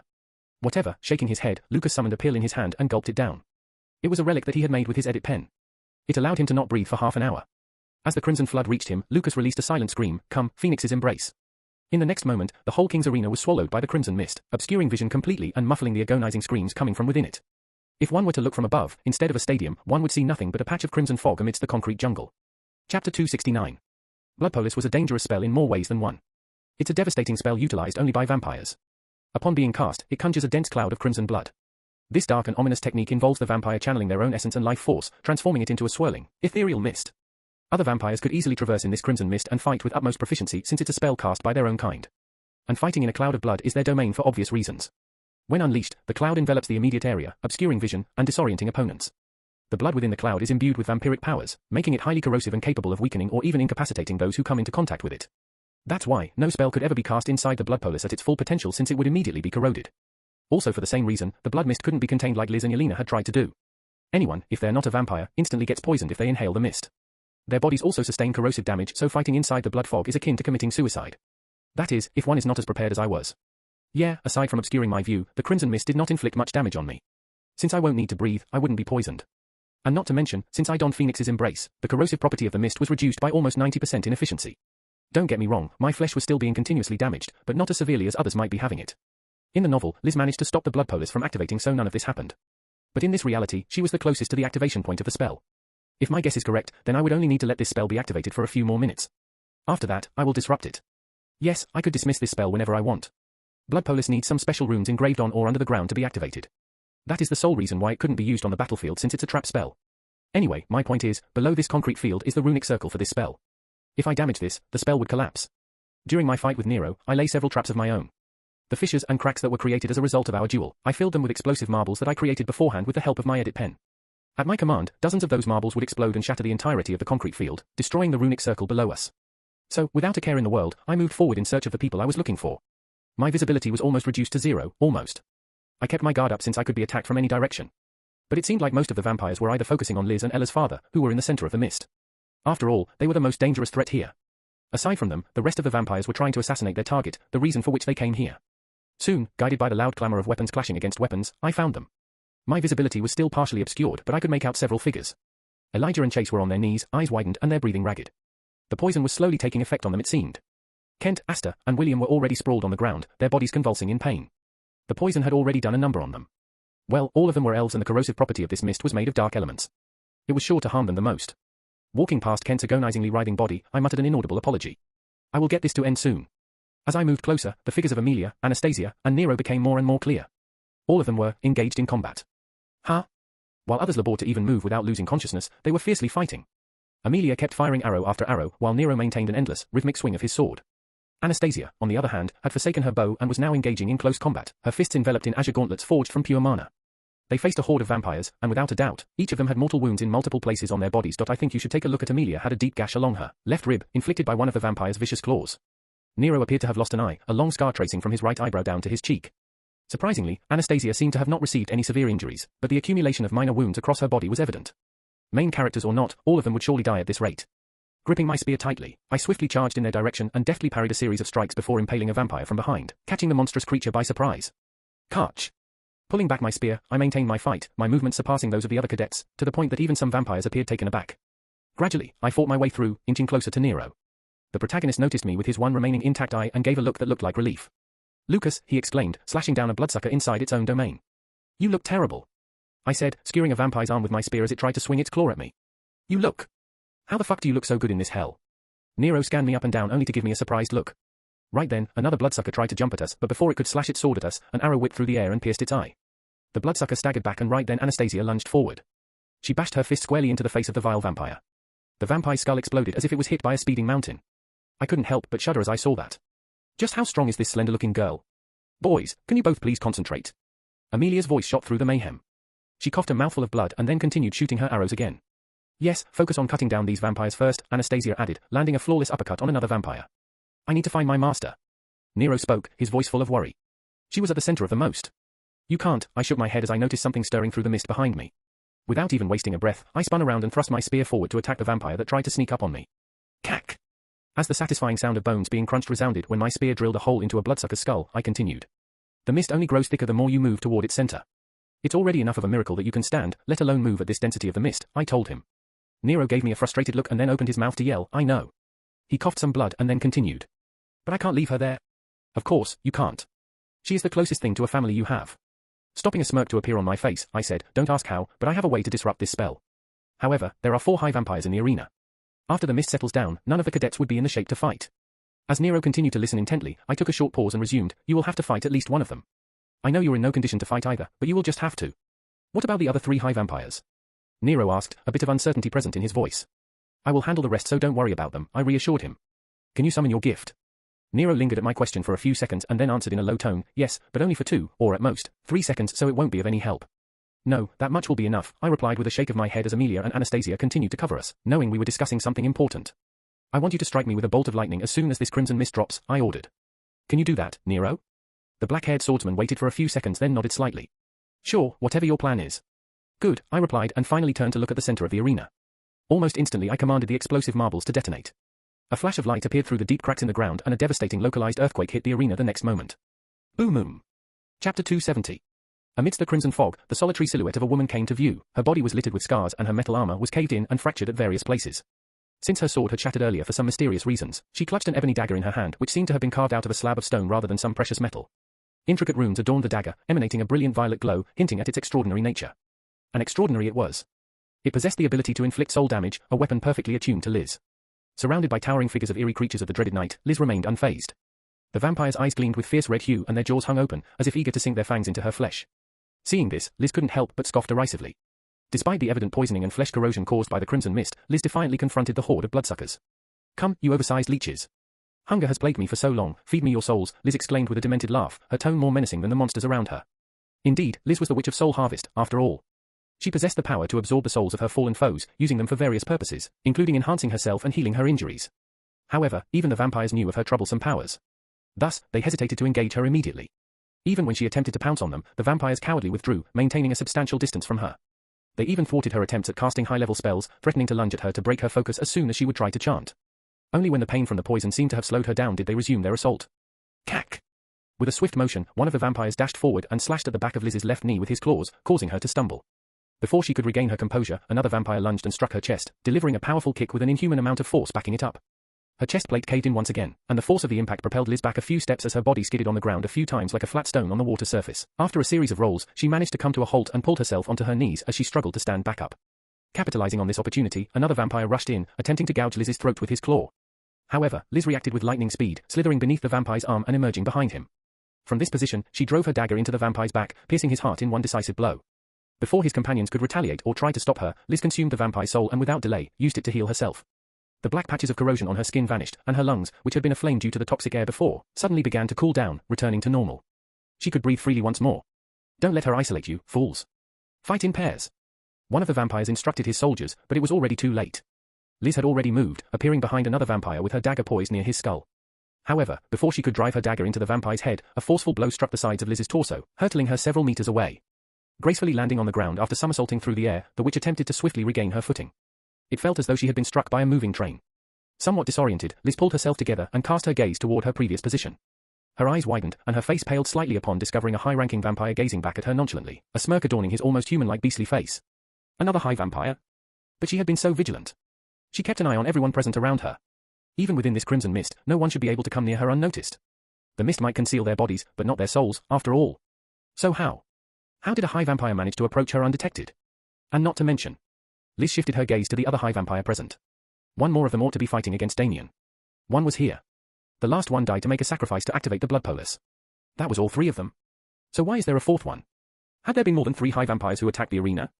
If that were the case, just how many were there? Liz clenched her teeth in frustration. She could handle 1 high vampire inside this blood mist, but 2 would undoubtedly pose a challenge. Oh, Commander? You're here, sir? I recall you vowing to eliminate the target, the other high vampire remarked, eyeing the one who had just appeared. Ah, so the high vampire who had managed to sneak up on her unnoticed was their commander. Liz took a mental note of this detail and raised her dagger. Settle down, dears. I'll dispatch the witch first and then the target. Achieving 2 goals with a single surprise attack, the high vampire commander gestured casually and advanced toward Liz. Diaz, the other high vampire, wanted to retort at first, but eventually decided against it. I think you should take a look at even though his commander was young and slightly inexperienced in actual border wars, he knew the commander was right in this particular instance. Their target, a human named Nero Dekrauf, should already be on his last legs after enduring the corrosive and poisonous effects of blood polis for so long. Killing him wouldn't prove to be much of a challenge. However, killing the Witch of Soul Harvest was a different story. One of their soldiers had already fallen victim to her. Who knew how many more of their kind she would take down before being defeated? If she even gets defeated. It would be wiser for their commander to kill her first. Keeping this in mind, Diaz nodded and spoke. Do you wish for our assistance, Commander KL Drog? KL Drog, the high vampire commander, simply shook his head and summoned a silver crossguard sword into his hand. Suddenly, several spikes erupted from the hilt of the sword, impaling KL Drog's grip. The once shiny silver blade of the sword started turning scarlet, as though the sword was feeding on the vampire's blood. Soon, KL Drog was holding a dark scarlet crossguard sword in his hand instead of silver. Liz wasn't standing idly either. She was already done chanting a high-level spell. Abruptly, a dark violet haze enveloped her, and an ominous whirlpool began to swirl around her. In the next moment, the violet haze shifted and took form. The haze grew darker and darker, until it transformed into black, giving shape to several flying skeletons with ghastly trails instead of legs, scattered around Liz. These were the trapped souls of many enemies Liz had defeated in battle. She didn't prefer using this spell, but now wasn't the time to hold back. Some of the ghastly, black haze skeletons attacked the high vampire, while others entwined themselves around Liz. It appeared as though she wore a black cape woven from several ghastly skeletons, their hands clutching her from behind in a deathly cold grip. KL Drog swung his dimly glowing scarlet sword effortlessly, dispersing the attacking ghosts with consecutive slashes. Once done, KL Drog gazed at Liz and saw her hovering a few inches above the ground, her ghastly skeleton cape swaying in the air. A hazy crown made of black bones materialized above Liz's head as she spoke. I'll tell you one thing, bloodsucker. None of you will live to see another night. As soon as she uttered those words, Liz dismissed her dagger and extended her open palm toward the high vampire commander within her sight. The eldritch skeletons composed of ghastly black mist that enveloped her also shifted, aiming their open palms at KL Drog. Suddenly, numerous orbs of violet energy materialized before their open palms and hurtled toward the high vampire commander like bullets. Feeling a sense of urgent dread, KL Drog swiftly blurred and vanished into thin air, his speed allowing him to dodge the incoming violet orbs. Out of the corner of his eye, from his peripheral vision, the high vampire commander saw one of his comrades struck by one of the violet orbs. The vampire, who was hit by the violet orb, shuddered as his eyes rolled back before his body went limp and he fell lifeless to the ground. It was clear to KL Drog that he had to avoid those orbs at all costs. Gritting his canines, KL Drog sliced his claw through the air, causing the scarlet aura around it to surge outward in 3 crescent arcs aimed at the levitating witch. Liz commanded a few ghastly skeletons to intercept the incoming attack, but before she could do anything else, a crimson spike shot toward her and pierced her chest. Kuwak! Liz's eyes widened as the skeletons and the bone crown around her dissipated into the ghastly black haze.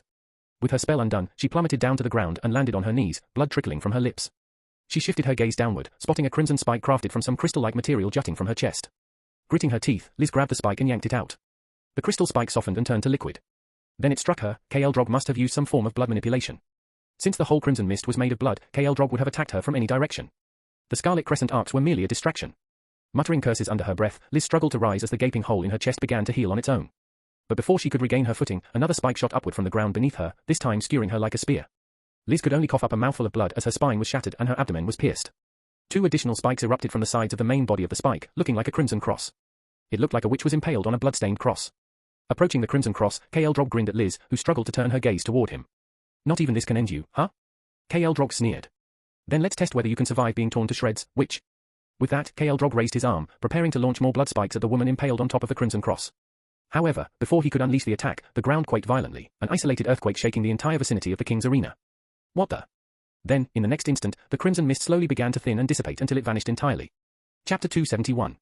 Drog let out a low gaunt and his almost human-like face instantly contorted into a deep scowl. His sharp canines glistened sharply as if to mirror his frustration. What in the world was happening? How could the blood polis vanish? The crimson mist was supposed to spread even more, not dissipate. That explosion, a sudden thought raced through Drog's mind. Did someone disrupt the runic circle? But who could it be? And how did they learn of it?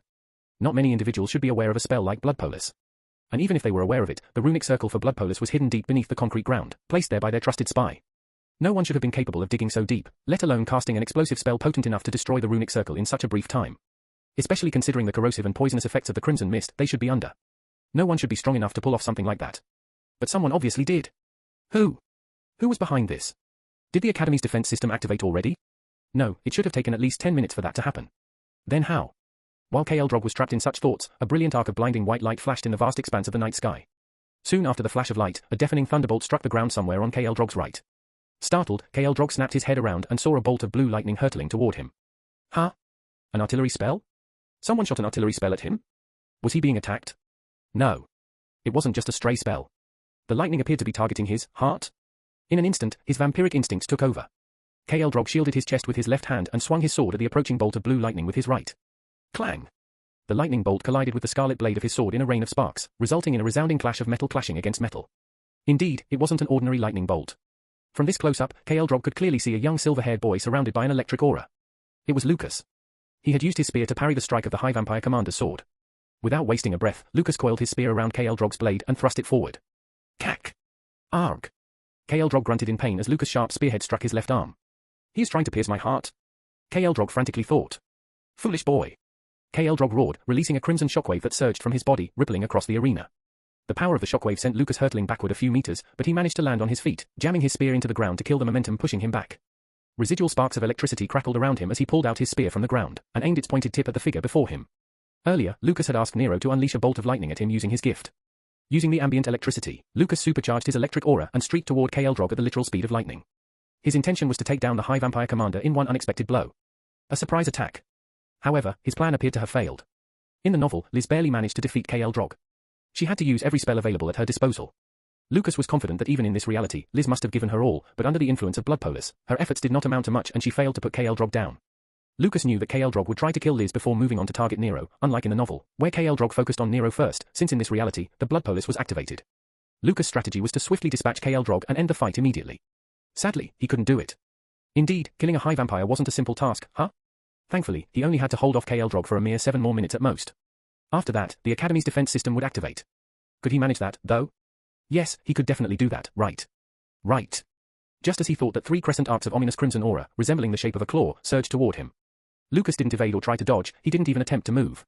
When the arcs connected with his body, his figure wavered and dissipated like a distant mirage. Illusion? Drog raised an eyebrow, immediately sensing an attack nearing him from behind. Clang! Swiftly spinning around, he thrust out with his sword, using the crimson blade of his sword to stop a spear's attack. A loud clash ensued, accompanied by a cascade of sparks. Lucas' figure came into view shortly, materializing out of thin air. His presence caused Drog's fangs to bear in response. Know your place and step aside, you vermin.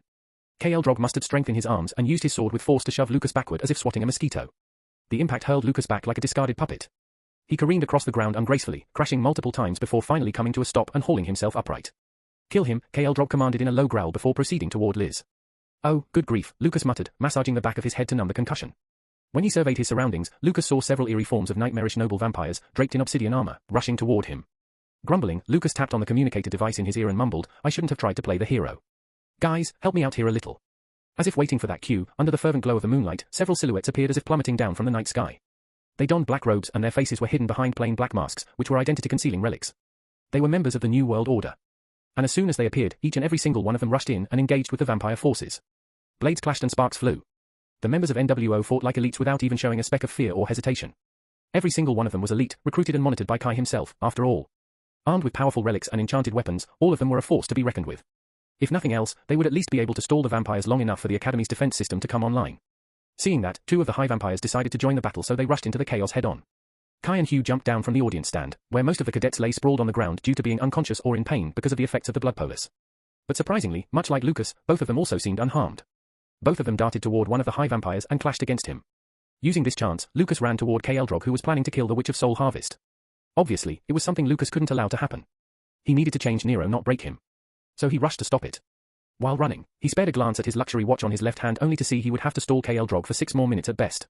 He could do that. Yes, he could definitely a thwack. Before he could continue motivating himself in his mind, a powerful blow slammed into him from his side and sent Lucas toppling. Rolling sideways a few times, the silver-haired boy quickly jumped back to his feet and looked to his side only to see a sword nearing his neck. A low whisper escaped his lips, "Quinn." Clang! Immediately, from Lucas' shadow, a figure of a young man stepped out and parried the attack that would have been the end of him. The one who dared to attack him was a high vampire. And Quinn, after literally saving his neck, stood guard in front of him. Lucas darted his eyes across the field, which was plunged in havoc, and saw Nero's figure rushing toward them. TSK, he was supposed to engage another high vampire, but just like always he's running late. Lucas cursed Nero a few times and turned to Quinn. "Quinn, can you stop this high vampire for a few seconds?" "Nero will come to assist you in a few moments," Lucas asked. "Sure, no problem." Quinn nodded and turned his head to look at the gruesome figure of the high vampire in front of him. "You don't die, though." Lucas didn't even bother to reply as he only tapped Quinn's shoulder once and rushed toward Eldrog. Chapter 272. Ella gracefully maneuvered through the half-ruined concrete field while not trying to step on any cracks and losing her footing. She skillfully thrust her slender rapier at any opening she could spot in defense of the vampires they were fighting. With Grace backing her up using her halberd, they formed a deadly duo. Yes, they weren't managing to kill many vampires or any for that matter, but they were successfully holding their ground. Despite being in dire straits when the Crimson Fog was active, they now managed to move more swiftly and fight with greater finesse. Although the lingering corrosive and poisonous effects of blood polis on their bodies were still enough to elicit a wince or two on their faces, from time to time. They were still not in their best shape, but at least they weren't being butchered. They were inwardly thanking the person who destroyed the Crimson Mist. And now that they could fight, everything was going to be all right. Nothing, not even the elite vampires, could easily kill them if the both of them worked together. Their synchronized combat style was almost eerie to witness. They were covering and defending each other's backs while often launching attacks of their own. But the scariest part of all that was, they weren't speaking a word to each other. Even after all the tumultuous events of the past few months, their battle synergy remained unaffected by their rocky relationship. After all, they had been inseparable friends since childhood. They were almost like sisters, almost. This was what made it hurt so much for Ella when she discovered that Grace had shared the information about her sister with Kai. It felt like a betrayal that broke her heart. Did she really betray me like that, after everything I've done for her? Ella remembered herself thinking. Even now, coordinating with Grace left a bitter taste in her mouth. Ironically, they hardly ever needed to exchange words to comprehend each other's thoughts during the heat of battle. Yet, this only amplified Ella's bitterness as she grappled with the fact that someone who understood her so profoundly had betrayed her so easily. But shaking her head and clearing her thoughts, Ella refocused on the battle ahead. This was no place to whine about the past. Grace moved forward and unleashed a devastating slash with the hook of her halberd. Following Grace's powerful strike, Ella seized the opportunity to deftly impale a vampire through the heart with her rapier. They had achieved it, their first kill. A noble vampire had fallen by their hands. However, their joy was short-lived, as 2 more of these vile creatures quickly took the fallen vampire's place. While Ella grimaced at this situation, in the next moment, her expression turned even paler as she glimpsed something past a vampire's shoulder. Her father. She saw her father in the distance. He was on one knee with a gaping wound on his chest. Blood was gushing out like a waterfall and a deep scowl etched across his face. Ella. Hey. In front of Damien stood a high-ranking vampire of noble lineage. This abomination was covered in obsidian black armor adorned with intricate red patterns, concealing its grotesque figure. In one of its hands, it clutched a black sword, while the other exposed its obsidian claws. Ella, lend me a hand. Hey. In mere moments, the vampire would deliver a fatal blow to the defenseless human before him. Ella's face drained of color further as this realization hit her. She couldn't allow that to happen. First her sister, and now her father. What kind of sick joke was this? She couldn't lose another family member. A dark grimace settled on her face as Ella infused mana into her legs. She slightly bent her knees and poised to launch herself toward her father like an arrow. However, before she could act, a desperate cry reached her ears. Ella. Help me here. Hey. Ella's expression soured as she spun around to look at the source of the desperate plea. It was Grace. She was surrounded by 2 grotesque creatures of the night, who were about to attack her with their fangs and sword. At that moment, one of the creatures succeeded in tearing into Grace's side with its claw, inflicting a deep wound. Grace staggered, pain contorting her features as she swayed slightly. Fear and hope mingled in her eyes as she gazed back at Ella. Ella lingered for a split second, feeling conflicted. It was her father against her friend who betrayed her. But still, could she really leave her childhood friend like that? However, Ella's reaction was swift and decisive. Gritting her teeth in frustration, she came to a quick decision and without a second thought, Ella turned away, ignoring Grace completely, and rushed toward her father. Grace's eyes widened in shock, but before she could comprehend the fact that her friend had deserted her, something moved toward her. One of the vampires had used this chance to lunge forward, intent on ripping into her throat with its fangs and savoring the taste of her blood. As the vampire's gaping maw drew closer with each drawn-out second, the world seemed to slow down for Grace. She shut her eyes tightly, bracing herself for the incoming, inevitable pain. She was no stranger to pain. Her father's abuse had been a daily ordeal during her childhood. According to her father, she wasn't worthy of becoming his successor. Yet, she knew that if she didn't try, her father would turn to her little brother next.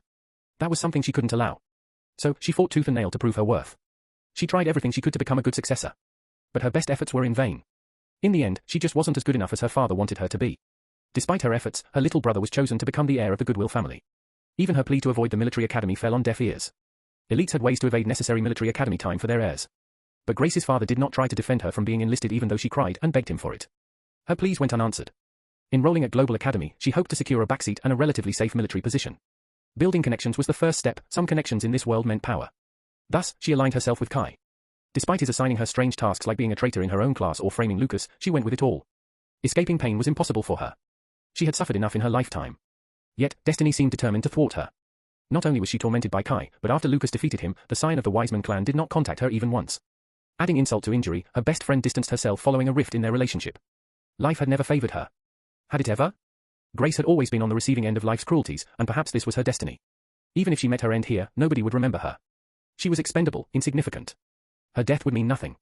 With a resigned sigh, Grace relaxed her muscles. The pain from her wound seared, but she steeled herself for the inevitable. In just a matter of seconds, it would all be over soon.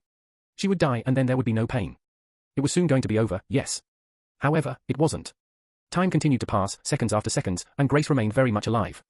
Yes, the wound on her rib area was painful, but the pain was a reminder that she was alive, right? With cautious curiosity, Grace slowly opened her eyes, half expecting to witness the vampires waiting for her to open her eyes before killing her. But what she saw instead was a young man with silver hair standing in front of her, his lean yet broad back facing her. He held a gleaming red spear, impaling a vampire at its tip. Another vampire lunged at him from the side, but the silver-haired boy swiftly retracted his spear and deftly countered the attack. After adept blocking the blow, Lucas channeled arcs of lightning from his spear. The lightning traveled from Lucas' spear to the sword that the vampire held in its hand, electrocuting the bloodsucker and leaving it momentarily incapacitated. Capitalizing on the moment and the stunned state of the vampire, Lucas pushed the abomination back and expertly impaled it on his spear in a seamless motion. Only then did her silver-haired savior turn to face her and ask, "Need a hand?" Chapter 273.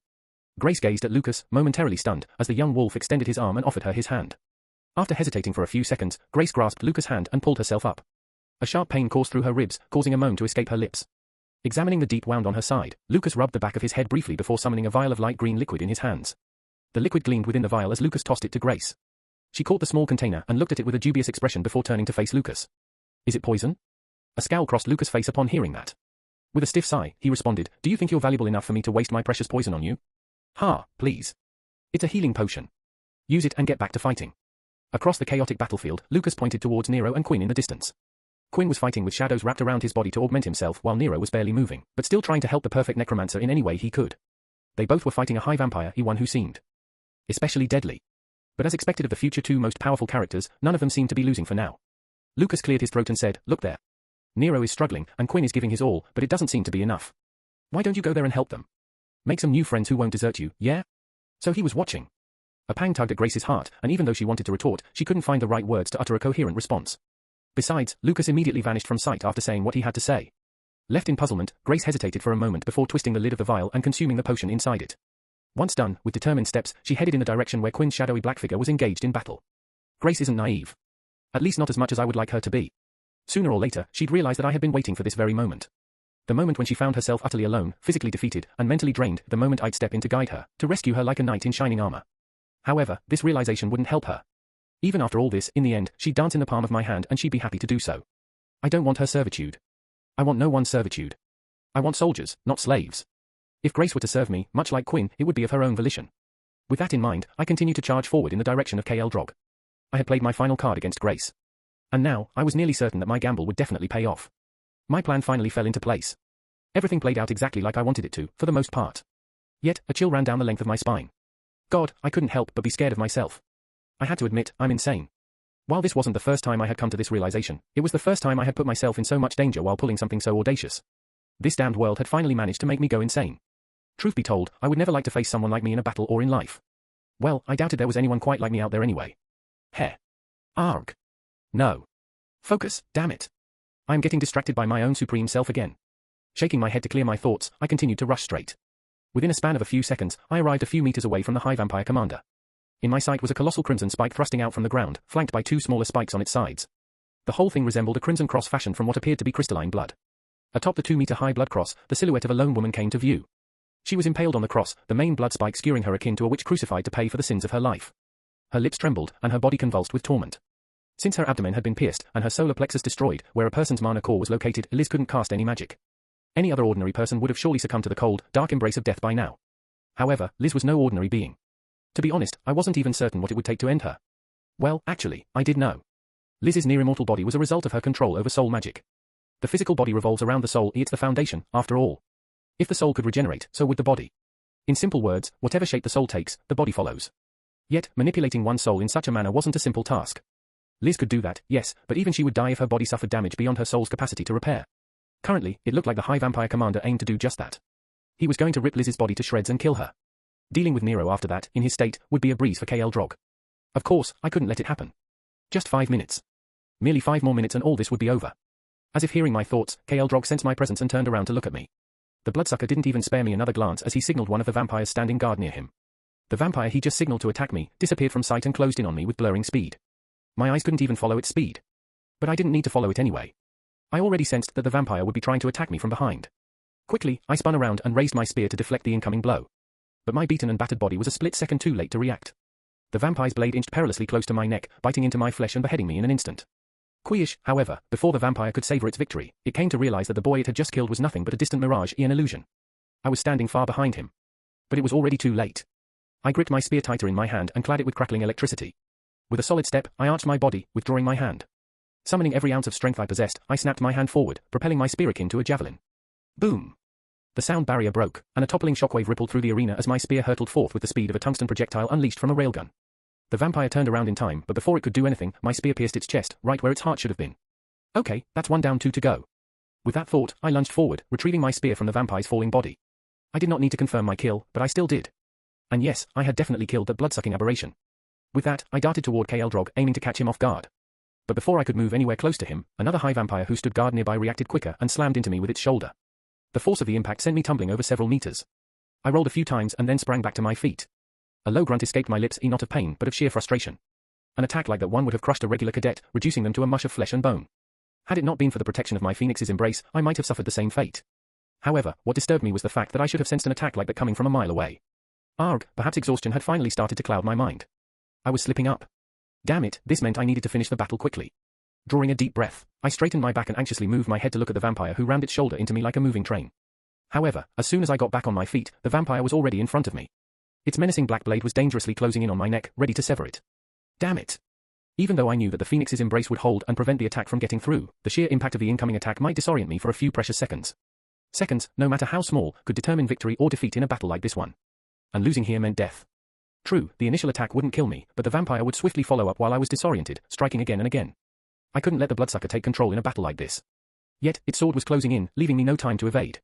My eyes widened, and almost on instinct, my left hand moved, summoning my edit pen. But what was I thinking? There was no time to make an edit on anything. Right then, an idea struck me. I'll take the first blow and then use Mana Burst to throw the vampire back. After that, I will target the vampire's armor with my edit pen and use it to kill the bloodsucker. The plan wasn't half bad. As it formed in an instant in my mind, I sighed internally. There was no time for an actual sigh, and braced myself for impact. However, at that very moment, something strange happened. A bright red streak of light flashed across the vampire's arm, the one wielding the sword, cleanly cutting it off. The severed arm of the vampire flew off, blood spurting out of it like a crimson fountain. But before anyone had the chance to even realize what happened, the phenomenon repeated a few more times, the red light forming a web-like pattern across the vampire's body. Huh? The vampire could only widen its eyes before its body was chopped apart, resembling minced meat. With a revolting thud, the vampire died, its mutilated remains falling down in a heap. I couldn't help but frown, both in disgust and surprise. What in the? I stood there, stunned. Baffled, I looked around and finally understood what was going on. Chapter 274. Liz let out a stifled, pained grunt. She was unable to see much of what was unfolding below due to her position. A massive spike had pierced her abdomen from beneath, causing her to face the black expanse of the night sky. With another grunt, she tried to move her body from its core, despite the gaping hole in her stomach from which the giant spike was protruding out, desperately hoping to look downward. Down there, in front of the massive spike on which her body hung, KL Drog stood callously. The High Vampire Commander's open palms aimed at the helplessly hanging body of the human woman, clearly ready to cast a devastating spell. Liz had absolutely no illusion that she would survive an attack in her current condition. In reality, she should have already been dead by now. Her grip on life was tenuous at best. If someone could just pull her down from this spike, perhaps she could recover in time. No, even then, full recovery would take weeks, maybe months, and she'd still be at death's door. The vampire truly got her good. Letting out a resigned sigh, from her peripheral vision, Liz spotted a young silver-haired boy locked in combat with a high vampire. The boy wore an intricate, lightweight golden armor that did good to not hinder his movements, and he wielded a gleaming red spear. What is that fool trying to do? Liz knew this boy well. He not only was a cadet in her class, but also emerged as a finalist in the King's tournament, just like her own disciple. Without a doubt, that boy was Lucas. He's going to get himself killed. At this rate, he would really die. Huh? As she pondered this, Liz watched Lucas kill the vampire attacking him and charge toward K.L. Drog. Wait. What's he doing? Why isn't he running? Could it be? Liz's eyes widened and the utter absurdity of the situation struck her. Was the boy trying to rescue her? He was going to get himself killed. Although the Academy's defense system was set to activate within minutes, Lucas would likely die long before then. After all, the commander of a platoon of high vampires wasn't someone that a mere cadet could hope to kill. At least not on the cover of the night. As this thought raced through her mind, another high vampire jumped in front of Lucas, blocking his path. Run. Run, you fool. But the boy didn't run. Instead, he started fighting the vampire, and just as the blood fiend was about to strike Lucas with its sword, something strange occurred. Several red streaks of bright light flashed, obliterating the vampire and reducing its body to bits as if it was thrown into a meat grinder. Witnessing this, a glint appeared in Liz's half-dead, glassy eyes. Color returned to her face as she began to laugh hysterically. Or at least she tried. Her attempt at laughter devolved into wheezing and pained coughs, accompanied by spatters of blood. K.L. Drog, in the midst of conjuring a devastating spell aimed at the woman impaled upon the blood cross, furrowed his brow as he observed the witch's erratic behavior. Had she finally lost her mind?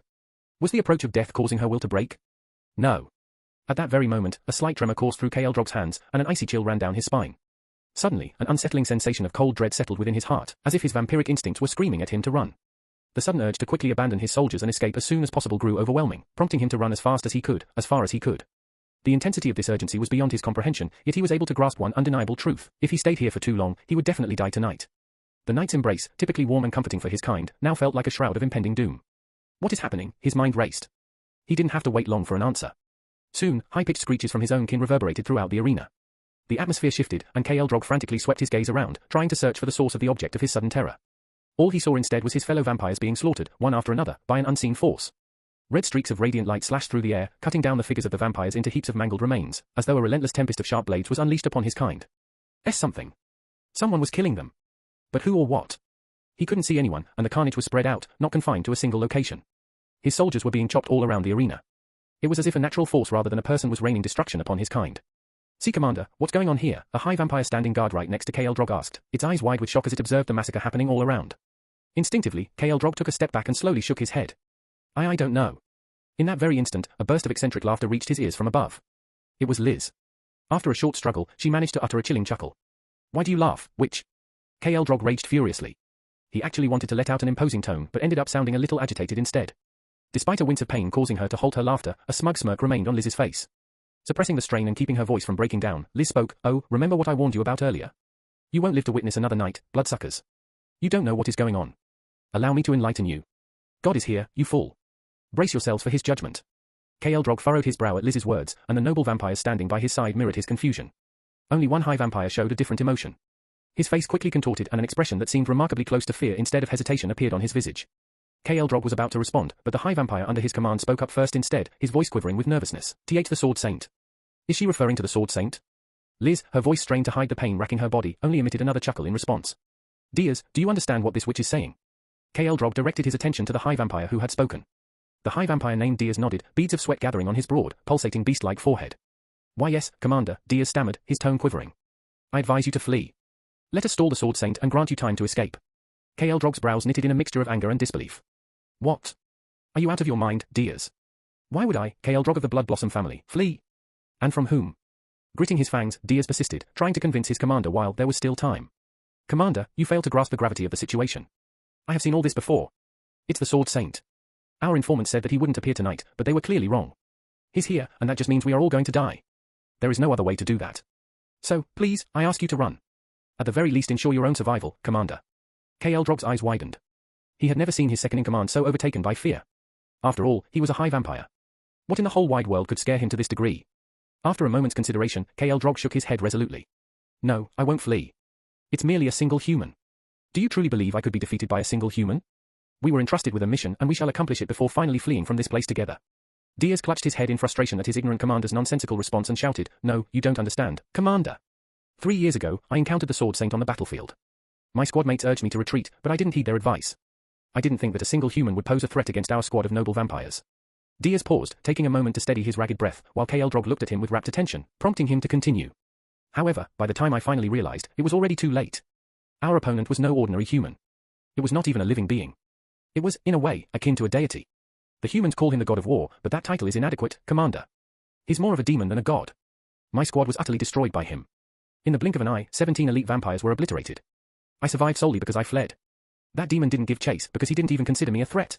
Kaeldrog's expression was a complex mix of emotions as he listened, his words stifled by uncertainty. In the end, he found himself unable to respond, allowing Diaz to continue. Please, Commander. I implore you, run. Escape for your life. Facing that thing is unthinkable, for anyone. Maybe, only maybe, if all the vampire kings united, they might stand a chance of killing him. But no one else, and certainly not mere high vampires like us. I beseech you, flee while we try to stall him. At least ensure your own survival. Diaz was, in no way, exaggerating. More than anyone else here, he knew the sheer dread of facing the Sword Saint, the futility of it. He had survived that day by sheer luck alone. He wasn't a priority target for the god of war during that encounter. Had he been, he would not have escaped with his life. Kaeldrog, his commander, was oblivious due to the Sword Saint's primary focus on the border. And since Kaeldrog's unit excelled in scouting and infiltration, they weren't well versed in deep border affairs. The vampire forces on the border had to revise their tactics drastically due to the god of war's intervention on more than one occasion. A single human's involvement in war led them to change their whole strategy. Only vampire kings were that big of a threat. During his time on the border, Diaz had heard one piece of advice over and over again: if you ever encounter a human clad in red, holding a sword in his hand, then turn around and run. He had only disregarded that advice once, and the price was paid with the death of his comrades. Diaz was not going to let history repeat itself again. Not today, at least. Gritting his fangs, Diaz tried to yell once more, Commander, you must listen to me, and however, before he could finish, a shiver coursed down his spine. From his peripheral vision, Diaz glimpsed a figure adorned in red armor, wielding a sword, slowly advancing in their direction from a distance. No. It was too late to escape now. The god of war had descended upon them to grace the impure mundane world with his presence, and only destruction was going to follow. Chapter 275. Diaz charcoal-like, rough, black face drained of color as he noticed a human figure clad in red approaching them. Oh, Monarch! He exclaimed, turning his head to look at Kaeldrog, who also noticed the sight of the human figure by now. Urgency resonated in his trembling voice as Diaz let out a desperate yell. I beg you, Commander, please, run. Perhaps with the help of your shadow teleportation, you can make your escape. Escape? But isn't it already too late for that? Yes, Diaz nodded nervously. However, perhaps, with our remaining forces here and a touch of luck, we might still be able to. At that moment, Diaz felt his skin crawl and his eyes widened. The reason for this was a sudden yet strange realization during his explanation. The voice that questioned him not only didn't belong to his commander, but it also came from the wrong direction. It resounded from behind him. Quivering, he looked at Kaeldrog and saw his commander staring past his shoulder with wide eyes. Something was behind him. But how could this be possible? 7 noble vampires stood guard around them in a circle. No one should be able to breach their defenses without being noticed first. A bead of sweat trickled down Diaz's forehead as he lunged forward, positioning himself near Kaeldrog, and swiftly turned around to face the source of the voice. There. A tall man with fiery red hair stood, just a step behind where Diaz himself had been a few seconds ago. The man wore shiny red armor that perfectly complemented his pair of clear, scarlet eyes. A faint smirk graced his face, as if the man was proud of himself for some undisclosed reason.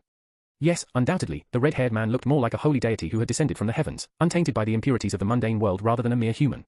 In his hand, the man firmly gripped a slender katana, or perhaps, it was too large to be classified as a katana. The sword he held was an adachi, its blade still sheathed. Come on, don't make me wait like this. Spill the beans, who's trying to escape, and where? The red-haired swordsman asked with a beaming grin. Kaeldrog's lip twitched. That bastard. He was actually grinning. A mere human was looking down on him. However, inexplicably, Kaeldrog found himself rooted in place. It felt as if his body was frozen, unable to move under the gaze of this mere human. Fear gripped him, he recognized that gut-wrenching sensation all too well, after all. Yes, definitely, it was fear, but not just any ordinary fear, it was the fear of standing before a being he could never dream of matching. He instinctively understood that a mere gesture from this human could effortlessly wipe him out of existence. A being with no equal. A deity without any flaw. A god without mercy. That was his enemy. Suddenly, 5 of the 7 noble vampires surrounding them lunged at the red-haired man and unleashed a ferocious onslaught of slashes with their claws and swords. Cling, however, before any of these repulsive creatures could even come near the red-haired swordsman, something extraordinary unfolded once again. Bright streaks of red light flashed all around Leo, looking like a web of spherical scarlet threads for a fleeting moment. In an instant, the foolish vampires who dared to approach the god of war were dismembered, their once grotesque forms reduced to heaps of minced meat. Slaughtered. They were all ruthlessly slaughtered just like that. Kaeldrog personally handpicked each one of those vampires for his unit. He knew every single one of them. And now they were all dead, just like that. The red-haired man hadn't even lifted a finger, or worse, unsheathed his sword. In that moment, Diaz's voice rang out, jolting Kaeldrog from his terror-stricken stupor. Commander, flee! Kaeldrog trembled and gradually turned towards his second-in-command. Diaz had drawn his sword. He was ready to throw himself in front of the red-haired butcher, despite understanding the futility of his efforts. Kaeldrog wanted to protest. He wanted to stand and fight. He wanted to escape this place with his entire unit intact. But that wish was unattainable. The brutal reality was right in front of him. Staying here meant facing a gruesome end, much like his fallen comrades. At least one of them had to survive. At least one of them had a chance. Telling himself that he was the only one who could escape this slaughter, Khaldrog turned to Diaz and whispered, his voice low and apologetic, "I'm sorry." Right after that, Khaldrog chanted a spell and dissipated into the shadows only to teleport far away, not wanting to witness the end of the unfolding events. Diaz gazed at the spot where Khaldrog had stood just a few moments before, shaking his head with a faint smile. "It's all right," he murmured, shifting his attention back to the red-haired man, his eyes burning with smoldering anger. Leo Kirogami, that was the name of this human. By now, he had already killed all the vampires standing guard around them. Now, Leo's gaze was fixed upon Diaz, an amused smirk playing on his lips. Diaz clenched his teeth, a surge of fury rising within him. But with anger came fear and frustration. The memory of his previous encounter with this human resurfaced in the back of his mind, a reminder of his helplessness. Yet, Diaz shook his head and suppressed his surfacing emotions, focusing solely on the present. Back then, when he first met this man, Diaz was weak. But not now. He was much stronger. Yes, he was one of the strongest noble vampires of his generation. In the past, he could only flee, leaving his comrades to their deaths, a burden he still bore and a memory that still haunted him. However, things had changed. Today, he would avenge their deaths. Even inflicting a single wound, causing Leo a modicum of pain, would satiate his desire for revenge. Back then, his only option was escape. But now, he had power. He could at least stall this demon long enough for Khaldrog to flee. Ironing his resolve and fueled by flames of vengeance, Diaz raised his sword and faced Leo. As the red-haired swordsman met his gaze, Diaz spoke in a venom-laden tone which was filled with determination, "I'll make you suffer." Leo quirked an eyebrow, his amusement turning into confusion. You killed my family." Diaz growled. "You killed my comrades. They were like family to me, and you took them away." Leo furrowed his brow in utter confusion as if he was struggling to remember a face. "I don't even know you." "You will now," Diaz declared, launching forward with blurring speed, leaving after images behind. But before he could even move an inch closer, a crimson streak flashed, severing his left leg, and he crumpled to one knee. "Gah!" Diaz cried out, but before he could make sense of the situation, another red line flashed, cleanly severing his right arm from his shoulder. What? Diaz's thoughts scattered, disoriented by pain and shock. He couldn't even see where the attacks were coming from. And how could a single strike cut through his enchanted armor? How was such a thing even possible? However, Diaz had no time to dwell. With his remaining moments, he aimed to hinder Leo Kirogami's advance. That was the final purpose of his life. So that's what he attempted to achieve. Extending his remaining intact arm, Diaz aimed his open palm at Leo, conjuring a foreboding sphere of true darkness. In the blink of an eye, the dark orb erupted into a pulsating beam, leaving devastation in its wake as it shot forward. Yet, just like before, a single red line darted through the air, intersecting the path of the shadowy beam. Diaz's hand was sliced off in the same instant as the beam dissipated. Swoosh! Arg! Diaz let out a cry of agony, his severed arm flew away, blood spraying in all directions. It was incredulous. No, he refused to believe that this human was devoid of weakness. In his heart, Diaz could have accepted failing to eliminate Leo in close combat, even after approaching him. But the thought of dying without the red-haired swordsman having to even lift a finger was enough to drive him insane. Was his existence so inconsequential before him? This was the power of God, then? As this realization dawned on him, Diaz lowered his head, his eyes unfocused and clouded with defeat. Even though his life was still intact, he was already dead. Seeing his state, a soft sigh escaped Leo's lips. Stepping closer, Leo unsheathed the long blade of his Nadachi, and said, "For your valiant efforts, I shall grant you the death most glorious." In a mere fraction of a second, the slender yet giant shiny silver blade of his Nadachi whipped through the air, severing the high vampire's head from his body. As the detached head rolled on the ground with a low thud, Leo sighed once more and turned his gaze to the towering crimson cross. Perched on top of the cross, Leo spotted the hanging figure of a woman. With a bit of hesitation, he called out, "Liz, I think you might need a hand if you wish to get down from there." After a few moments, a weak yet irritated whimper reached his ears. "Oh, really? You think? Bravo! You must be a genius." As if she achieved her goal, Liz let out a pained groan and fell unconscious. Chapter 276. Huh? What the heck just happened? Okay, I'll try to not sound completely insane while recounting this, but I think all the vampires just fell. Just like that. Just like that, they were all killed. Or if killed is even the right term. Dismembered into tiny pieces and slaughtered might be more accurate. I glanced all around, and everyone seemed as stunned as I was. The vampires they were fighting against until a few seconds ago were killed just like that. Of course, I knew who was behind all of this. A few moments ago, I thought I saw Master. Before I could dismiss what I saw as mere hallucination, Master's figure suddenly materialized a few meters in front of me. He killed the high vampires standing there near the towering crimson cross upon which Liz was impaled. Khaldrog managed to escape, but the rest were dealt with as if they were helpless cattle headed for slaughter. God of War. No, a moving slaughterhouse seems like a more fitting title for him. Anyway, as soon as the vampires met their end, Leo swung his sword and shattered the crimson cross into fine scarlet dust without somehow harming Liz in the process. Liz was now unconscious, and it was reasonable to assume she would remain that way for a few weeks or months at least. Nero, even though he could barely move himself, rushed to Liz's side, barely holding back tears. Gosh, seeing him in such a state almost made my heart ache in guilt, almost. Leo handed Liz's unconscious body to the medics and instructed them to take Nero to the infirmary along with her. Just then, several massive mechanized robot frames rushed in through the arena entrance or descended from the sky above to secure the perimeter. Several more instructors and medics arrived from helicopters that filled the night sky. Kai discreetly signaled the NWO members to move, and in an instant, they vanished from sight as though they had never been there, to begin with. A few of the defense personnel who had just arrived shouted at this sight. Hey. Some people just disappeared. Secure the area and search for them. Ask Athena to track the use of teleportation gates as well while you're at it. Vampires can conceal themselves in shadows, so search every corner of the arena meticulously. I swear to God, if a bloodsucker jumps at me from the side, I'll kill all of you myself. Amidst all of this, I saw Leo casually walking alongside a member of the defense personnel, engaged in conversation. As they moved closer to me, I happened to catch a glimpse of their conservation. Yeah, and don't bother trying to look for those individuals who managed to escape. I can't sense their presence, so they've likely already left the city. My guess is that one of them must possess some kind of spatial teleportation gift. Instead of them, use your people to search for any vampires lurking in the shadows, although I doubt there are any I missed, but better to be safe than sorry. Leo's brow furrowed for a few seconds before he continued, and keep an eye out for a traitor. This couldn't have happened without a spy among our ranks. I want you to also seize any teleportation gate activity to prevent anyone from escaping or getting into the city. I want full-on lockdown. This matter should be settled by tomorrow. As for the media, don't answer any of their queries. The Global City Council will handle them on their own. The man next to Leo continued to bob his head up and down in agreement with each word that came out of Leo's mouth.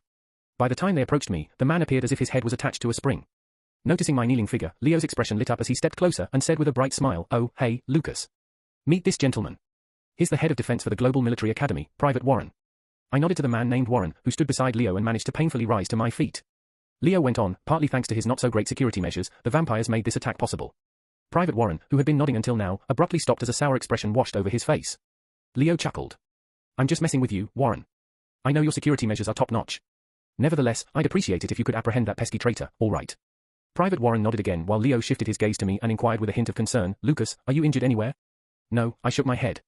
"I'm exhausted. After the final match, just being able to stand is a miracle, let alone fight."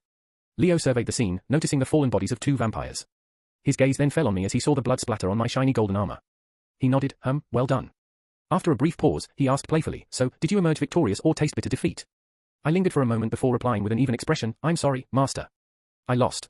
I was a single step behind." Leo's facial expression softened slightly at my response, but his amused smirk soon returned, "Nope, that's the wrong answer."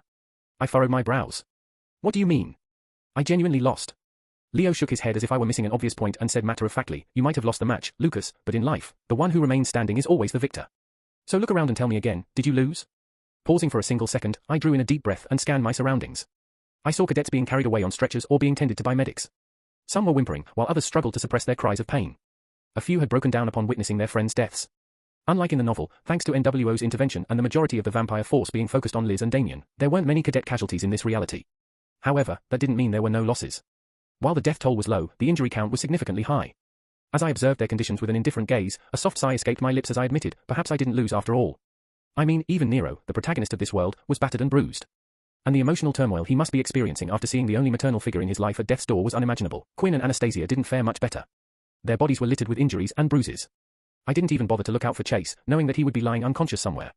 I could also spot Amelia's unconscious figure being transported to the hospital building. Her injuries weren't severe, but the deadly poisonous and corrosive effects of blood polis had taken their toll on her. A smirk danced on Leo's lips upon hearing my response, and he remarked, "Excellent. So, shall we go?" I looked at Leo, a perplexed expression on my face, but I had a feeling he was about to suggest something rather absurd. With a hint of hesitation present in my voice, I asked, "Go, where exactly?" "Where else?" Leo tightly gripped the back of my neck and lifted me up effortlessly as if he was holding a puppy. As my feet left the ground, I involuntarily tried to wrestle free of Leo's grip. However, before I could even grasp the situation, an azure bubble made purely of mana enveloped us and Leo spoke up, "We're off to hunt a high vampire commander." The tone Leo used this time was akin to how grandfathers invited their grandsons to go fishing with them. However, before I could offer a retort or attempt to break free, Leo stomped his foot onto the ground, and the next instant, we were floating through the sky, thousands of meters above Global City. The whiplash from traveling at that speed alone should have knocked the breath out of my lungs and turned my insides to mush. Yet, the mana barrier seemed to shield us from all kinds of resistance. Of course, that didn't mean I wasn't rendered utterly speechless. Before I could even manage to let out a startled yelp or a shocked mewl, Leo's voice cut through the rush of air. "Today, I want you to observe two things, my dear disciple. Watch how a real clash between two high-level entities goes down. And witness my secret technique, one you'll soon inherit as my disciple." As soon as Leo said that, he kicked the air itself this time and the scenery around us changed once again. This time, we found ourselves on the edge of a port harbor, full of sleek architecture and polished surfaces, devoid of any people in sight. The mana barrier fell down, allowing me to feel the crisp ocean breeze carrying a faint metallic tang, ruffling my clothing in a gentle dance. Beneath my feet, the ground was a seamless network of panels, gracefully blending into the horizon. The silence was soothing yet eerie, only disturbed by the soft hum of hidden machinery and the undulating waves of the distant sea. The soothing silence and the serene atmosphere did not last long, however. Soon, the tall form of a grotesque creature entered our field of vision. The creature was clearly trying to escape into the great ocean. It was none other than our target, KL Drog, the high vampire commander from earlier. In its desperate path of escape stood Leo and me. Well, mostly Leo, as I shamelessly hid myself behind him. Truth be told, I wanted no part in this. What I truly wanted was to get some sleep. Yet, when have I ever been granted my wishes? With a resigned sigh, I listened as Master spoke to the High Vampire with a trace of amusement in his tone. I'm afraid entry into this city isn't free. So don't mind if I leave a hefty tax upon you, yeah? Chapter 277. Gritting his fangs, Khal Drogo fixed his predatory gaze upon us, his vertical pupils locked in place. I mean, let's be real, he must have already realized the futility of his chances for escape. Unless he chooses to fight us, well, fight with Leo specifically, there's simply no possible way for him to break free from this situation. But then again, fighting Leo would be comparable to a death sentence. After all, he was there when Leo casually slaughtered his comrades without even lifting a finger. How could he even think about standing against such overwhelming might? But, as I said earlier, he had no other choice. With resolute determination etched on his beast-like face, Khal Drogo summoned a long silver crossguard sword into his grasp. Suddenly, spikes sprouted from the hilt of the sword, impaling Khal Drogo's grip, and in the next moment, its silver blade turned a deep shade of crimson. Nonetheless, Leo remained unfazed, shifting his attention toward me. With a nonchalant smile on his face, he started speaking as if we were here to take a leisure stroll, rather than confronting a formidable high vampire. Do you have any idea how I've managed to gain such an exalted reputation and formidable power, despite only having a relatively average mana core level? Leo inquired. Observing that Leo had turned his back on him, the high vampire tried to attack, only to discover that he couldn't move an inch. Khal Drogo's eyes widened, but regardless of his efforts, his feet were firmly anchored to the ground. A crease formed on his forehead as he looked down. He saw several luminous azure chains, made up entirely of mana, bursting forth from the ground and trapping his feet, effectively shackling him in place. Before he could think of a solution, an overwhelming pressure descended upon the high vampire's shoulders, akin to a mountain falling upon him. Despite his inhuman strength, Khal Drogo's knees buckled, and he collapsed onto all fours. Throughout all of this, Leo's unwavering gaze remained fixed on me. He was waiting for my response. In truth, I already knew about his source of power. While the novel never mentioned Leo's precise mana core level, it did show his capacity. I knew just how strong Leo was and how he was able to achieve such power. However, feigning ignorance, I shook my head and posited, could it perhaps be because of your impeccable technique? Leo let out a heartfelt chuckle. I would have been happy if that was the case. But regrettably, technique, regardless of how refined it is, can only carry one so far. Yes, it can bridge the gap between two people in a fight, but only until the gap in their strengths isn't too big. I secretly glanced at the High Vampire commander, who struggled to draw breath, let alone rise to his feet, before returning to Leo and asked, so then, if it's not your technique, what is it? A smile graced Leo's lips as he replied, it's a mana art. Think of it like a magic spell, albeit not entirely. In fact, it bears more semblance to martial arts than magic spells. I call it a mystic art, as it surpasses all human understanding of mana and its manipulation. Even though I already knew what Leo was about to tell me, an inexplicable curiosity gripped my heart. It was as if I had always wanted to learn the secrets of his technique for quite some time now. The desire to know tugged at me, a mix of curiosity and excitement. Yes, I don't know why, but I was excited. Noticing the glimmer in my eyes, Leo spoke up with a genuine smile. The name I've given to this mystic art is Symphony. Through it, I attune myself to the environment and control the ambient mana within it with my will. Despite knowing all of it already, I let a shocked expression show up on my face, faking a stunned reaction. Observing this with his smile, Leo continued, basically, my mana core resonates in harmony with the mana surrounding me. Also, the mana network within me becomes one with my surroundings. In simple words. Before Leo could continue to elaborate, I chipped in, you become one with nature itself and control the mana present around you. The corner of Leo's lips curled up as he affirmed, exactly. Be it spellcasting, enhancing my body, or using martial arts, I can do it all. I can even exert authority over Mother Nature herself. Additionally, I can also nullify any magic spells aimed at me, forcing my enemies to rely solely on martial arts or reinforcement spells if they wish to fight me. Though I already knew some of the applications of his mystic art, hearing him recount it still shocked me a little for some reason. Leo was, quite literally, a force of nature. It's not really surprising that Nero had to use all 7 of his heavenly swords to barely defeat him. Before Leo could continue, a guttural, beastly grunt reached our ears. It was the High Vampire, still struggling to break free. Leo's gaze shifted towards the sound, his brows lifting as if he had momentarily forgotten about his captive. Anyway, we'll talk more about this later, Leo declared with a sigh and very casually waved his hand. Almost instantly, the azure chains binding the High Vampire shattered into a cascade of azure-like particles, and the crushing force falling on him also disappeared. The High Vampire commander was once again free to move. Wasting no time, the bloodsucker swiftly lunged at Leo, rushing toward his own death. Leo's smile widened as if he had been anticipating this. Immediately, a single red line of light streaked through the air, tracing an arc with Khal Drogo's head in its way. Yet, before the thin red flash could reach his neck, Khal Drogo raised his crimson blade, intercepting the oncoming attack. Sparks flew and the red line was abruptly extinguished. Nice one. Leo quipped, a trace of amusement lacing his words. At least you don't seem as weak as your comrades. Despite the amusement in Leo's tone, Khal Drogo didn't take those words lightly. Enraged, he rushed forward, chanting a spell. Suddenly, from the shadows all around us, dark, obsidian spikes shot forth, aimed to skewer both Leo and myself from every conceivable angle. Thark, however, before the pitch-black spikes of darkness could even reach us, a net of radiant azure cracks formed on them, causing the spikes to shatter into tiny fragments that dissolved back into the shadows. Khal Drogo's eyes widened, yet he didn't slow down his charge. In fact, he continued to speed up. Leo, with a nonchalant smile, lifted his hand and flicked his fingers in the air. Khal Drogo's eyes widened even more as he hastily cast another spell. In response to his will, shadows around him surged from the ground, solidifying into a tangible cocoon of darkness that enveloped the High Vampire in an instant. All this happened in a fraction of a second, sparing me no time to grasp what was even going on or why the High Vampire cast another spell, a defensive one at that. At the next moment, I understood his reason. As soon as Leo's fingers were done flicking through the air, the sound barrier broke and an immense shockwave of destruction erupted. The shockwave rolled forward and utterly obliterated or toppled over everything in its path. The shockwave soon collided with the cocoon of darkness, shattering it easily and hurling the high vampire, who was trying to take cover in it, backward in the air. Soon, his body ungracefully tumbled across the ground as he rolled a few times, letting the momentum drag him back. Halting his movement, Drog soon jumped up to his feet. Before Leo could react, the high vampire's body disintegrated as he jumped into the shadows, vanishing from sight. Huh? From the looks of it, Drog had stopped entertaining any thought of fighting Leo and now he was trying to flee back to the global city. Perhaps he thought about hiding within the city for some time and hoping to get Leo off his trail. Such a task was going to be difficult if not borderline impossible, considering how many defense personnel were out in search for him. However, even escaping Leo was going to turn out to be as futile as fighting him. Master had no intentions of letting Drog escape. And without his will, there was no way he could achieve it. As soon as Drog disappeared into the shadows, Leo heaved a sigh and raised his hand. Several hundred meters aloft, a radiant sphere of luminous white flames quickly materialized. Burning with immolating intensity, the sphere of white flames looked as if a sun had spawned amidst the night sky. The sphere of incandescent white flames dispelled the pervasive shadows, flooding the surroundings with blinding light. As a result of that, the very shadows Drog was using to hide dissipated, forcing him to emerge back into the material world. Even when he was forced out of the shadows, Drog did not stop running away. He scurried awkwardly with his back turned to us. By now, he had managed to put a considerable distance between us. Leo shook his head, and the blazing orb of white flame suddenly started to reshape itself into a long fiery javelin. No, I muttered under my breath, but it was too late, events were already in motion. In one fluid movement, Leo brought down his hand.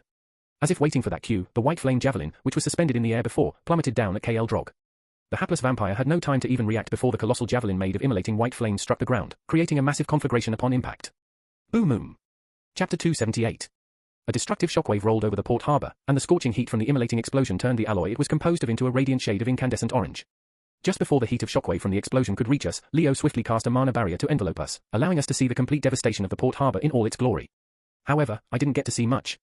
The blinding light from the brilliant explosion against the dark sky of the night strained my eyes too much to keep them open. Yet, after a few seconds, as all the chaos subsided, I opened my eyes, wondering why my eardrums hadn't ruptured from the intensity of the explosion. When I gazed in front of me, I couldn't help but widen my eyes in sheer shock. Before me lay a scene of utter ruin. The alloy panel network that formed the port harbor now lay in complete devastation, bent unnaturally after by scalding heat. Alloy beams protruded from the ground at irregular intervals, once sleek structures now lay destroyed, even the distant waves of the ocean bore giant ripples caused by the explosion's force. The mana bubble that protected us was hovering a few feet above the smoldering ground. Suddenly, an icy cold wind swept through, immediately forming a circular slab of ice beneath us. The mana bubble that Leo had cast around us quickly dissipated, and we landed on the icy ground below. Strangely, for some reason, the giant ice slab below us remained unaffected by the rising temperature, as if it was refusing to melt.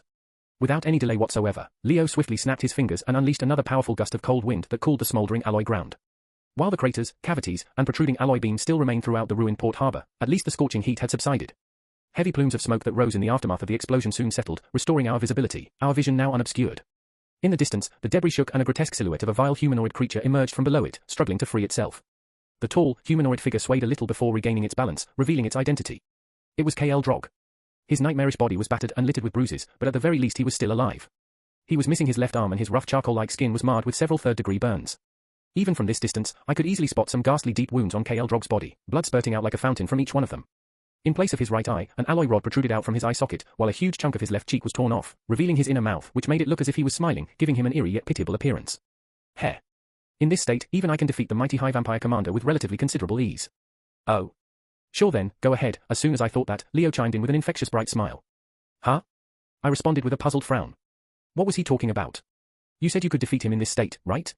Leo gestured toward the high vampire with his chin. So why not give it a shot? It'll be a good experience. Wait, did I say that out loud? What the heck? Mistaking my expression for that of concern, Leo spoke with a reassuring smile, don't worry. He has used up all his mana in a desperate attempt to survive that last attack from me. Besides, his injuries are severe. Taking him down won't prove to be very challenging, but it could still be a good experience. I hesitated, giving Leo a blank, deadpan stare. Can I pass on this? No, Leo's smile turned into an evil grin. Consider it your punishment for losing to Nero. Huh? I raised an eyebrow. What about that speech on winning in life and all that? Wasn't it you who said the only one who remains standing in the end is the true winner? Yeah, that's true and all. Leo shrugged. But did you really think you'd escape your punishment? As a bitter sigh escaped my lips, I clenched my teeth and started moving forward. Summoning my shiny red spear and tightly gripping its shaft with my hands, I silently muttered some curses under my breath. The high vampire had already started to run away again, if you could even call it running. In reality, he was dragging his right leg and awkwardly hopping forward with his left, moving at a snail's speed. The high vampire was still adamant to escape. Now I know, normally, one might think it'd be easy to defeat a creature in such a condition. Yet, I knew better. Injured or not, mana drained or not, that creature was a high vampire. And not to mention, he held the rank of a commander. Such a position wasn't easily attained. Then again, I've killed one of the 7 abyssal vampire kings, a position even higher than that of this high vampire. Shaking my head, I dashed at him from behind. As soon as I stepped into the striking range, I thrust my spear toward him. But my attack was abruptly blocked when the high vampire clumsily spun around and deflected my spear with his claw. From the looks of it, his sword was destroyed by Leo's attack. Well, it was a miracle that even he survived, leaving only his claws to defend himself. Stepping back, I twirled my spear before lifting its blade over my head. The air around my spear started to churn violently, and sparks of crimson electricity crackled all around it. Without giving the high vampire a moment's respite, I brought my spear down and unleashed the scarlet demon devouring art upon him. The bloodsucker evaded my first attack by hastily hopping back, but I charged in on him and followed with another strike. Cack! My spear flashed through the air, leaving behind a crimson trail, and in the next instant, the high vampire's remaining arm was cleanly severed, rendering him completely defenseless. Or so I thought. Apparently, the high vampire still had some mana remaining within his core. Instantly using what little drops of mana he had, the bloodsucker cast a spell. In the next second, the streams of blood gushing from his wound shifted as if they had come to life and solidified. In a heartbeat, it looked as if several blood tentacles had sprouted from the body of the high vampire. What in the name of Lovecraft? I involuntarily gasped in revulsion. Before I could react further, a number of his blood tentacles whipped toward me. I knew better than to let a high vampire's blood touch me. So I swiftly evaded and sidestepped the frenzied barrage of blood tentacles. Whenever possible, I would counter an attack by slashing my spear, severing the tentacles with its crimson blade. Just like that, I deftly dodged and ran around the storm of blood tentacles. Finally, spotting a clear opening, I bent my knees slightly and drew back my spear. In the blink of an eye, I assumed a swordsman's stance. During the King's tournament, I refrained from using this technique since the match was being seen and broadcast live. Yes, the Morningstar house didn't concern me, but since I was soon going to visit the Western continent, I thought it'd be wiser not to provoke my family any further than the original Lucas already had. But here, no one was present around me aside from Leo. Well, Leo and my prey. My lips curled up into a smirk as I coated a thick azure layer of mana around my spear, employing the true sword chi.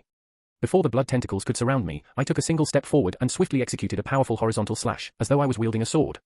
Fwoosh! Though my spear's crimson blade never touched the vampire's neck, his head cleanly parted from his body due to the crescent arc unleashed by my spear's motion. With a dull thud, his head landed on the cracked alloy ground and rolled away, his body dropping lifelessly. The blood tentacles also dissipated, melting into a crimson rain. And with that, the final arc, a vampire attack on the Global Academy, of the first volume ended.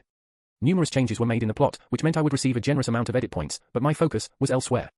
A split second before I unleashed the Dawnbreaker, I had a vision. A young man peered down at me with intense bright red eyes. He proudly sat upon a lavish high-rise golden throne, its splat ending in the shape of a dragon's maw. Silky strands of jet-black hair cascaded down and coiled around his neck, while a wicked, fearsome smirk adorned his sharp visage. His porcelain-white alabaster-like skin accentuated his features and added to the chillingly unsettling aura of death that surrounded him. That man, I had met him somewhere. I had known him. But who was he? And when did I meet him? My heart slammed against my chest like a caged beast, as if threatening to break my ribs, while the air refused to settle in my lungs. Cold beads of sweat formed on my forehead and trickled down my cheek as several emotions surged, mingling anger, sorrow, helplessness, fear, and bitterness. Leo's voice reached my ears from behind as he rushed toward me, perhaps sensing that something was wrong. Yet, I paid no heed to his approaching footsteps. It felt like I was on the verge of remembering something. Something important, as if it was a lost memory. Something I shouldn't recall, yet I couldn't help but ignore it any longer. Soon, my throat felt heavy and my breath grew ragged. My heart contorted as if it was thrown into a grinder. Only 2 words escaped my trembling lips before my consciousness faded into the darkness and I collapsed. Samuel Gracefell. Thud. Chapter 279. Several centuries ago, in a universe far away. Hoorah! A young man, adorned with locks of raven black hair and piercing red eyes, valiantly fought a swarm of humanoid creatures. Instead of sporting a suit of armor, the young man dressed in regal attire, wearing a red tunic crafted from the softest of silk and ivory trousers, almost as if he was out for a casual stroll and not for a planetary battle. These humanoids, tall and thin, possessed distinctive greenish skin, making their appearance grotesque. But since they were clad in high-tech battle suits that exuded a polished white shine, their repulsive features were hidden from view, concealed beneath their sleek armor. Pew, pew, pew. Some of them carried weapons that strikingly resembled modern-day mana guns crafted by humans. Without waiting for a breath, they unleashed a relentless barrage of blue energy bullets upon the young man, each shot crackling with destructive power. Tack, tack, tack. However, as if an impenetrable, invisible barrier shielded the young man, every energy bullet fired by the humanoid creatures was thwarted, unable to even graze a single strand of his hair. Squad Tetra, ready yourselves for close-range combat. Equip your energy sabers. Squad Ghetto, provide cover for Squad Tetra. Today is the day we must bring him down. We shall put an end to his reign of tyranny. Indeed. He has oppressed our world for far too long. This battle is for the sake of our world and our entire universe. Yes. We will defeat him before our king even arrives on the battlefield and give his head to him. The evil dragon will fall today. Surrounded by the greenish aliens, the young man could hear their voices intermingling as they communicated with each other. Their call-outs, instructions, and self-motivation echoed in his ears. Although he didn't know their language, he somehow understood their emotions, allowing him to grasp the essence of their words. Almost instantly, a group of humanoid creatures placed their guns back into the hostlers on their waists, and swiftly took out torch-shaped handles from their high-tech suits. In the blink of an eye, brilliant blue laser blades erupted from the handles in their hands as they charged toward the young man. Unfazed by their advance, a menacing smirk grew on the young man's face. He stood there calmly, eagerly waiting for his enemy's approach, and as they drew near, he dropped the invisible barrier he had cast in front of him. Engaging in close-quarters combat, he fearlessly clashed with the aliens, his movements swift and precise, countering their attacks with utmost finesse. Swish! Swiftly evading a horizontal slash from one of the laser swords, the young man dropped to his knees into a crouched position. He then quickly thrust his hand deep into the abdomen of the audacious humanoid creature who dared to swing his energy saber at him. Thwack! The force of the young man's strike sent the humanoid flying through the air until he collided with several dozen of his own kind who were coming to assist him. The impact sent them sprawling, creating a domino effect as they all crashed to the ground, entangled in a heap of fallen bodies. Pew, pew, pew.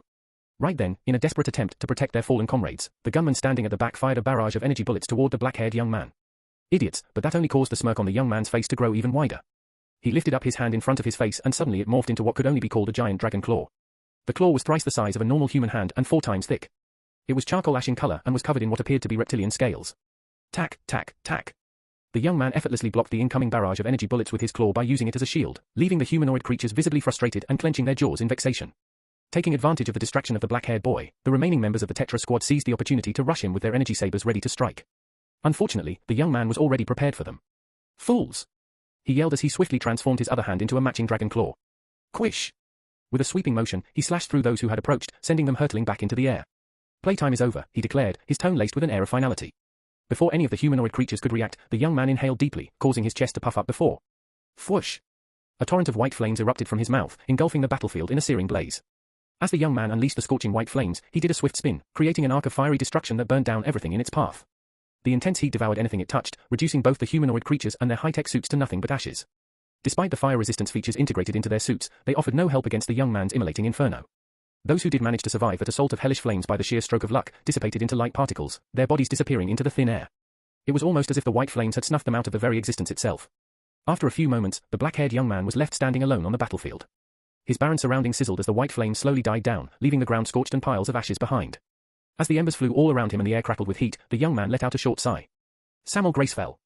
Just then, a sudden cry pierced the air, making Samuel halt in his tracks slowly. The black-haired young man turned, his sharp gaze darting across the battlefield to look for the source of the voice. Soon, a figure emerged from the rising pillars of distant smoke and walked toward Samuel. It was another humanoid creature. Tall and gaunt, the creature had the familiar greenish skin like the rest of his kind. Yet, this particular creature looked more human than others of his species. Maybe it was because he didn't have any high-tech suits on him. Instead, he donned a long brown robe that fluttered behind it, leaving his face open. So, you're their king? Samuel Gracefell raised an eyebrow, his voice laced with a hint of slight mockery. Back on my home planet, Earth, in ancient times, kings used to adorn themselves with precious metals and gems in order to set them apart from the common folk who wore ragged clothes and robes. Quite the opposite here, it seems. Ha! You find this amusing? A flare of indignation ignited within the creature's eyes. Its words crackled with fury. You've killed millions of my people, Samuel interjected, his tone filled with audacious confidence. And I will kill 1,000,000 more. That is, unless you surrender to me. Rage, disgust, and disbelief mingled in the creature's gaze as his eyes fixed upon Samuel. Why? Why are you going this far? The creature's voice trembled with intensity. Have you not caused enough suffering, destroyed enough lives across countless universes already? I've caused suffering and destroyed lives? Samuel raised an eyebrow, a look of genuine confusion washing over his face. No. I've conquered those universes and bestowed upon them tranquility. The inhabitants there now live in blissful harmony, living more securely than ever. They are happy under my reign, under my empire. You've enslaved them. They've become your puppets. You've stripped them of their free will, you monster. The creature retorted with fury. And those who dared defy your twisted version of peace were killed by you. This is no peace, it's tyranny. Obviously, Samuel replied with a nonchalant shrug. How can one challenge the will of God and hope to live through it? The will of God? The creature let out a hysteric chuckle, his eyes gleaming with a spark of madness. You really think you're some kind of god, huh? Yes, Samuel stated matter-of-factly. But let's shift the focus from me, yeah? Let us talk about you. So tell me, are you one of the champions of Akashic records? Yes, the creature affirmed and tightened his grip on the hilt of his energy saber. Instantly, the glowing red blade of a laser sword ignited and the alien king assumed a battle stance. And by that stance, I gather you're not going to surrender easily, Samuel mused. Never, came the resolute reply from the alien king, causing Samuel to let out a long exasperated sigh. All you champions are the same. Causing trouble until the end. You guys never ever surrender, even when victory is nothing but a distant dream. Samuel shook his head, stretching his hands casually. I'll avenge my fallen comrades, Samuel Gracefell. I am Baydara of the Kashi race, one of Akashic Record's 3 champions in this universe. It is my destiny to kill you, and I will happily fulfill it. The creature declared. Then, after a short pause, he continued in a low growl, I shall take my last stand at the world's end. In the next moment, he lunged forward at Samuel. The black-haired conqueror, now done with his stretch, faced his incoming enemy with lidded eyes. Indeed, you shall try. Chapter 280. As the tall, gaunt creature neared Samuel, the latter puffed his chest to inhale a long, deep breath. In the very next instant, Samuel opened his mouth to unleash a torrent of incinerating white flames that had the power to erase beings from the very plane of existence itself. Bayadra, the alien king, already knew that no one, no matter how strong they may be, could ever hope to withstand Samuel's existence-erasing flames. Hence, the gaunt creature sidestepped, allowing the pillar of white flames to pass harmlessly to his right. Samuel thought about spinning to spit the flames in a wide arc, but before he could act on this idea, the alien king ran forward with remarkable speed, appearing before the black-haired conqueror in the blink of an eye. Without giving his opponent even a second to react, the alien king swung his radiant laser sword at Samuel, aiming to cleave off his neck. But just before he could do that, Bayadra was flung back several meters into the air, as if struck by an invisible force akin to a speeding train. Stabling himself in the air, Baydara landed on his feet, gritting his teeth, and thought out loud, telekinesis? How many powers does that monster possess? Hearing the alien king speak, Samuel threw his head back and let out a short chuckle. That was not mere telekinesis I used. What I hit you with is known as neither energy, he said. Neither did Baydara know what that term meant, nor was he interested. Instead of dwelling on such useless topics, the alien king willed a surge of strength into his legs and rushed forth again. Seeing the full charge to his own death, Samuel shook his head and released a huge destructive shockwave of invisible energy forward, capable of leveling cities to ruins. Instead of backing down, Baydara sped up and unleashed a devastating telekinetic surge to counter Samuel's attack. Boom! The two cataclysmic waves of invisible energies collided to nullify each other. However, their clash shattered the earth and tectonic plates beneath the point of collision, causing a catastrophic localized earthquake. Any remaining tall structure that wasn't toppled before was surely not standing now. Ground cracked, clefts and crevices surged, and dust rose in a raging storm, yet the two perpetrators of this destruction were left completely unharmed. Samuel raised an eyebrow upon seeing his attack not inflicting any harm to his alien enemy. In a surprised tone, he remarked, I see why my general struggled to put you down. Unfazed and unflattered by his comment, Baydara rushed forward at a blurring speed and soon stepped into the striking range. As soon as that happened, the alien king launched a barrage of powerful slashes on the conqueror of worlds using his laser sword. Exasperated, Samuel rolled his eyes and deftly evaded every strike. Soon, however, the alien king made a mistake. Samuel quickly seized a clear opening. His fist shot forward, striking Baydara on his upper torso. Swiftly, he followed with a series of punishing punches, each infused with enough force to shatter a mountain to dust. Thwack, thwack, thwack. Helpless against the conqueror's onslaught, the alien king found himself defenseless. Despite the fact that he was much taller than his opponent, Baydara couldn't fend off his enemy. Samuel's speed and strength were utterly insurmountable, his arms moved in a blur, carrying enough strength to topple cities. Baydara only managed to remain somewhat standing because of the telekinetic barrier he had cast around him beforehand. Anyone else would have already been dead if they had tried to face this succession of blows. No, even he should have been dead by now. Surely, the conqueror was strong enough to surpass his telekinetic force, so why had he not done so yet? Then it hit him. Baydara suddenly realized that Samuel didn't only want to kill him. No, he wanted him to experience the agony of being powerless. He wanted to make him suffer and grant him a painful death. Truly, he was facing someone worthy of the name Demon King. Just when Baydara believed the agony would never end, Samuel stepped in and delivered a final devastating punch. Thwack! The impact propelled the alien king backward, akin to a marionette with severed strings. The gaunt creature crashed violently onto the scorched ground, rolling several times before coming to an abrupt halt. Taking a split second to catch his breath, the alien king quickly jumped back to his feet. Coughing out fetid, acid-like green blood that matched his skin color, Baydara glared forward with fury. Suddenly, however, the gaunt creature's eyes widened in shock as he saw Samuel had puffed up his chest once more. Before Baydara could even react, Samuel opened his mouth and unleashed another torrent of incinerating white flames. Yet, before the flames could reach him, Baydara summoned his strength and stepped forward. Putting everything he had, the alien king swung the incandescent laser blade of his lucent sword with destructive force. Thwoosh! A crescent arc of devastating telekinetic energy surged forward, clashing against the torrent of incinerating white flames and dispersing it. Samuel raised his eyebrows in shock and quickly crossed his arms over his body to shield himself from the incoming attack. Thwam! The arc of invisible energy collided with Samuel, pushing him back a short distance as two grooves were left on the ground beneath his foot. Without pause, Baydara lunged forward and brought his radiant laser sword down at Samuel. TSK! Samuel clicked his tongue in frustration as if he was dealing with a mere roach rather than the king of an entire powerful alien civilization. He casually raised his arm and caught the approaching laser blade with his bare hand. Baydara's eyes widened as soon as Samuel caught the sharp plasma blade. That should have been able to slice right through even the most durable metals in this universe. And not to mention, he casually withstood the force of an attack that could have very well obliterated a descending meteorite. You're strong, Samuel's voice was cold, yet his eyes held a hint of amusement. But you're starting to annoy me, and I don't like resilient bugs. I'm ending this play now. As Samuel spoke, violet energy crackled around him, and an imploding bolt of pure black lightning flashed in the air. Baydara's eyes widened as Samuel's body became engulfed in a blinding violet glow. In the very next instant, a massive nuclear explosion erupted and blue flames surged forth with Samuel's body at its epicenter. From above, it looked as though a radiant blue sun had spawned on the ground. Soon, the blue sun shrunk and collapsed on its own before exploding once again and then surging forth in all directions, reducing everything to nothing but ashes. As the blinding brilliance of the blue explosion faded, a colossal ebony dragon emerged. Beautiful obsidian scales covered the dragon's body like a suit of majestic armor, emitting a faint violet hue from between the insets. A single flutter of the dragon's mighty wings sent churning gales throughout the area, almost as if forcing the ground itself to kneel before it. In the dragon's wake, a single humanoid figure stood. It was Baydara. An invisible telekinetic energy barrier shielded him from the explosion, but he was left bleeding from his mouth and nose due to the shockwave that followed. Terrified, the gaunt alien creature looked up at the ebony dragon hovering proudly in the sky, thunderously flapping its wings. Gee gods! Please have mercy. Baydara helplessly uttered, gripping the hilt of his energy saber tightly, knowing full well that his weapon was not going to provide any help. Though the radiant laser blade of his saber still glowed, the resolve to kill Samuel in Baydara's heart was now nothing but snuffed out. Yes. The colossal dragon, which was as big as a metropolitan city, was none other than the conqueror, Samuel Gracefell himself. With a fear-inducing, deafening roar, capable of even shaking the heavens, the mighty dragon parted his maw and unleashed a sea of immolating white flames. The entire planet was now destroyed. Although it was just a dwarf planet, orbiting like a moon around the alien king, Baydara's home planet, it was suddenly destroyed, just like that. The dwarf planet was now nothing but a scene of utter wreckage, with a substantial portion of it obliterated. Incandescent white flames smoldered around the whole planet, making it look as though it was hit by a solar flare.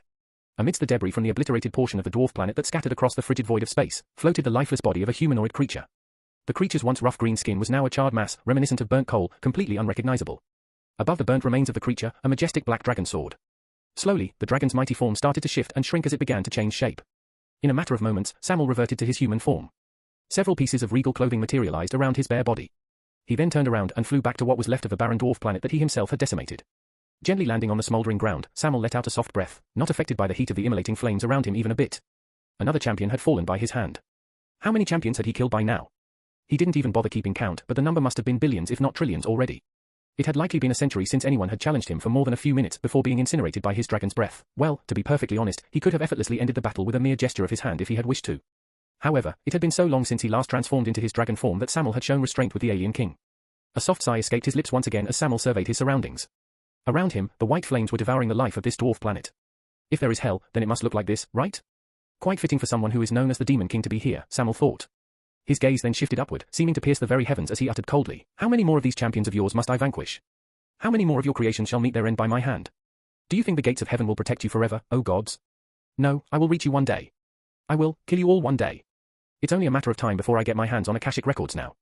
At that very moment, a rift tore through the fabric of space behind Samuel, and a tall young man emerged from it. The young man swept his jet-black hair back with his fingers and surveyed the planet he had teleported to with his bright blue eyes. His attention soon fixed on Samuel's figure. A gleam entered his eyes as he addressed the young man, saying, "Brother." Chapter 281. Samuel turned around in response to the voice that called out his name and quickly recognized a familiar figure standing there behind him. A smile formed on Samuel's lips as he addressed the person, "Michael, you're back." The young man named Michael mirrored a genuine smile and excitedly nodded before speaking up, "Yes, brother. I came here because I received a distress signal from one of our generals while I was in branch universe number 637. As soon as that happened, I quickly brought my division here to help." Samuel nodded back in response, "Yeah, I received the same signal and came here on my own to manage the situation. It seems one of this realm's champions obliterated a field army under Kira's command." Michael smirked. "So, you, the demon god himself, came here to assist? Or is it just an excuse for some fun?" "Please," Samuel scoffed, "fighting these so-called champions is barely fun for me anymore, just like everything else. Eternal life, it seems, has become boring." Hey, hold on." Michael squinted his eyes. "Don't you even think about dying? If you die, we all die. And I prefer to live for a few more billion centuries." Samuel chuckled at his brother but soon turned serious. Shaking his head, he said, "Rest assured, brother. I won't die before I bring down Heaven's Gate. After all, it is my destiny." While they conversed, something moved and stirred within the rising plumes of smoke in the distance. Suddenly, from behind that wall of smoke, an ethereal violet serpent shot forth toward them at breakneck speed. Unperturbed, both Michael and Samuel remained motionless, engaged in their conversation. They had already sensed the approaching presence long before it even appeared. So naturally, they had nothing to worry about. Besides, who in the multiverse would ever try to attack not one but two deities akin to gods in their sane mind? As soon as the serpent reached them, it shifted its form and transformed into a new shape. It took on the form of a captivating young woman with silver hair and amethyst eyes emanating a royal aura. Draped in a white regal dress, her slender yet graceful figure complemented her fair complexion. Along with her full red lips and a sharp, bewitching face, the young woman looked nothing short of a goddess who had descended from the heavens. "Kira," Michael greeted the silver-haired woman. "You're alive, and just as useless as always, I see." Kira rolled her eyes, completely ignoring Michael's remark and turning to Samuel. With a bow, she addressed him, "The distress signal was from me, Sam." Samuel arched his eyebrows up in a subtle sarcastic manner. "Really? I never would have guessed." Of course, Samuel knew about it already. Kira and Michael weren't just generals of his demon army. No, they also shared a strong mental connection with him. Samuel held dominion over life. Yes, he could manipulate the very concept of life itself. He can create new life, control it, ruthlessly bend living beings to his will, and even extinguish them from the very plane of existence itself. Yes, by erasing their existence, he could make it so that they never existed to begin with. If that wasn't enough already, he could also resurrect them from the dead as many times as he would want. He could also enhance beings, evolve them or even devolve them back to their species origin if he so wished to do so. He had long since shaped Kira and Michael into a species above humans. He had made them demons much like him. He had also bound them to himself. In essence, now they were like extensions of his own being. They were like his limbs. He did the same to the inhabitants of the universes he had conquered, altering their bodies and minds to align with his desires. The inhabitants of his conquered universes now shared only one purpose, perception, and consciousness, his own. Their free will was snuffed out, but at the cost of their freedom, they received unity. They now live in a world where everyone lives in unison. No wars, no crimes, no injustice. Even though he was just a human once, Samuel Gracefell was now more feared and, in some ways, revered than even the gods. Kira stifled her urge to roll her eyes and continued, "Thank you for coming. By the way." A smug smile played on her enchanting face as she added, "I come bearing gifts." In the very next moment, as if waiting for that cue, another violet ethereal serpent plummeted down from the sky, crashing onto the smoldering ground below. Samuel raised an eyebrow, noticing that the serpent had coiled around something, wrapping it. With an excited smile, Kira commanded the ethereal serpent to unwound. Instantly, a humanoid creature was released from its ensnarement and fell to the ground. It was an alien creature, and it clearly belonged to Baydara's species, but this one was notably slender and tall. The humanoid creature's body was gaunt in appearance, with rough green skin and long, grotesque limbs, but this one also possessed an unusual feature, lengthy black hair. Clearly, this alien creature was a female of her species. Samuel, with his ability to manipulate biology, had more than one way to know. Who's this? Samuel inquired, his tone uncaring. The silver-haired girl smirked and said, allow me to present the queen of the Kashi race. Samuel arched an eyebrow. Kashi was the name of the alien race whose king he had just killed. After a bit of thought, he inquired, and why have you brought her here? Her mate, the king, is dead. I plan to obliterate their planet as well. Surely, you don't plan to take her as a war prisoner, right? Kira shook her head, a sly grin forming on her face. No, I have no intention of taking her in, but you might. She's a soothsayer, Kira revealed. As soon as Samuel heard that, his eyes widened and he turned to look at the gaunt alien creature with a bit of surprise. Samuel had conquered countless universes and destroyed even more. But the number of times he met someone who can foresee the future could be counted on one hand. Maybe 9, at most. Yet, there was an oracle right in front him. Oh, what a lucky day it was today. The oracle in the spotlight, however, looked at Samuel with seething rage burning in her entirely black eyes. Looking at the female alien, Samuel put on a predatory smile and said, I have a question for you, oracle. The female alien's glare turned into a murderous stare as she retorted, my name is Briha, you demon. And I shall answer none of your questions. Despite her defiance, Samuel's smile remained. In a calm tone, he asked, is this because I killed your mate? If I resurrect him and leave your world alone, would you answer my question? Briha's gaze intensified, and she countered, no, you're lying. No one can resurrect the dead. I sense my connection to Baydara has shattered. You're lying. Samuel threw his head back and let out a heartfelt laugh. You don't know much about me, do you, oracle? Believe me, I've been killing and reviving people since I was a kid. I can certainly bring him back. Now, will you answer my question? A conflicted look appeared on Briha's face for a split second, but she quickly clenched her fists and ironed her determination. No, she declared with firm resolve. I shall not aid a demon in his pursuit to break heaven's gate. Samuel sighed deeply, his expression heavy. The fact that she knew about his goal only meant how strong of an oracle Briha was. But unfortunately for her, Samuel had more than one way of breaking someone. Nodding, he approached the gaunt female alien. Briha attempted to crawl backward, but Samuel quickly grasped her head, holding her in place. With one hand on top of her skull and another beneath her chin, he spoke, Briha the soothsayer, tell me where I can find what I seek. Where are the Akashic records? This time, however, Briha surprisingly didn't resist answering Samuel's question. Strangely, she also stopped her attempts to break free from his grip. Her resistance seemed to have waned, as if something within her mind had suddenly changed. She was now ready to completely obey the person who had taken her mate's life. Locking her entirely black eyes onto Samuel's, she started speaking, your causality is all messed up. Samuel's eyes widened. Finally, it was a success. In the past, anyone who tried to peer into his future died for some reason. No matter how many times Samuel brought them back from the dead, they all died just all over again. But finally, after all these centuries, Samuel came across an oracle capable of glimpsing at his fate. Soon, however, Samuel's mind returned back to her words. He asked, what do you mean? Your fate is entangled in a never-ending mess. I cannot understand how or even why. Observing these threads in such a state puts a strain on my soul. Samuel raised an eyebrow.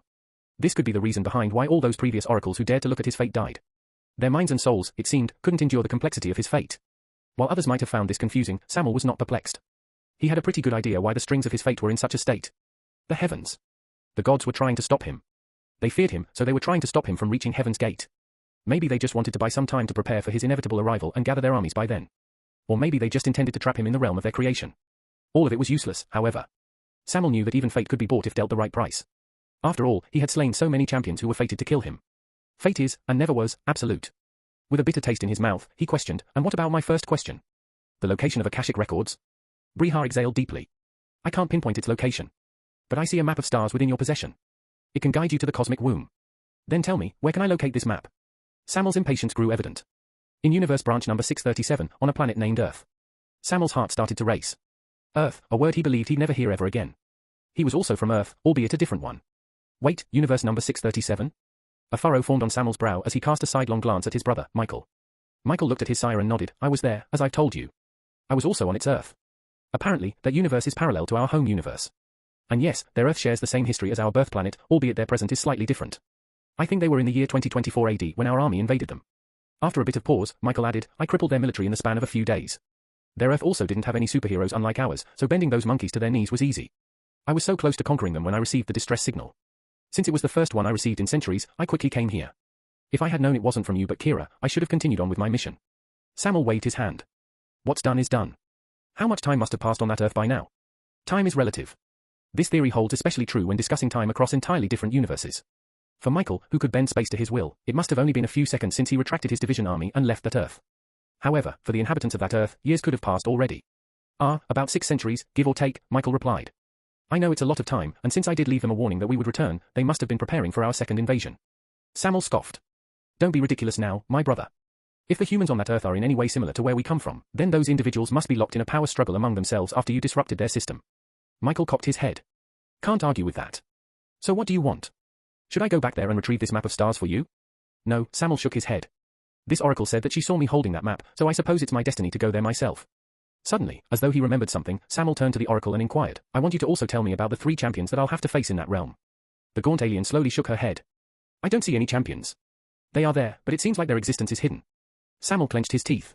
Damned gods and their divine interventions. He shook off his anger and inquired, can you tell me anything else? After a bit of struggle, Briha gritted her teeth and continued, I hear cries of a fallen angel. I see a phoenix and a dragon fighting, surrounded by nothing but dark, empty, endless void. Under the blood moon, the sky has turned scarlet, with pillars of white flames devouring the land. Stars being forged into weapons. A solitary divine figure with silver hair and a brilliant golden halo making a final stand against a horde of demons, wielding a 2-headed spear, a swordsman splitting a planet in half, and an archeress piercing the sky with her arrows. The oracle uttered a few more words, but none of it reached Samuel's ears. His mind was now fixated on one thing. A figure with silver hair wielding a 2-headed spear? It suddenly felt as though Samuel was on the precipice of remembering something very, very important. A lone figure with silver hair. Final stand. Phoenix. A 2-headed spear. Golden halo. A fallen angel. Suddenly, Samuel spoke up, Lucas. Morningstar. Michael turned to his brother. I'm sorry, what was that, brother? Who is this Lucas Morningstar? I'm not sure. Samuel shook his head, a hint of confusion etched on his face. At that instant, Briha spoke up, he is one of the warriors you'll have to face in your future. Both of your destinies are deeply intertwined. If you've recalled him now, he likely remembers you too. By time, you both will only start to remember about each other even more. Samuel wore an inscrutable expression. After a few seconds, he gazed at Michael and declared, gather the generals. Are we planning an invasion? That universe, I mean? Michael inquired. Samuel nodded. He then directed his attention to the silver-haired girl and instructed, Kira, you'll be the first to go there. Assess the situation and act as you see fit. Try to locate the 3 champions. We'll try to come as soon as possible. The silver-haired girl nodded and turned to the other man present there. By the way, how long will it take for you guys to reach there? After some mental calculations, Michael responded, by the time you arrive there, it will have been 7 centuries since my invasion. Following that, you'll be on your own for 7 to 8 more years before we arrive. In that time, I could conquer a galaxy, Kira scoffed. Samuel shook his head and pulled back his hands. Don't do anything foolish, Kira. As soon as he said that, Samuel turned around and started walking away, leaving the oracle behind. Briha suddenly seemed to regain her composure. A glint of light returned to her all black eyes as she unsteadily rose to her feet and cried out, what did you do to me? Kira turned around, giving Briha a brief glance before turning to Samuel. So, what do you want to do with her? Samuel shook his head once more. Leave her to die here. Oracles were the only individuals that even Samuel himself couldn't fully trap in his mind control. Pushing them too far always led to their death. Moreover, Samuel had already acquired all the information he needed, so he had no need for Briha. Suddenly, a rift in the fabric of space tore open in front of the trio. Michael and Kira entered first, and as Samuel was about to follow suit, he looked to his right. In the distance, he spotted a colossal planet around which this dwarf planet orbited. A twisted smirk played on his lips as Samuel lifted his arm and casually flicked a finger in the planet's direction. Moments later, the planet disintegrated. Shattering into pieces, cracks ripped it apart until it was reduced to fragments adrift in the void of space. No. No. No. No. No. You fiend. The gods will never forgive you, you demon. You shall meet your end one day. Someone will end your tyranny, you demon. With a satisfied grin, Samuel heard Briha cry and curse loudly behind his back, but he continued walking into the rift casually, eventually disappearing from sight. Briha fell to her knees, tears streaming down her gaunt alien visage and her chest tightening up in pain. It was all over. Her mate was dead, her home destroyed, her people slaughtered, and she remained alive to bear witness to it all. She had once seen all this in one of her nightmares, and now a demon from the depths of hell had made it all come true. Wailing as if it was the end of the world, which it was for her, Briha sobbed out her pleas for Samuel to suffer for his atrocious deeds. She begged the heavens to impart justice on the demon one day. She begged and cried without stopping. After an eternity, when her throat began to burn and her vision grew hazy, she grabbed a shard of smoldering, sharp stone nearby and pressed it against her neck. Before ending her own life by slashing her throat, she uttered just one thing, her voice fading along with her life, and her body collapsing to the ground with a sickening thud. I know you're watching. Please. Kill him. Kill that demon. Psychic Deus Vult. End of Volume 1, As God Wills It. Chapter 282. With a suffocating gasp, I shot my eyes open and sat back up. I rubbed my bleary eyes and tried looking around through a bottle glass blur. Huffing and puffing, I felt my heart raging like a wild rabid beast, smashing against my chest to the point where even taking a full breath was painful. Gods, could this be a heart attack? Am I seriously having a heart attack? What the actual fuck? No, on second thought, it couldn't be a heart attack. My body was awakened to mana. My physical stats were also good. No way I'd suffer from something so mundane as a heart attack. Gah! But as a low guttural growl of pain escaped through my lips again, I began to doubt my earlier assumption. Fortunately, a medic quickly rushed to my side and started chanting a healing magic spell to relax my violently wrenching cardiac muscles. Slowly, my breathing began to calm down and my heart started to beat a little more rhythmically. Cass. Can you hear me? The world, which had been spinning until now, started to return to normal and my vision became a lot clearer. I heard someone speaking to me.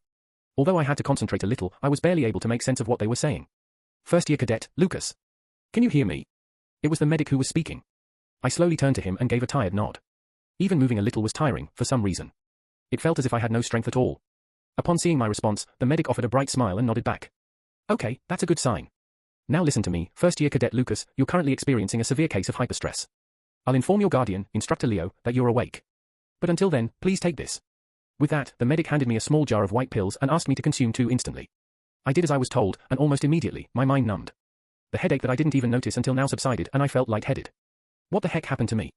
I finally uttered, carefully looking around for the first time. Drips connected to a bag of liquid were attached to my arm, while many machines monitored all my vital signs, heartbeat, brain pulse, and more. I wore an all-white patient robe, and bedsheets clung to my profusely sweating body. Now awake and calm, I could finally think back on what happened. I used Dawnbreaker and then saw a vision of a king. A god? Sitting on a tall throne, looking down at me. Afterward, I fell unconscious and saw more vivid visions in my dreams. I saw galaxies being ravaged by billions of battle-ready warships. I saw countless suns and stars being extinguished. I saw people of different races slaughtered by invaders. Bloodshed, darkness, and agonized cries all filled the air. But most of all, the vision that scared me the most was that of a giant ebony dragon overshadowing an entire planet like an omen of death and destruction. The dragon opened its maw and let out a sea of incinerating white flames burning entire solar systems, and my vision ended there. Arg, I let out a frustrated groan and massaged my temples. This nightmare, or whatever it was, felt eerily similar to the recurring nightmares from my past life when I was little. Much like them, this one was vivid and real. The destruction and bloodshed I saw was gut-wrenching. But throughout all that chaos, a single name continued to echo in my thoughts. Samuel Gracefell. Who? Just who was that? And why do I remember that name now? As if something wasn't already wrong with my memories. Now I'm even starting to see visions. Letting out a sigh, I shook my head. Well, I guess it's one more mystery for me to solve then, huh? Just as I was trapped in my train of thought, the sudden screeching sound of the infirmary door opening shook me out of my daze.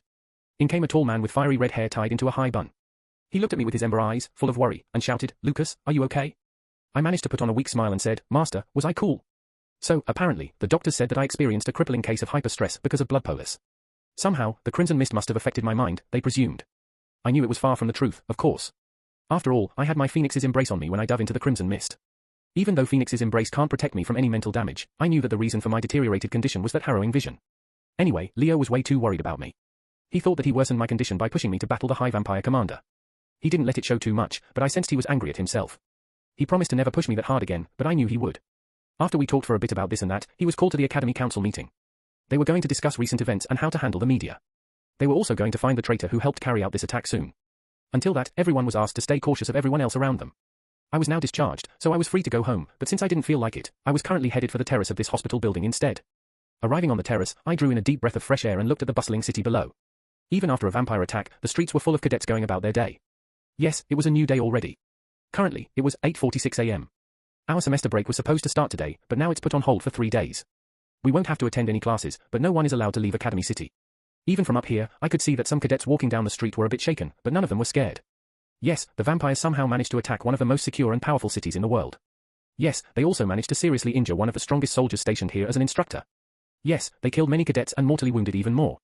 However, in this war-filled world, situations like these were common. It's just that no one dared to touch the global city until now.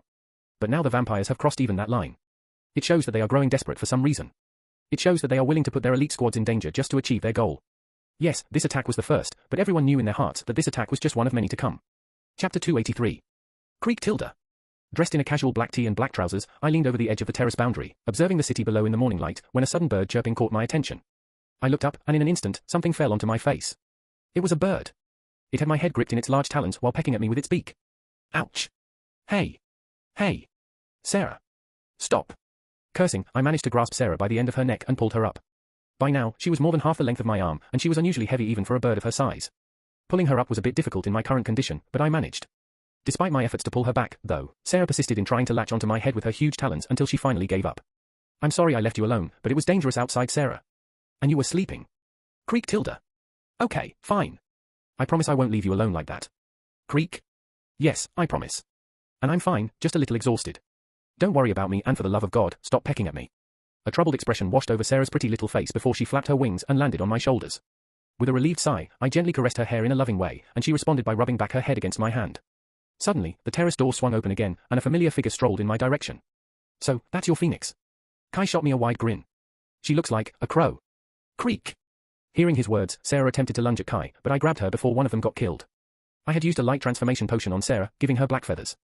It was easy to mistake her for an oversized crow, so I couldn't blame Kai. She's not in her usual form. I rolled my eyes and turned my gaze back to the bustling city below. I see, Kai said, casually walking over to stand beside me. How are you?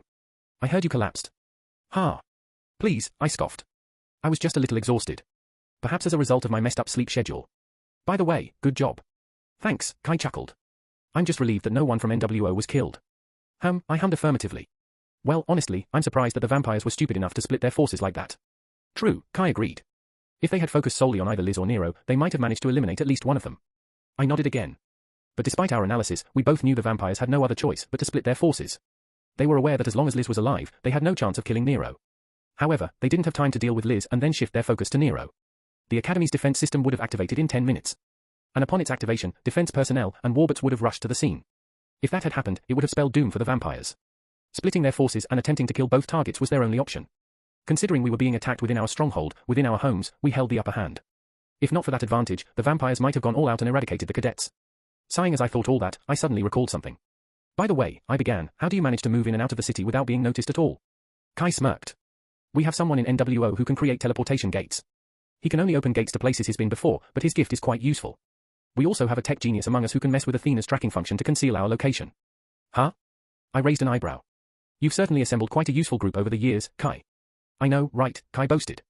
I also made sure to keep their trump cards hidden from the government as much as possible. That's a smart move. Pass me the command. No. TSK, worth a try. We exchanged glances for a moment before throwing our heads back and bursting into hearty laughter. After a few moments, Kai calmed down and asked, so, Lucas, you know about Leo Kirogami, right? I didn't need to ask him to explain since I already knew what he was talking about. I do, I answered. He's affiliated with Spider, right? Yes, Kai nodded. He will be our enemy in the upcoming scenarios. What will you do then? I shot Kai a cold glare. What are you trying to imply, Wiseman? Kai sighed and looked at the streets below with an unreadable expression on his face. You know what I'm trying to imply, he turned back to face and continued. Can you assure me that when the time comes, you won't let your emotions cloud your judgment? I knew this conversation was due.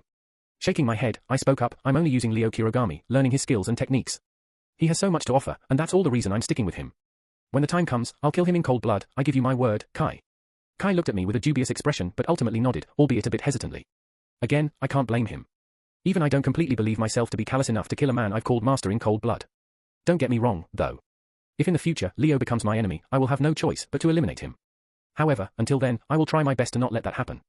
Yes, at first I said that changing an event as big as War of Union would affect the plot too much, but now I have changed my mind. If I can save my master by taking a bit of risk, I would do it in a heartbeat.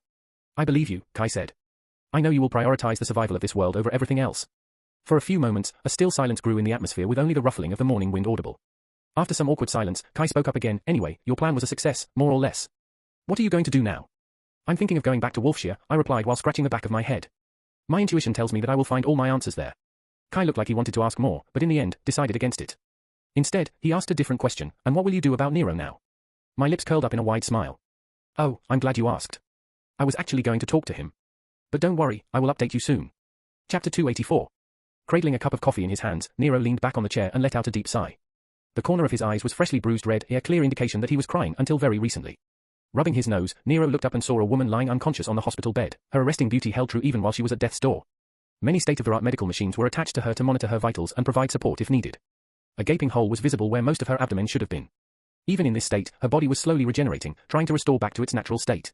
It would have been slightly easy if her mana core wasn't destroyed, but since it was, the problem was going to be exacerbated even further. The truth of the matter was, Liz Snyder could die any moment now. Yes, she was the master of soul magic. So as long as her soul remained intact, she could theoretically recover from any wounds. However, theory and practicality are two very, very different things.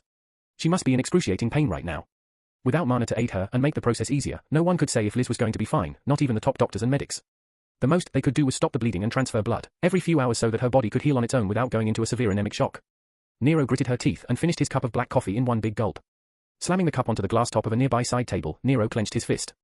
His nails bit into his flesh until his palms were bleeding, but even then he didn't stop. His throat felt heavy and tears filled his eyes to the brim. Barely, he stopped himself from breaking down again. However, no matter how much he tried, Nero could subdue the feelings that were resurfacing in his heart. He was powerless. Even after all these years, nothing changed. He was still the same kid who could only hide in the closet to see his mother getting killed right in front of him. Even after all these years. He was still powerless. Too weak to matter. Too weak to change anything. Gods, it was as if the world was mocking him right now, utterly ridiculing his efforts to change himself. Even after all these years, the world was still able to take whatever it wanted from him. No. Nero bit his lower lip and stifled a scream. No, the world still hasn't taken anything from him. Gritting his teeth again, Nero got up and walked over to the side of the sole hospital bed situated in the room. Grabbing his master's hand, he talked to her unconscious body. I know you can listen to me, master. I just want you to remember. You promised that you would never abandon me. So, please don't die. Feeling like he was about to break down again despite his best efforts, Nero rubbed his eyes and turned around to stride out of the hospital room. After coming out in the hallway, Nero leaned back on the cold, hard white marble wall and slammed his head back. Even after all that big talk. Even after you promised yourself that you'll never let your loved one suffer, just look at what happened, he mocked himself. But right then, another voice accompanied his own. And you know what the worst part is? It all happened because of you. The voice said. Pulled out of his self-ridiculing thoughts, a frown etched onto Nero's face as he turned his head around to look at the source of the voice. What, or rather, whom he saw made the frown on his face turn deeper. Walking toward him was a silver-haired youth of tall stature and a lean figure. The youth was dressed in a casual sleeveless black tee and matching slacks. Yes, the fashion choice of his attire was indeed questionable, however, even Nero had to admit that the kind of fetching face that the boy possessed would allow him to pull even being dressed in nothing but leaves. Perched atop the youth's right shoulder was a crow? An oversized black crow? Nero had never seen a crow like that. Was it a mana beast? Did Lucas tame a mana beast recently? Nero didn't know anything regarding that. Nor did he care for that now. Currently, his mind was focused on what Lucas had said a few seconds ago. After a bit of thought, Nero opened his mouth to speak. What do you mean? Before he could finish, however, Lucas interjected. Asterisk, by the way, have you tried the coffee that they serve here? I swear to God, I don't like hospital coffee because usually it's burnt, but the one they serve here is actually pretty good. Lucas' voice carried a bit of mirth, but Nero was in no mood for fooling around. Lucas, I asked you. Right before Nero could finish, Lucas jumped in again. Oh, I forgot to ask, how's Instructor Liz doing? It must be hard for her to always clean your mess, no? Nero stayed silent for a few seconds as if his brain was processing the words he had just heard. After a while, he spoke. What? What did you just? But once again, Lucas cut him off. I mean, now that I think about it, didn't your mother also die while trying to hide you? Liz is also on her deathbed because she tried to save you. Oh, yes, I did some research on you, so don't mind me. For a few silent moments, Nero stood there like a statue, dark shadows covering his eyes. In the very next second, however, a dark, crushing aura swept over the hallway and it felt as if a mountain had fallen on Lucas' shoulder. Despite the fact that Nero unleashed the full force of his crippling mana pressure and bloodlust, Lucas didn't even flinch. He stood there unscathed, the smug smile still intact on his sharp visage. The marble walls around them began to screech as if they were about to crack. Right then, before the walls could give in, Lucas spoke up. Yeah, go ahead. Do it. As if Lucas' words shook out him of some berserk state, Nero swiftly retracted his mana pressure. However, his bloodlust was still lethally aimed at the silver-haired youth. I said, Lucas uttered again, his smile fading and a cold, icy look taking over his face. Go ahead, do it. His voice echoed in the empty hallway, but Lucas continued. Summon your gift, cast your chance, don't restrain your anger, and just put me in my place. What's the worst that happened last time you did all that, huh? So go on ahead, do it again. A long, awkward silence settled between the protagonist and the young wolf until Nero finally parted his lips and spoke. You knew. You knew something like this was going to happen. His tone was harsh and a bit grating, but Lucas shrugged his killing intent off and replied, I'd be stupid to not see it coming. I tried to warn you, Nero. I told you, your actions will have consequences, didn't I? I told you that you'll realize this fact soon, didn't I? Unfortunately, it seems to me that you've still failed to grasp the meaning of my words, let alone the consequences that your own actions have followed. Nero calmed down a bit, averted his gaze, and gulped hard before hesitantly speaking in a barely audible tone. I know. I know that the vampires were targeting me. They knew that Master would never have let me die, so they targeted her too. Satisfied a little, Lucas nodded, yes. But do you know why they were attacking you? I do, but I don't understand, Nero shook his head. I'm not the first one in the history of Global Academy who has shown threatening talent, so why did they target me? To be honest, this was a question even Lucas had been wondering about for the past few weeks. Even in the novel, many people showed overwhelming talent and possessed dire gifts that could have threatened the balance between the united army and the vampire forces. Yes, Nero's gift was more devastating than anyone in history. Yes, he had the potential to be a real menace on the battlefield. However, he still had years before becoming the threat that the vampires should be wary of. There would be multiple opportunities to eliminate him in those years, and none of them would be as hard and troublesome as breaching the global city barriers to attack him inside its safe confines. So why were they growing so desperate? Oh him. Lucas could only come to one real reason. The vampires had guessed that Nero was one of the 3 prophetic heroes of this world. The more time they give him, the closer he'll be to realizing his destiny. And what could possibly be more dangerous for the villains than the hero who has realized his destiny? Chapter 285.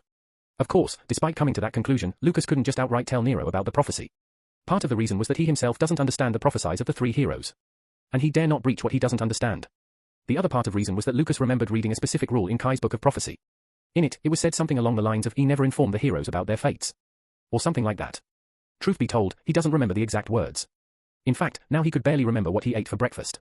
So sighing slightly and shaking his head, Lucas spoke up, because they recognize you as a threat far more dangerous than anyone in the history of our world, Nero. Taking a brief pause, Lucas continued. You should have already known this, but your need for victory, Nero. It blinds you. You have no self-control. You are one of the future pillars of this world and not some bastard child of a noble anymore. You are something far greater now. You're a future hero. Nero shifted uncomfortably, but Lucas did not stop speaking. Now, your actions are going to affect the world. Now, you're not only responsible for yourself alone, but also for those around you. Yes, I know that isn't something you asked for and I'm sorry, but you will have to start acting more responsibly because winning is not always worth it, and sometimes, the cost of victory would be too much than you'd be willing to pay.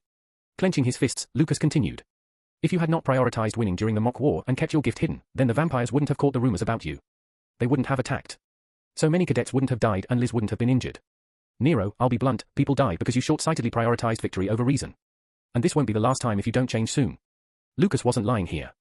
In the novel, this wasn't the last time people died because of Nero's obsession with being victorious. By the end of the final war, Nero and Quinn were caught in a blooded conflict. They were archenemies. This one time in the story, Quinn, knowing Nero's need for proving himself better than everyone else, lured him out of a siege fortress by slaughtering thousands of soldiers. Since Nero was the only soldier capable of putting an end to the rampage of perfect necromancer, he decided to heed Quinn's beckoning. Even though the army command ordered Nero against going in to fight Quinn, the protagonist disregarded the commands of the higher-ups and heroically went ahead alone to fight the necromancer. As a result, Nero was led into a trap. Even though he somehow managed to break out of the trap, he was severely weakened as a side effect. As a result of that, he couldn't fight Quinn at his full potential, and several thousands of people were killed as collateral of their battle. If not for Nero disobeying the command issued to him, the army could have come up with a proper strategy and avoided possible traps. But Nero's need to prove himself better than anyone else in the world blinded him, and so many people died as a consequence of his direct actions. And that was one of the many times something like it happened. Lucas, obviously, didn't want such casualties to occur. He wanted to broaden Nero's perspective and made him put duty over his personal feelings. Lucas planned to enter army command in the future. He needed perfect soldiers, not some ticking time bombs. Since he wanted to make full use of Nero as the protagonist of this world, he wanted him to be what he was not in the novel. He wanted him to be at peace with himself and his past. Words alone might not be enough to change one's mindset, Lucas knew that. But that is under normal circumstances. When under stress and emotional turmoil, people are in a vulnerable place. That's the right time to break their mental fortitude and have your words leave an impact on them. People like Nero, who bore deep emotional trauma scars from childhood, tend to have a defensive coping mechanism to protect and keep whatever remaining pieces of sanity intact. For example, in the case of Nero, his mind deludes him by telling him that whatever happened wasn't his fault. He would still blame himself for being weak and unable to protect his loved ones, but he would never regret his actions that led to the situation where his loved ones were put in danger because of him. Because of that, he only focuses on getting stronger instead of confronting his trauma and stabilizing his mental state. Lucas was surprised Nero didn't break by the end of the final war with that kind of flawed mentality. In this reality, however, Lucas didn't want to take any chances. He would rather try to eliminate every problem that might occur in the future now when he could. That's why, today was the day Lucas was going to reshape Nero's mindset. He was ready to take extreme measures, use even harsher words if he needed to. Fortunately, it seemed that Nero was not going to push Lucas that far. After a few seconds of gritting silence, Nero's tightly clenched fists quivered and he spoke, I know I act a little selfish sometimes. I know that. I understand that. But it's not like I do that willingly. If I don't win. If I lose a battle, then what would be the point of all the pain I've suffered until now? Tears threatened to well up in Nero's eyes, his voice shaking, yet he clung to his resolve and pressed on, saying, this cruel world, Lucas. It just takes and takes whatever the hell it wants from the weak. What would be the point if I let it strip away everything I fought to change about my own weakness? If I fail here. If I fall here, then all the pain I've endured until now would lose its meaning. My pain would become meaningless. A vein on Lucas' forehead twitched violently as he continued listening to Nero. However, strangely irritated by his words, Lucas found himself also feeling a sliver of sympathy for Nero. He understood Nero's twisted reasoning. He read Nero's monologues in the novel, but it was only now that he truly knew the turmoil Nero must be feeling inside. In this new world, for the first time in both his lives, Lucas felt attached to something like never before. At the start of his transmigration, Lucas was lazy. But over time, as he delved into training, he discovered that he liked growing stronger. Seeing his own sweat and labor coming into fruition made him feel a sense of accomplishment. However, after he was defeated by Nero in the final duel of the King's Tournament, Lucas experienced a sentiment he had thought was never going to feel ever. Dejection and defeat swept over him. Although he didn't show it, he sensed as if his hard work had betrayed him. Everything he had poured into his training felt futile in that moment of defeat. It was a crushing feeling. Of course, Lucas' end goal was above merely winning the tournament, which helped him shrug off the weight of defeat. Nero, however, his entire being hinged on being the best. With his unstable mindset, winning is a matter of life or death for him. If he were to feel that crushing feeling of defeat, Lucas was sure that Nero would break. But despite knowing all this, Lucas was irked by Nero's words. Why? He couldn't quite understand it himself. Finally, gritting his teeth, Lucas couldn't hold back any longer and yelled at Nero, enough. Stop this search for reasons behind your suffering, Nero. Stop seeking validation. You don't need it. You claim the pain and suffering you've endured would lose its meaning. No, you're mistaken. Your entire life, all your experiences, have shaped you into the person you are today. That's all the meaning you need for your pain. Lucas paused briefly, then continued as Nero's clenched fists began to tremble even more, his grip faltering. Understand this, victory won't validate your suffering. The worth of your pain is what you decide it to be. Nero's voice, choked with sobs, resounded in a low tone, but what if who I am is not enough? What if the worth I assign to my past ends up being less than it deserves? None of us will ever be enough, Nero. It's true for both of us. However, despite that, we should always strive for perfection even when we know how fruitless that pursuit is, because when we stop moving forward, we stop living. Know this, Nero, our past pain, however heavy, will be worth it in the end. Trust me. Lucas paused again before speaking once more. I promise you, Nero. Remember my words, a few years from now, you'll look back on this conversation and laugh at how foolish you were. Finally, tears spilled from Nero's eyes as he cried out, so, should I give up on seeking revenge for my mother's death? No, Lucas shook his head. That's what drives you. But don't let vengeance blind you. Keep sight of what truly matters, the people in your life now. Prioritize their safety above all else, because, as I said, your fate is intertwined with theirs. Just remember that your actions, however small, will affect them too. Nero hiccuped a few times before finally allowing himself to break down. Observing him sobbing, Lucas stepped closer, also feeling emotional for reasons he couldn't quite understand, and lightly tapped the black-haired young man's shoulders. Find peace, Nero. You've been in pain for too long. Chapter 286. After bawling his eyes out for a few long minutes, Nero swiveled and staggered back to sit on a nearby waiting bench. Lucas' words hit too close to home for him. He was already in a distressed state after seeing Liz's condition, and at the back of his mind, he was also feeling guilty for all the cadets who died. He told himself that their blood wasn't on his hands, but somehow he knew that they were. Just as Lucas said, if he hadn't prioritized his victory in the mock war and used his gift, the vampires would never have made him their target. Yes, by that logic, those deaths really were on him. In fact, he was also to blame for Liz's current condition. If Lucas hadn't confronted him, he was probably going to delude himself into believing that he wasn't at fault. Thankfully, the young wolf came to talk to him. With bleary eyes, Nero shot a furtive glance at Lucas, who was standing a few steps away from him, looking back at him with discerning eyes. Sorry you had to see that, Nero spoke up, taking in a deep breath. Nero never used to break down easily, but lately, it seemed like nothing was going his way. Everything was just awry. His frustration had been building, along with a well of anger that had yet to burst. It was a wonder he hadn't reached his breaking point sooner. Liz's fall was the final nail in the coffin. Had Lucas not confronted him now, Nero was sure that he might have let his rage fester and done something he'd have regretted later, perhaps sabotaging his relationships like he usually does. On second thought, there was another matter Nero needed to apologize to Lucas for. After a brief silence, he hastened to add, and this time, I'm genuinely sorry. You were right before. I failed to understand your perspective and wrongly let out my anger on you. Lucas stayed quiet for a moment before giving a nod. No worries. If you ever feel indebted, just stop me if I'm ever doing anything foolish in the future. Or, you could always keep in mind what an amazing person I am and just serve me for life. Taken aback, Nero gazed at Lucas' self-assured grin, then responded with a slight smile, remarking, before I met you, I thought I had a bit of a narcissistic streak. Now that I've met you. Well, let's just say you've set the bar quite high. Lucas threw his head back, bursting into hearty laughter, which eventually subsided as he quipped, yeah, well, I also hate your guts. Nero scoffed before his smile deepened. Gradually, his amused expression evolved into one of genuine gratitude, as he said, still, thank you once again. Lucas waved a dismissive hand. After a short contemplative pause, Nero furrowed his brow and inquired, by the way, where are you going to go now? The first semester was over. That only meant one thing, vacation was around the corner. In 3 days, the cadets would be allowed to leave the academy city and return to their homes or whatever destination they might see fit to spend their hard-earned holidays. For some people, however, one last task remained incomplete before their vacation. What might that be, one may ask? Well, the winner of the King's tournament or the next king will choose his royals or the next cadet council. Yes, the president is allowed to pick his or her whole crew. After all, they need to be able to work together for the next 2 to 3 years. Aside from that, 3 people were going to receive honorable medals from one of the representatives of the government for slaying the vampire that attacked Class 1A1 during their trip to Sylvesterine City. Yes, those 3 cadets were Anastasia Bigod, Lucas Morningstar, and of course, Nero Deckrauf. Initially, the medal presentation ceremony was going to be held during the King's tournament. However, due to some delay, it was now being held after the tournament. Whether this delay was a result of his involvement or not, Lucas possibly could not know at this point. However, just thinking about attending a regal award ceremony caused Lucas' head to ache feverishly. However, forcing his mind to stray from that train of thought, Lucas parted his lips to answer the black-haired swordsman. Well, I was thinking about heading back to Wolfshire. The Western capital? Nero looked at him for a few seconds before speaking bluntly, but weren't you banished from there? I wasn't banished. Lucas retorted in an offended tone. My father just disowned me unofficially. Officially on paper, I'm still a Morningstar. Even though I don't have any noble titles now, that is still my city, I see, the corner of Nero's lips curled up, but soon his expression crumbled. Lucas knew the reason for his somber mood, of course. Nero had no home to return to this vacation. Returning to his father's town was out of the question for obvious reasons. And even though he had keys to Liz's mansion, she herself was unconscious. Seeing the lost look on his face, Lucas heaved a deep sigh and uttered, I suggest you go to Shaolin. Nero's brows curled into a frown. Shaolin, you say? Why? They say that those who try to seek out peace often find themselves standing in front of the gates of Shaolin, Lucas said. Before Nero could interject, however, Lucas spoke up again. And then I suggest you go find a petal of ambrosia flower. On second thought, find 2. What? What? Nero squinted his eyes in downright confusion. Why? Lucas patiently responded, you might not know this, since it's information that nobles gatekeep, but it said that the petals of ambrosia contain the vitality of 500 springs. Lucas cringed inward at how Shinshia-like that sentence sounded, but it was a direct quote from the novel, so if anything, it's the author's fault. Nero, on the other hand, just grew even more confused. Before he could voice any questions, however, Lucas spoke up to clarify. Generally, the ambrosia flower is used to create a myriad of stuff. Its roots are used to make strong aphrodisiacs, its stems are used to brew anabolic substances, and its nectar is used for making psychoactive drugs. Lucas paused for a brief moment to observe Nero's face. Apparently, he still had no idea where Lucas was going with this. That's to be expected since everything that Lucas listed right now was just common knowledge. However, what he said right after was something new to Nero. And its petals, unlike what you've been told, aren't useless.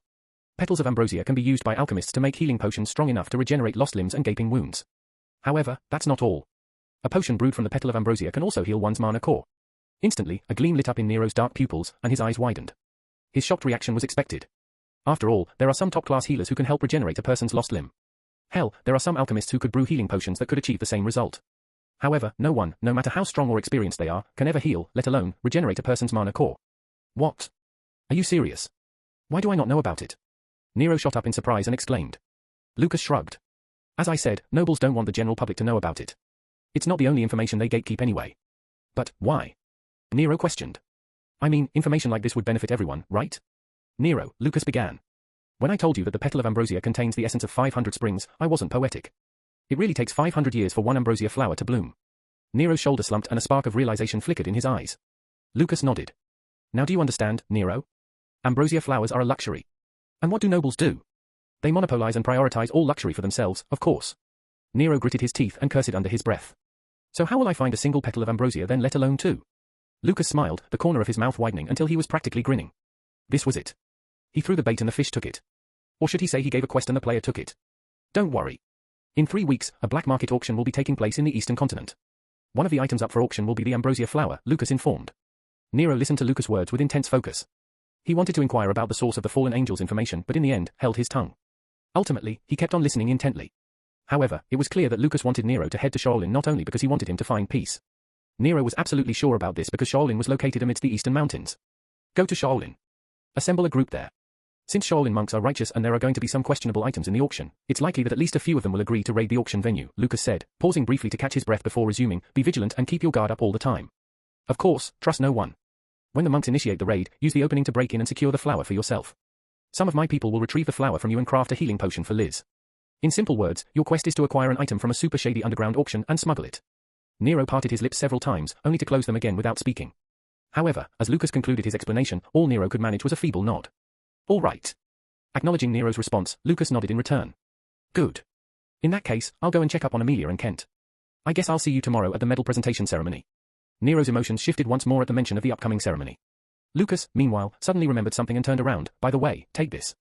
With a swift gesture, Lucas summoned a plain white full-face mask from a red dimensional ring on his finger, handing it to Nero. Nero gave him a questioning look. Lucas' grin widened even further as he explained, it's a mask that can conceal your identity. Chapter 287. After examining the mask in his hand for a few moments, Nero came to the realization that the task I had assigned him required him to keep his true identity a secret. Well, that was expected, considering he would be stealing from an underground auction organized by a covert organization. The latter part was still hidden from him. Just to be perfectly clear, this covert organization wasn't Spider. It was a different extremist group that needed to gather funds in the novel to execute their next assault against the government. The ruling family of the Eastern Continent, the Vermeer family, also known as the Blacksmiths from Heavens, dispatched a few of their troops to raid the underground auction. They asked for the assistance from the disciples of the Shaolin sect. Their hastily assembled makeshift army unit's raid proved successful in the end, and they managed to confiscate all the relics from the underground auction. However, in my eyes, it was all a big waste. Oh. All those precious relics. I'd prefer to have them for myself. Of course, that's not possible, as I won't have the time to travel to the Eastern Continent during my break. My entire 1.5-month vacation schedule is all fixed and packed. I was going to use the first 2 weeks to visit my hometown. Then, the remaining time was going to be used for training with Master. Yeah, he forced me to put it in my plans. Now, since I can't make the visit to the Eastern Continent myself, I decided to send a proxy. Yes, if I can't obtain all the precious relics, I could at least secure the most expensive one, couldn't I? Besides, this way I could accomplish 2 tasks. It's like killing 2 birds with 1 stone. By curing Liz, I would be granting Nero a huge favor. And just like that, I could use 1 more petal of ambrosia to curry favor with Ella. After all, Ella's sister should be suffering from a mana backlash, a condition that could only be treated with the ambrosia's petal. Nero glanced at me once he was finished scanning the full-face mask and nodded slightly. Okay, got it. But if I may ask, why are you doing this? I raised an eyebrow, paused for a moment, and then responded. I'm simply doing you a favor. When I ask for one in return, just oblige, and we'll call it even. As soon as I said that, I flashed a smile at him and was about to turn to leave when an extremely strange detail caught my attention. My gaze met Nero's, and only now did I realize that his right eye, the one he had lost in battle, was still not healed yet. His right eyelid was tightly shut, and even though the gash running down from his eyebrow to the side of his cheek had sealed into a scar, his eye socket itself still felt hollow. What will happen to your eye now? I inquired, pointing at the right side of his face using my chin. Why isn't it healed yet? Oh, the blade that wounded me was coated with some kind of unknown vampire poison. Asta offered to heal it after the battle was over, but I asked her to focus on others. By the time the Academy's medical personnel arrived, it was already too late to save my eye. Nero gently touched his closed right eye before letting out a soft sigh. Since the corrosion had already spread to my optic nerve by then, cauterization had to be performed at the back of my eye socket to prevent the poison from reaching my brain. And so, even the most skilled medics, capable of regenerating limbs, are powerless to assist me now without damaging me more in the process. I see, I replied. So, what's the plan now? I intend to search for other healers who could maybe help me. However, in the meantime, the Academy has decided to provide me with a legendary-ranked relic eye. I guess that's a good compensation, don't you think? His words prompted a moment of silence from me. After a long pause, I asked but a single question, is this legendary-ranked relic I called the Seer of Unknown? I think so, yes, Nero responded with a surprised look. How do you know about it? Never mind, I dismissed with a wave of my hand as I turned around and walked away. It was just a guess. Of course, I was well aware that it wasn't merely a guess. The truth is, even in the novel, Nero lost his right eye at one point, although it did happen much later in the story. I think it was near the early stages of the War of Union. In the story, he lost his eye during a fight with Quinn, who had recently switched sides to aid the vampires. Interestingly enough, during that battle, Liz held off 3 vampire kings who were going to use that opening to flank Nero. Much like the current reality, she suffered grave injuries in the novel as well. Nero had no choice but to retreat to the army base. That marked the start of the bloody conflict between him and Quinn. In any case, the military command granted Nero a relic that the Global Academy had in its possession at the time as replacement for his lost eye. This relic was named Seer of Unknown. Basically, it was an advanced cybernetic eye crafted by a renowned blacksmith and a brilliant engineer. It had the ability to analyze things, whether it was scanning for weak points in an enemy's defense, examining an inanimate object, or scrutinizing another relic itself. The Seer of Unknown was capable of analyzing practically anything. And as if that weren't enough, it could store users' mana and release it in a form of laser beam or act like a battery and charge the user's depleted mana core in time of need. Arg, darn it. If I had known that getting an injury on Academy grounds could lead to a compensation like that, I might have intentionally sacrificed my eye against one of the vampires too. In fact, I had my sights set on it. I was going to obtain Seer of Unknown for myself somewhere in the late future. Still, it does leave me wondering. Nero ended up receiving the very same relic he got in the novel after suffering a similar ordeal like he did in the story. Is that fate? And if it is, what will occur when the story progresses to the point where he should receive the Phoenix's embrace? Perhaps it's just coincidence and I'm overthinking things. Yeah, that must be it. Caught up in these musings, I sighed and eventually arrived in front of a certain hospital room. Pausing briefly, I mustered my courage and twisted the doorknob, swinging the door open. As soon as I opened the door, my breath got caught in my chest, almost as if my heart had a momentary lapse. There, right in front of me, was a young woman in her late teens. Her skin was as smooth and white as porcelain, with the softness of the most lavish silk. Her vibrant green eyes, reminiscent of a serene forest with sunlight peeking through dense leaves, fluttered slightly and locked onto me, trapping me in a capitative trance. Expressions changed on her alluring face, and her cheekbones shot up in surprise, turning her cheeks a shade of red that revealed her embarrassment. Embarrassed, indeed. Anyone would be embarrassed if caught in such a situation. And what situation was that, one might ask? Well, to be blunt, Amelia Black was currently hanging upside down from the ceiling fan. Her leg had gotten tangled in a bowstring, which somehow ended up entwined with the fan, suspending her in midair. Thankfully, the patient robe that draped around her slender figure was also caught in the string, sparing her any further humiliation. I stood there for a split second, then started to slowly close the door. No, wait. I can explain. Amelia's voice rang out urgently, causing me to pause. Just help me get down from here. I can't pull up and untangle myself. I hesitated and stopped. All right, but I doubt you can explain that. I summoned my spear and used its crimson blade to slice through the bowstring, freeing Amelia's leg.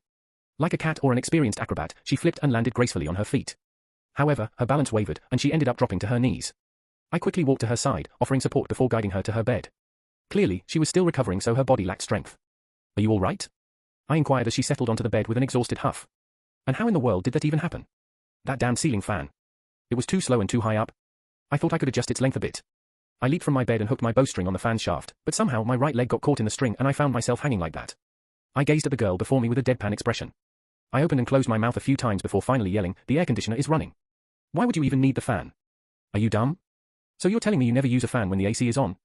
That's not the point. You could have asked for help instead of attempting acrobatics. And by the way, you can't extend a ceiling fan shaft like that." "Oh, right, my bad. I forgot that you're a noble by blood. Pardon me, your highness, but as common folks like to do our work ourselves instead of ordering others around like servants. Excuse me, did you injure your head? Seeking help isn't the same as ordering people around, especially when you're physically weak." "You're physically weak? What?" Amelia was about to yell back and continue our pointless argument, but a low-pained groan escaped her lips as she glanced down at her leg. Her right foot, which was caught in the string earlier, was now bruised, with a faint red line running along its width. "See?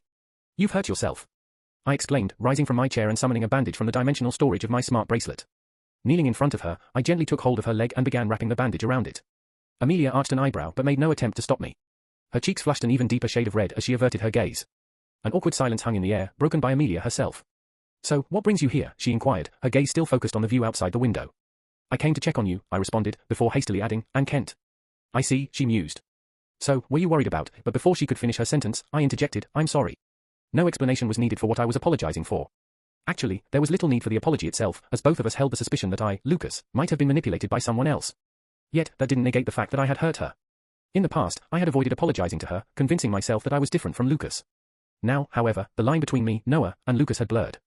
At this point, I can't even distinguish between my two personalities. Amelia turned her head sharply to face me, surprise widening her eyes before a tender smile graced her lips. Tears shimmered in her eyes as she whispered, her voice soft and content, "You should be, fool." Chapter 288. The lavish grand hall was adorned with opulent tapestries. Shimmering chandeliers made of real diamond hung from the ceiling, casting a warm and resplendent glow throughout. Intricate carvings telling valorous stories of the cadets of the past were engraved with pure gold on the walls, paying homage to the Academy's history. The air was filled with a sense of anticipation. Many esteemed guests and uniform-clad cadets crowded the hall, plates of snacks or glasses of wine in their hand as they socialized. Their excitement was clearly visible. A high stage stood in the front of the hall, flanked by two colossal banners painted with the Academy's emblem. The lectern draped with a rich velvet cloth was placed at the center of the stage. The cadets who were going to receive their awards this evening were standing on the right side at the base of the stage, awaiting the commencement of the ceremony. Of course, I was among them and I was very, very uncomfortable. I don't like formal clothing at all. But guess what, since I had to attend a formal event, I had to dress accordingly. What a drag. However, even I had to admit that I was looking quite attractive today in such formal clothing. My neatly combed silver hair fell like a cascade of moonlight, a stark contrast to my bright red eyes that seemed to be ablaze. My attire was a unique blend of tradition and modernity. A silver jacket elegantly draped over my shoulders, while I wore a crimson shirt beneath. Along with silver pants, a black belt, many luxurious pieces of jewelry around my neck, hands, and clothes, and a sharp face that only added more to my allure, I looked like a noble out of a fantasy book. Look, I know I could be a little narcissistic sometimes, but it wouldn't be wrong to say that I was the most handsome person in this hall. People, especially ladies, were stealing glances at me from all over the grand hall. Heh, yeah. Look at me, mortals. Look what true beauty is like. Creak. Right, Sarah was also with me. She was sitting atop my shoulder, chirping merrily from time to time. Her feathers were black and her fiery aura was hidden. No one could that she was a phoenix. By now, she was the full length of my arm, so having her sit on my shoulder was really tiring. Anyway, standing to my right was the protagonist. Nero, with his ebony hair combed to the side and raven black eyes glistening with determination, was dressed in a tailored suit that exuded both sophistication and confidence. The jet black fabric of his suit embraced his form, contrasting sharply with his pale skin. An elegant silver tie adorned his crisp white shirt. The aura he emanated was one of quiet strength, quite a contrast to the crybaby I remember from yesterday. Standing to my left was Anastasia. Her flowing black hair fell down her back like a river of black silk. She looked exotically splendid in an exquisite gown that shimmered like golden starlight. Her crystal-like golden eyes held an air of mystery and allure, accentuated by the way they caught and reflected the light. The gown's intricate design danced around her figure, giving her a sense of regality and grace. As she moved, the fabric seemed to shift and change, mirroring the enchantment that surrounded her. Just behind me was Amelia. Her dark hair framed her face as she emitted an aura of serenity in her flowing emerald gown that left her right leg exposed up to her knee. Her forest-like green eyes utterly captivated the heart of anyone she looked at. The gown's verdant hue seemed to merge with her very essence. Her presence was calming, almost soothing. On her right was Asta. The elven girl with cerulean hair emanated an ethereal charm in her simple yet captivating attire. Her blue eyes held a sense of wonder. The gown she wore had delicate embroidery that represented the delicate intricacies of her elven heritage, while her radiant smile illuminated the room. To Amelia's left was Grace.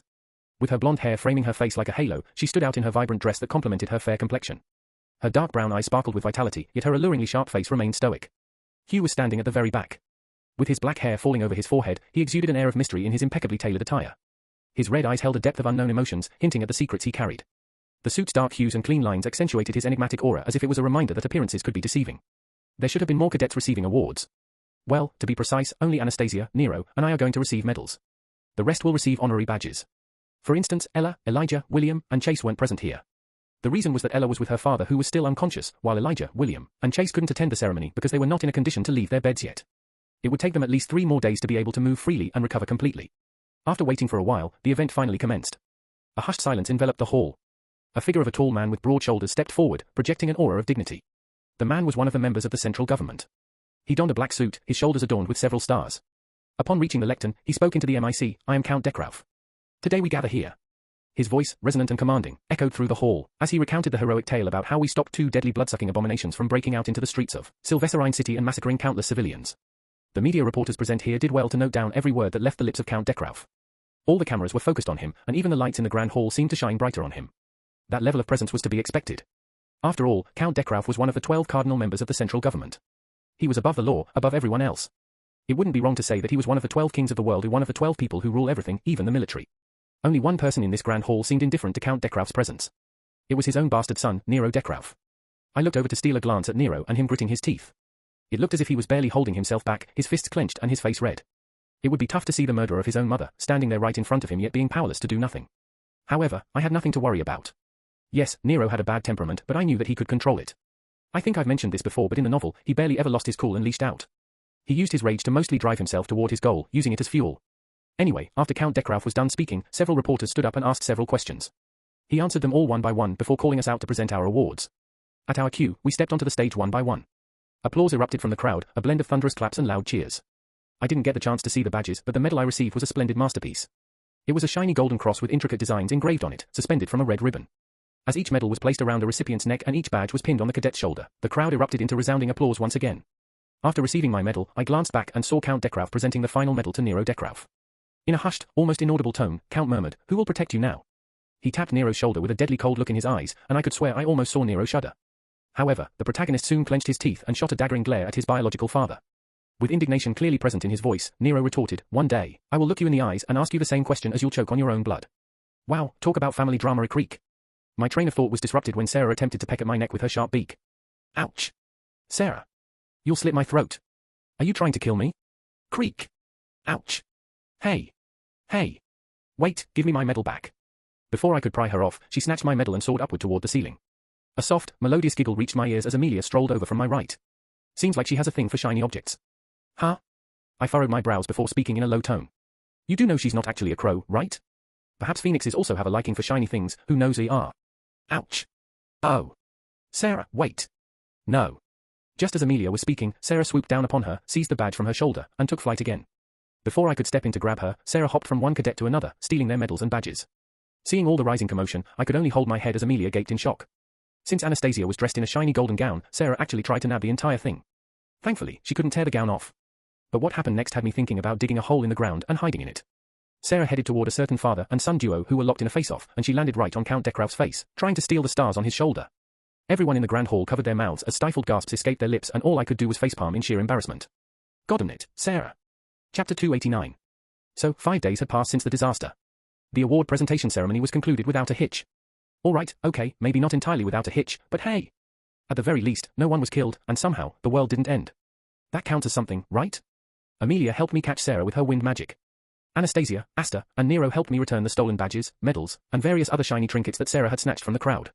I had to apologize to Count Dekrauf. He merely gave me a cold, indifferent look before concluding the award ceremony with a brief speech and striding away. After the ceremony came to an abrupt end, I had to apologize to everyone else. I swear to the heavens, I bowed so many times that day that my back started to hurt. Some media folks didn't let go of the opportunity to emphasize how unheroic I apparently am despite the fact that I belong to the Morning Star family. Slowly but surely, I'm beginning to believe that the media isn't exactly fond of me for whatever reason. Well, to be perfectly frank, I do know the reason and I can't exactly blame them for that. Given my public history, it's very clear that the general public isn't overly fond of me either.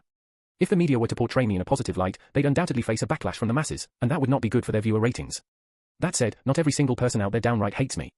After some of my recent accomplishments, especially after my surprising performance at the King's Tournament, I've gained a modicum of support. Believe it or not, there are more than a couple of fan pages bearing my name on a few social media platforms. People have even been creating edits of my battles. So, I guess, it's safe to assume that at the very least, people of my age group aren't entirely averse to me. Anyway, enough about me. I should talk about what happened during these past few days. Let's see. Oh, the Academy managed to catch 3 vampire spies on campus. 2 of them had been posing as janitors, while the last one disguised himself as a construction worker. All of them were trying to escape. Of course, these 3 were the very culprits who had been leaking insider information to Drog and his unit. Leo was tasked with extracting information from one of them. And somehow, almost as if he was going on a fishing trip instead of interrogating a blood-sucking abomination, Master asked me to accompany him. He took it upon himself to educate me about how to play with a vampire. Okay, that came out wrong. Maybe I should have just used the word torture. Well, moving right along, after a little bit of grueling torture, the vampire spilled the beans on all he knew. As it turns out, these 3 spies were the only ones dispatched to the Global Academy. But what was their mission? It was to provide assistance to Drog and his unit by giving him all sorts of information about the Academy. Now, as for why they chose to launch an assault on the Global Academy and risk the obliteration of some of their most elite squads, well, even the spies didn't know about it. Given their lowly status within the military hierarchy, they were basically small pawns following someone else's orders. But here's the thing, they did tell us that this particular attack wouldn't be their last and the vampire forces would dispatch even more squads to the Global Academy. Leo regretted the decision to not capture Drog alive. But in the end, he proceeded to torture the bloodsucker until the poor vampire was dead. I had to admit that Leo could sometimes be even more callous and cruel than me. There was a point during the vampire's torture when even I felt a twinge of sympathy. Or perhaps it was revulsion. I can't quite remember. What I do remember is that all of it was disgusting. I highly doubt I'll ever have to torture someone, but if circumstances force me to, I believe I do a good job. Well, enough about torture. After the vampire spies were captured, the Academy allowed the cadets to leave the confines of Global City. Over the past 2 days, Global City turned into a ghost town. Once vibrant streets lay deserted, shops mostly shuttered, and an eerie silence pervaded the Academy halls. Most cadets had already left the city. Of course, a handful of cadets, including Grace, Kai, Alberto, and the rest of Kai's group, as well as myself, stayed behind for our assigned punishment. And that punishment was enduring several hellish training drills, closely supervised by instructor Matterhorn, our combat arts teacher. 2 days passed like that, and much to my surprise, I managed to stay alive. I somehow endured the torturous ordeal that our borderline insane instructor called training. To be honest, I was beginning to miss Leo's training sessions. After all, at least he gave me rewards for enduring his training. Anyhow, for better or worse, I managed to survive and completed my punishment by the end of the 2nd day. Kai and his clique had a few more days of punishment ahead, but finally, I was free to depart the city. After discussing a few matters with Kai, I packed my stuff and was ready to leave the city. Well, kind of. Technically, there was one final task I had to do before leaving. Right now, I was standing in front of 2 rather peculiar individuals in the guest room of Kai's apartment. One was a young man with raven hair cascading around his neck, his deep black eyes appraising the girl beside him. The young blonde woman next to him was alluringly beautiful, her bewitching face capable of enslaving the hearts of countless men with a single glance. Yet, the tall young man only looked at her with nothing but disinterest, while the blonde continued to glare daggers at me. The 2 of them looked almost comical standing side by side. Releasing a soft sigh, I stopped avoiding Grace's gaze and addressed the duo. Welcome, you two. Given that you've both been here before, feel at home and take a seat, please. Quinn complied, slumping onto a nearby sofa with his legs crossed, while Grace remained standing, arms crossed. Observing her, I couldn't help but sigh once more. After a brief moment, Grace finally broke her silence. Why did you call me here? Her voice dripped with coldness. What schemes are you plotting now? Beneath her cold exterior, I sensed that the hostility in her tone had gone down a little, if not at all. Drawing a deep breath, I sank into a sofa myself, crossed my legs, interlocked my fingers, and tilted my head slightly. Clearing my throat, I began. I wanted to have a conversation with both of you, about your futures. Chapter 290. Grace shot me another glare, her expression tense, but she remained silent. Quinn, on the other hand, seemed a bit confused. Feeling the need to clarify, I spoke up. You both may already be aware that I've been wanting to recruit the 2 of you for quite some time. I shifted my gaze to Quinn. He gave a slight, hesitant nod, prompting me to continue with a sigh. Quinn, you're already on board to work with me. However, I did push you into this role without giving you a choice. Quinn fidgeted on the sofa, seemingly showing a hint of discomfort as he sensed where I was heading with this topic. Adjusting my posture too, I leaned forward slightly. But I'm willing to do that now. I'm offering you a choice right here. You can either work with me, or you're free to leave right now. If you do decide to walk out right now, I will leave you alone and there won't be any repercussions. The decision is yours. Quinn met my gaze for a moment, his expression furrowed. You mean, I interjected, yes, I won't expose your secret. As soon as I mentioned a secret, Grace's ears perked up, but I paid it no mind and allowed Quinn to continue. After a bit of thought, Quinn opened his mouth to speak. I was thrown into the battlefield as a child by my own father. I've witnessed enough war and bloodshed for several lifetimes. I've seen things that no one should ever be put through. Quinn lifted his head, locking eyes with me. His gaze contained hidden traces of contempt, but it was not directed at me or anyone else in the room. The contempt in his eyes was directed at this messed up world. For some reason, I thought that in a sense, I guess, Nero and Quinn are very similar. After a brief silence, he inquired, you once gave me your word that you'll end this war and bring peace. Tell me, are you still going to stay true to your promise? In a heartbeat, I responded firmly, yes. I won't ever go back on my word. In that case, the decision is clear for me. Quinn leaned back on the sofa, half of his face obscured by the shadows. The room seemed to grow darker as he spoke further. As long as you remain true to your word as you claim, I will be your shadow. I'll support whatever actions you take, as long as they're in pursuit of ending the war and bringing peace. Suppressing a smug smile from appearing on my face, I nodded and settled back onto the couch myself. My attention shifted to the striking blonde figure standing right next to Quinn, her arms crossed over her chest. And what about you, Grace? Before the start of the King's tournament, I warned you to pick your side carefully. Given what happened the last time you fought me, I doubt you needed much time to decide. But now, you must. So, have you thought about my proposal? Grace narrowed her eyes at me, her fists clenched. After a moment of thought, she uttered, I have. Before she could respond, I took the opportunity to speak again. Before you tell me about your decision, know this. I can grant you whatever you want. If a secure position within the army is your wish, it's yours, I offered, my arm extended toward her as if I were offering her the world. Right then, I extended my other arm too, my palm closing into a fist. Locking eyes with her, I declared, however, will that truly be enough for you? No matter what your rank or position is, you will never truly be safe. Why, you might ask. Because safety comes from individual strength. Connections can only keep you safe for so long, but without personal strength, you'll always remain weak and vulnerable. There's no middle ground. So, if strength is your true desire, I can bestow upon you an unimaginable amount of it. Grace held her silence for a few minutes, presumably mulling over my words. In her mind, she must have thought all of this over already. The past months had undoubtedly been rough for her. First, Kai had pushed her to her limits. Then, I arrived and messed up her plans. And then, even her friendship with her closest friend was ruined. Okay, I was to blame for the last part, but that's not the point. What was the cause of all this? Why did she suffer so much? Why else? She lacked conviction. All this time, she wanted safety, not strength. However, that's impossible. Without strength, safety is unattainable. And without diving into danger headfirst, you can't achieve strength. It's a paradox, really. But it's a paradox that she must face. She already knew that being someone else's pawn in their grand scheme of things would never guarantee her own safety. Kai must have already made her see that point pretty clearly. That's why I offered her something in return. Something that she couldn't ever hope of achieving alone. Finally, after an unusually long moment of stressful silence, Grace spoke up. What's your end goal here? Oh, and please spare me the crap about saving the world. I know you're not that kind of person. What game are you playing? And what role do I play in your schemes? A soft smile formed on my lips before I began to answer her paranoid queries. There's no game and no role for you to play, Grace. As for my end goal, I just want to survive. In a few years, our world will be plunged into unimaginable chaos. The balance between our army and the vampire forces will be tipped. Callus won't remain a threat, but something far more dangerous will emerge. After a brief pause, I continued, I can't survive that chaos alone, and nor can anyone else. To counter that dreadful future, I want to assemble an elite unit that follows my direct commands. I won't force you to put your life on the line for my goals, I give you my word on that. But should you choose to place yourself in danger for my cause, I will reward you generously.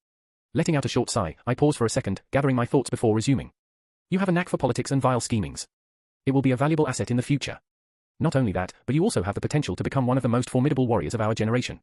But you already know all this, right? Let me cut to the chase then. For the final time, Grace, what do you choose? Security or strength? I didn't ask for her opinion on joining me since her previous question had already hinted at her decision. Yes, she had already made up her mind. And a few minutes later, I was proven right. Grace was lost in her thoughts for some time, an unreadable emotion present on her face. Eventually, she broke the silence. I don't want to lose anymore.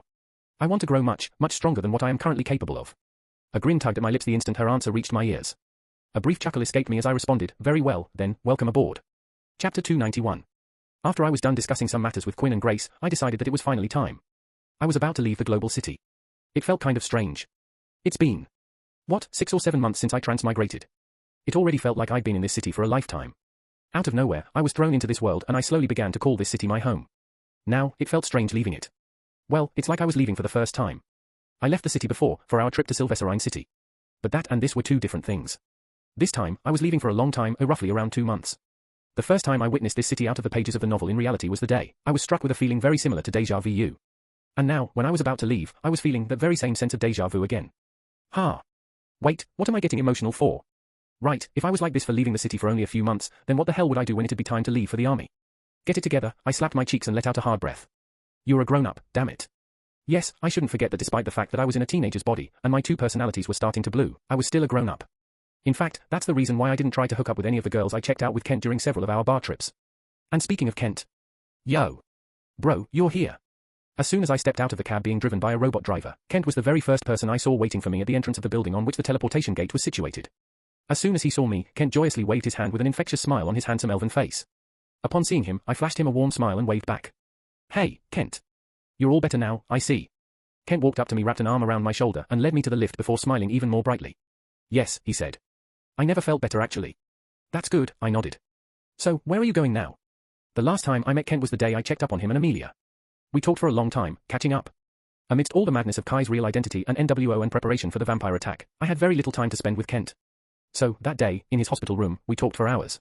And that's the day I realized how much I liked talking to this elven boy. Maybe I had made a real friend.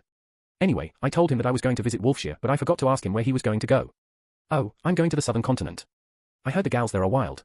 The food is also good, and I thought about training in the Southern Edge sect for a while. I nodded. Yeah, the food there is good. I went there with my master and he wait for a damn second. Did you say training? Who the hell are you and what have you done to my friend? I let out a dramatic gasp and Kent shot me a deadpan glare in return. You're acting like I never train. You do? I raised an eyebrow. I do. Kent exclaimed. I'm just not a gym maniac like you. I train modestly. Like an hour or two a day, that's it. I'm not a gym maniac. I frowned. Right, Kent sarcastically scoffed. Every time I ask you to accompany me, you are either training or recovering from your training, well, damn. Maybe I really am a gym maniac. Well, it's not my fault. I lose the flow of time when I'm training. Clearing my throat, I was about to retort, but before I could do that, the door of the lift opened and we saw a couple of cadets standing in front of the teleportation gate. Oh, I didn't know Nero and Anastasia were still here, Kent mused curiously. Right, in front of us were Nero, Amelia, Anastasia, Chase, Asta, and William. I knew the reason why Asta and William were still here. They were elves and they received the most damage from blood police, so they recovered very recently just like Kent. Nero might have been waiting for Anastasia and Chase was the same. Bunch of simps I say, bunch of simps. As for why Amelia was still here, I actually had no idea. In fact, the last time I met her was during the medal presentation ceremony. After that, I was busy enough going through my punishment that I had no time or energy to keep track of others. Amelia was the first to notice us. She waved at us and we both walked over to the group. Nero gave us both a short nod. Asta and William also greeted us and shot furtive glances at me for whatever reason. Chase merely averted his gaze in an attempt to ignore my presence. Lucas, you were also in the city? Anastasia was the one who asked that question with a curious smile. Yes, I nodded. I had to participate in training drills conducted by Instructor Matterhorn. Don't worry, I survived as you can see. Anastasia let out a soft giggle and I looked around and asked, so, where are you guys headed? Nero was quick to answer. I asked Anastasia to come with me to Shaolin. Chase is also coming along with us, he said. Actually, my home is in the eastern continent, so I was already headed there. After Nero told me he was going to Shaolin, I decided to accompany him. Anastasia chipped in. I'll be going home, William sighed. To the southern continent. Oh, maybe we can travel together, Ken turned to William with a pleasantly surprised look. Huh, sure thing, William nodded. Asta, what about you? Where are you going? Amelia also shifted her focus on the blue-haired elven girl and asked, are you coming home? Scratching my chin, I nodded inwardly. Right, Asta's home should also be in the western continent. Asta, however, shook her head and spoke in a meek tone. No, I think I'll go to the southern edge to train. These past 6 months have made me realize how lacking my offensive prowess is. So I want to get stronger. I couldn't help but arch an eyebrow after hearing Asta's words. For some reason, I felt happy. The second volume of the novel was about to start. Compared to the first volume, the second one wasn't that long. In fact, it wasn't even that perilous. But that's only because it was all a setup for the third volume. A shiver ran down my spine as I thought about it. The third volume. It's where things start to get dark and hopeless. The third volume was the beginning of an end. Asta was not a major character until the second volume. She was weak and meek during most of the first volume. However, she played a major role in the third volume. It was the same with William and Elijah. All three of these characters got some major development in the third volume, and it won't be wrong to say that a few major plot points were related to them. So naturally, I was happy to know that they were going to strive for strength. Because the more strong they get, the easier it would be for us, or specifically, me, to resolve the chaos in the third volume. Yeah, get strong, you all. Get as strong as you can because God knows, or rather, I know, how dreadful the future ahead is. As I was lost in my thoughts, I soon heard a soft, almost soothing voice reach my ears. Lucas, you are smiling creepily again. I turned to look at Amelia, who was standing beside me, and arched my eyebrows. I think you meant to say, charmingly. No, I'm pretty sure I meant creepily. TSK. Chapter 292. After some minutes, the faculty member at the teleportation gate reviewed our IDs and granted us permission to leave the city. Nero, Anastasia, and Chase were the first ones to step into the gate frame and vanish. William, Asta, and Kent followed the suit. That left only Amelia and I. While the faculty member was setting up the gate to teleport us to the western continent, I shifted my gaze to Amelia. As I glanced over, I saw an alluring black-haired girl toying with her long, silky locks. Her bright green eyes, reminiscent of a sunlit forest where rays filtered through the dense canopy of leaves, fluttered around aimlessly, holding a curious gaze. She was dressed in an elegant, flowing dress that seemed to sway with the gentle breeze. Noticing my gaze, she turned to me and wiggled her eyebrows. I lingered for a few seconds before speaking, so I didn't ask this before, but why are you still here? Amelia arched an eyebrow and playfully uttered, oh, I'm sorry for subjecting the great Your Highness to look at my lowly self. I resisted an urge to roll my eyes and spoke through gritted teeth with a forced smile on my face. I meant, why didn't you leave yet? Amelia was probably going to continue her joke but stopped upon seeing my irritation and shrunk her smile. After a bit of thought, she said, I actually waited for you. I had something to ask you and I'd prefer asking you directly than over text. I knew it. I knew exactly what question Amelia was going to ask, to be honest. I knew she was smart, so she must have connected the dots on her own given all the time she had in the hospital. In fact, she must have already had a suspicion when I went to meet her at the hospital. Back then, however, I apologized to her so she never had a chance to bring up this topic. After that, during the medal presentation ceremony, the chaos caused by Sarah once again didn't give Amelia a chance to raise her question. Of course, it was only a matter of time before I had nowhere to run. Now that we were all alone, I couldn't avoid her queries. And to my dismay, after a bit of thought, Amelia posed the very same question that I had doubted she would ask. Lucas, how did you manage to know about the vampire attack beforehand both times? Damn it. Always being correct is more of a curse than a boon, I say. A curse. In a last-ditch effort, I tried to feign ignorance and furrowed my brows. I don't understand, Amelia. What do you mean? Amelia gave me a disappointed glance and remarked, you're better than that, you know, yeah, I could have at least lied more efficiently. What happens to my deception skills when I need them? Before I could plunge myself into the depths of self-deprecation, Amelia continued speaking. At the ballroom back in Sylvesterine, you requested a dance with me. Although I didn't think of it much back then, you subtly pulled me away from the spot where the vampires were going to attack. I wanted to palm my face and find a place to hide all the while barely refraining from leaping off this very building. Meanwhile, Amelia continued, completely oblivious to my internal turmoil. And then, after the King's tournament, you once again stopped me from getting closer to Nero, who happened to be close to the vampires hiding in the shadows. No one knew about their presence, not even the Academy's defense personnel. So, how did you know about them? Before I could even think about lying my way out of this precarious situation, Amelia stopped me. Oh, and please don't lie because I will believe you. If you don't want to tell me, that's fine, she said, giving me a serious look. I studied her for a few seconds as the gentle breeze ruffled her flowing black hair. The hem of her dress danced in the air while her bright green eyes peered into mine. I took a deep breath to calm my pounding heart and let out a sigh. After a long moment of silence, I finally parted my lips and murmured, I won't lie, I promise you of that. But I also can't tell you. It's not that I'm unwilling, I simply can't. As I said, I wasn't lying. I was not against telling the truth about this world and my true identity. Yet, for some reason, my instincts bellowed at me, urging me to remain silent. And besides, Amelia was very close to Anastasia and Nero in the novel. Even in this reality, she was their close friend. While I somewhat genuinely trusted her, I would never trust her enough to not share something I intended to keep hidden from Nero. Yes, I must not forget how intimately close Amelia and Nero were in the novel. They were romantically involved, after all. Arg, it's frustrating. Just remembering that fact leaves a bitter taste in my mouth. Damned protagonists and their harems. Whatever. Shaking my head, I cleared my thoughts and fixed an unwavering gaze on Amelia, feeling agitated for some reason. So, I'd appreciate it if you didn't pry further into this matter, got it? Amelia waited for a moment before weakly nodding her head. Did I sound rude? It wasn't my intention. Scratching the back of my head, I asked, by the way, I was thinking. Will you travel with me? Amelia's mood lifted at the question, and a smile lit her lovely face. She replied with a playfully mocking tone, sure, why not? After all, it's not like your highness can navigate a city without a guide. Huh? What's that supposed to mean? I frowned. Amelia averted her gaze and teased, your highness managed to lose their way even on a straight street. I blinked in surprise before retorting, it only happened once. Our back and forth exchange was only interrupted when the faculty member completed setting up the teleportation gate. We were handed a metal token and access codes to unlock the Academy's AI, Athena. Amelia stepped into the teleportation gate ahead of me, and I followed closely, excitedly muttering under my breath. Finally, I can interact with a real AI. Grinning, I rolled my tongue, put 2 fingers in my mouth and let out a sharp whistle. Soon, a big black-feathered bird swooped down from the sky and landed gently on my shoulder. All right, I had 2 tasks at hand. Firstly, I had to unravel the mystery of my fractured memories and uncover the truth of what really happened before Luca's personality changed. And secondly, I had to find any leads related to the prophesies. Let's go, Sarah. It's time to uncover some mysteries. Creek Tilda. Chapter 293. I found myself standing amidst the captivating streets of a big metropolitan city. They call it a city where old stories and new adventures dance together.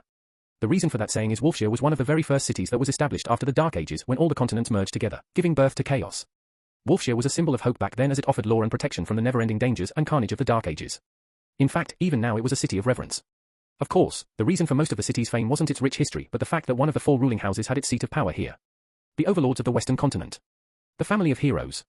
The pack of wolves. The Morningstar House. With a curious gaze, I looked around and saw tall, shiny buildings stretched toward the sky, their mirrored surfaces reflecting sunlight in playful patterns. Neon signs and bright billboards painted the scene with lively colors, turning the sidewalks into a vibrant canvas. Beneath my foot, I saw roads paved with cobblestone instead of cement or concrete. The cobbled paths whispered stories of times long gone, adding a touch of history to the futuristic city before me. Delicious smells from various cuisines hung in the air, tempting anyone passing by to stop and taste the world. Cozy cafes lined the streets, inviting people to sit, chat, and watch the world go by. Looking up, I saw buildings adorned with hanging gardens, nature's touch in the midst of urban life. Parks nestled between the tall structures, offering green oases for people to relax and find some much-needed peace of mind. Amid the city's hustle and bustle, people of all races hurried about, from elegant elves to short-statured dwarfs and mundane humans. But what really caught my attention was the way large flags were flowing in the breeze atop each building. An emblem showing a wolf howling with a rising sun in the backdrop embroidered on the flags. It was as if the whole city was united by the single fact that they were under the protection of the same overlord. A sigh escaped my lips as I continued to look around. It felt like I had been here before, like I had seen all this before. However, no matter how hard I tried, I couldn't remember anything related to this city. Yes, my mind was drawing in blank. I couldn't access Lucas' memories of this city no matter what. The memories were there, I could feel it. I just couldn't recall it. It was as if they were locked. I could still remember some streets and places that Lucas used too often when he was young, but nothing else. It was a weird feeling. However, one thing was certain. I was going to find a clue about my fractured memories here. I could just feel it. This city. It was hiding something from me. My instincts were yelling at me, telling me that I would find at least some of my answers here. Let's see what you were hiding, Lucas. I let out a soft breath and clenched my fists. Right then, an irritated voice reached my ears. Lucas. Are you talking to yourself again? I swear to God, it doesn't make you look cool and mysterious. You just look creepy. Gritting my teeth, I turned around and shot a glare at the black-haired girl who stood a few steps away, spouting nonsense. What's the use of my disguise if you're going to shout my name for the whole city to hear? I'm sorry? Is that lame outfit supposed to be a disguise? Excuse me. You're excused. What? Just to clarify, my outfit wasn't lame at all. I could never wear a lame outfit. In fact, I could even make wearing nothing but leaves look exquisite. Amelia just had no fashion sense. For reference, I was wearing an open red shirt with a plain white tee underneath and black jeans to go with it all.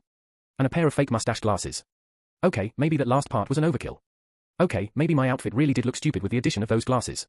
But hey, I couldn't help it. I had no choice but to go overboard. Since I gave my mask to Nero, I didn't have any other means of concealing my identity.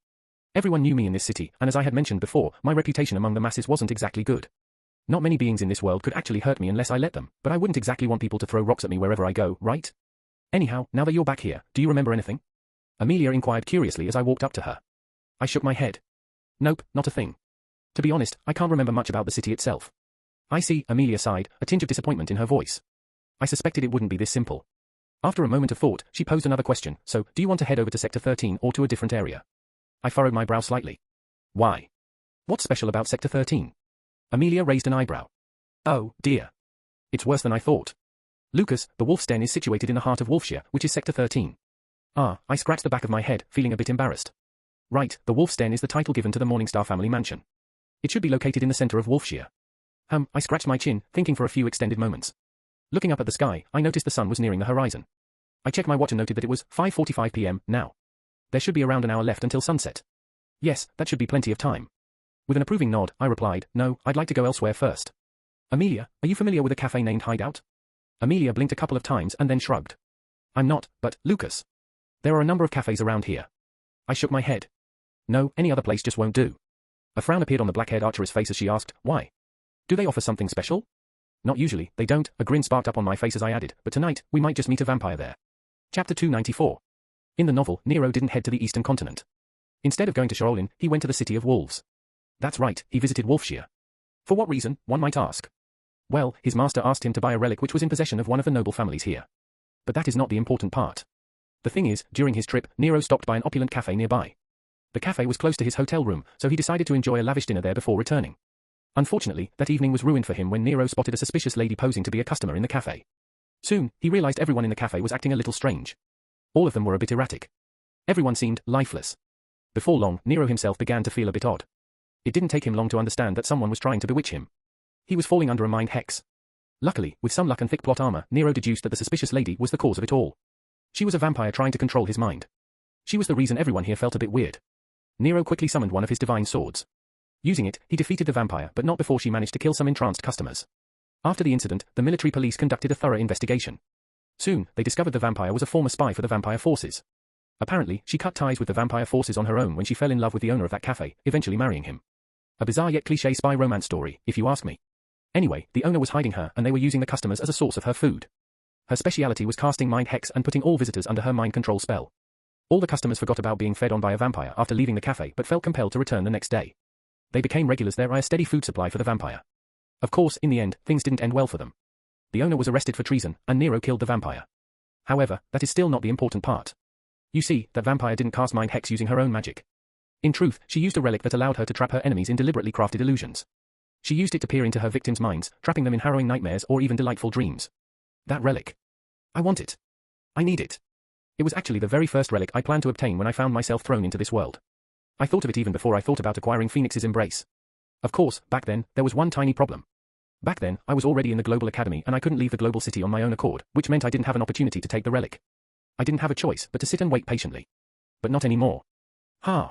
The time for me to get my hands on that relic was finally upon me. Ha! Ah-ha-ha. Ah-ha-ha-ha. Lucas, can you please stop smiling like that? It's creepy. Shut up. Shaking my head at Amelia's remark, I looked at my smart bracelet and followed the virtual map laid out before me.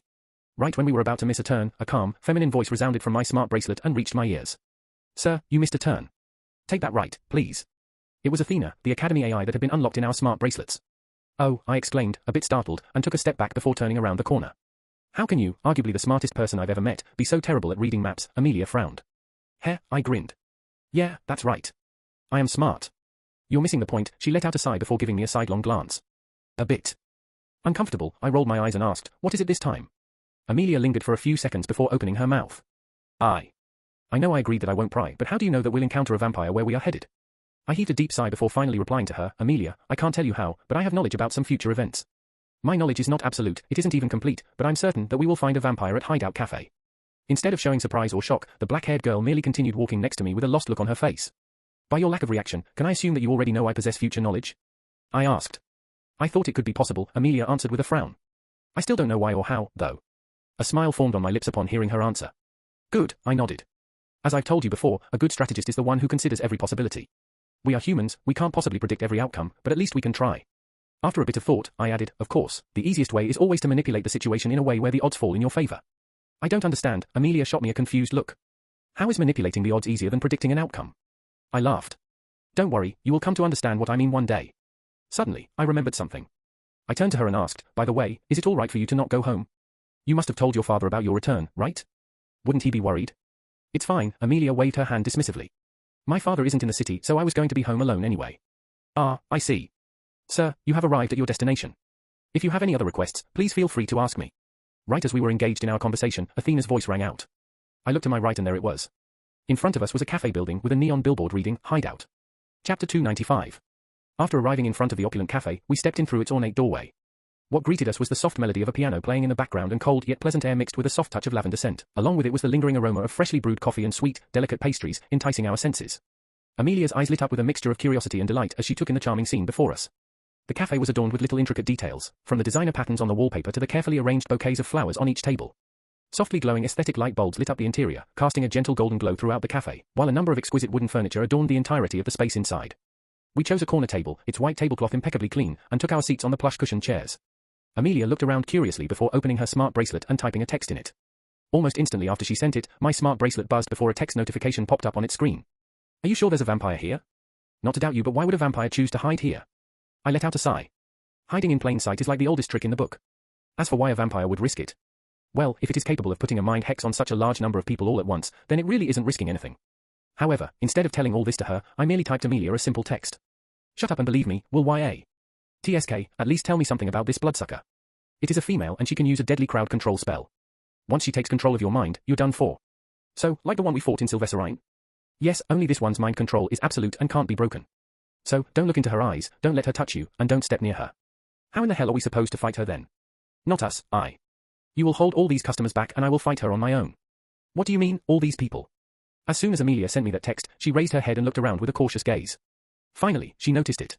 The people sitting here all around us weren't eating the food served to them. They were merely sitting there with gaped mouths and a lost look on their faces. The spark of light was almost snuffed out of their eyes. They were talking, but most of them were just incoherently mumbling. One wouldn't notice this huge detail unless one would know what to look for in these people. It was almost like it was all there yet not there at the same time, as if our brains were refusing to pay attention to these details until we forced them to. That was also one of the aspects of the mind hex that the vampire had cast on the very premises of this cafe. Anyone who stepped through this cafe would be unable to notice the unrealities here unless they knew exactly what to look for. It was kind of a strange feeling. Amelia's eyes widened in horror upon seeing all this. She waited for a few seconds before typing me another text. Are all of them under a mind control spell? Are we safe? We are safe for now. You just didn't notice all this because it's part of this mind hex's charm. Can't we just inform the military police about all this and leave this place? Don't you think if that was an option I would have done so already? We can't do that. I need the relic the vampire is using to put these people under her mind control. So she's using a relic. But is this relic worth risking our and these people's lives over? I lingered for a few seconds before nodding in affirmation. It looked like Amelia wanted to say something, but soon a waiter approached dressed in a crisp black uniform. Greetings, sir and ma'am. What would you both like to order? The waiter asked us. Amelia looked at me and I gestured to her, signaling her that the food was indeed safe to eat. She then looked at the waiter, who was smiling at us with the same lost look in his eyes as the rest of the people here. He was also bewitched. Since his eyes were hollow, devoid of any light, his supposedly warm smile only looked eerie. Since Amelia seemed to be hesitating, I chuckled and ordered first. Just an affogato for me, please. After a few more moments of hesitation, Amelia finally said, 3 cheese and 2 double patty fried chicken burgers for me. I arched an eyebrow, but Amelia shot me a glare. Squinting her eyes, she said, yeah, I love burgers, so what? I raised my hands defensively, nothing at all. Sure thing, the waiter replied in a creepy monotonous voice. Please wait for a bit, your order will be ready shortly. So what's the plan? Amelia whispered as soon as the waiter left our table. What are your instructions, where are all your traps, and when are you telling me your brilliant strategy? I stifled a chuckle and replied, ha, there are no plans, no traps, and no strategy. As for my instructions, well, try to cover me, and don't kill anyone here if you can help it. Wait, what do you mean you have no plan? Amelia gave me a dubious look. I shrugged, sometimes you don't need a plan to succeed, you know? I'm confident in taking her head on and winning. Amelia continued to give me a doubtful look. I frowned slightly, what? You don't believe in my strength, huh? Before I could get my answer from her, however, the door of the cafe swung open and a metal bell hanging over its frame rang melodically. In the next moment, a stunning woman with long, flowing red hair entered the cafe. She was adorned in a form-fitting red dress that accentuated her graceful curves, creating an air of both refinement and allure around her. With almost indifferent, otherworldly grace, the woman walked over to the seat in front of us and ordered something from the menu. This was her. A smile tugged on my lips as I signaled to Amelia and said, shall we start the show? Oh, but I didn't even get to eat my burgers, Amelia sighed. I gave her a deadpan look before shaking my head. In 3, I said. 2. The air hung heavy with crackling intensity as the black-haired archeress before me waited for my command. In the very next instance, I let out a loud roar, and all hell broke loose. 1. Phoenix's embrace.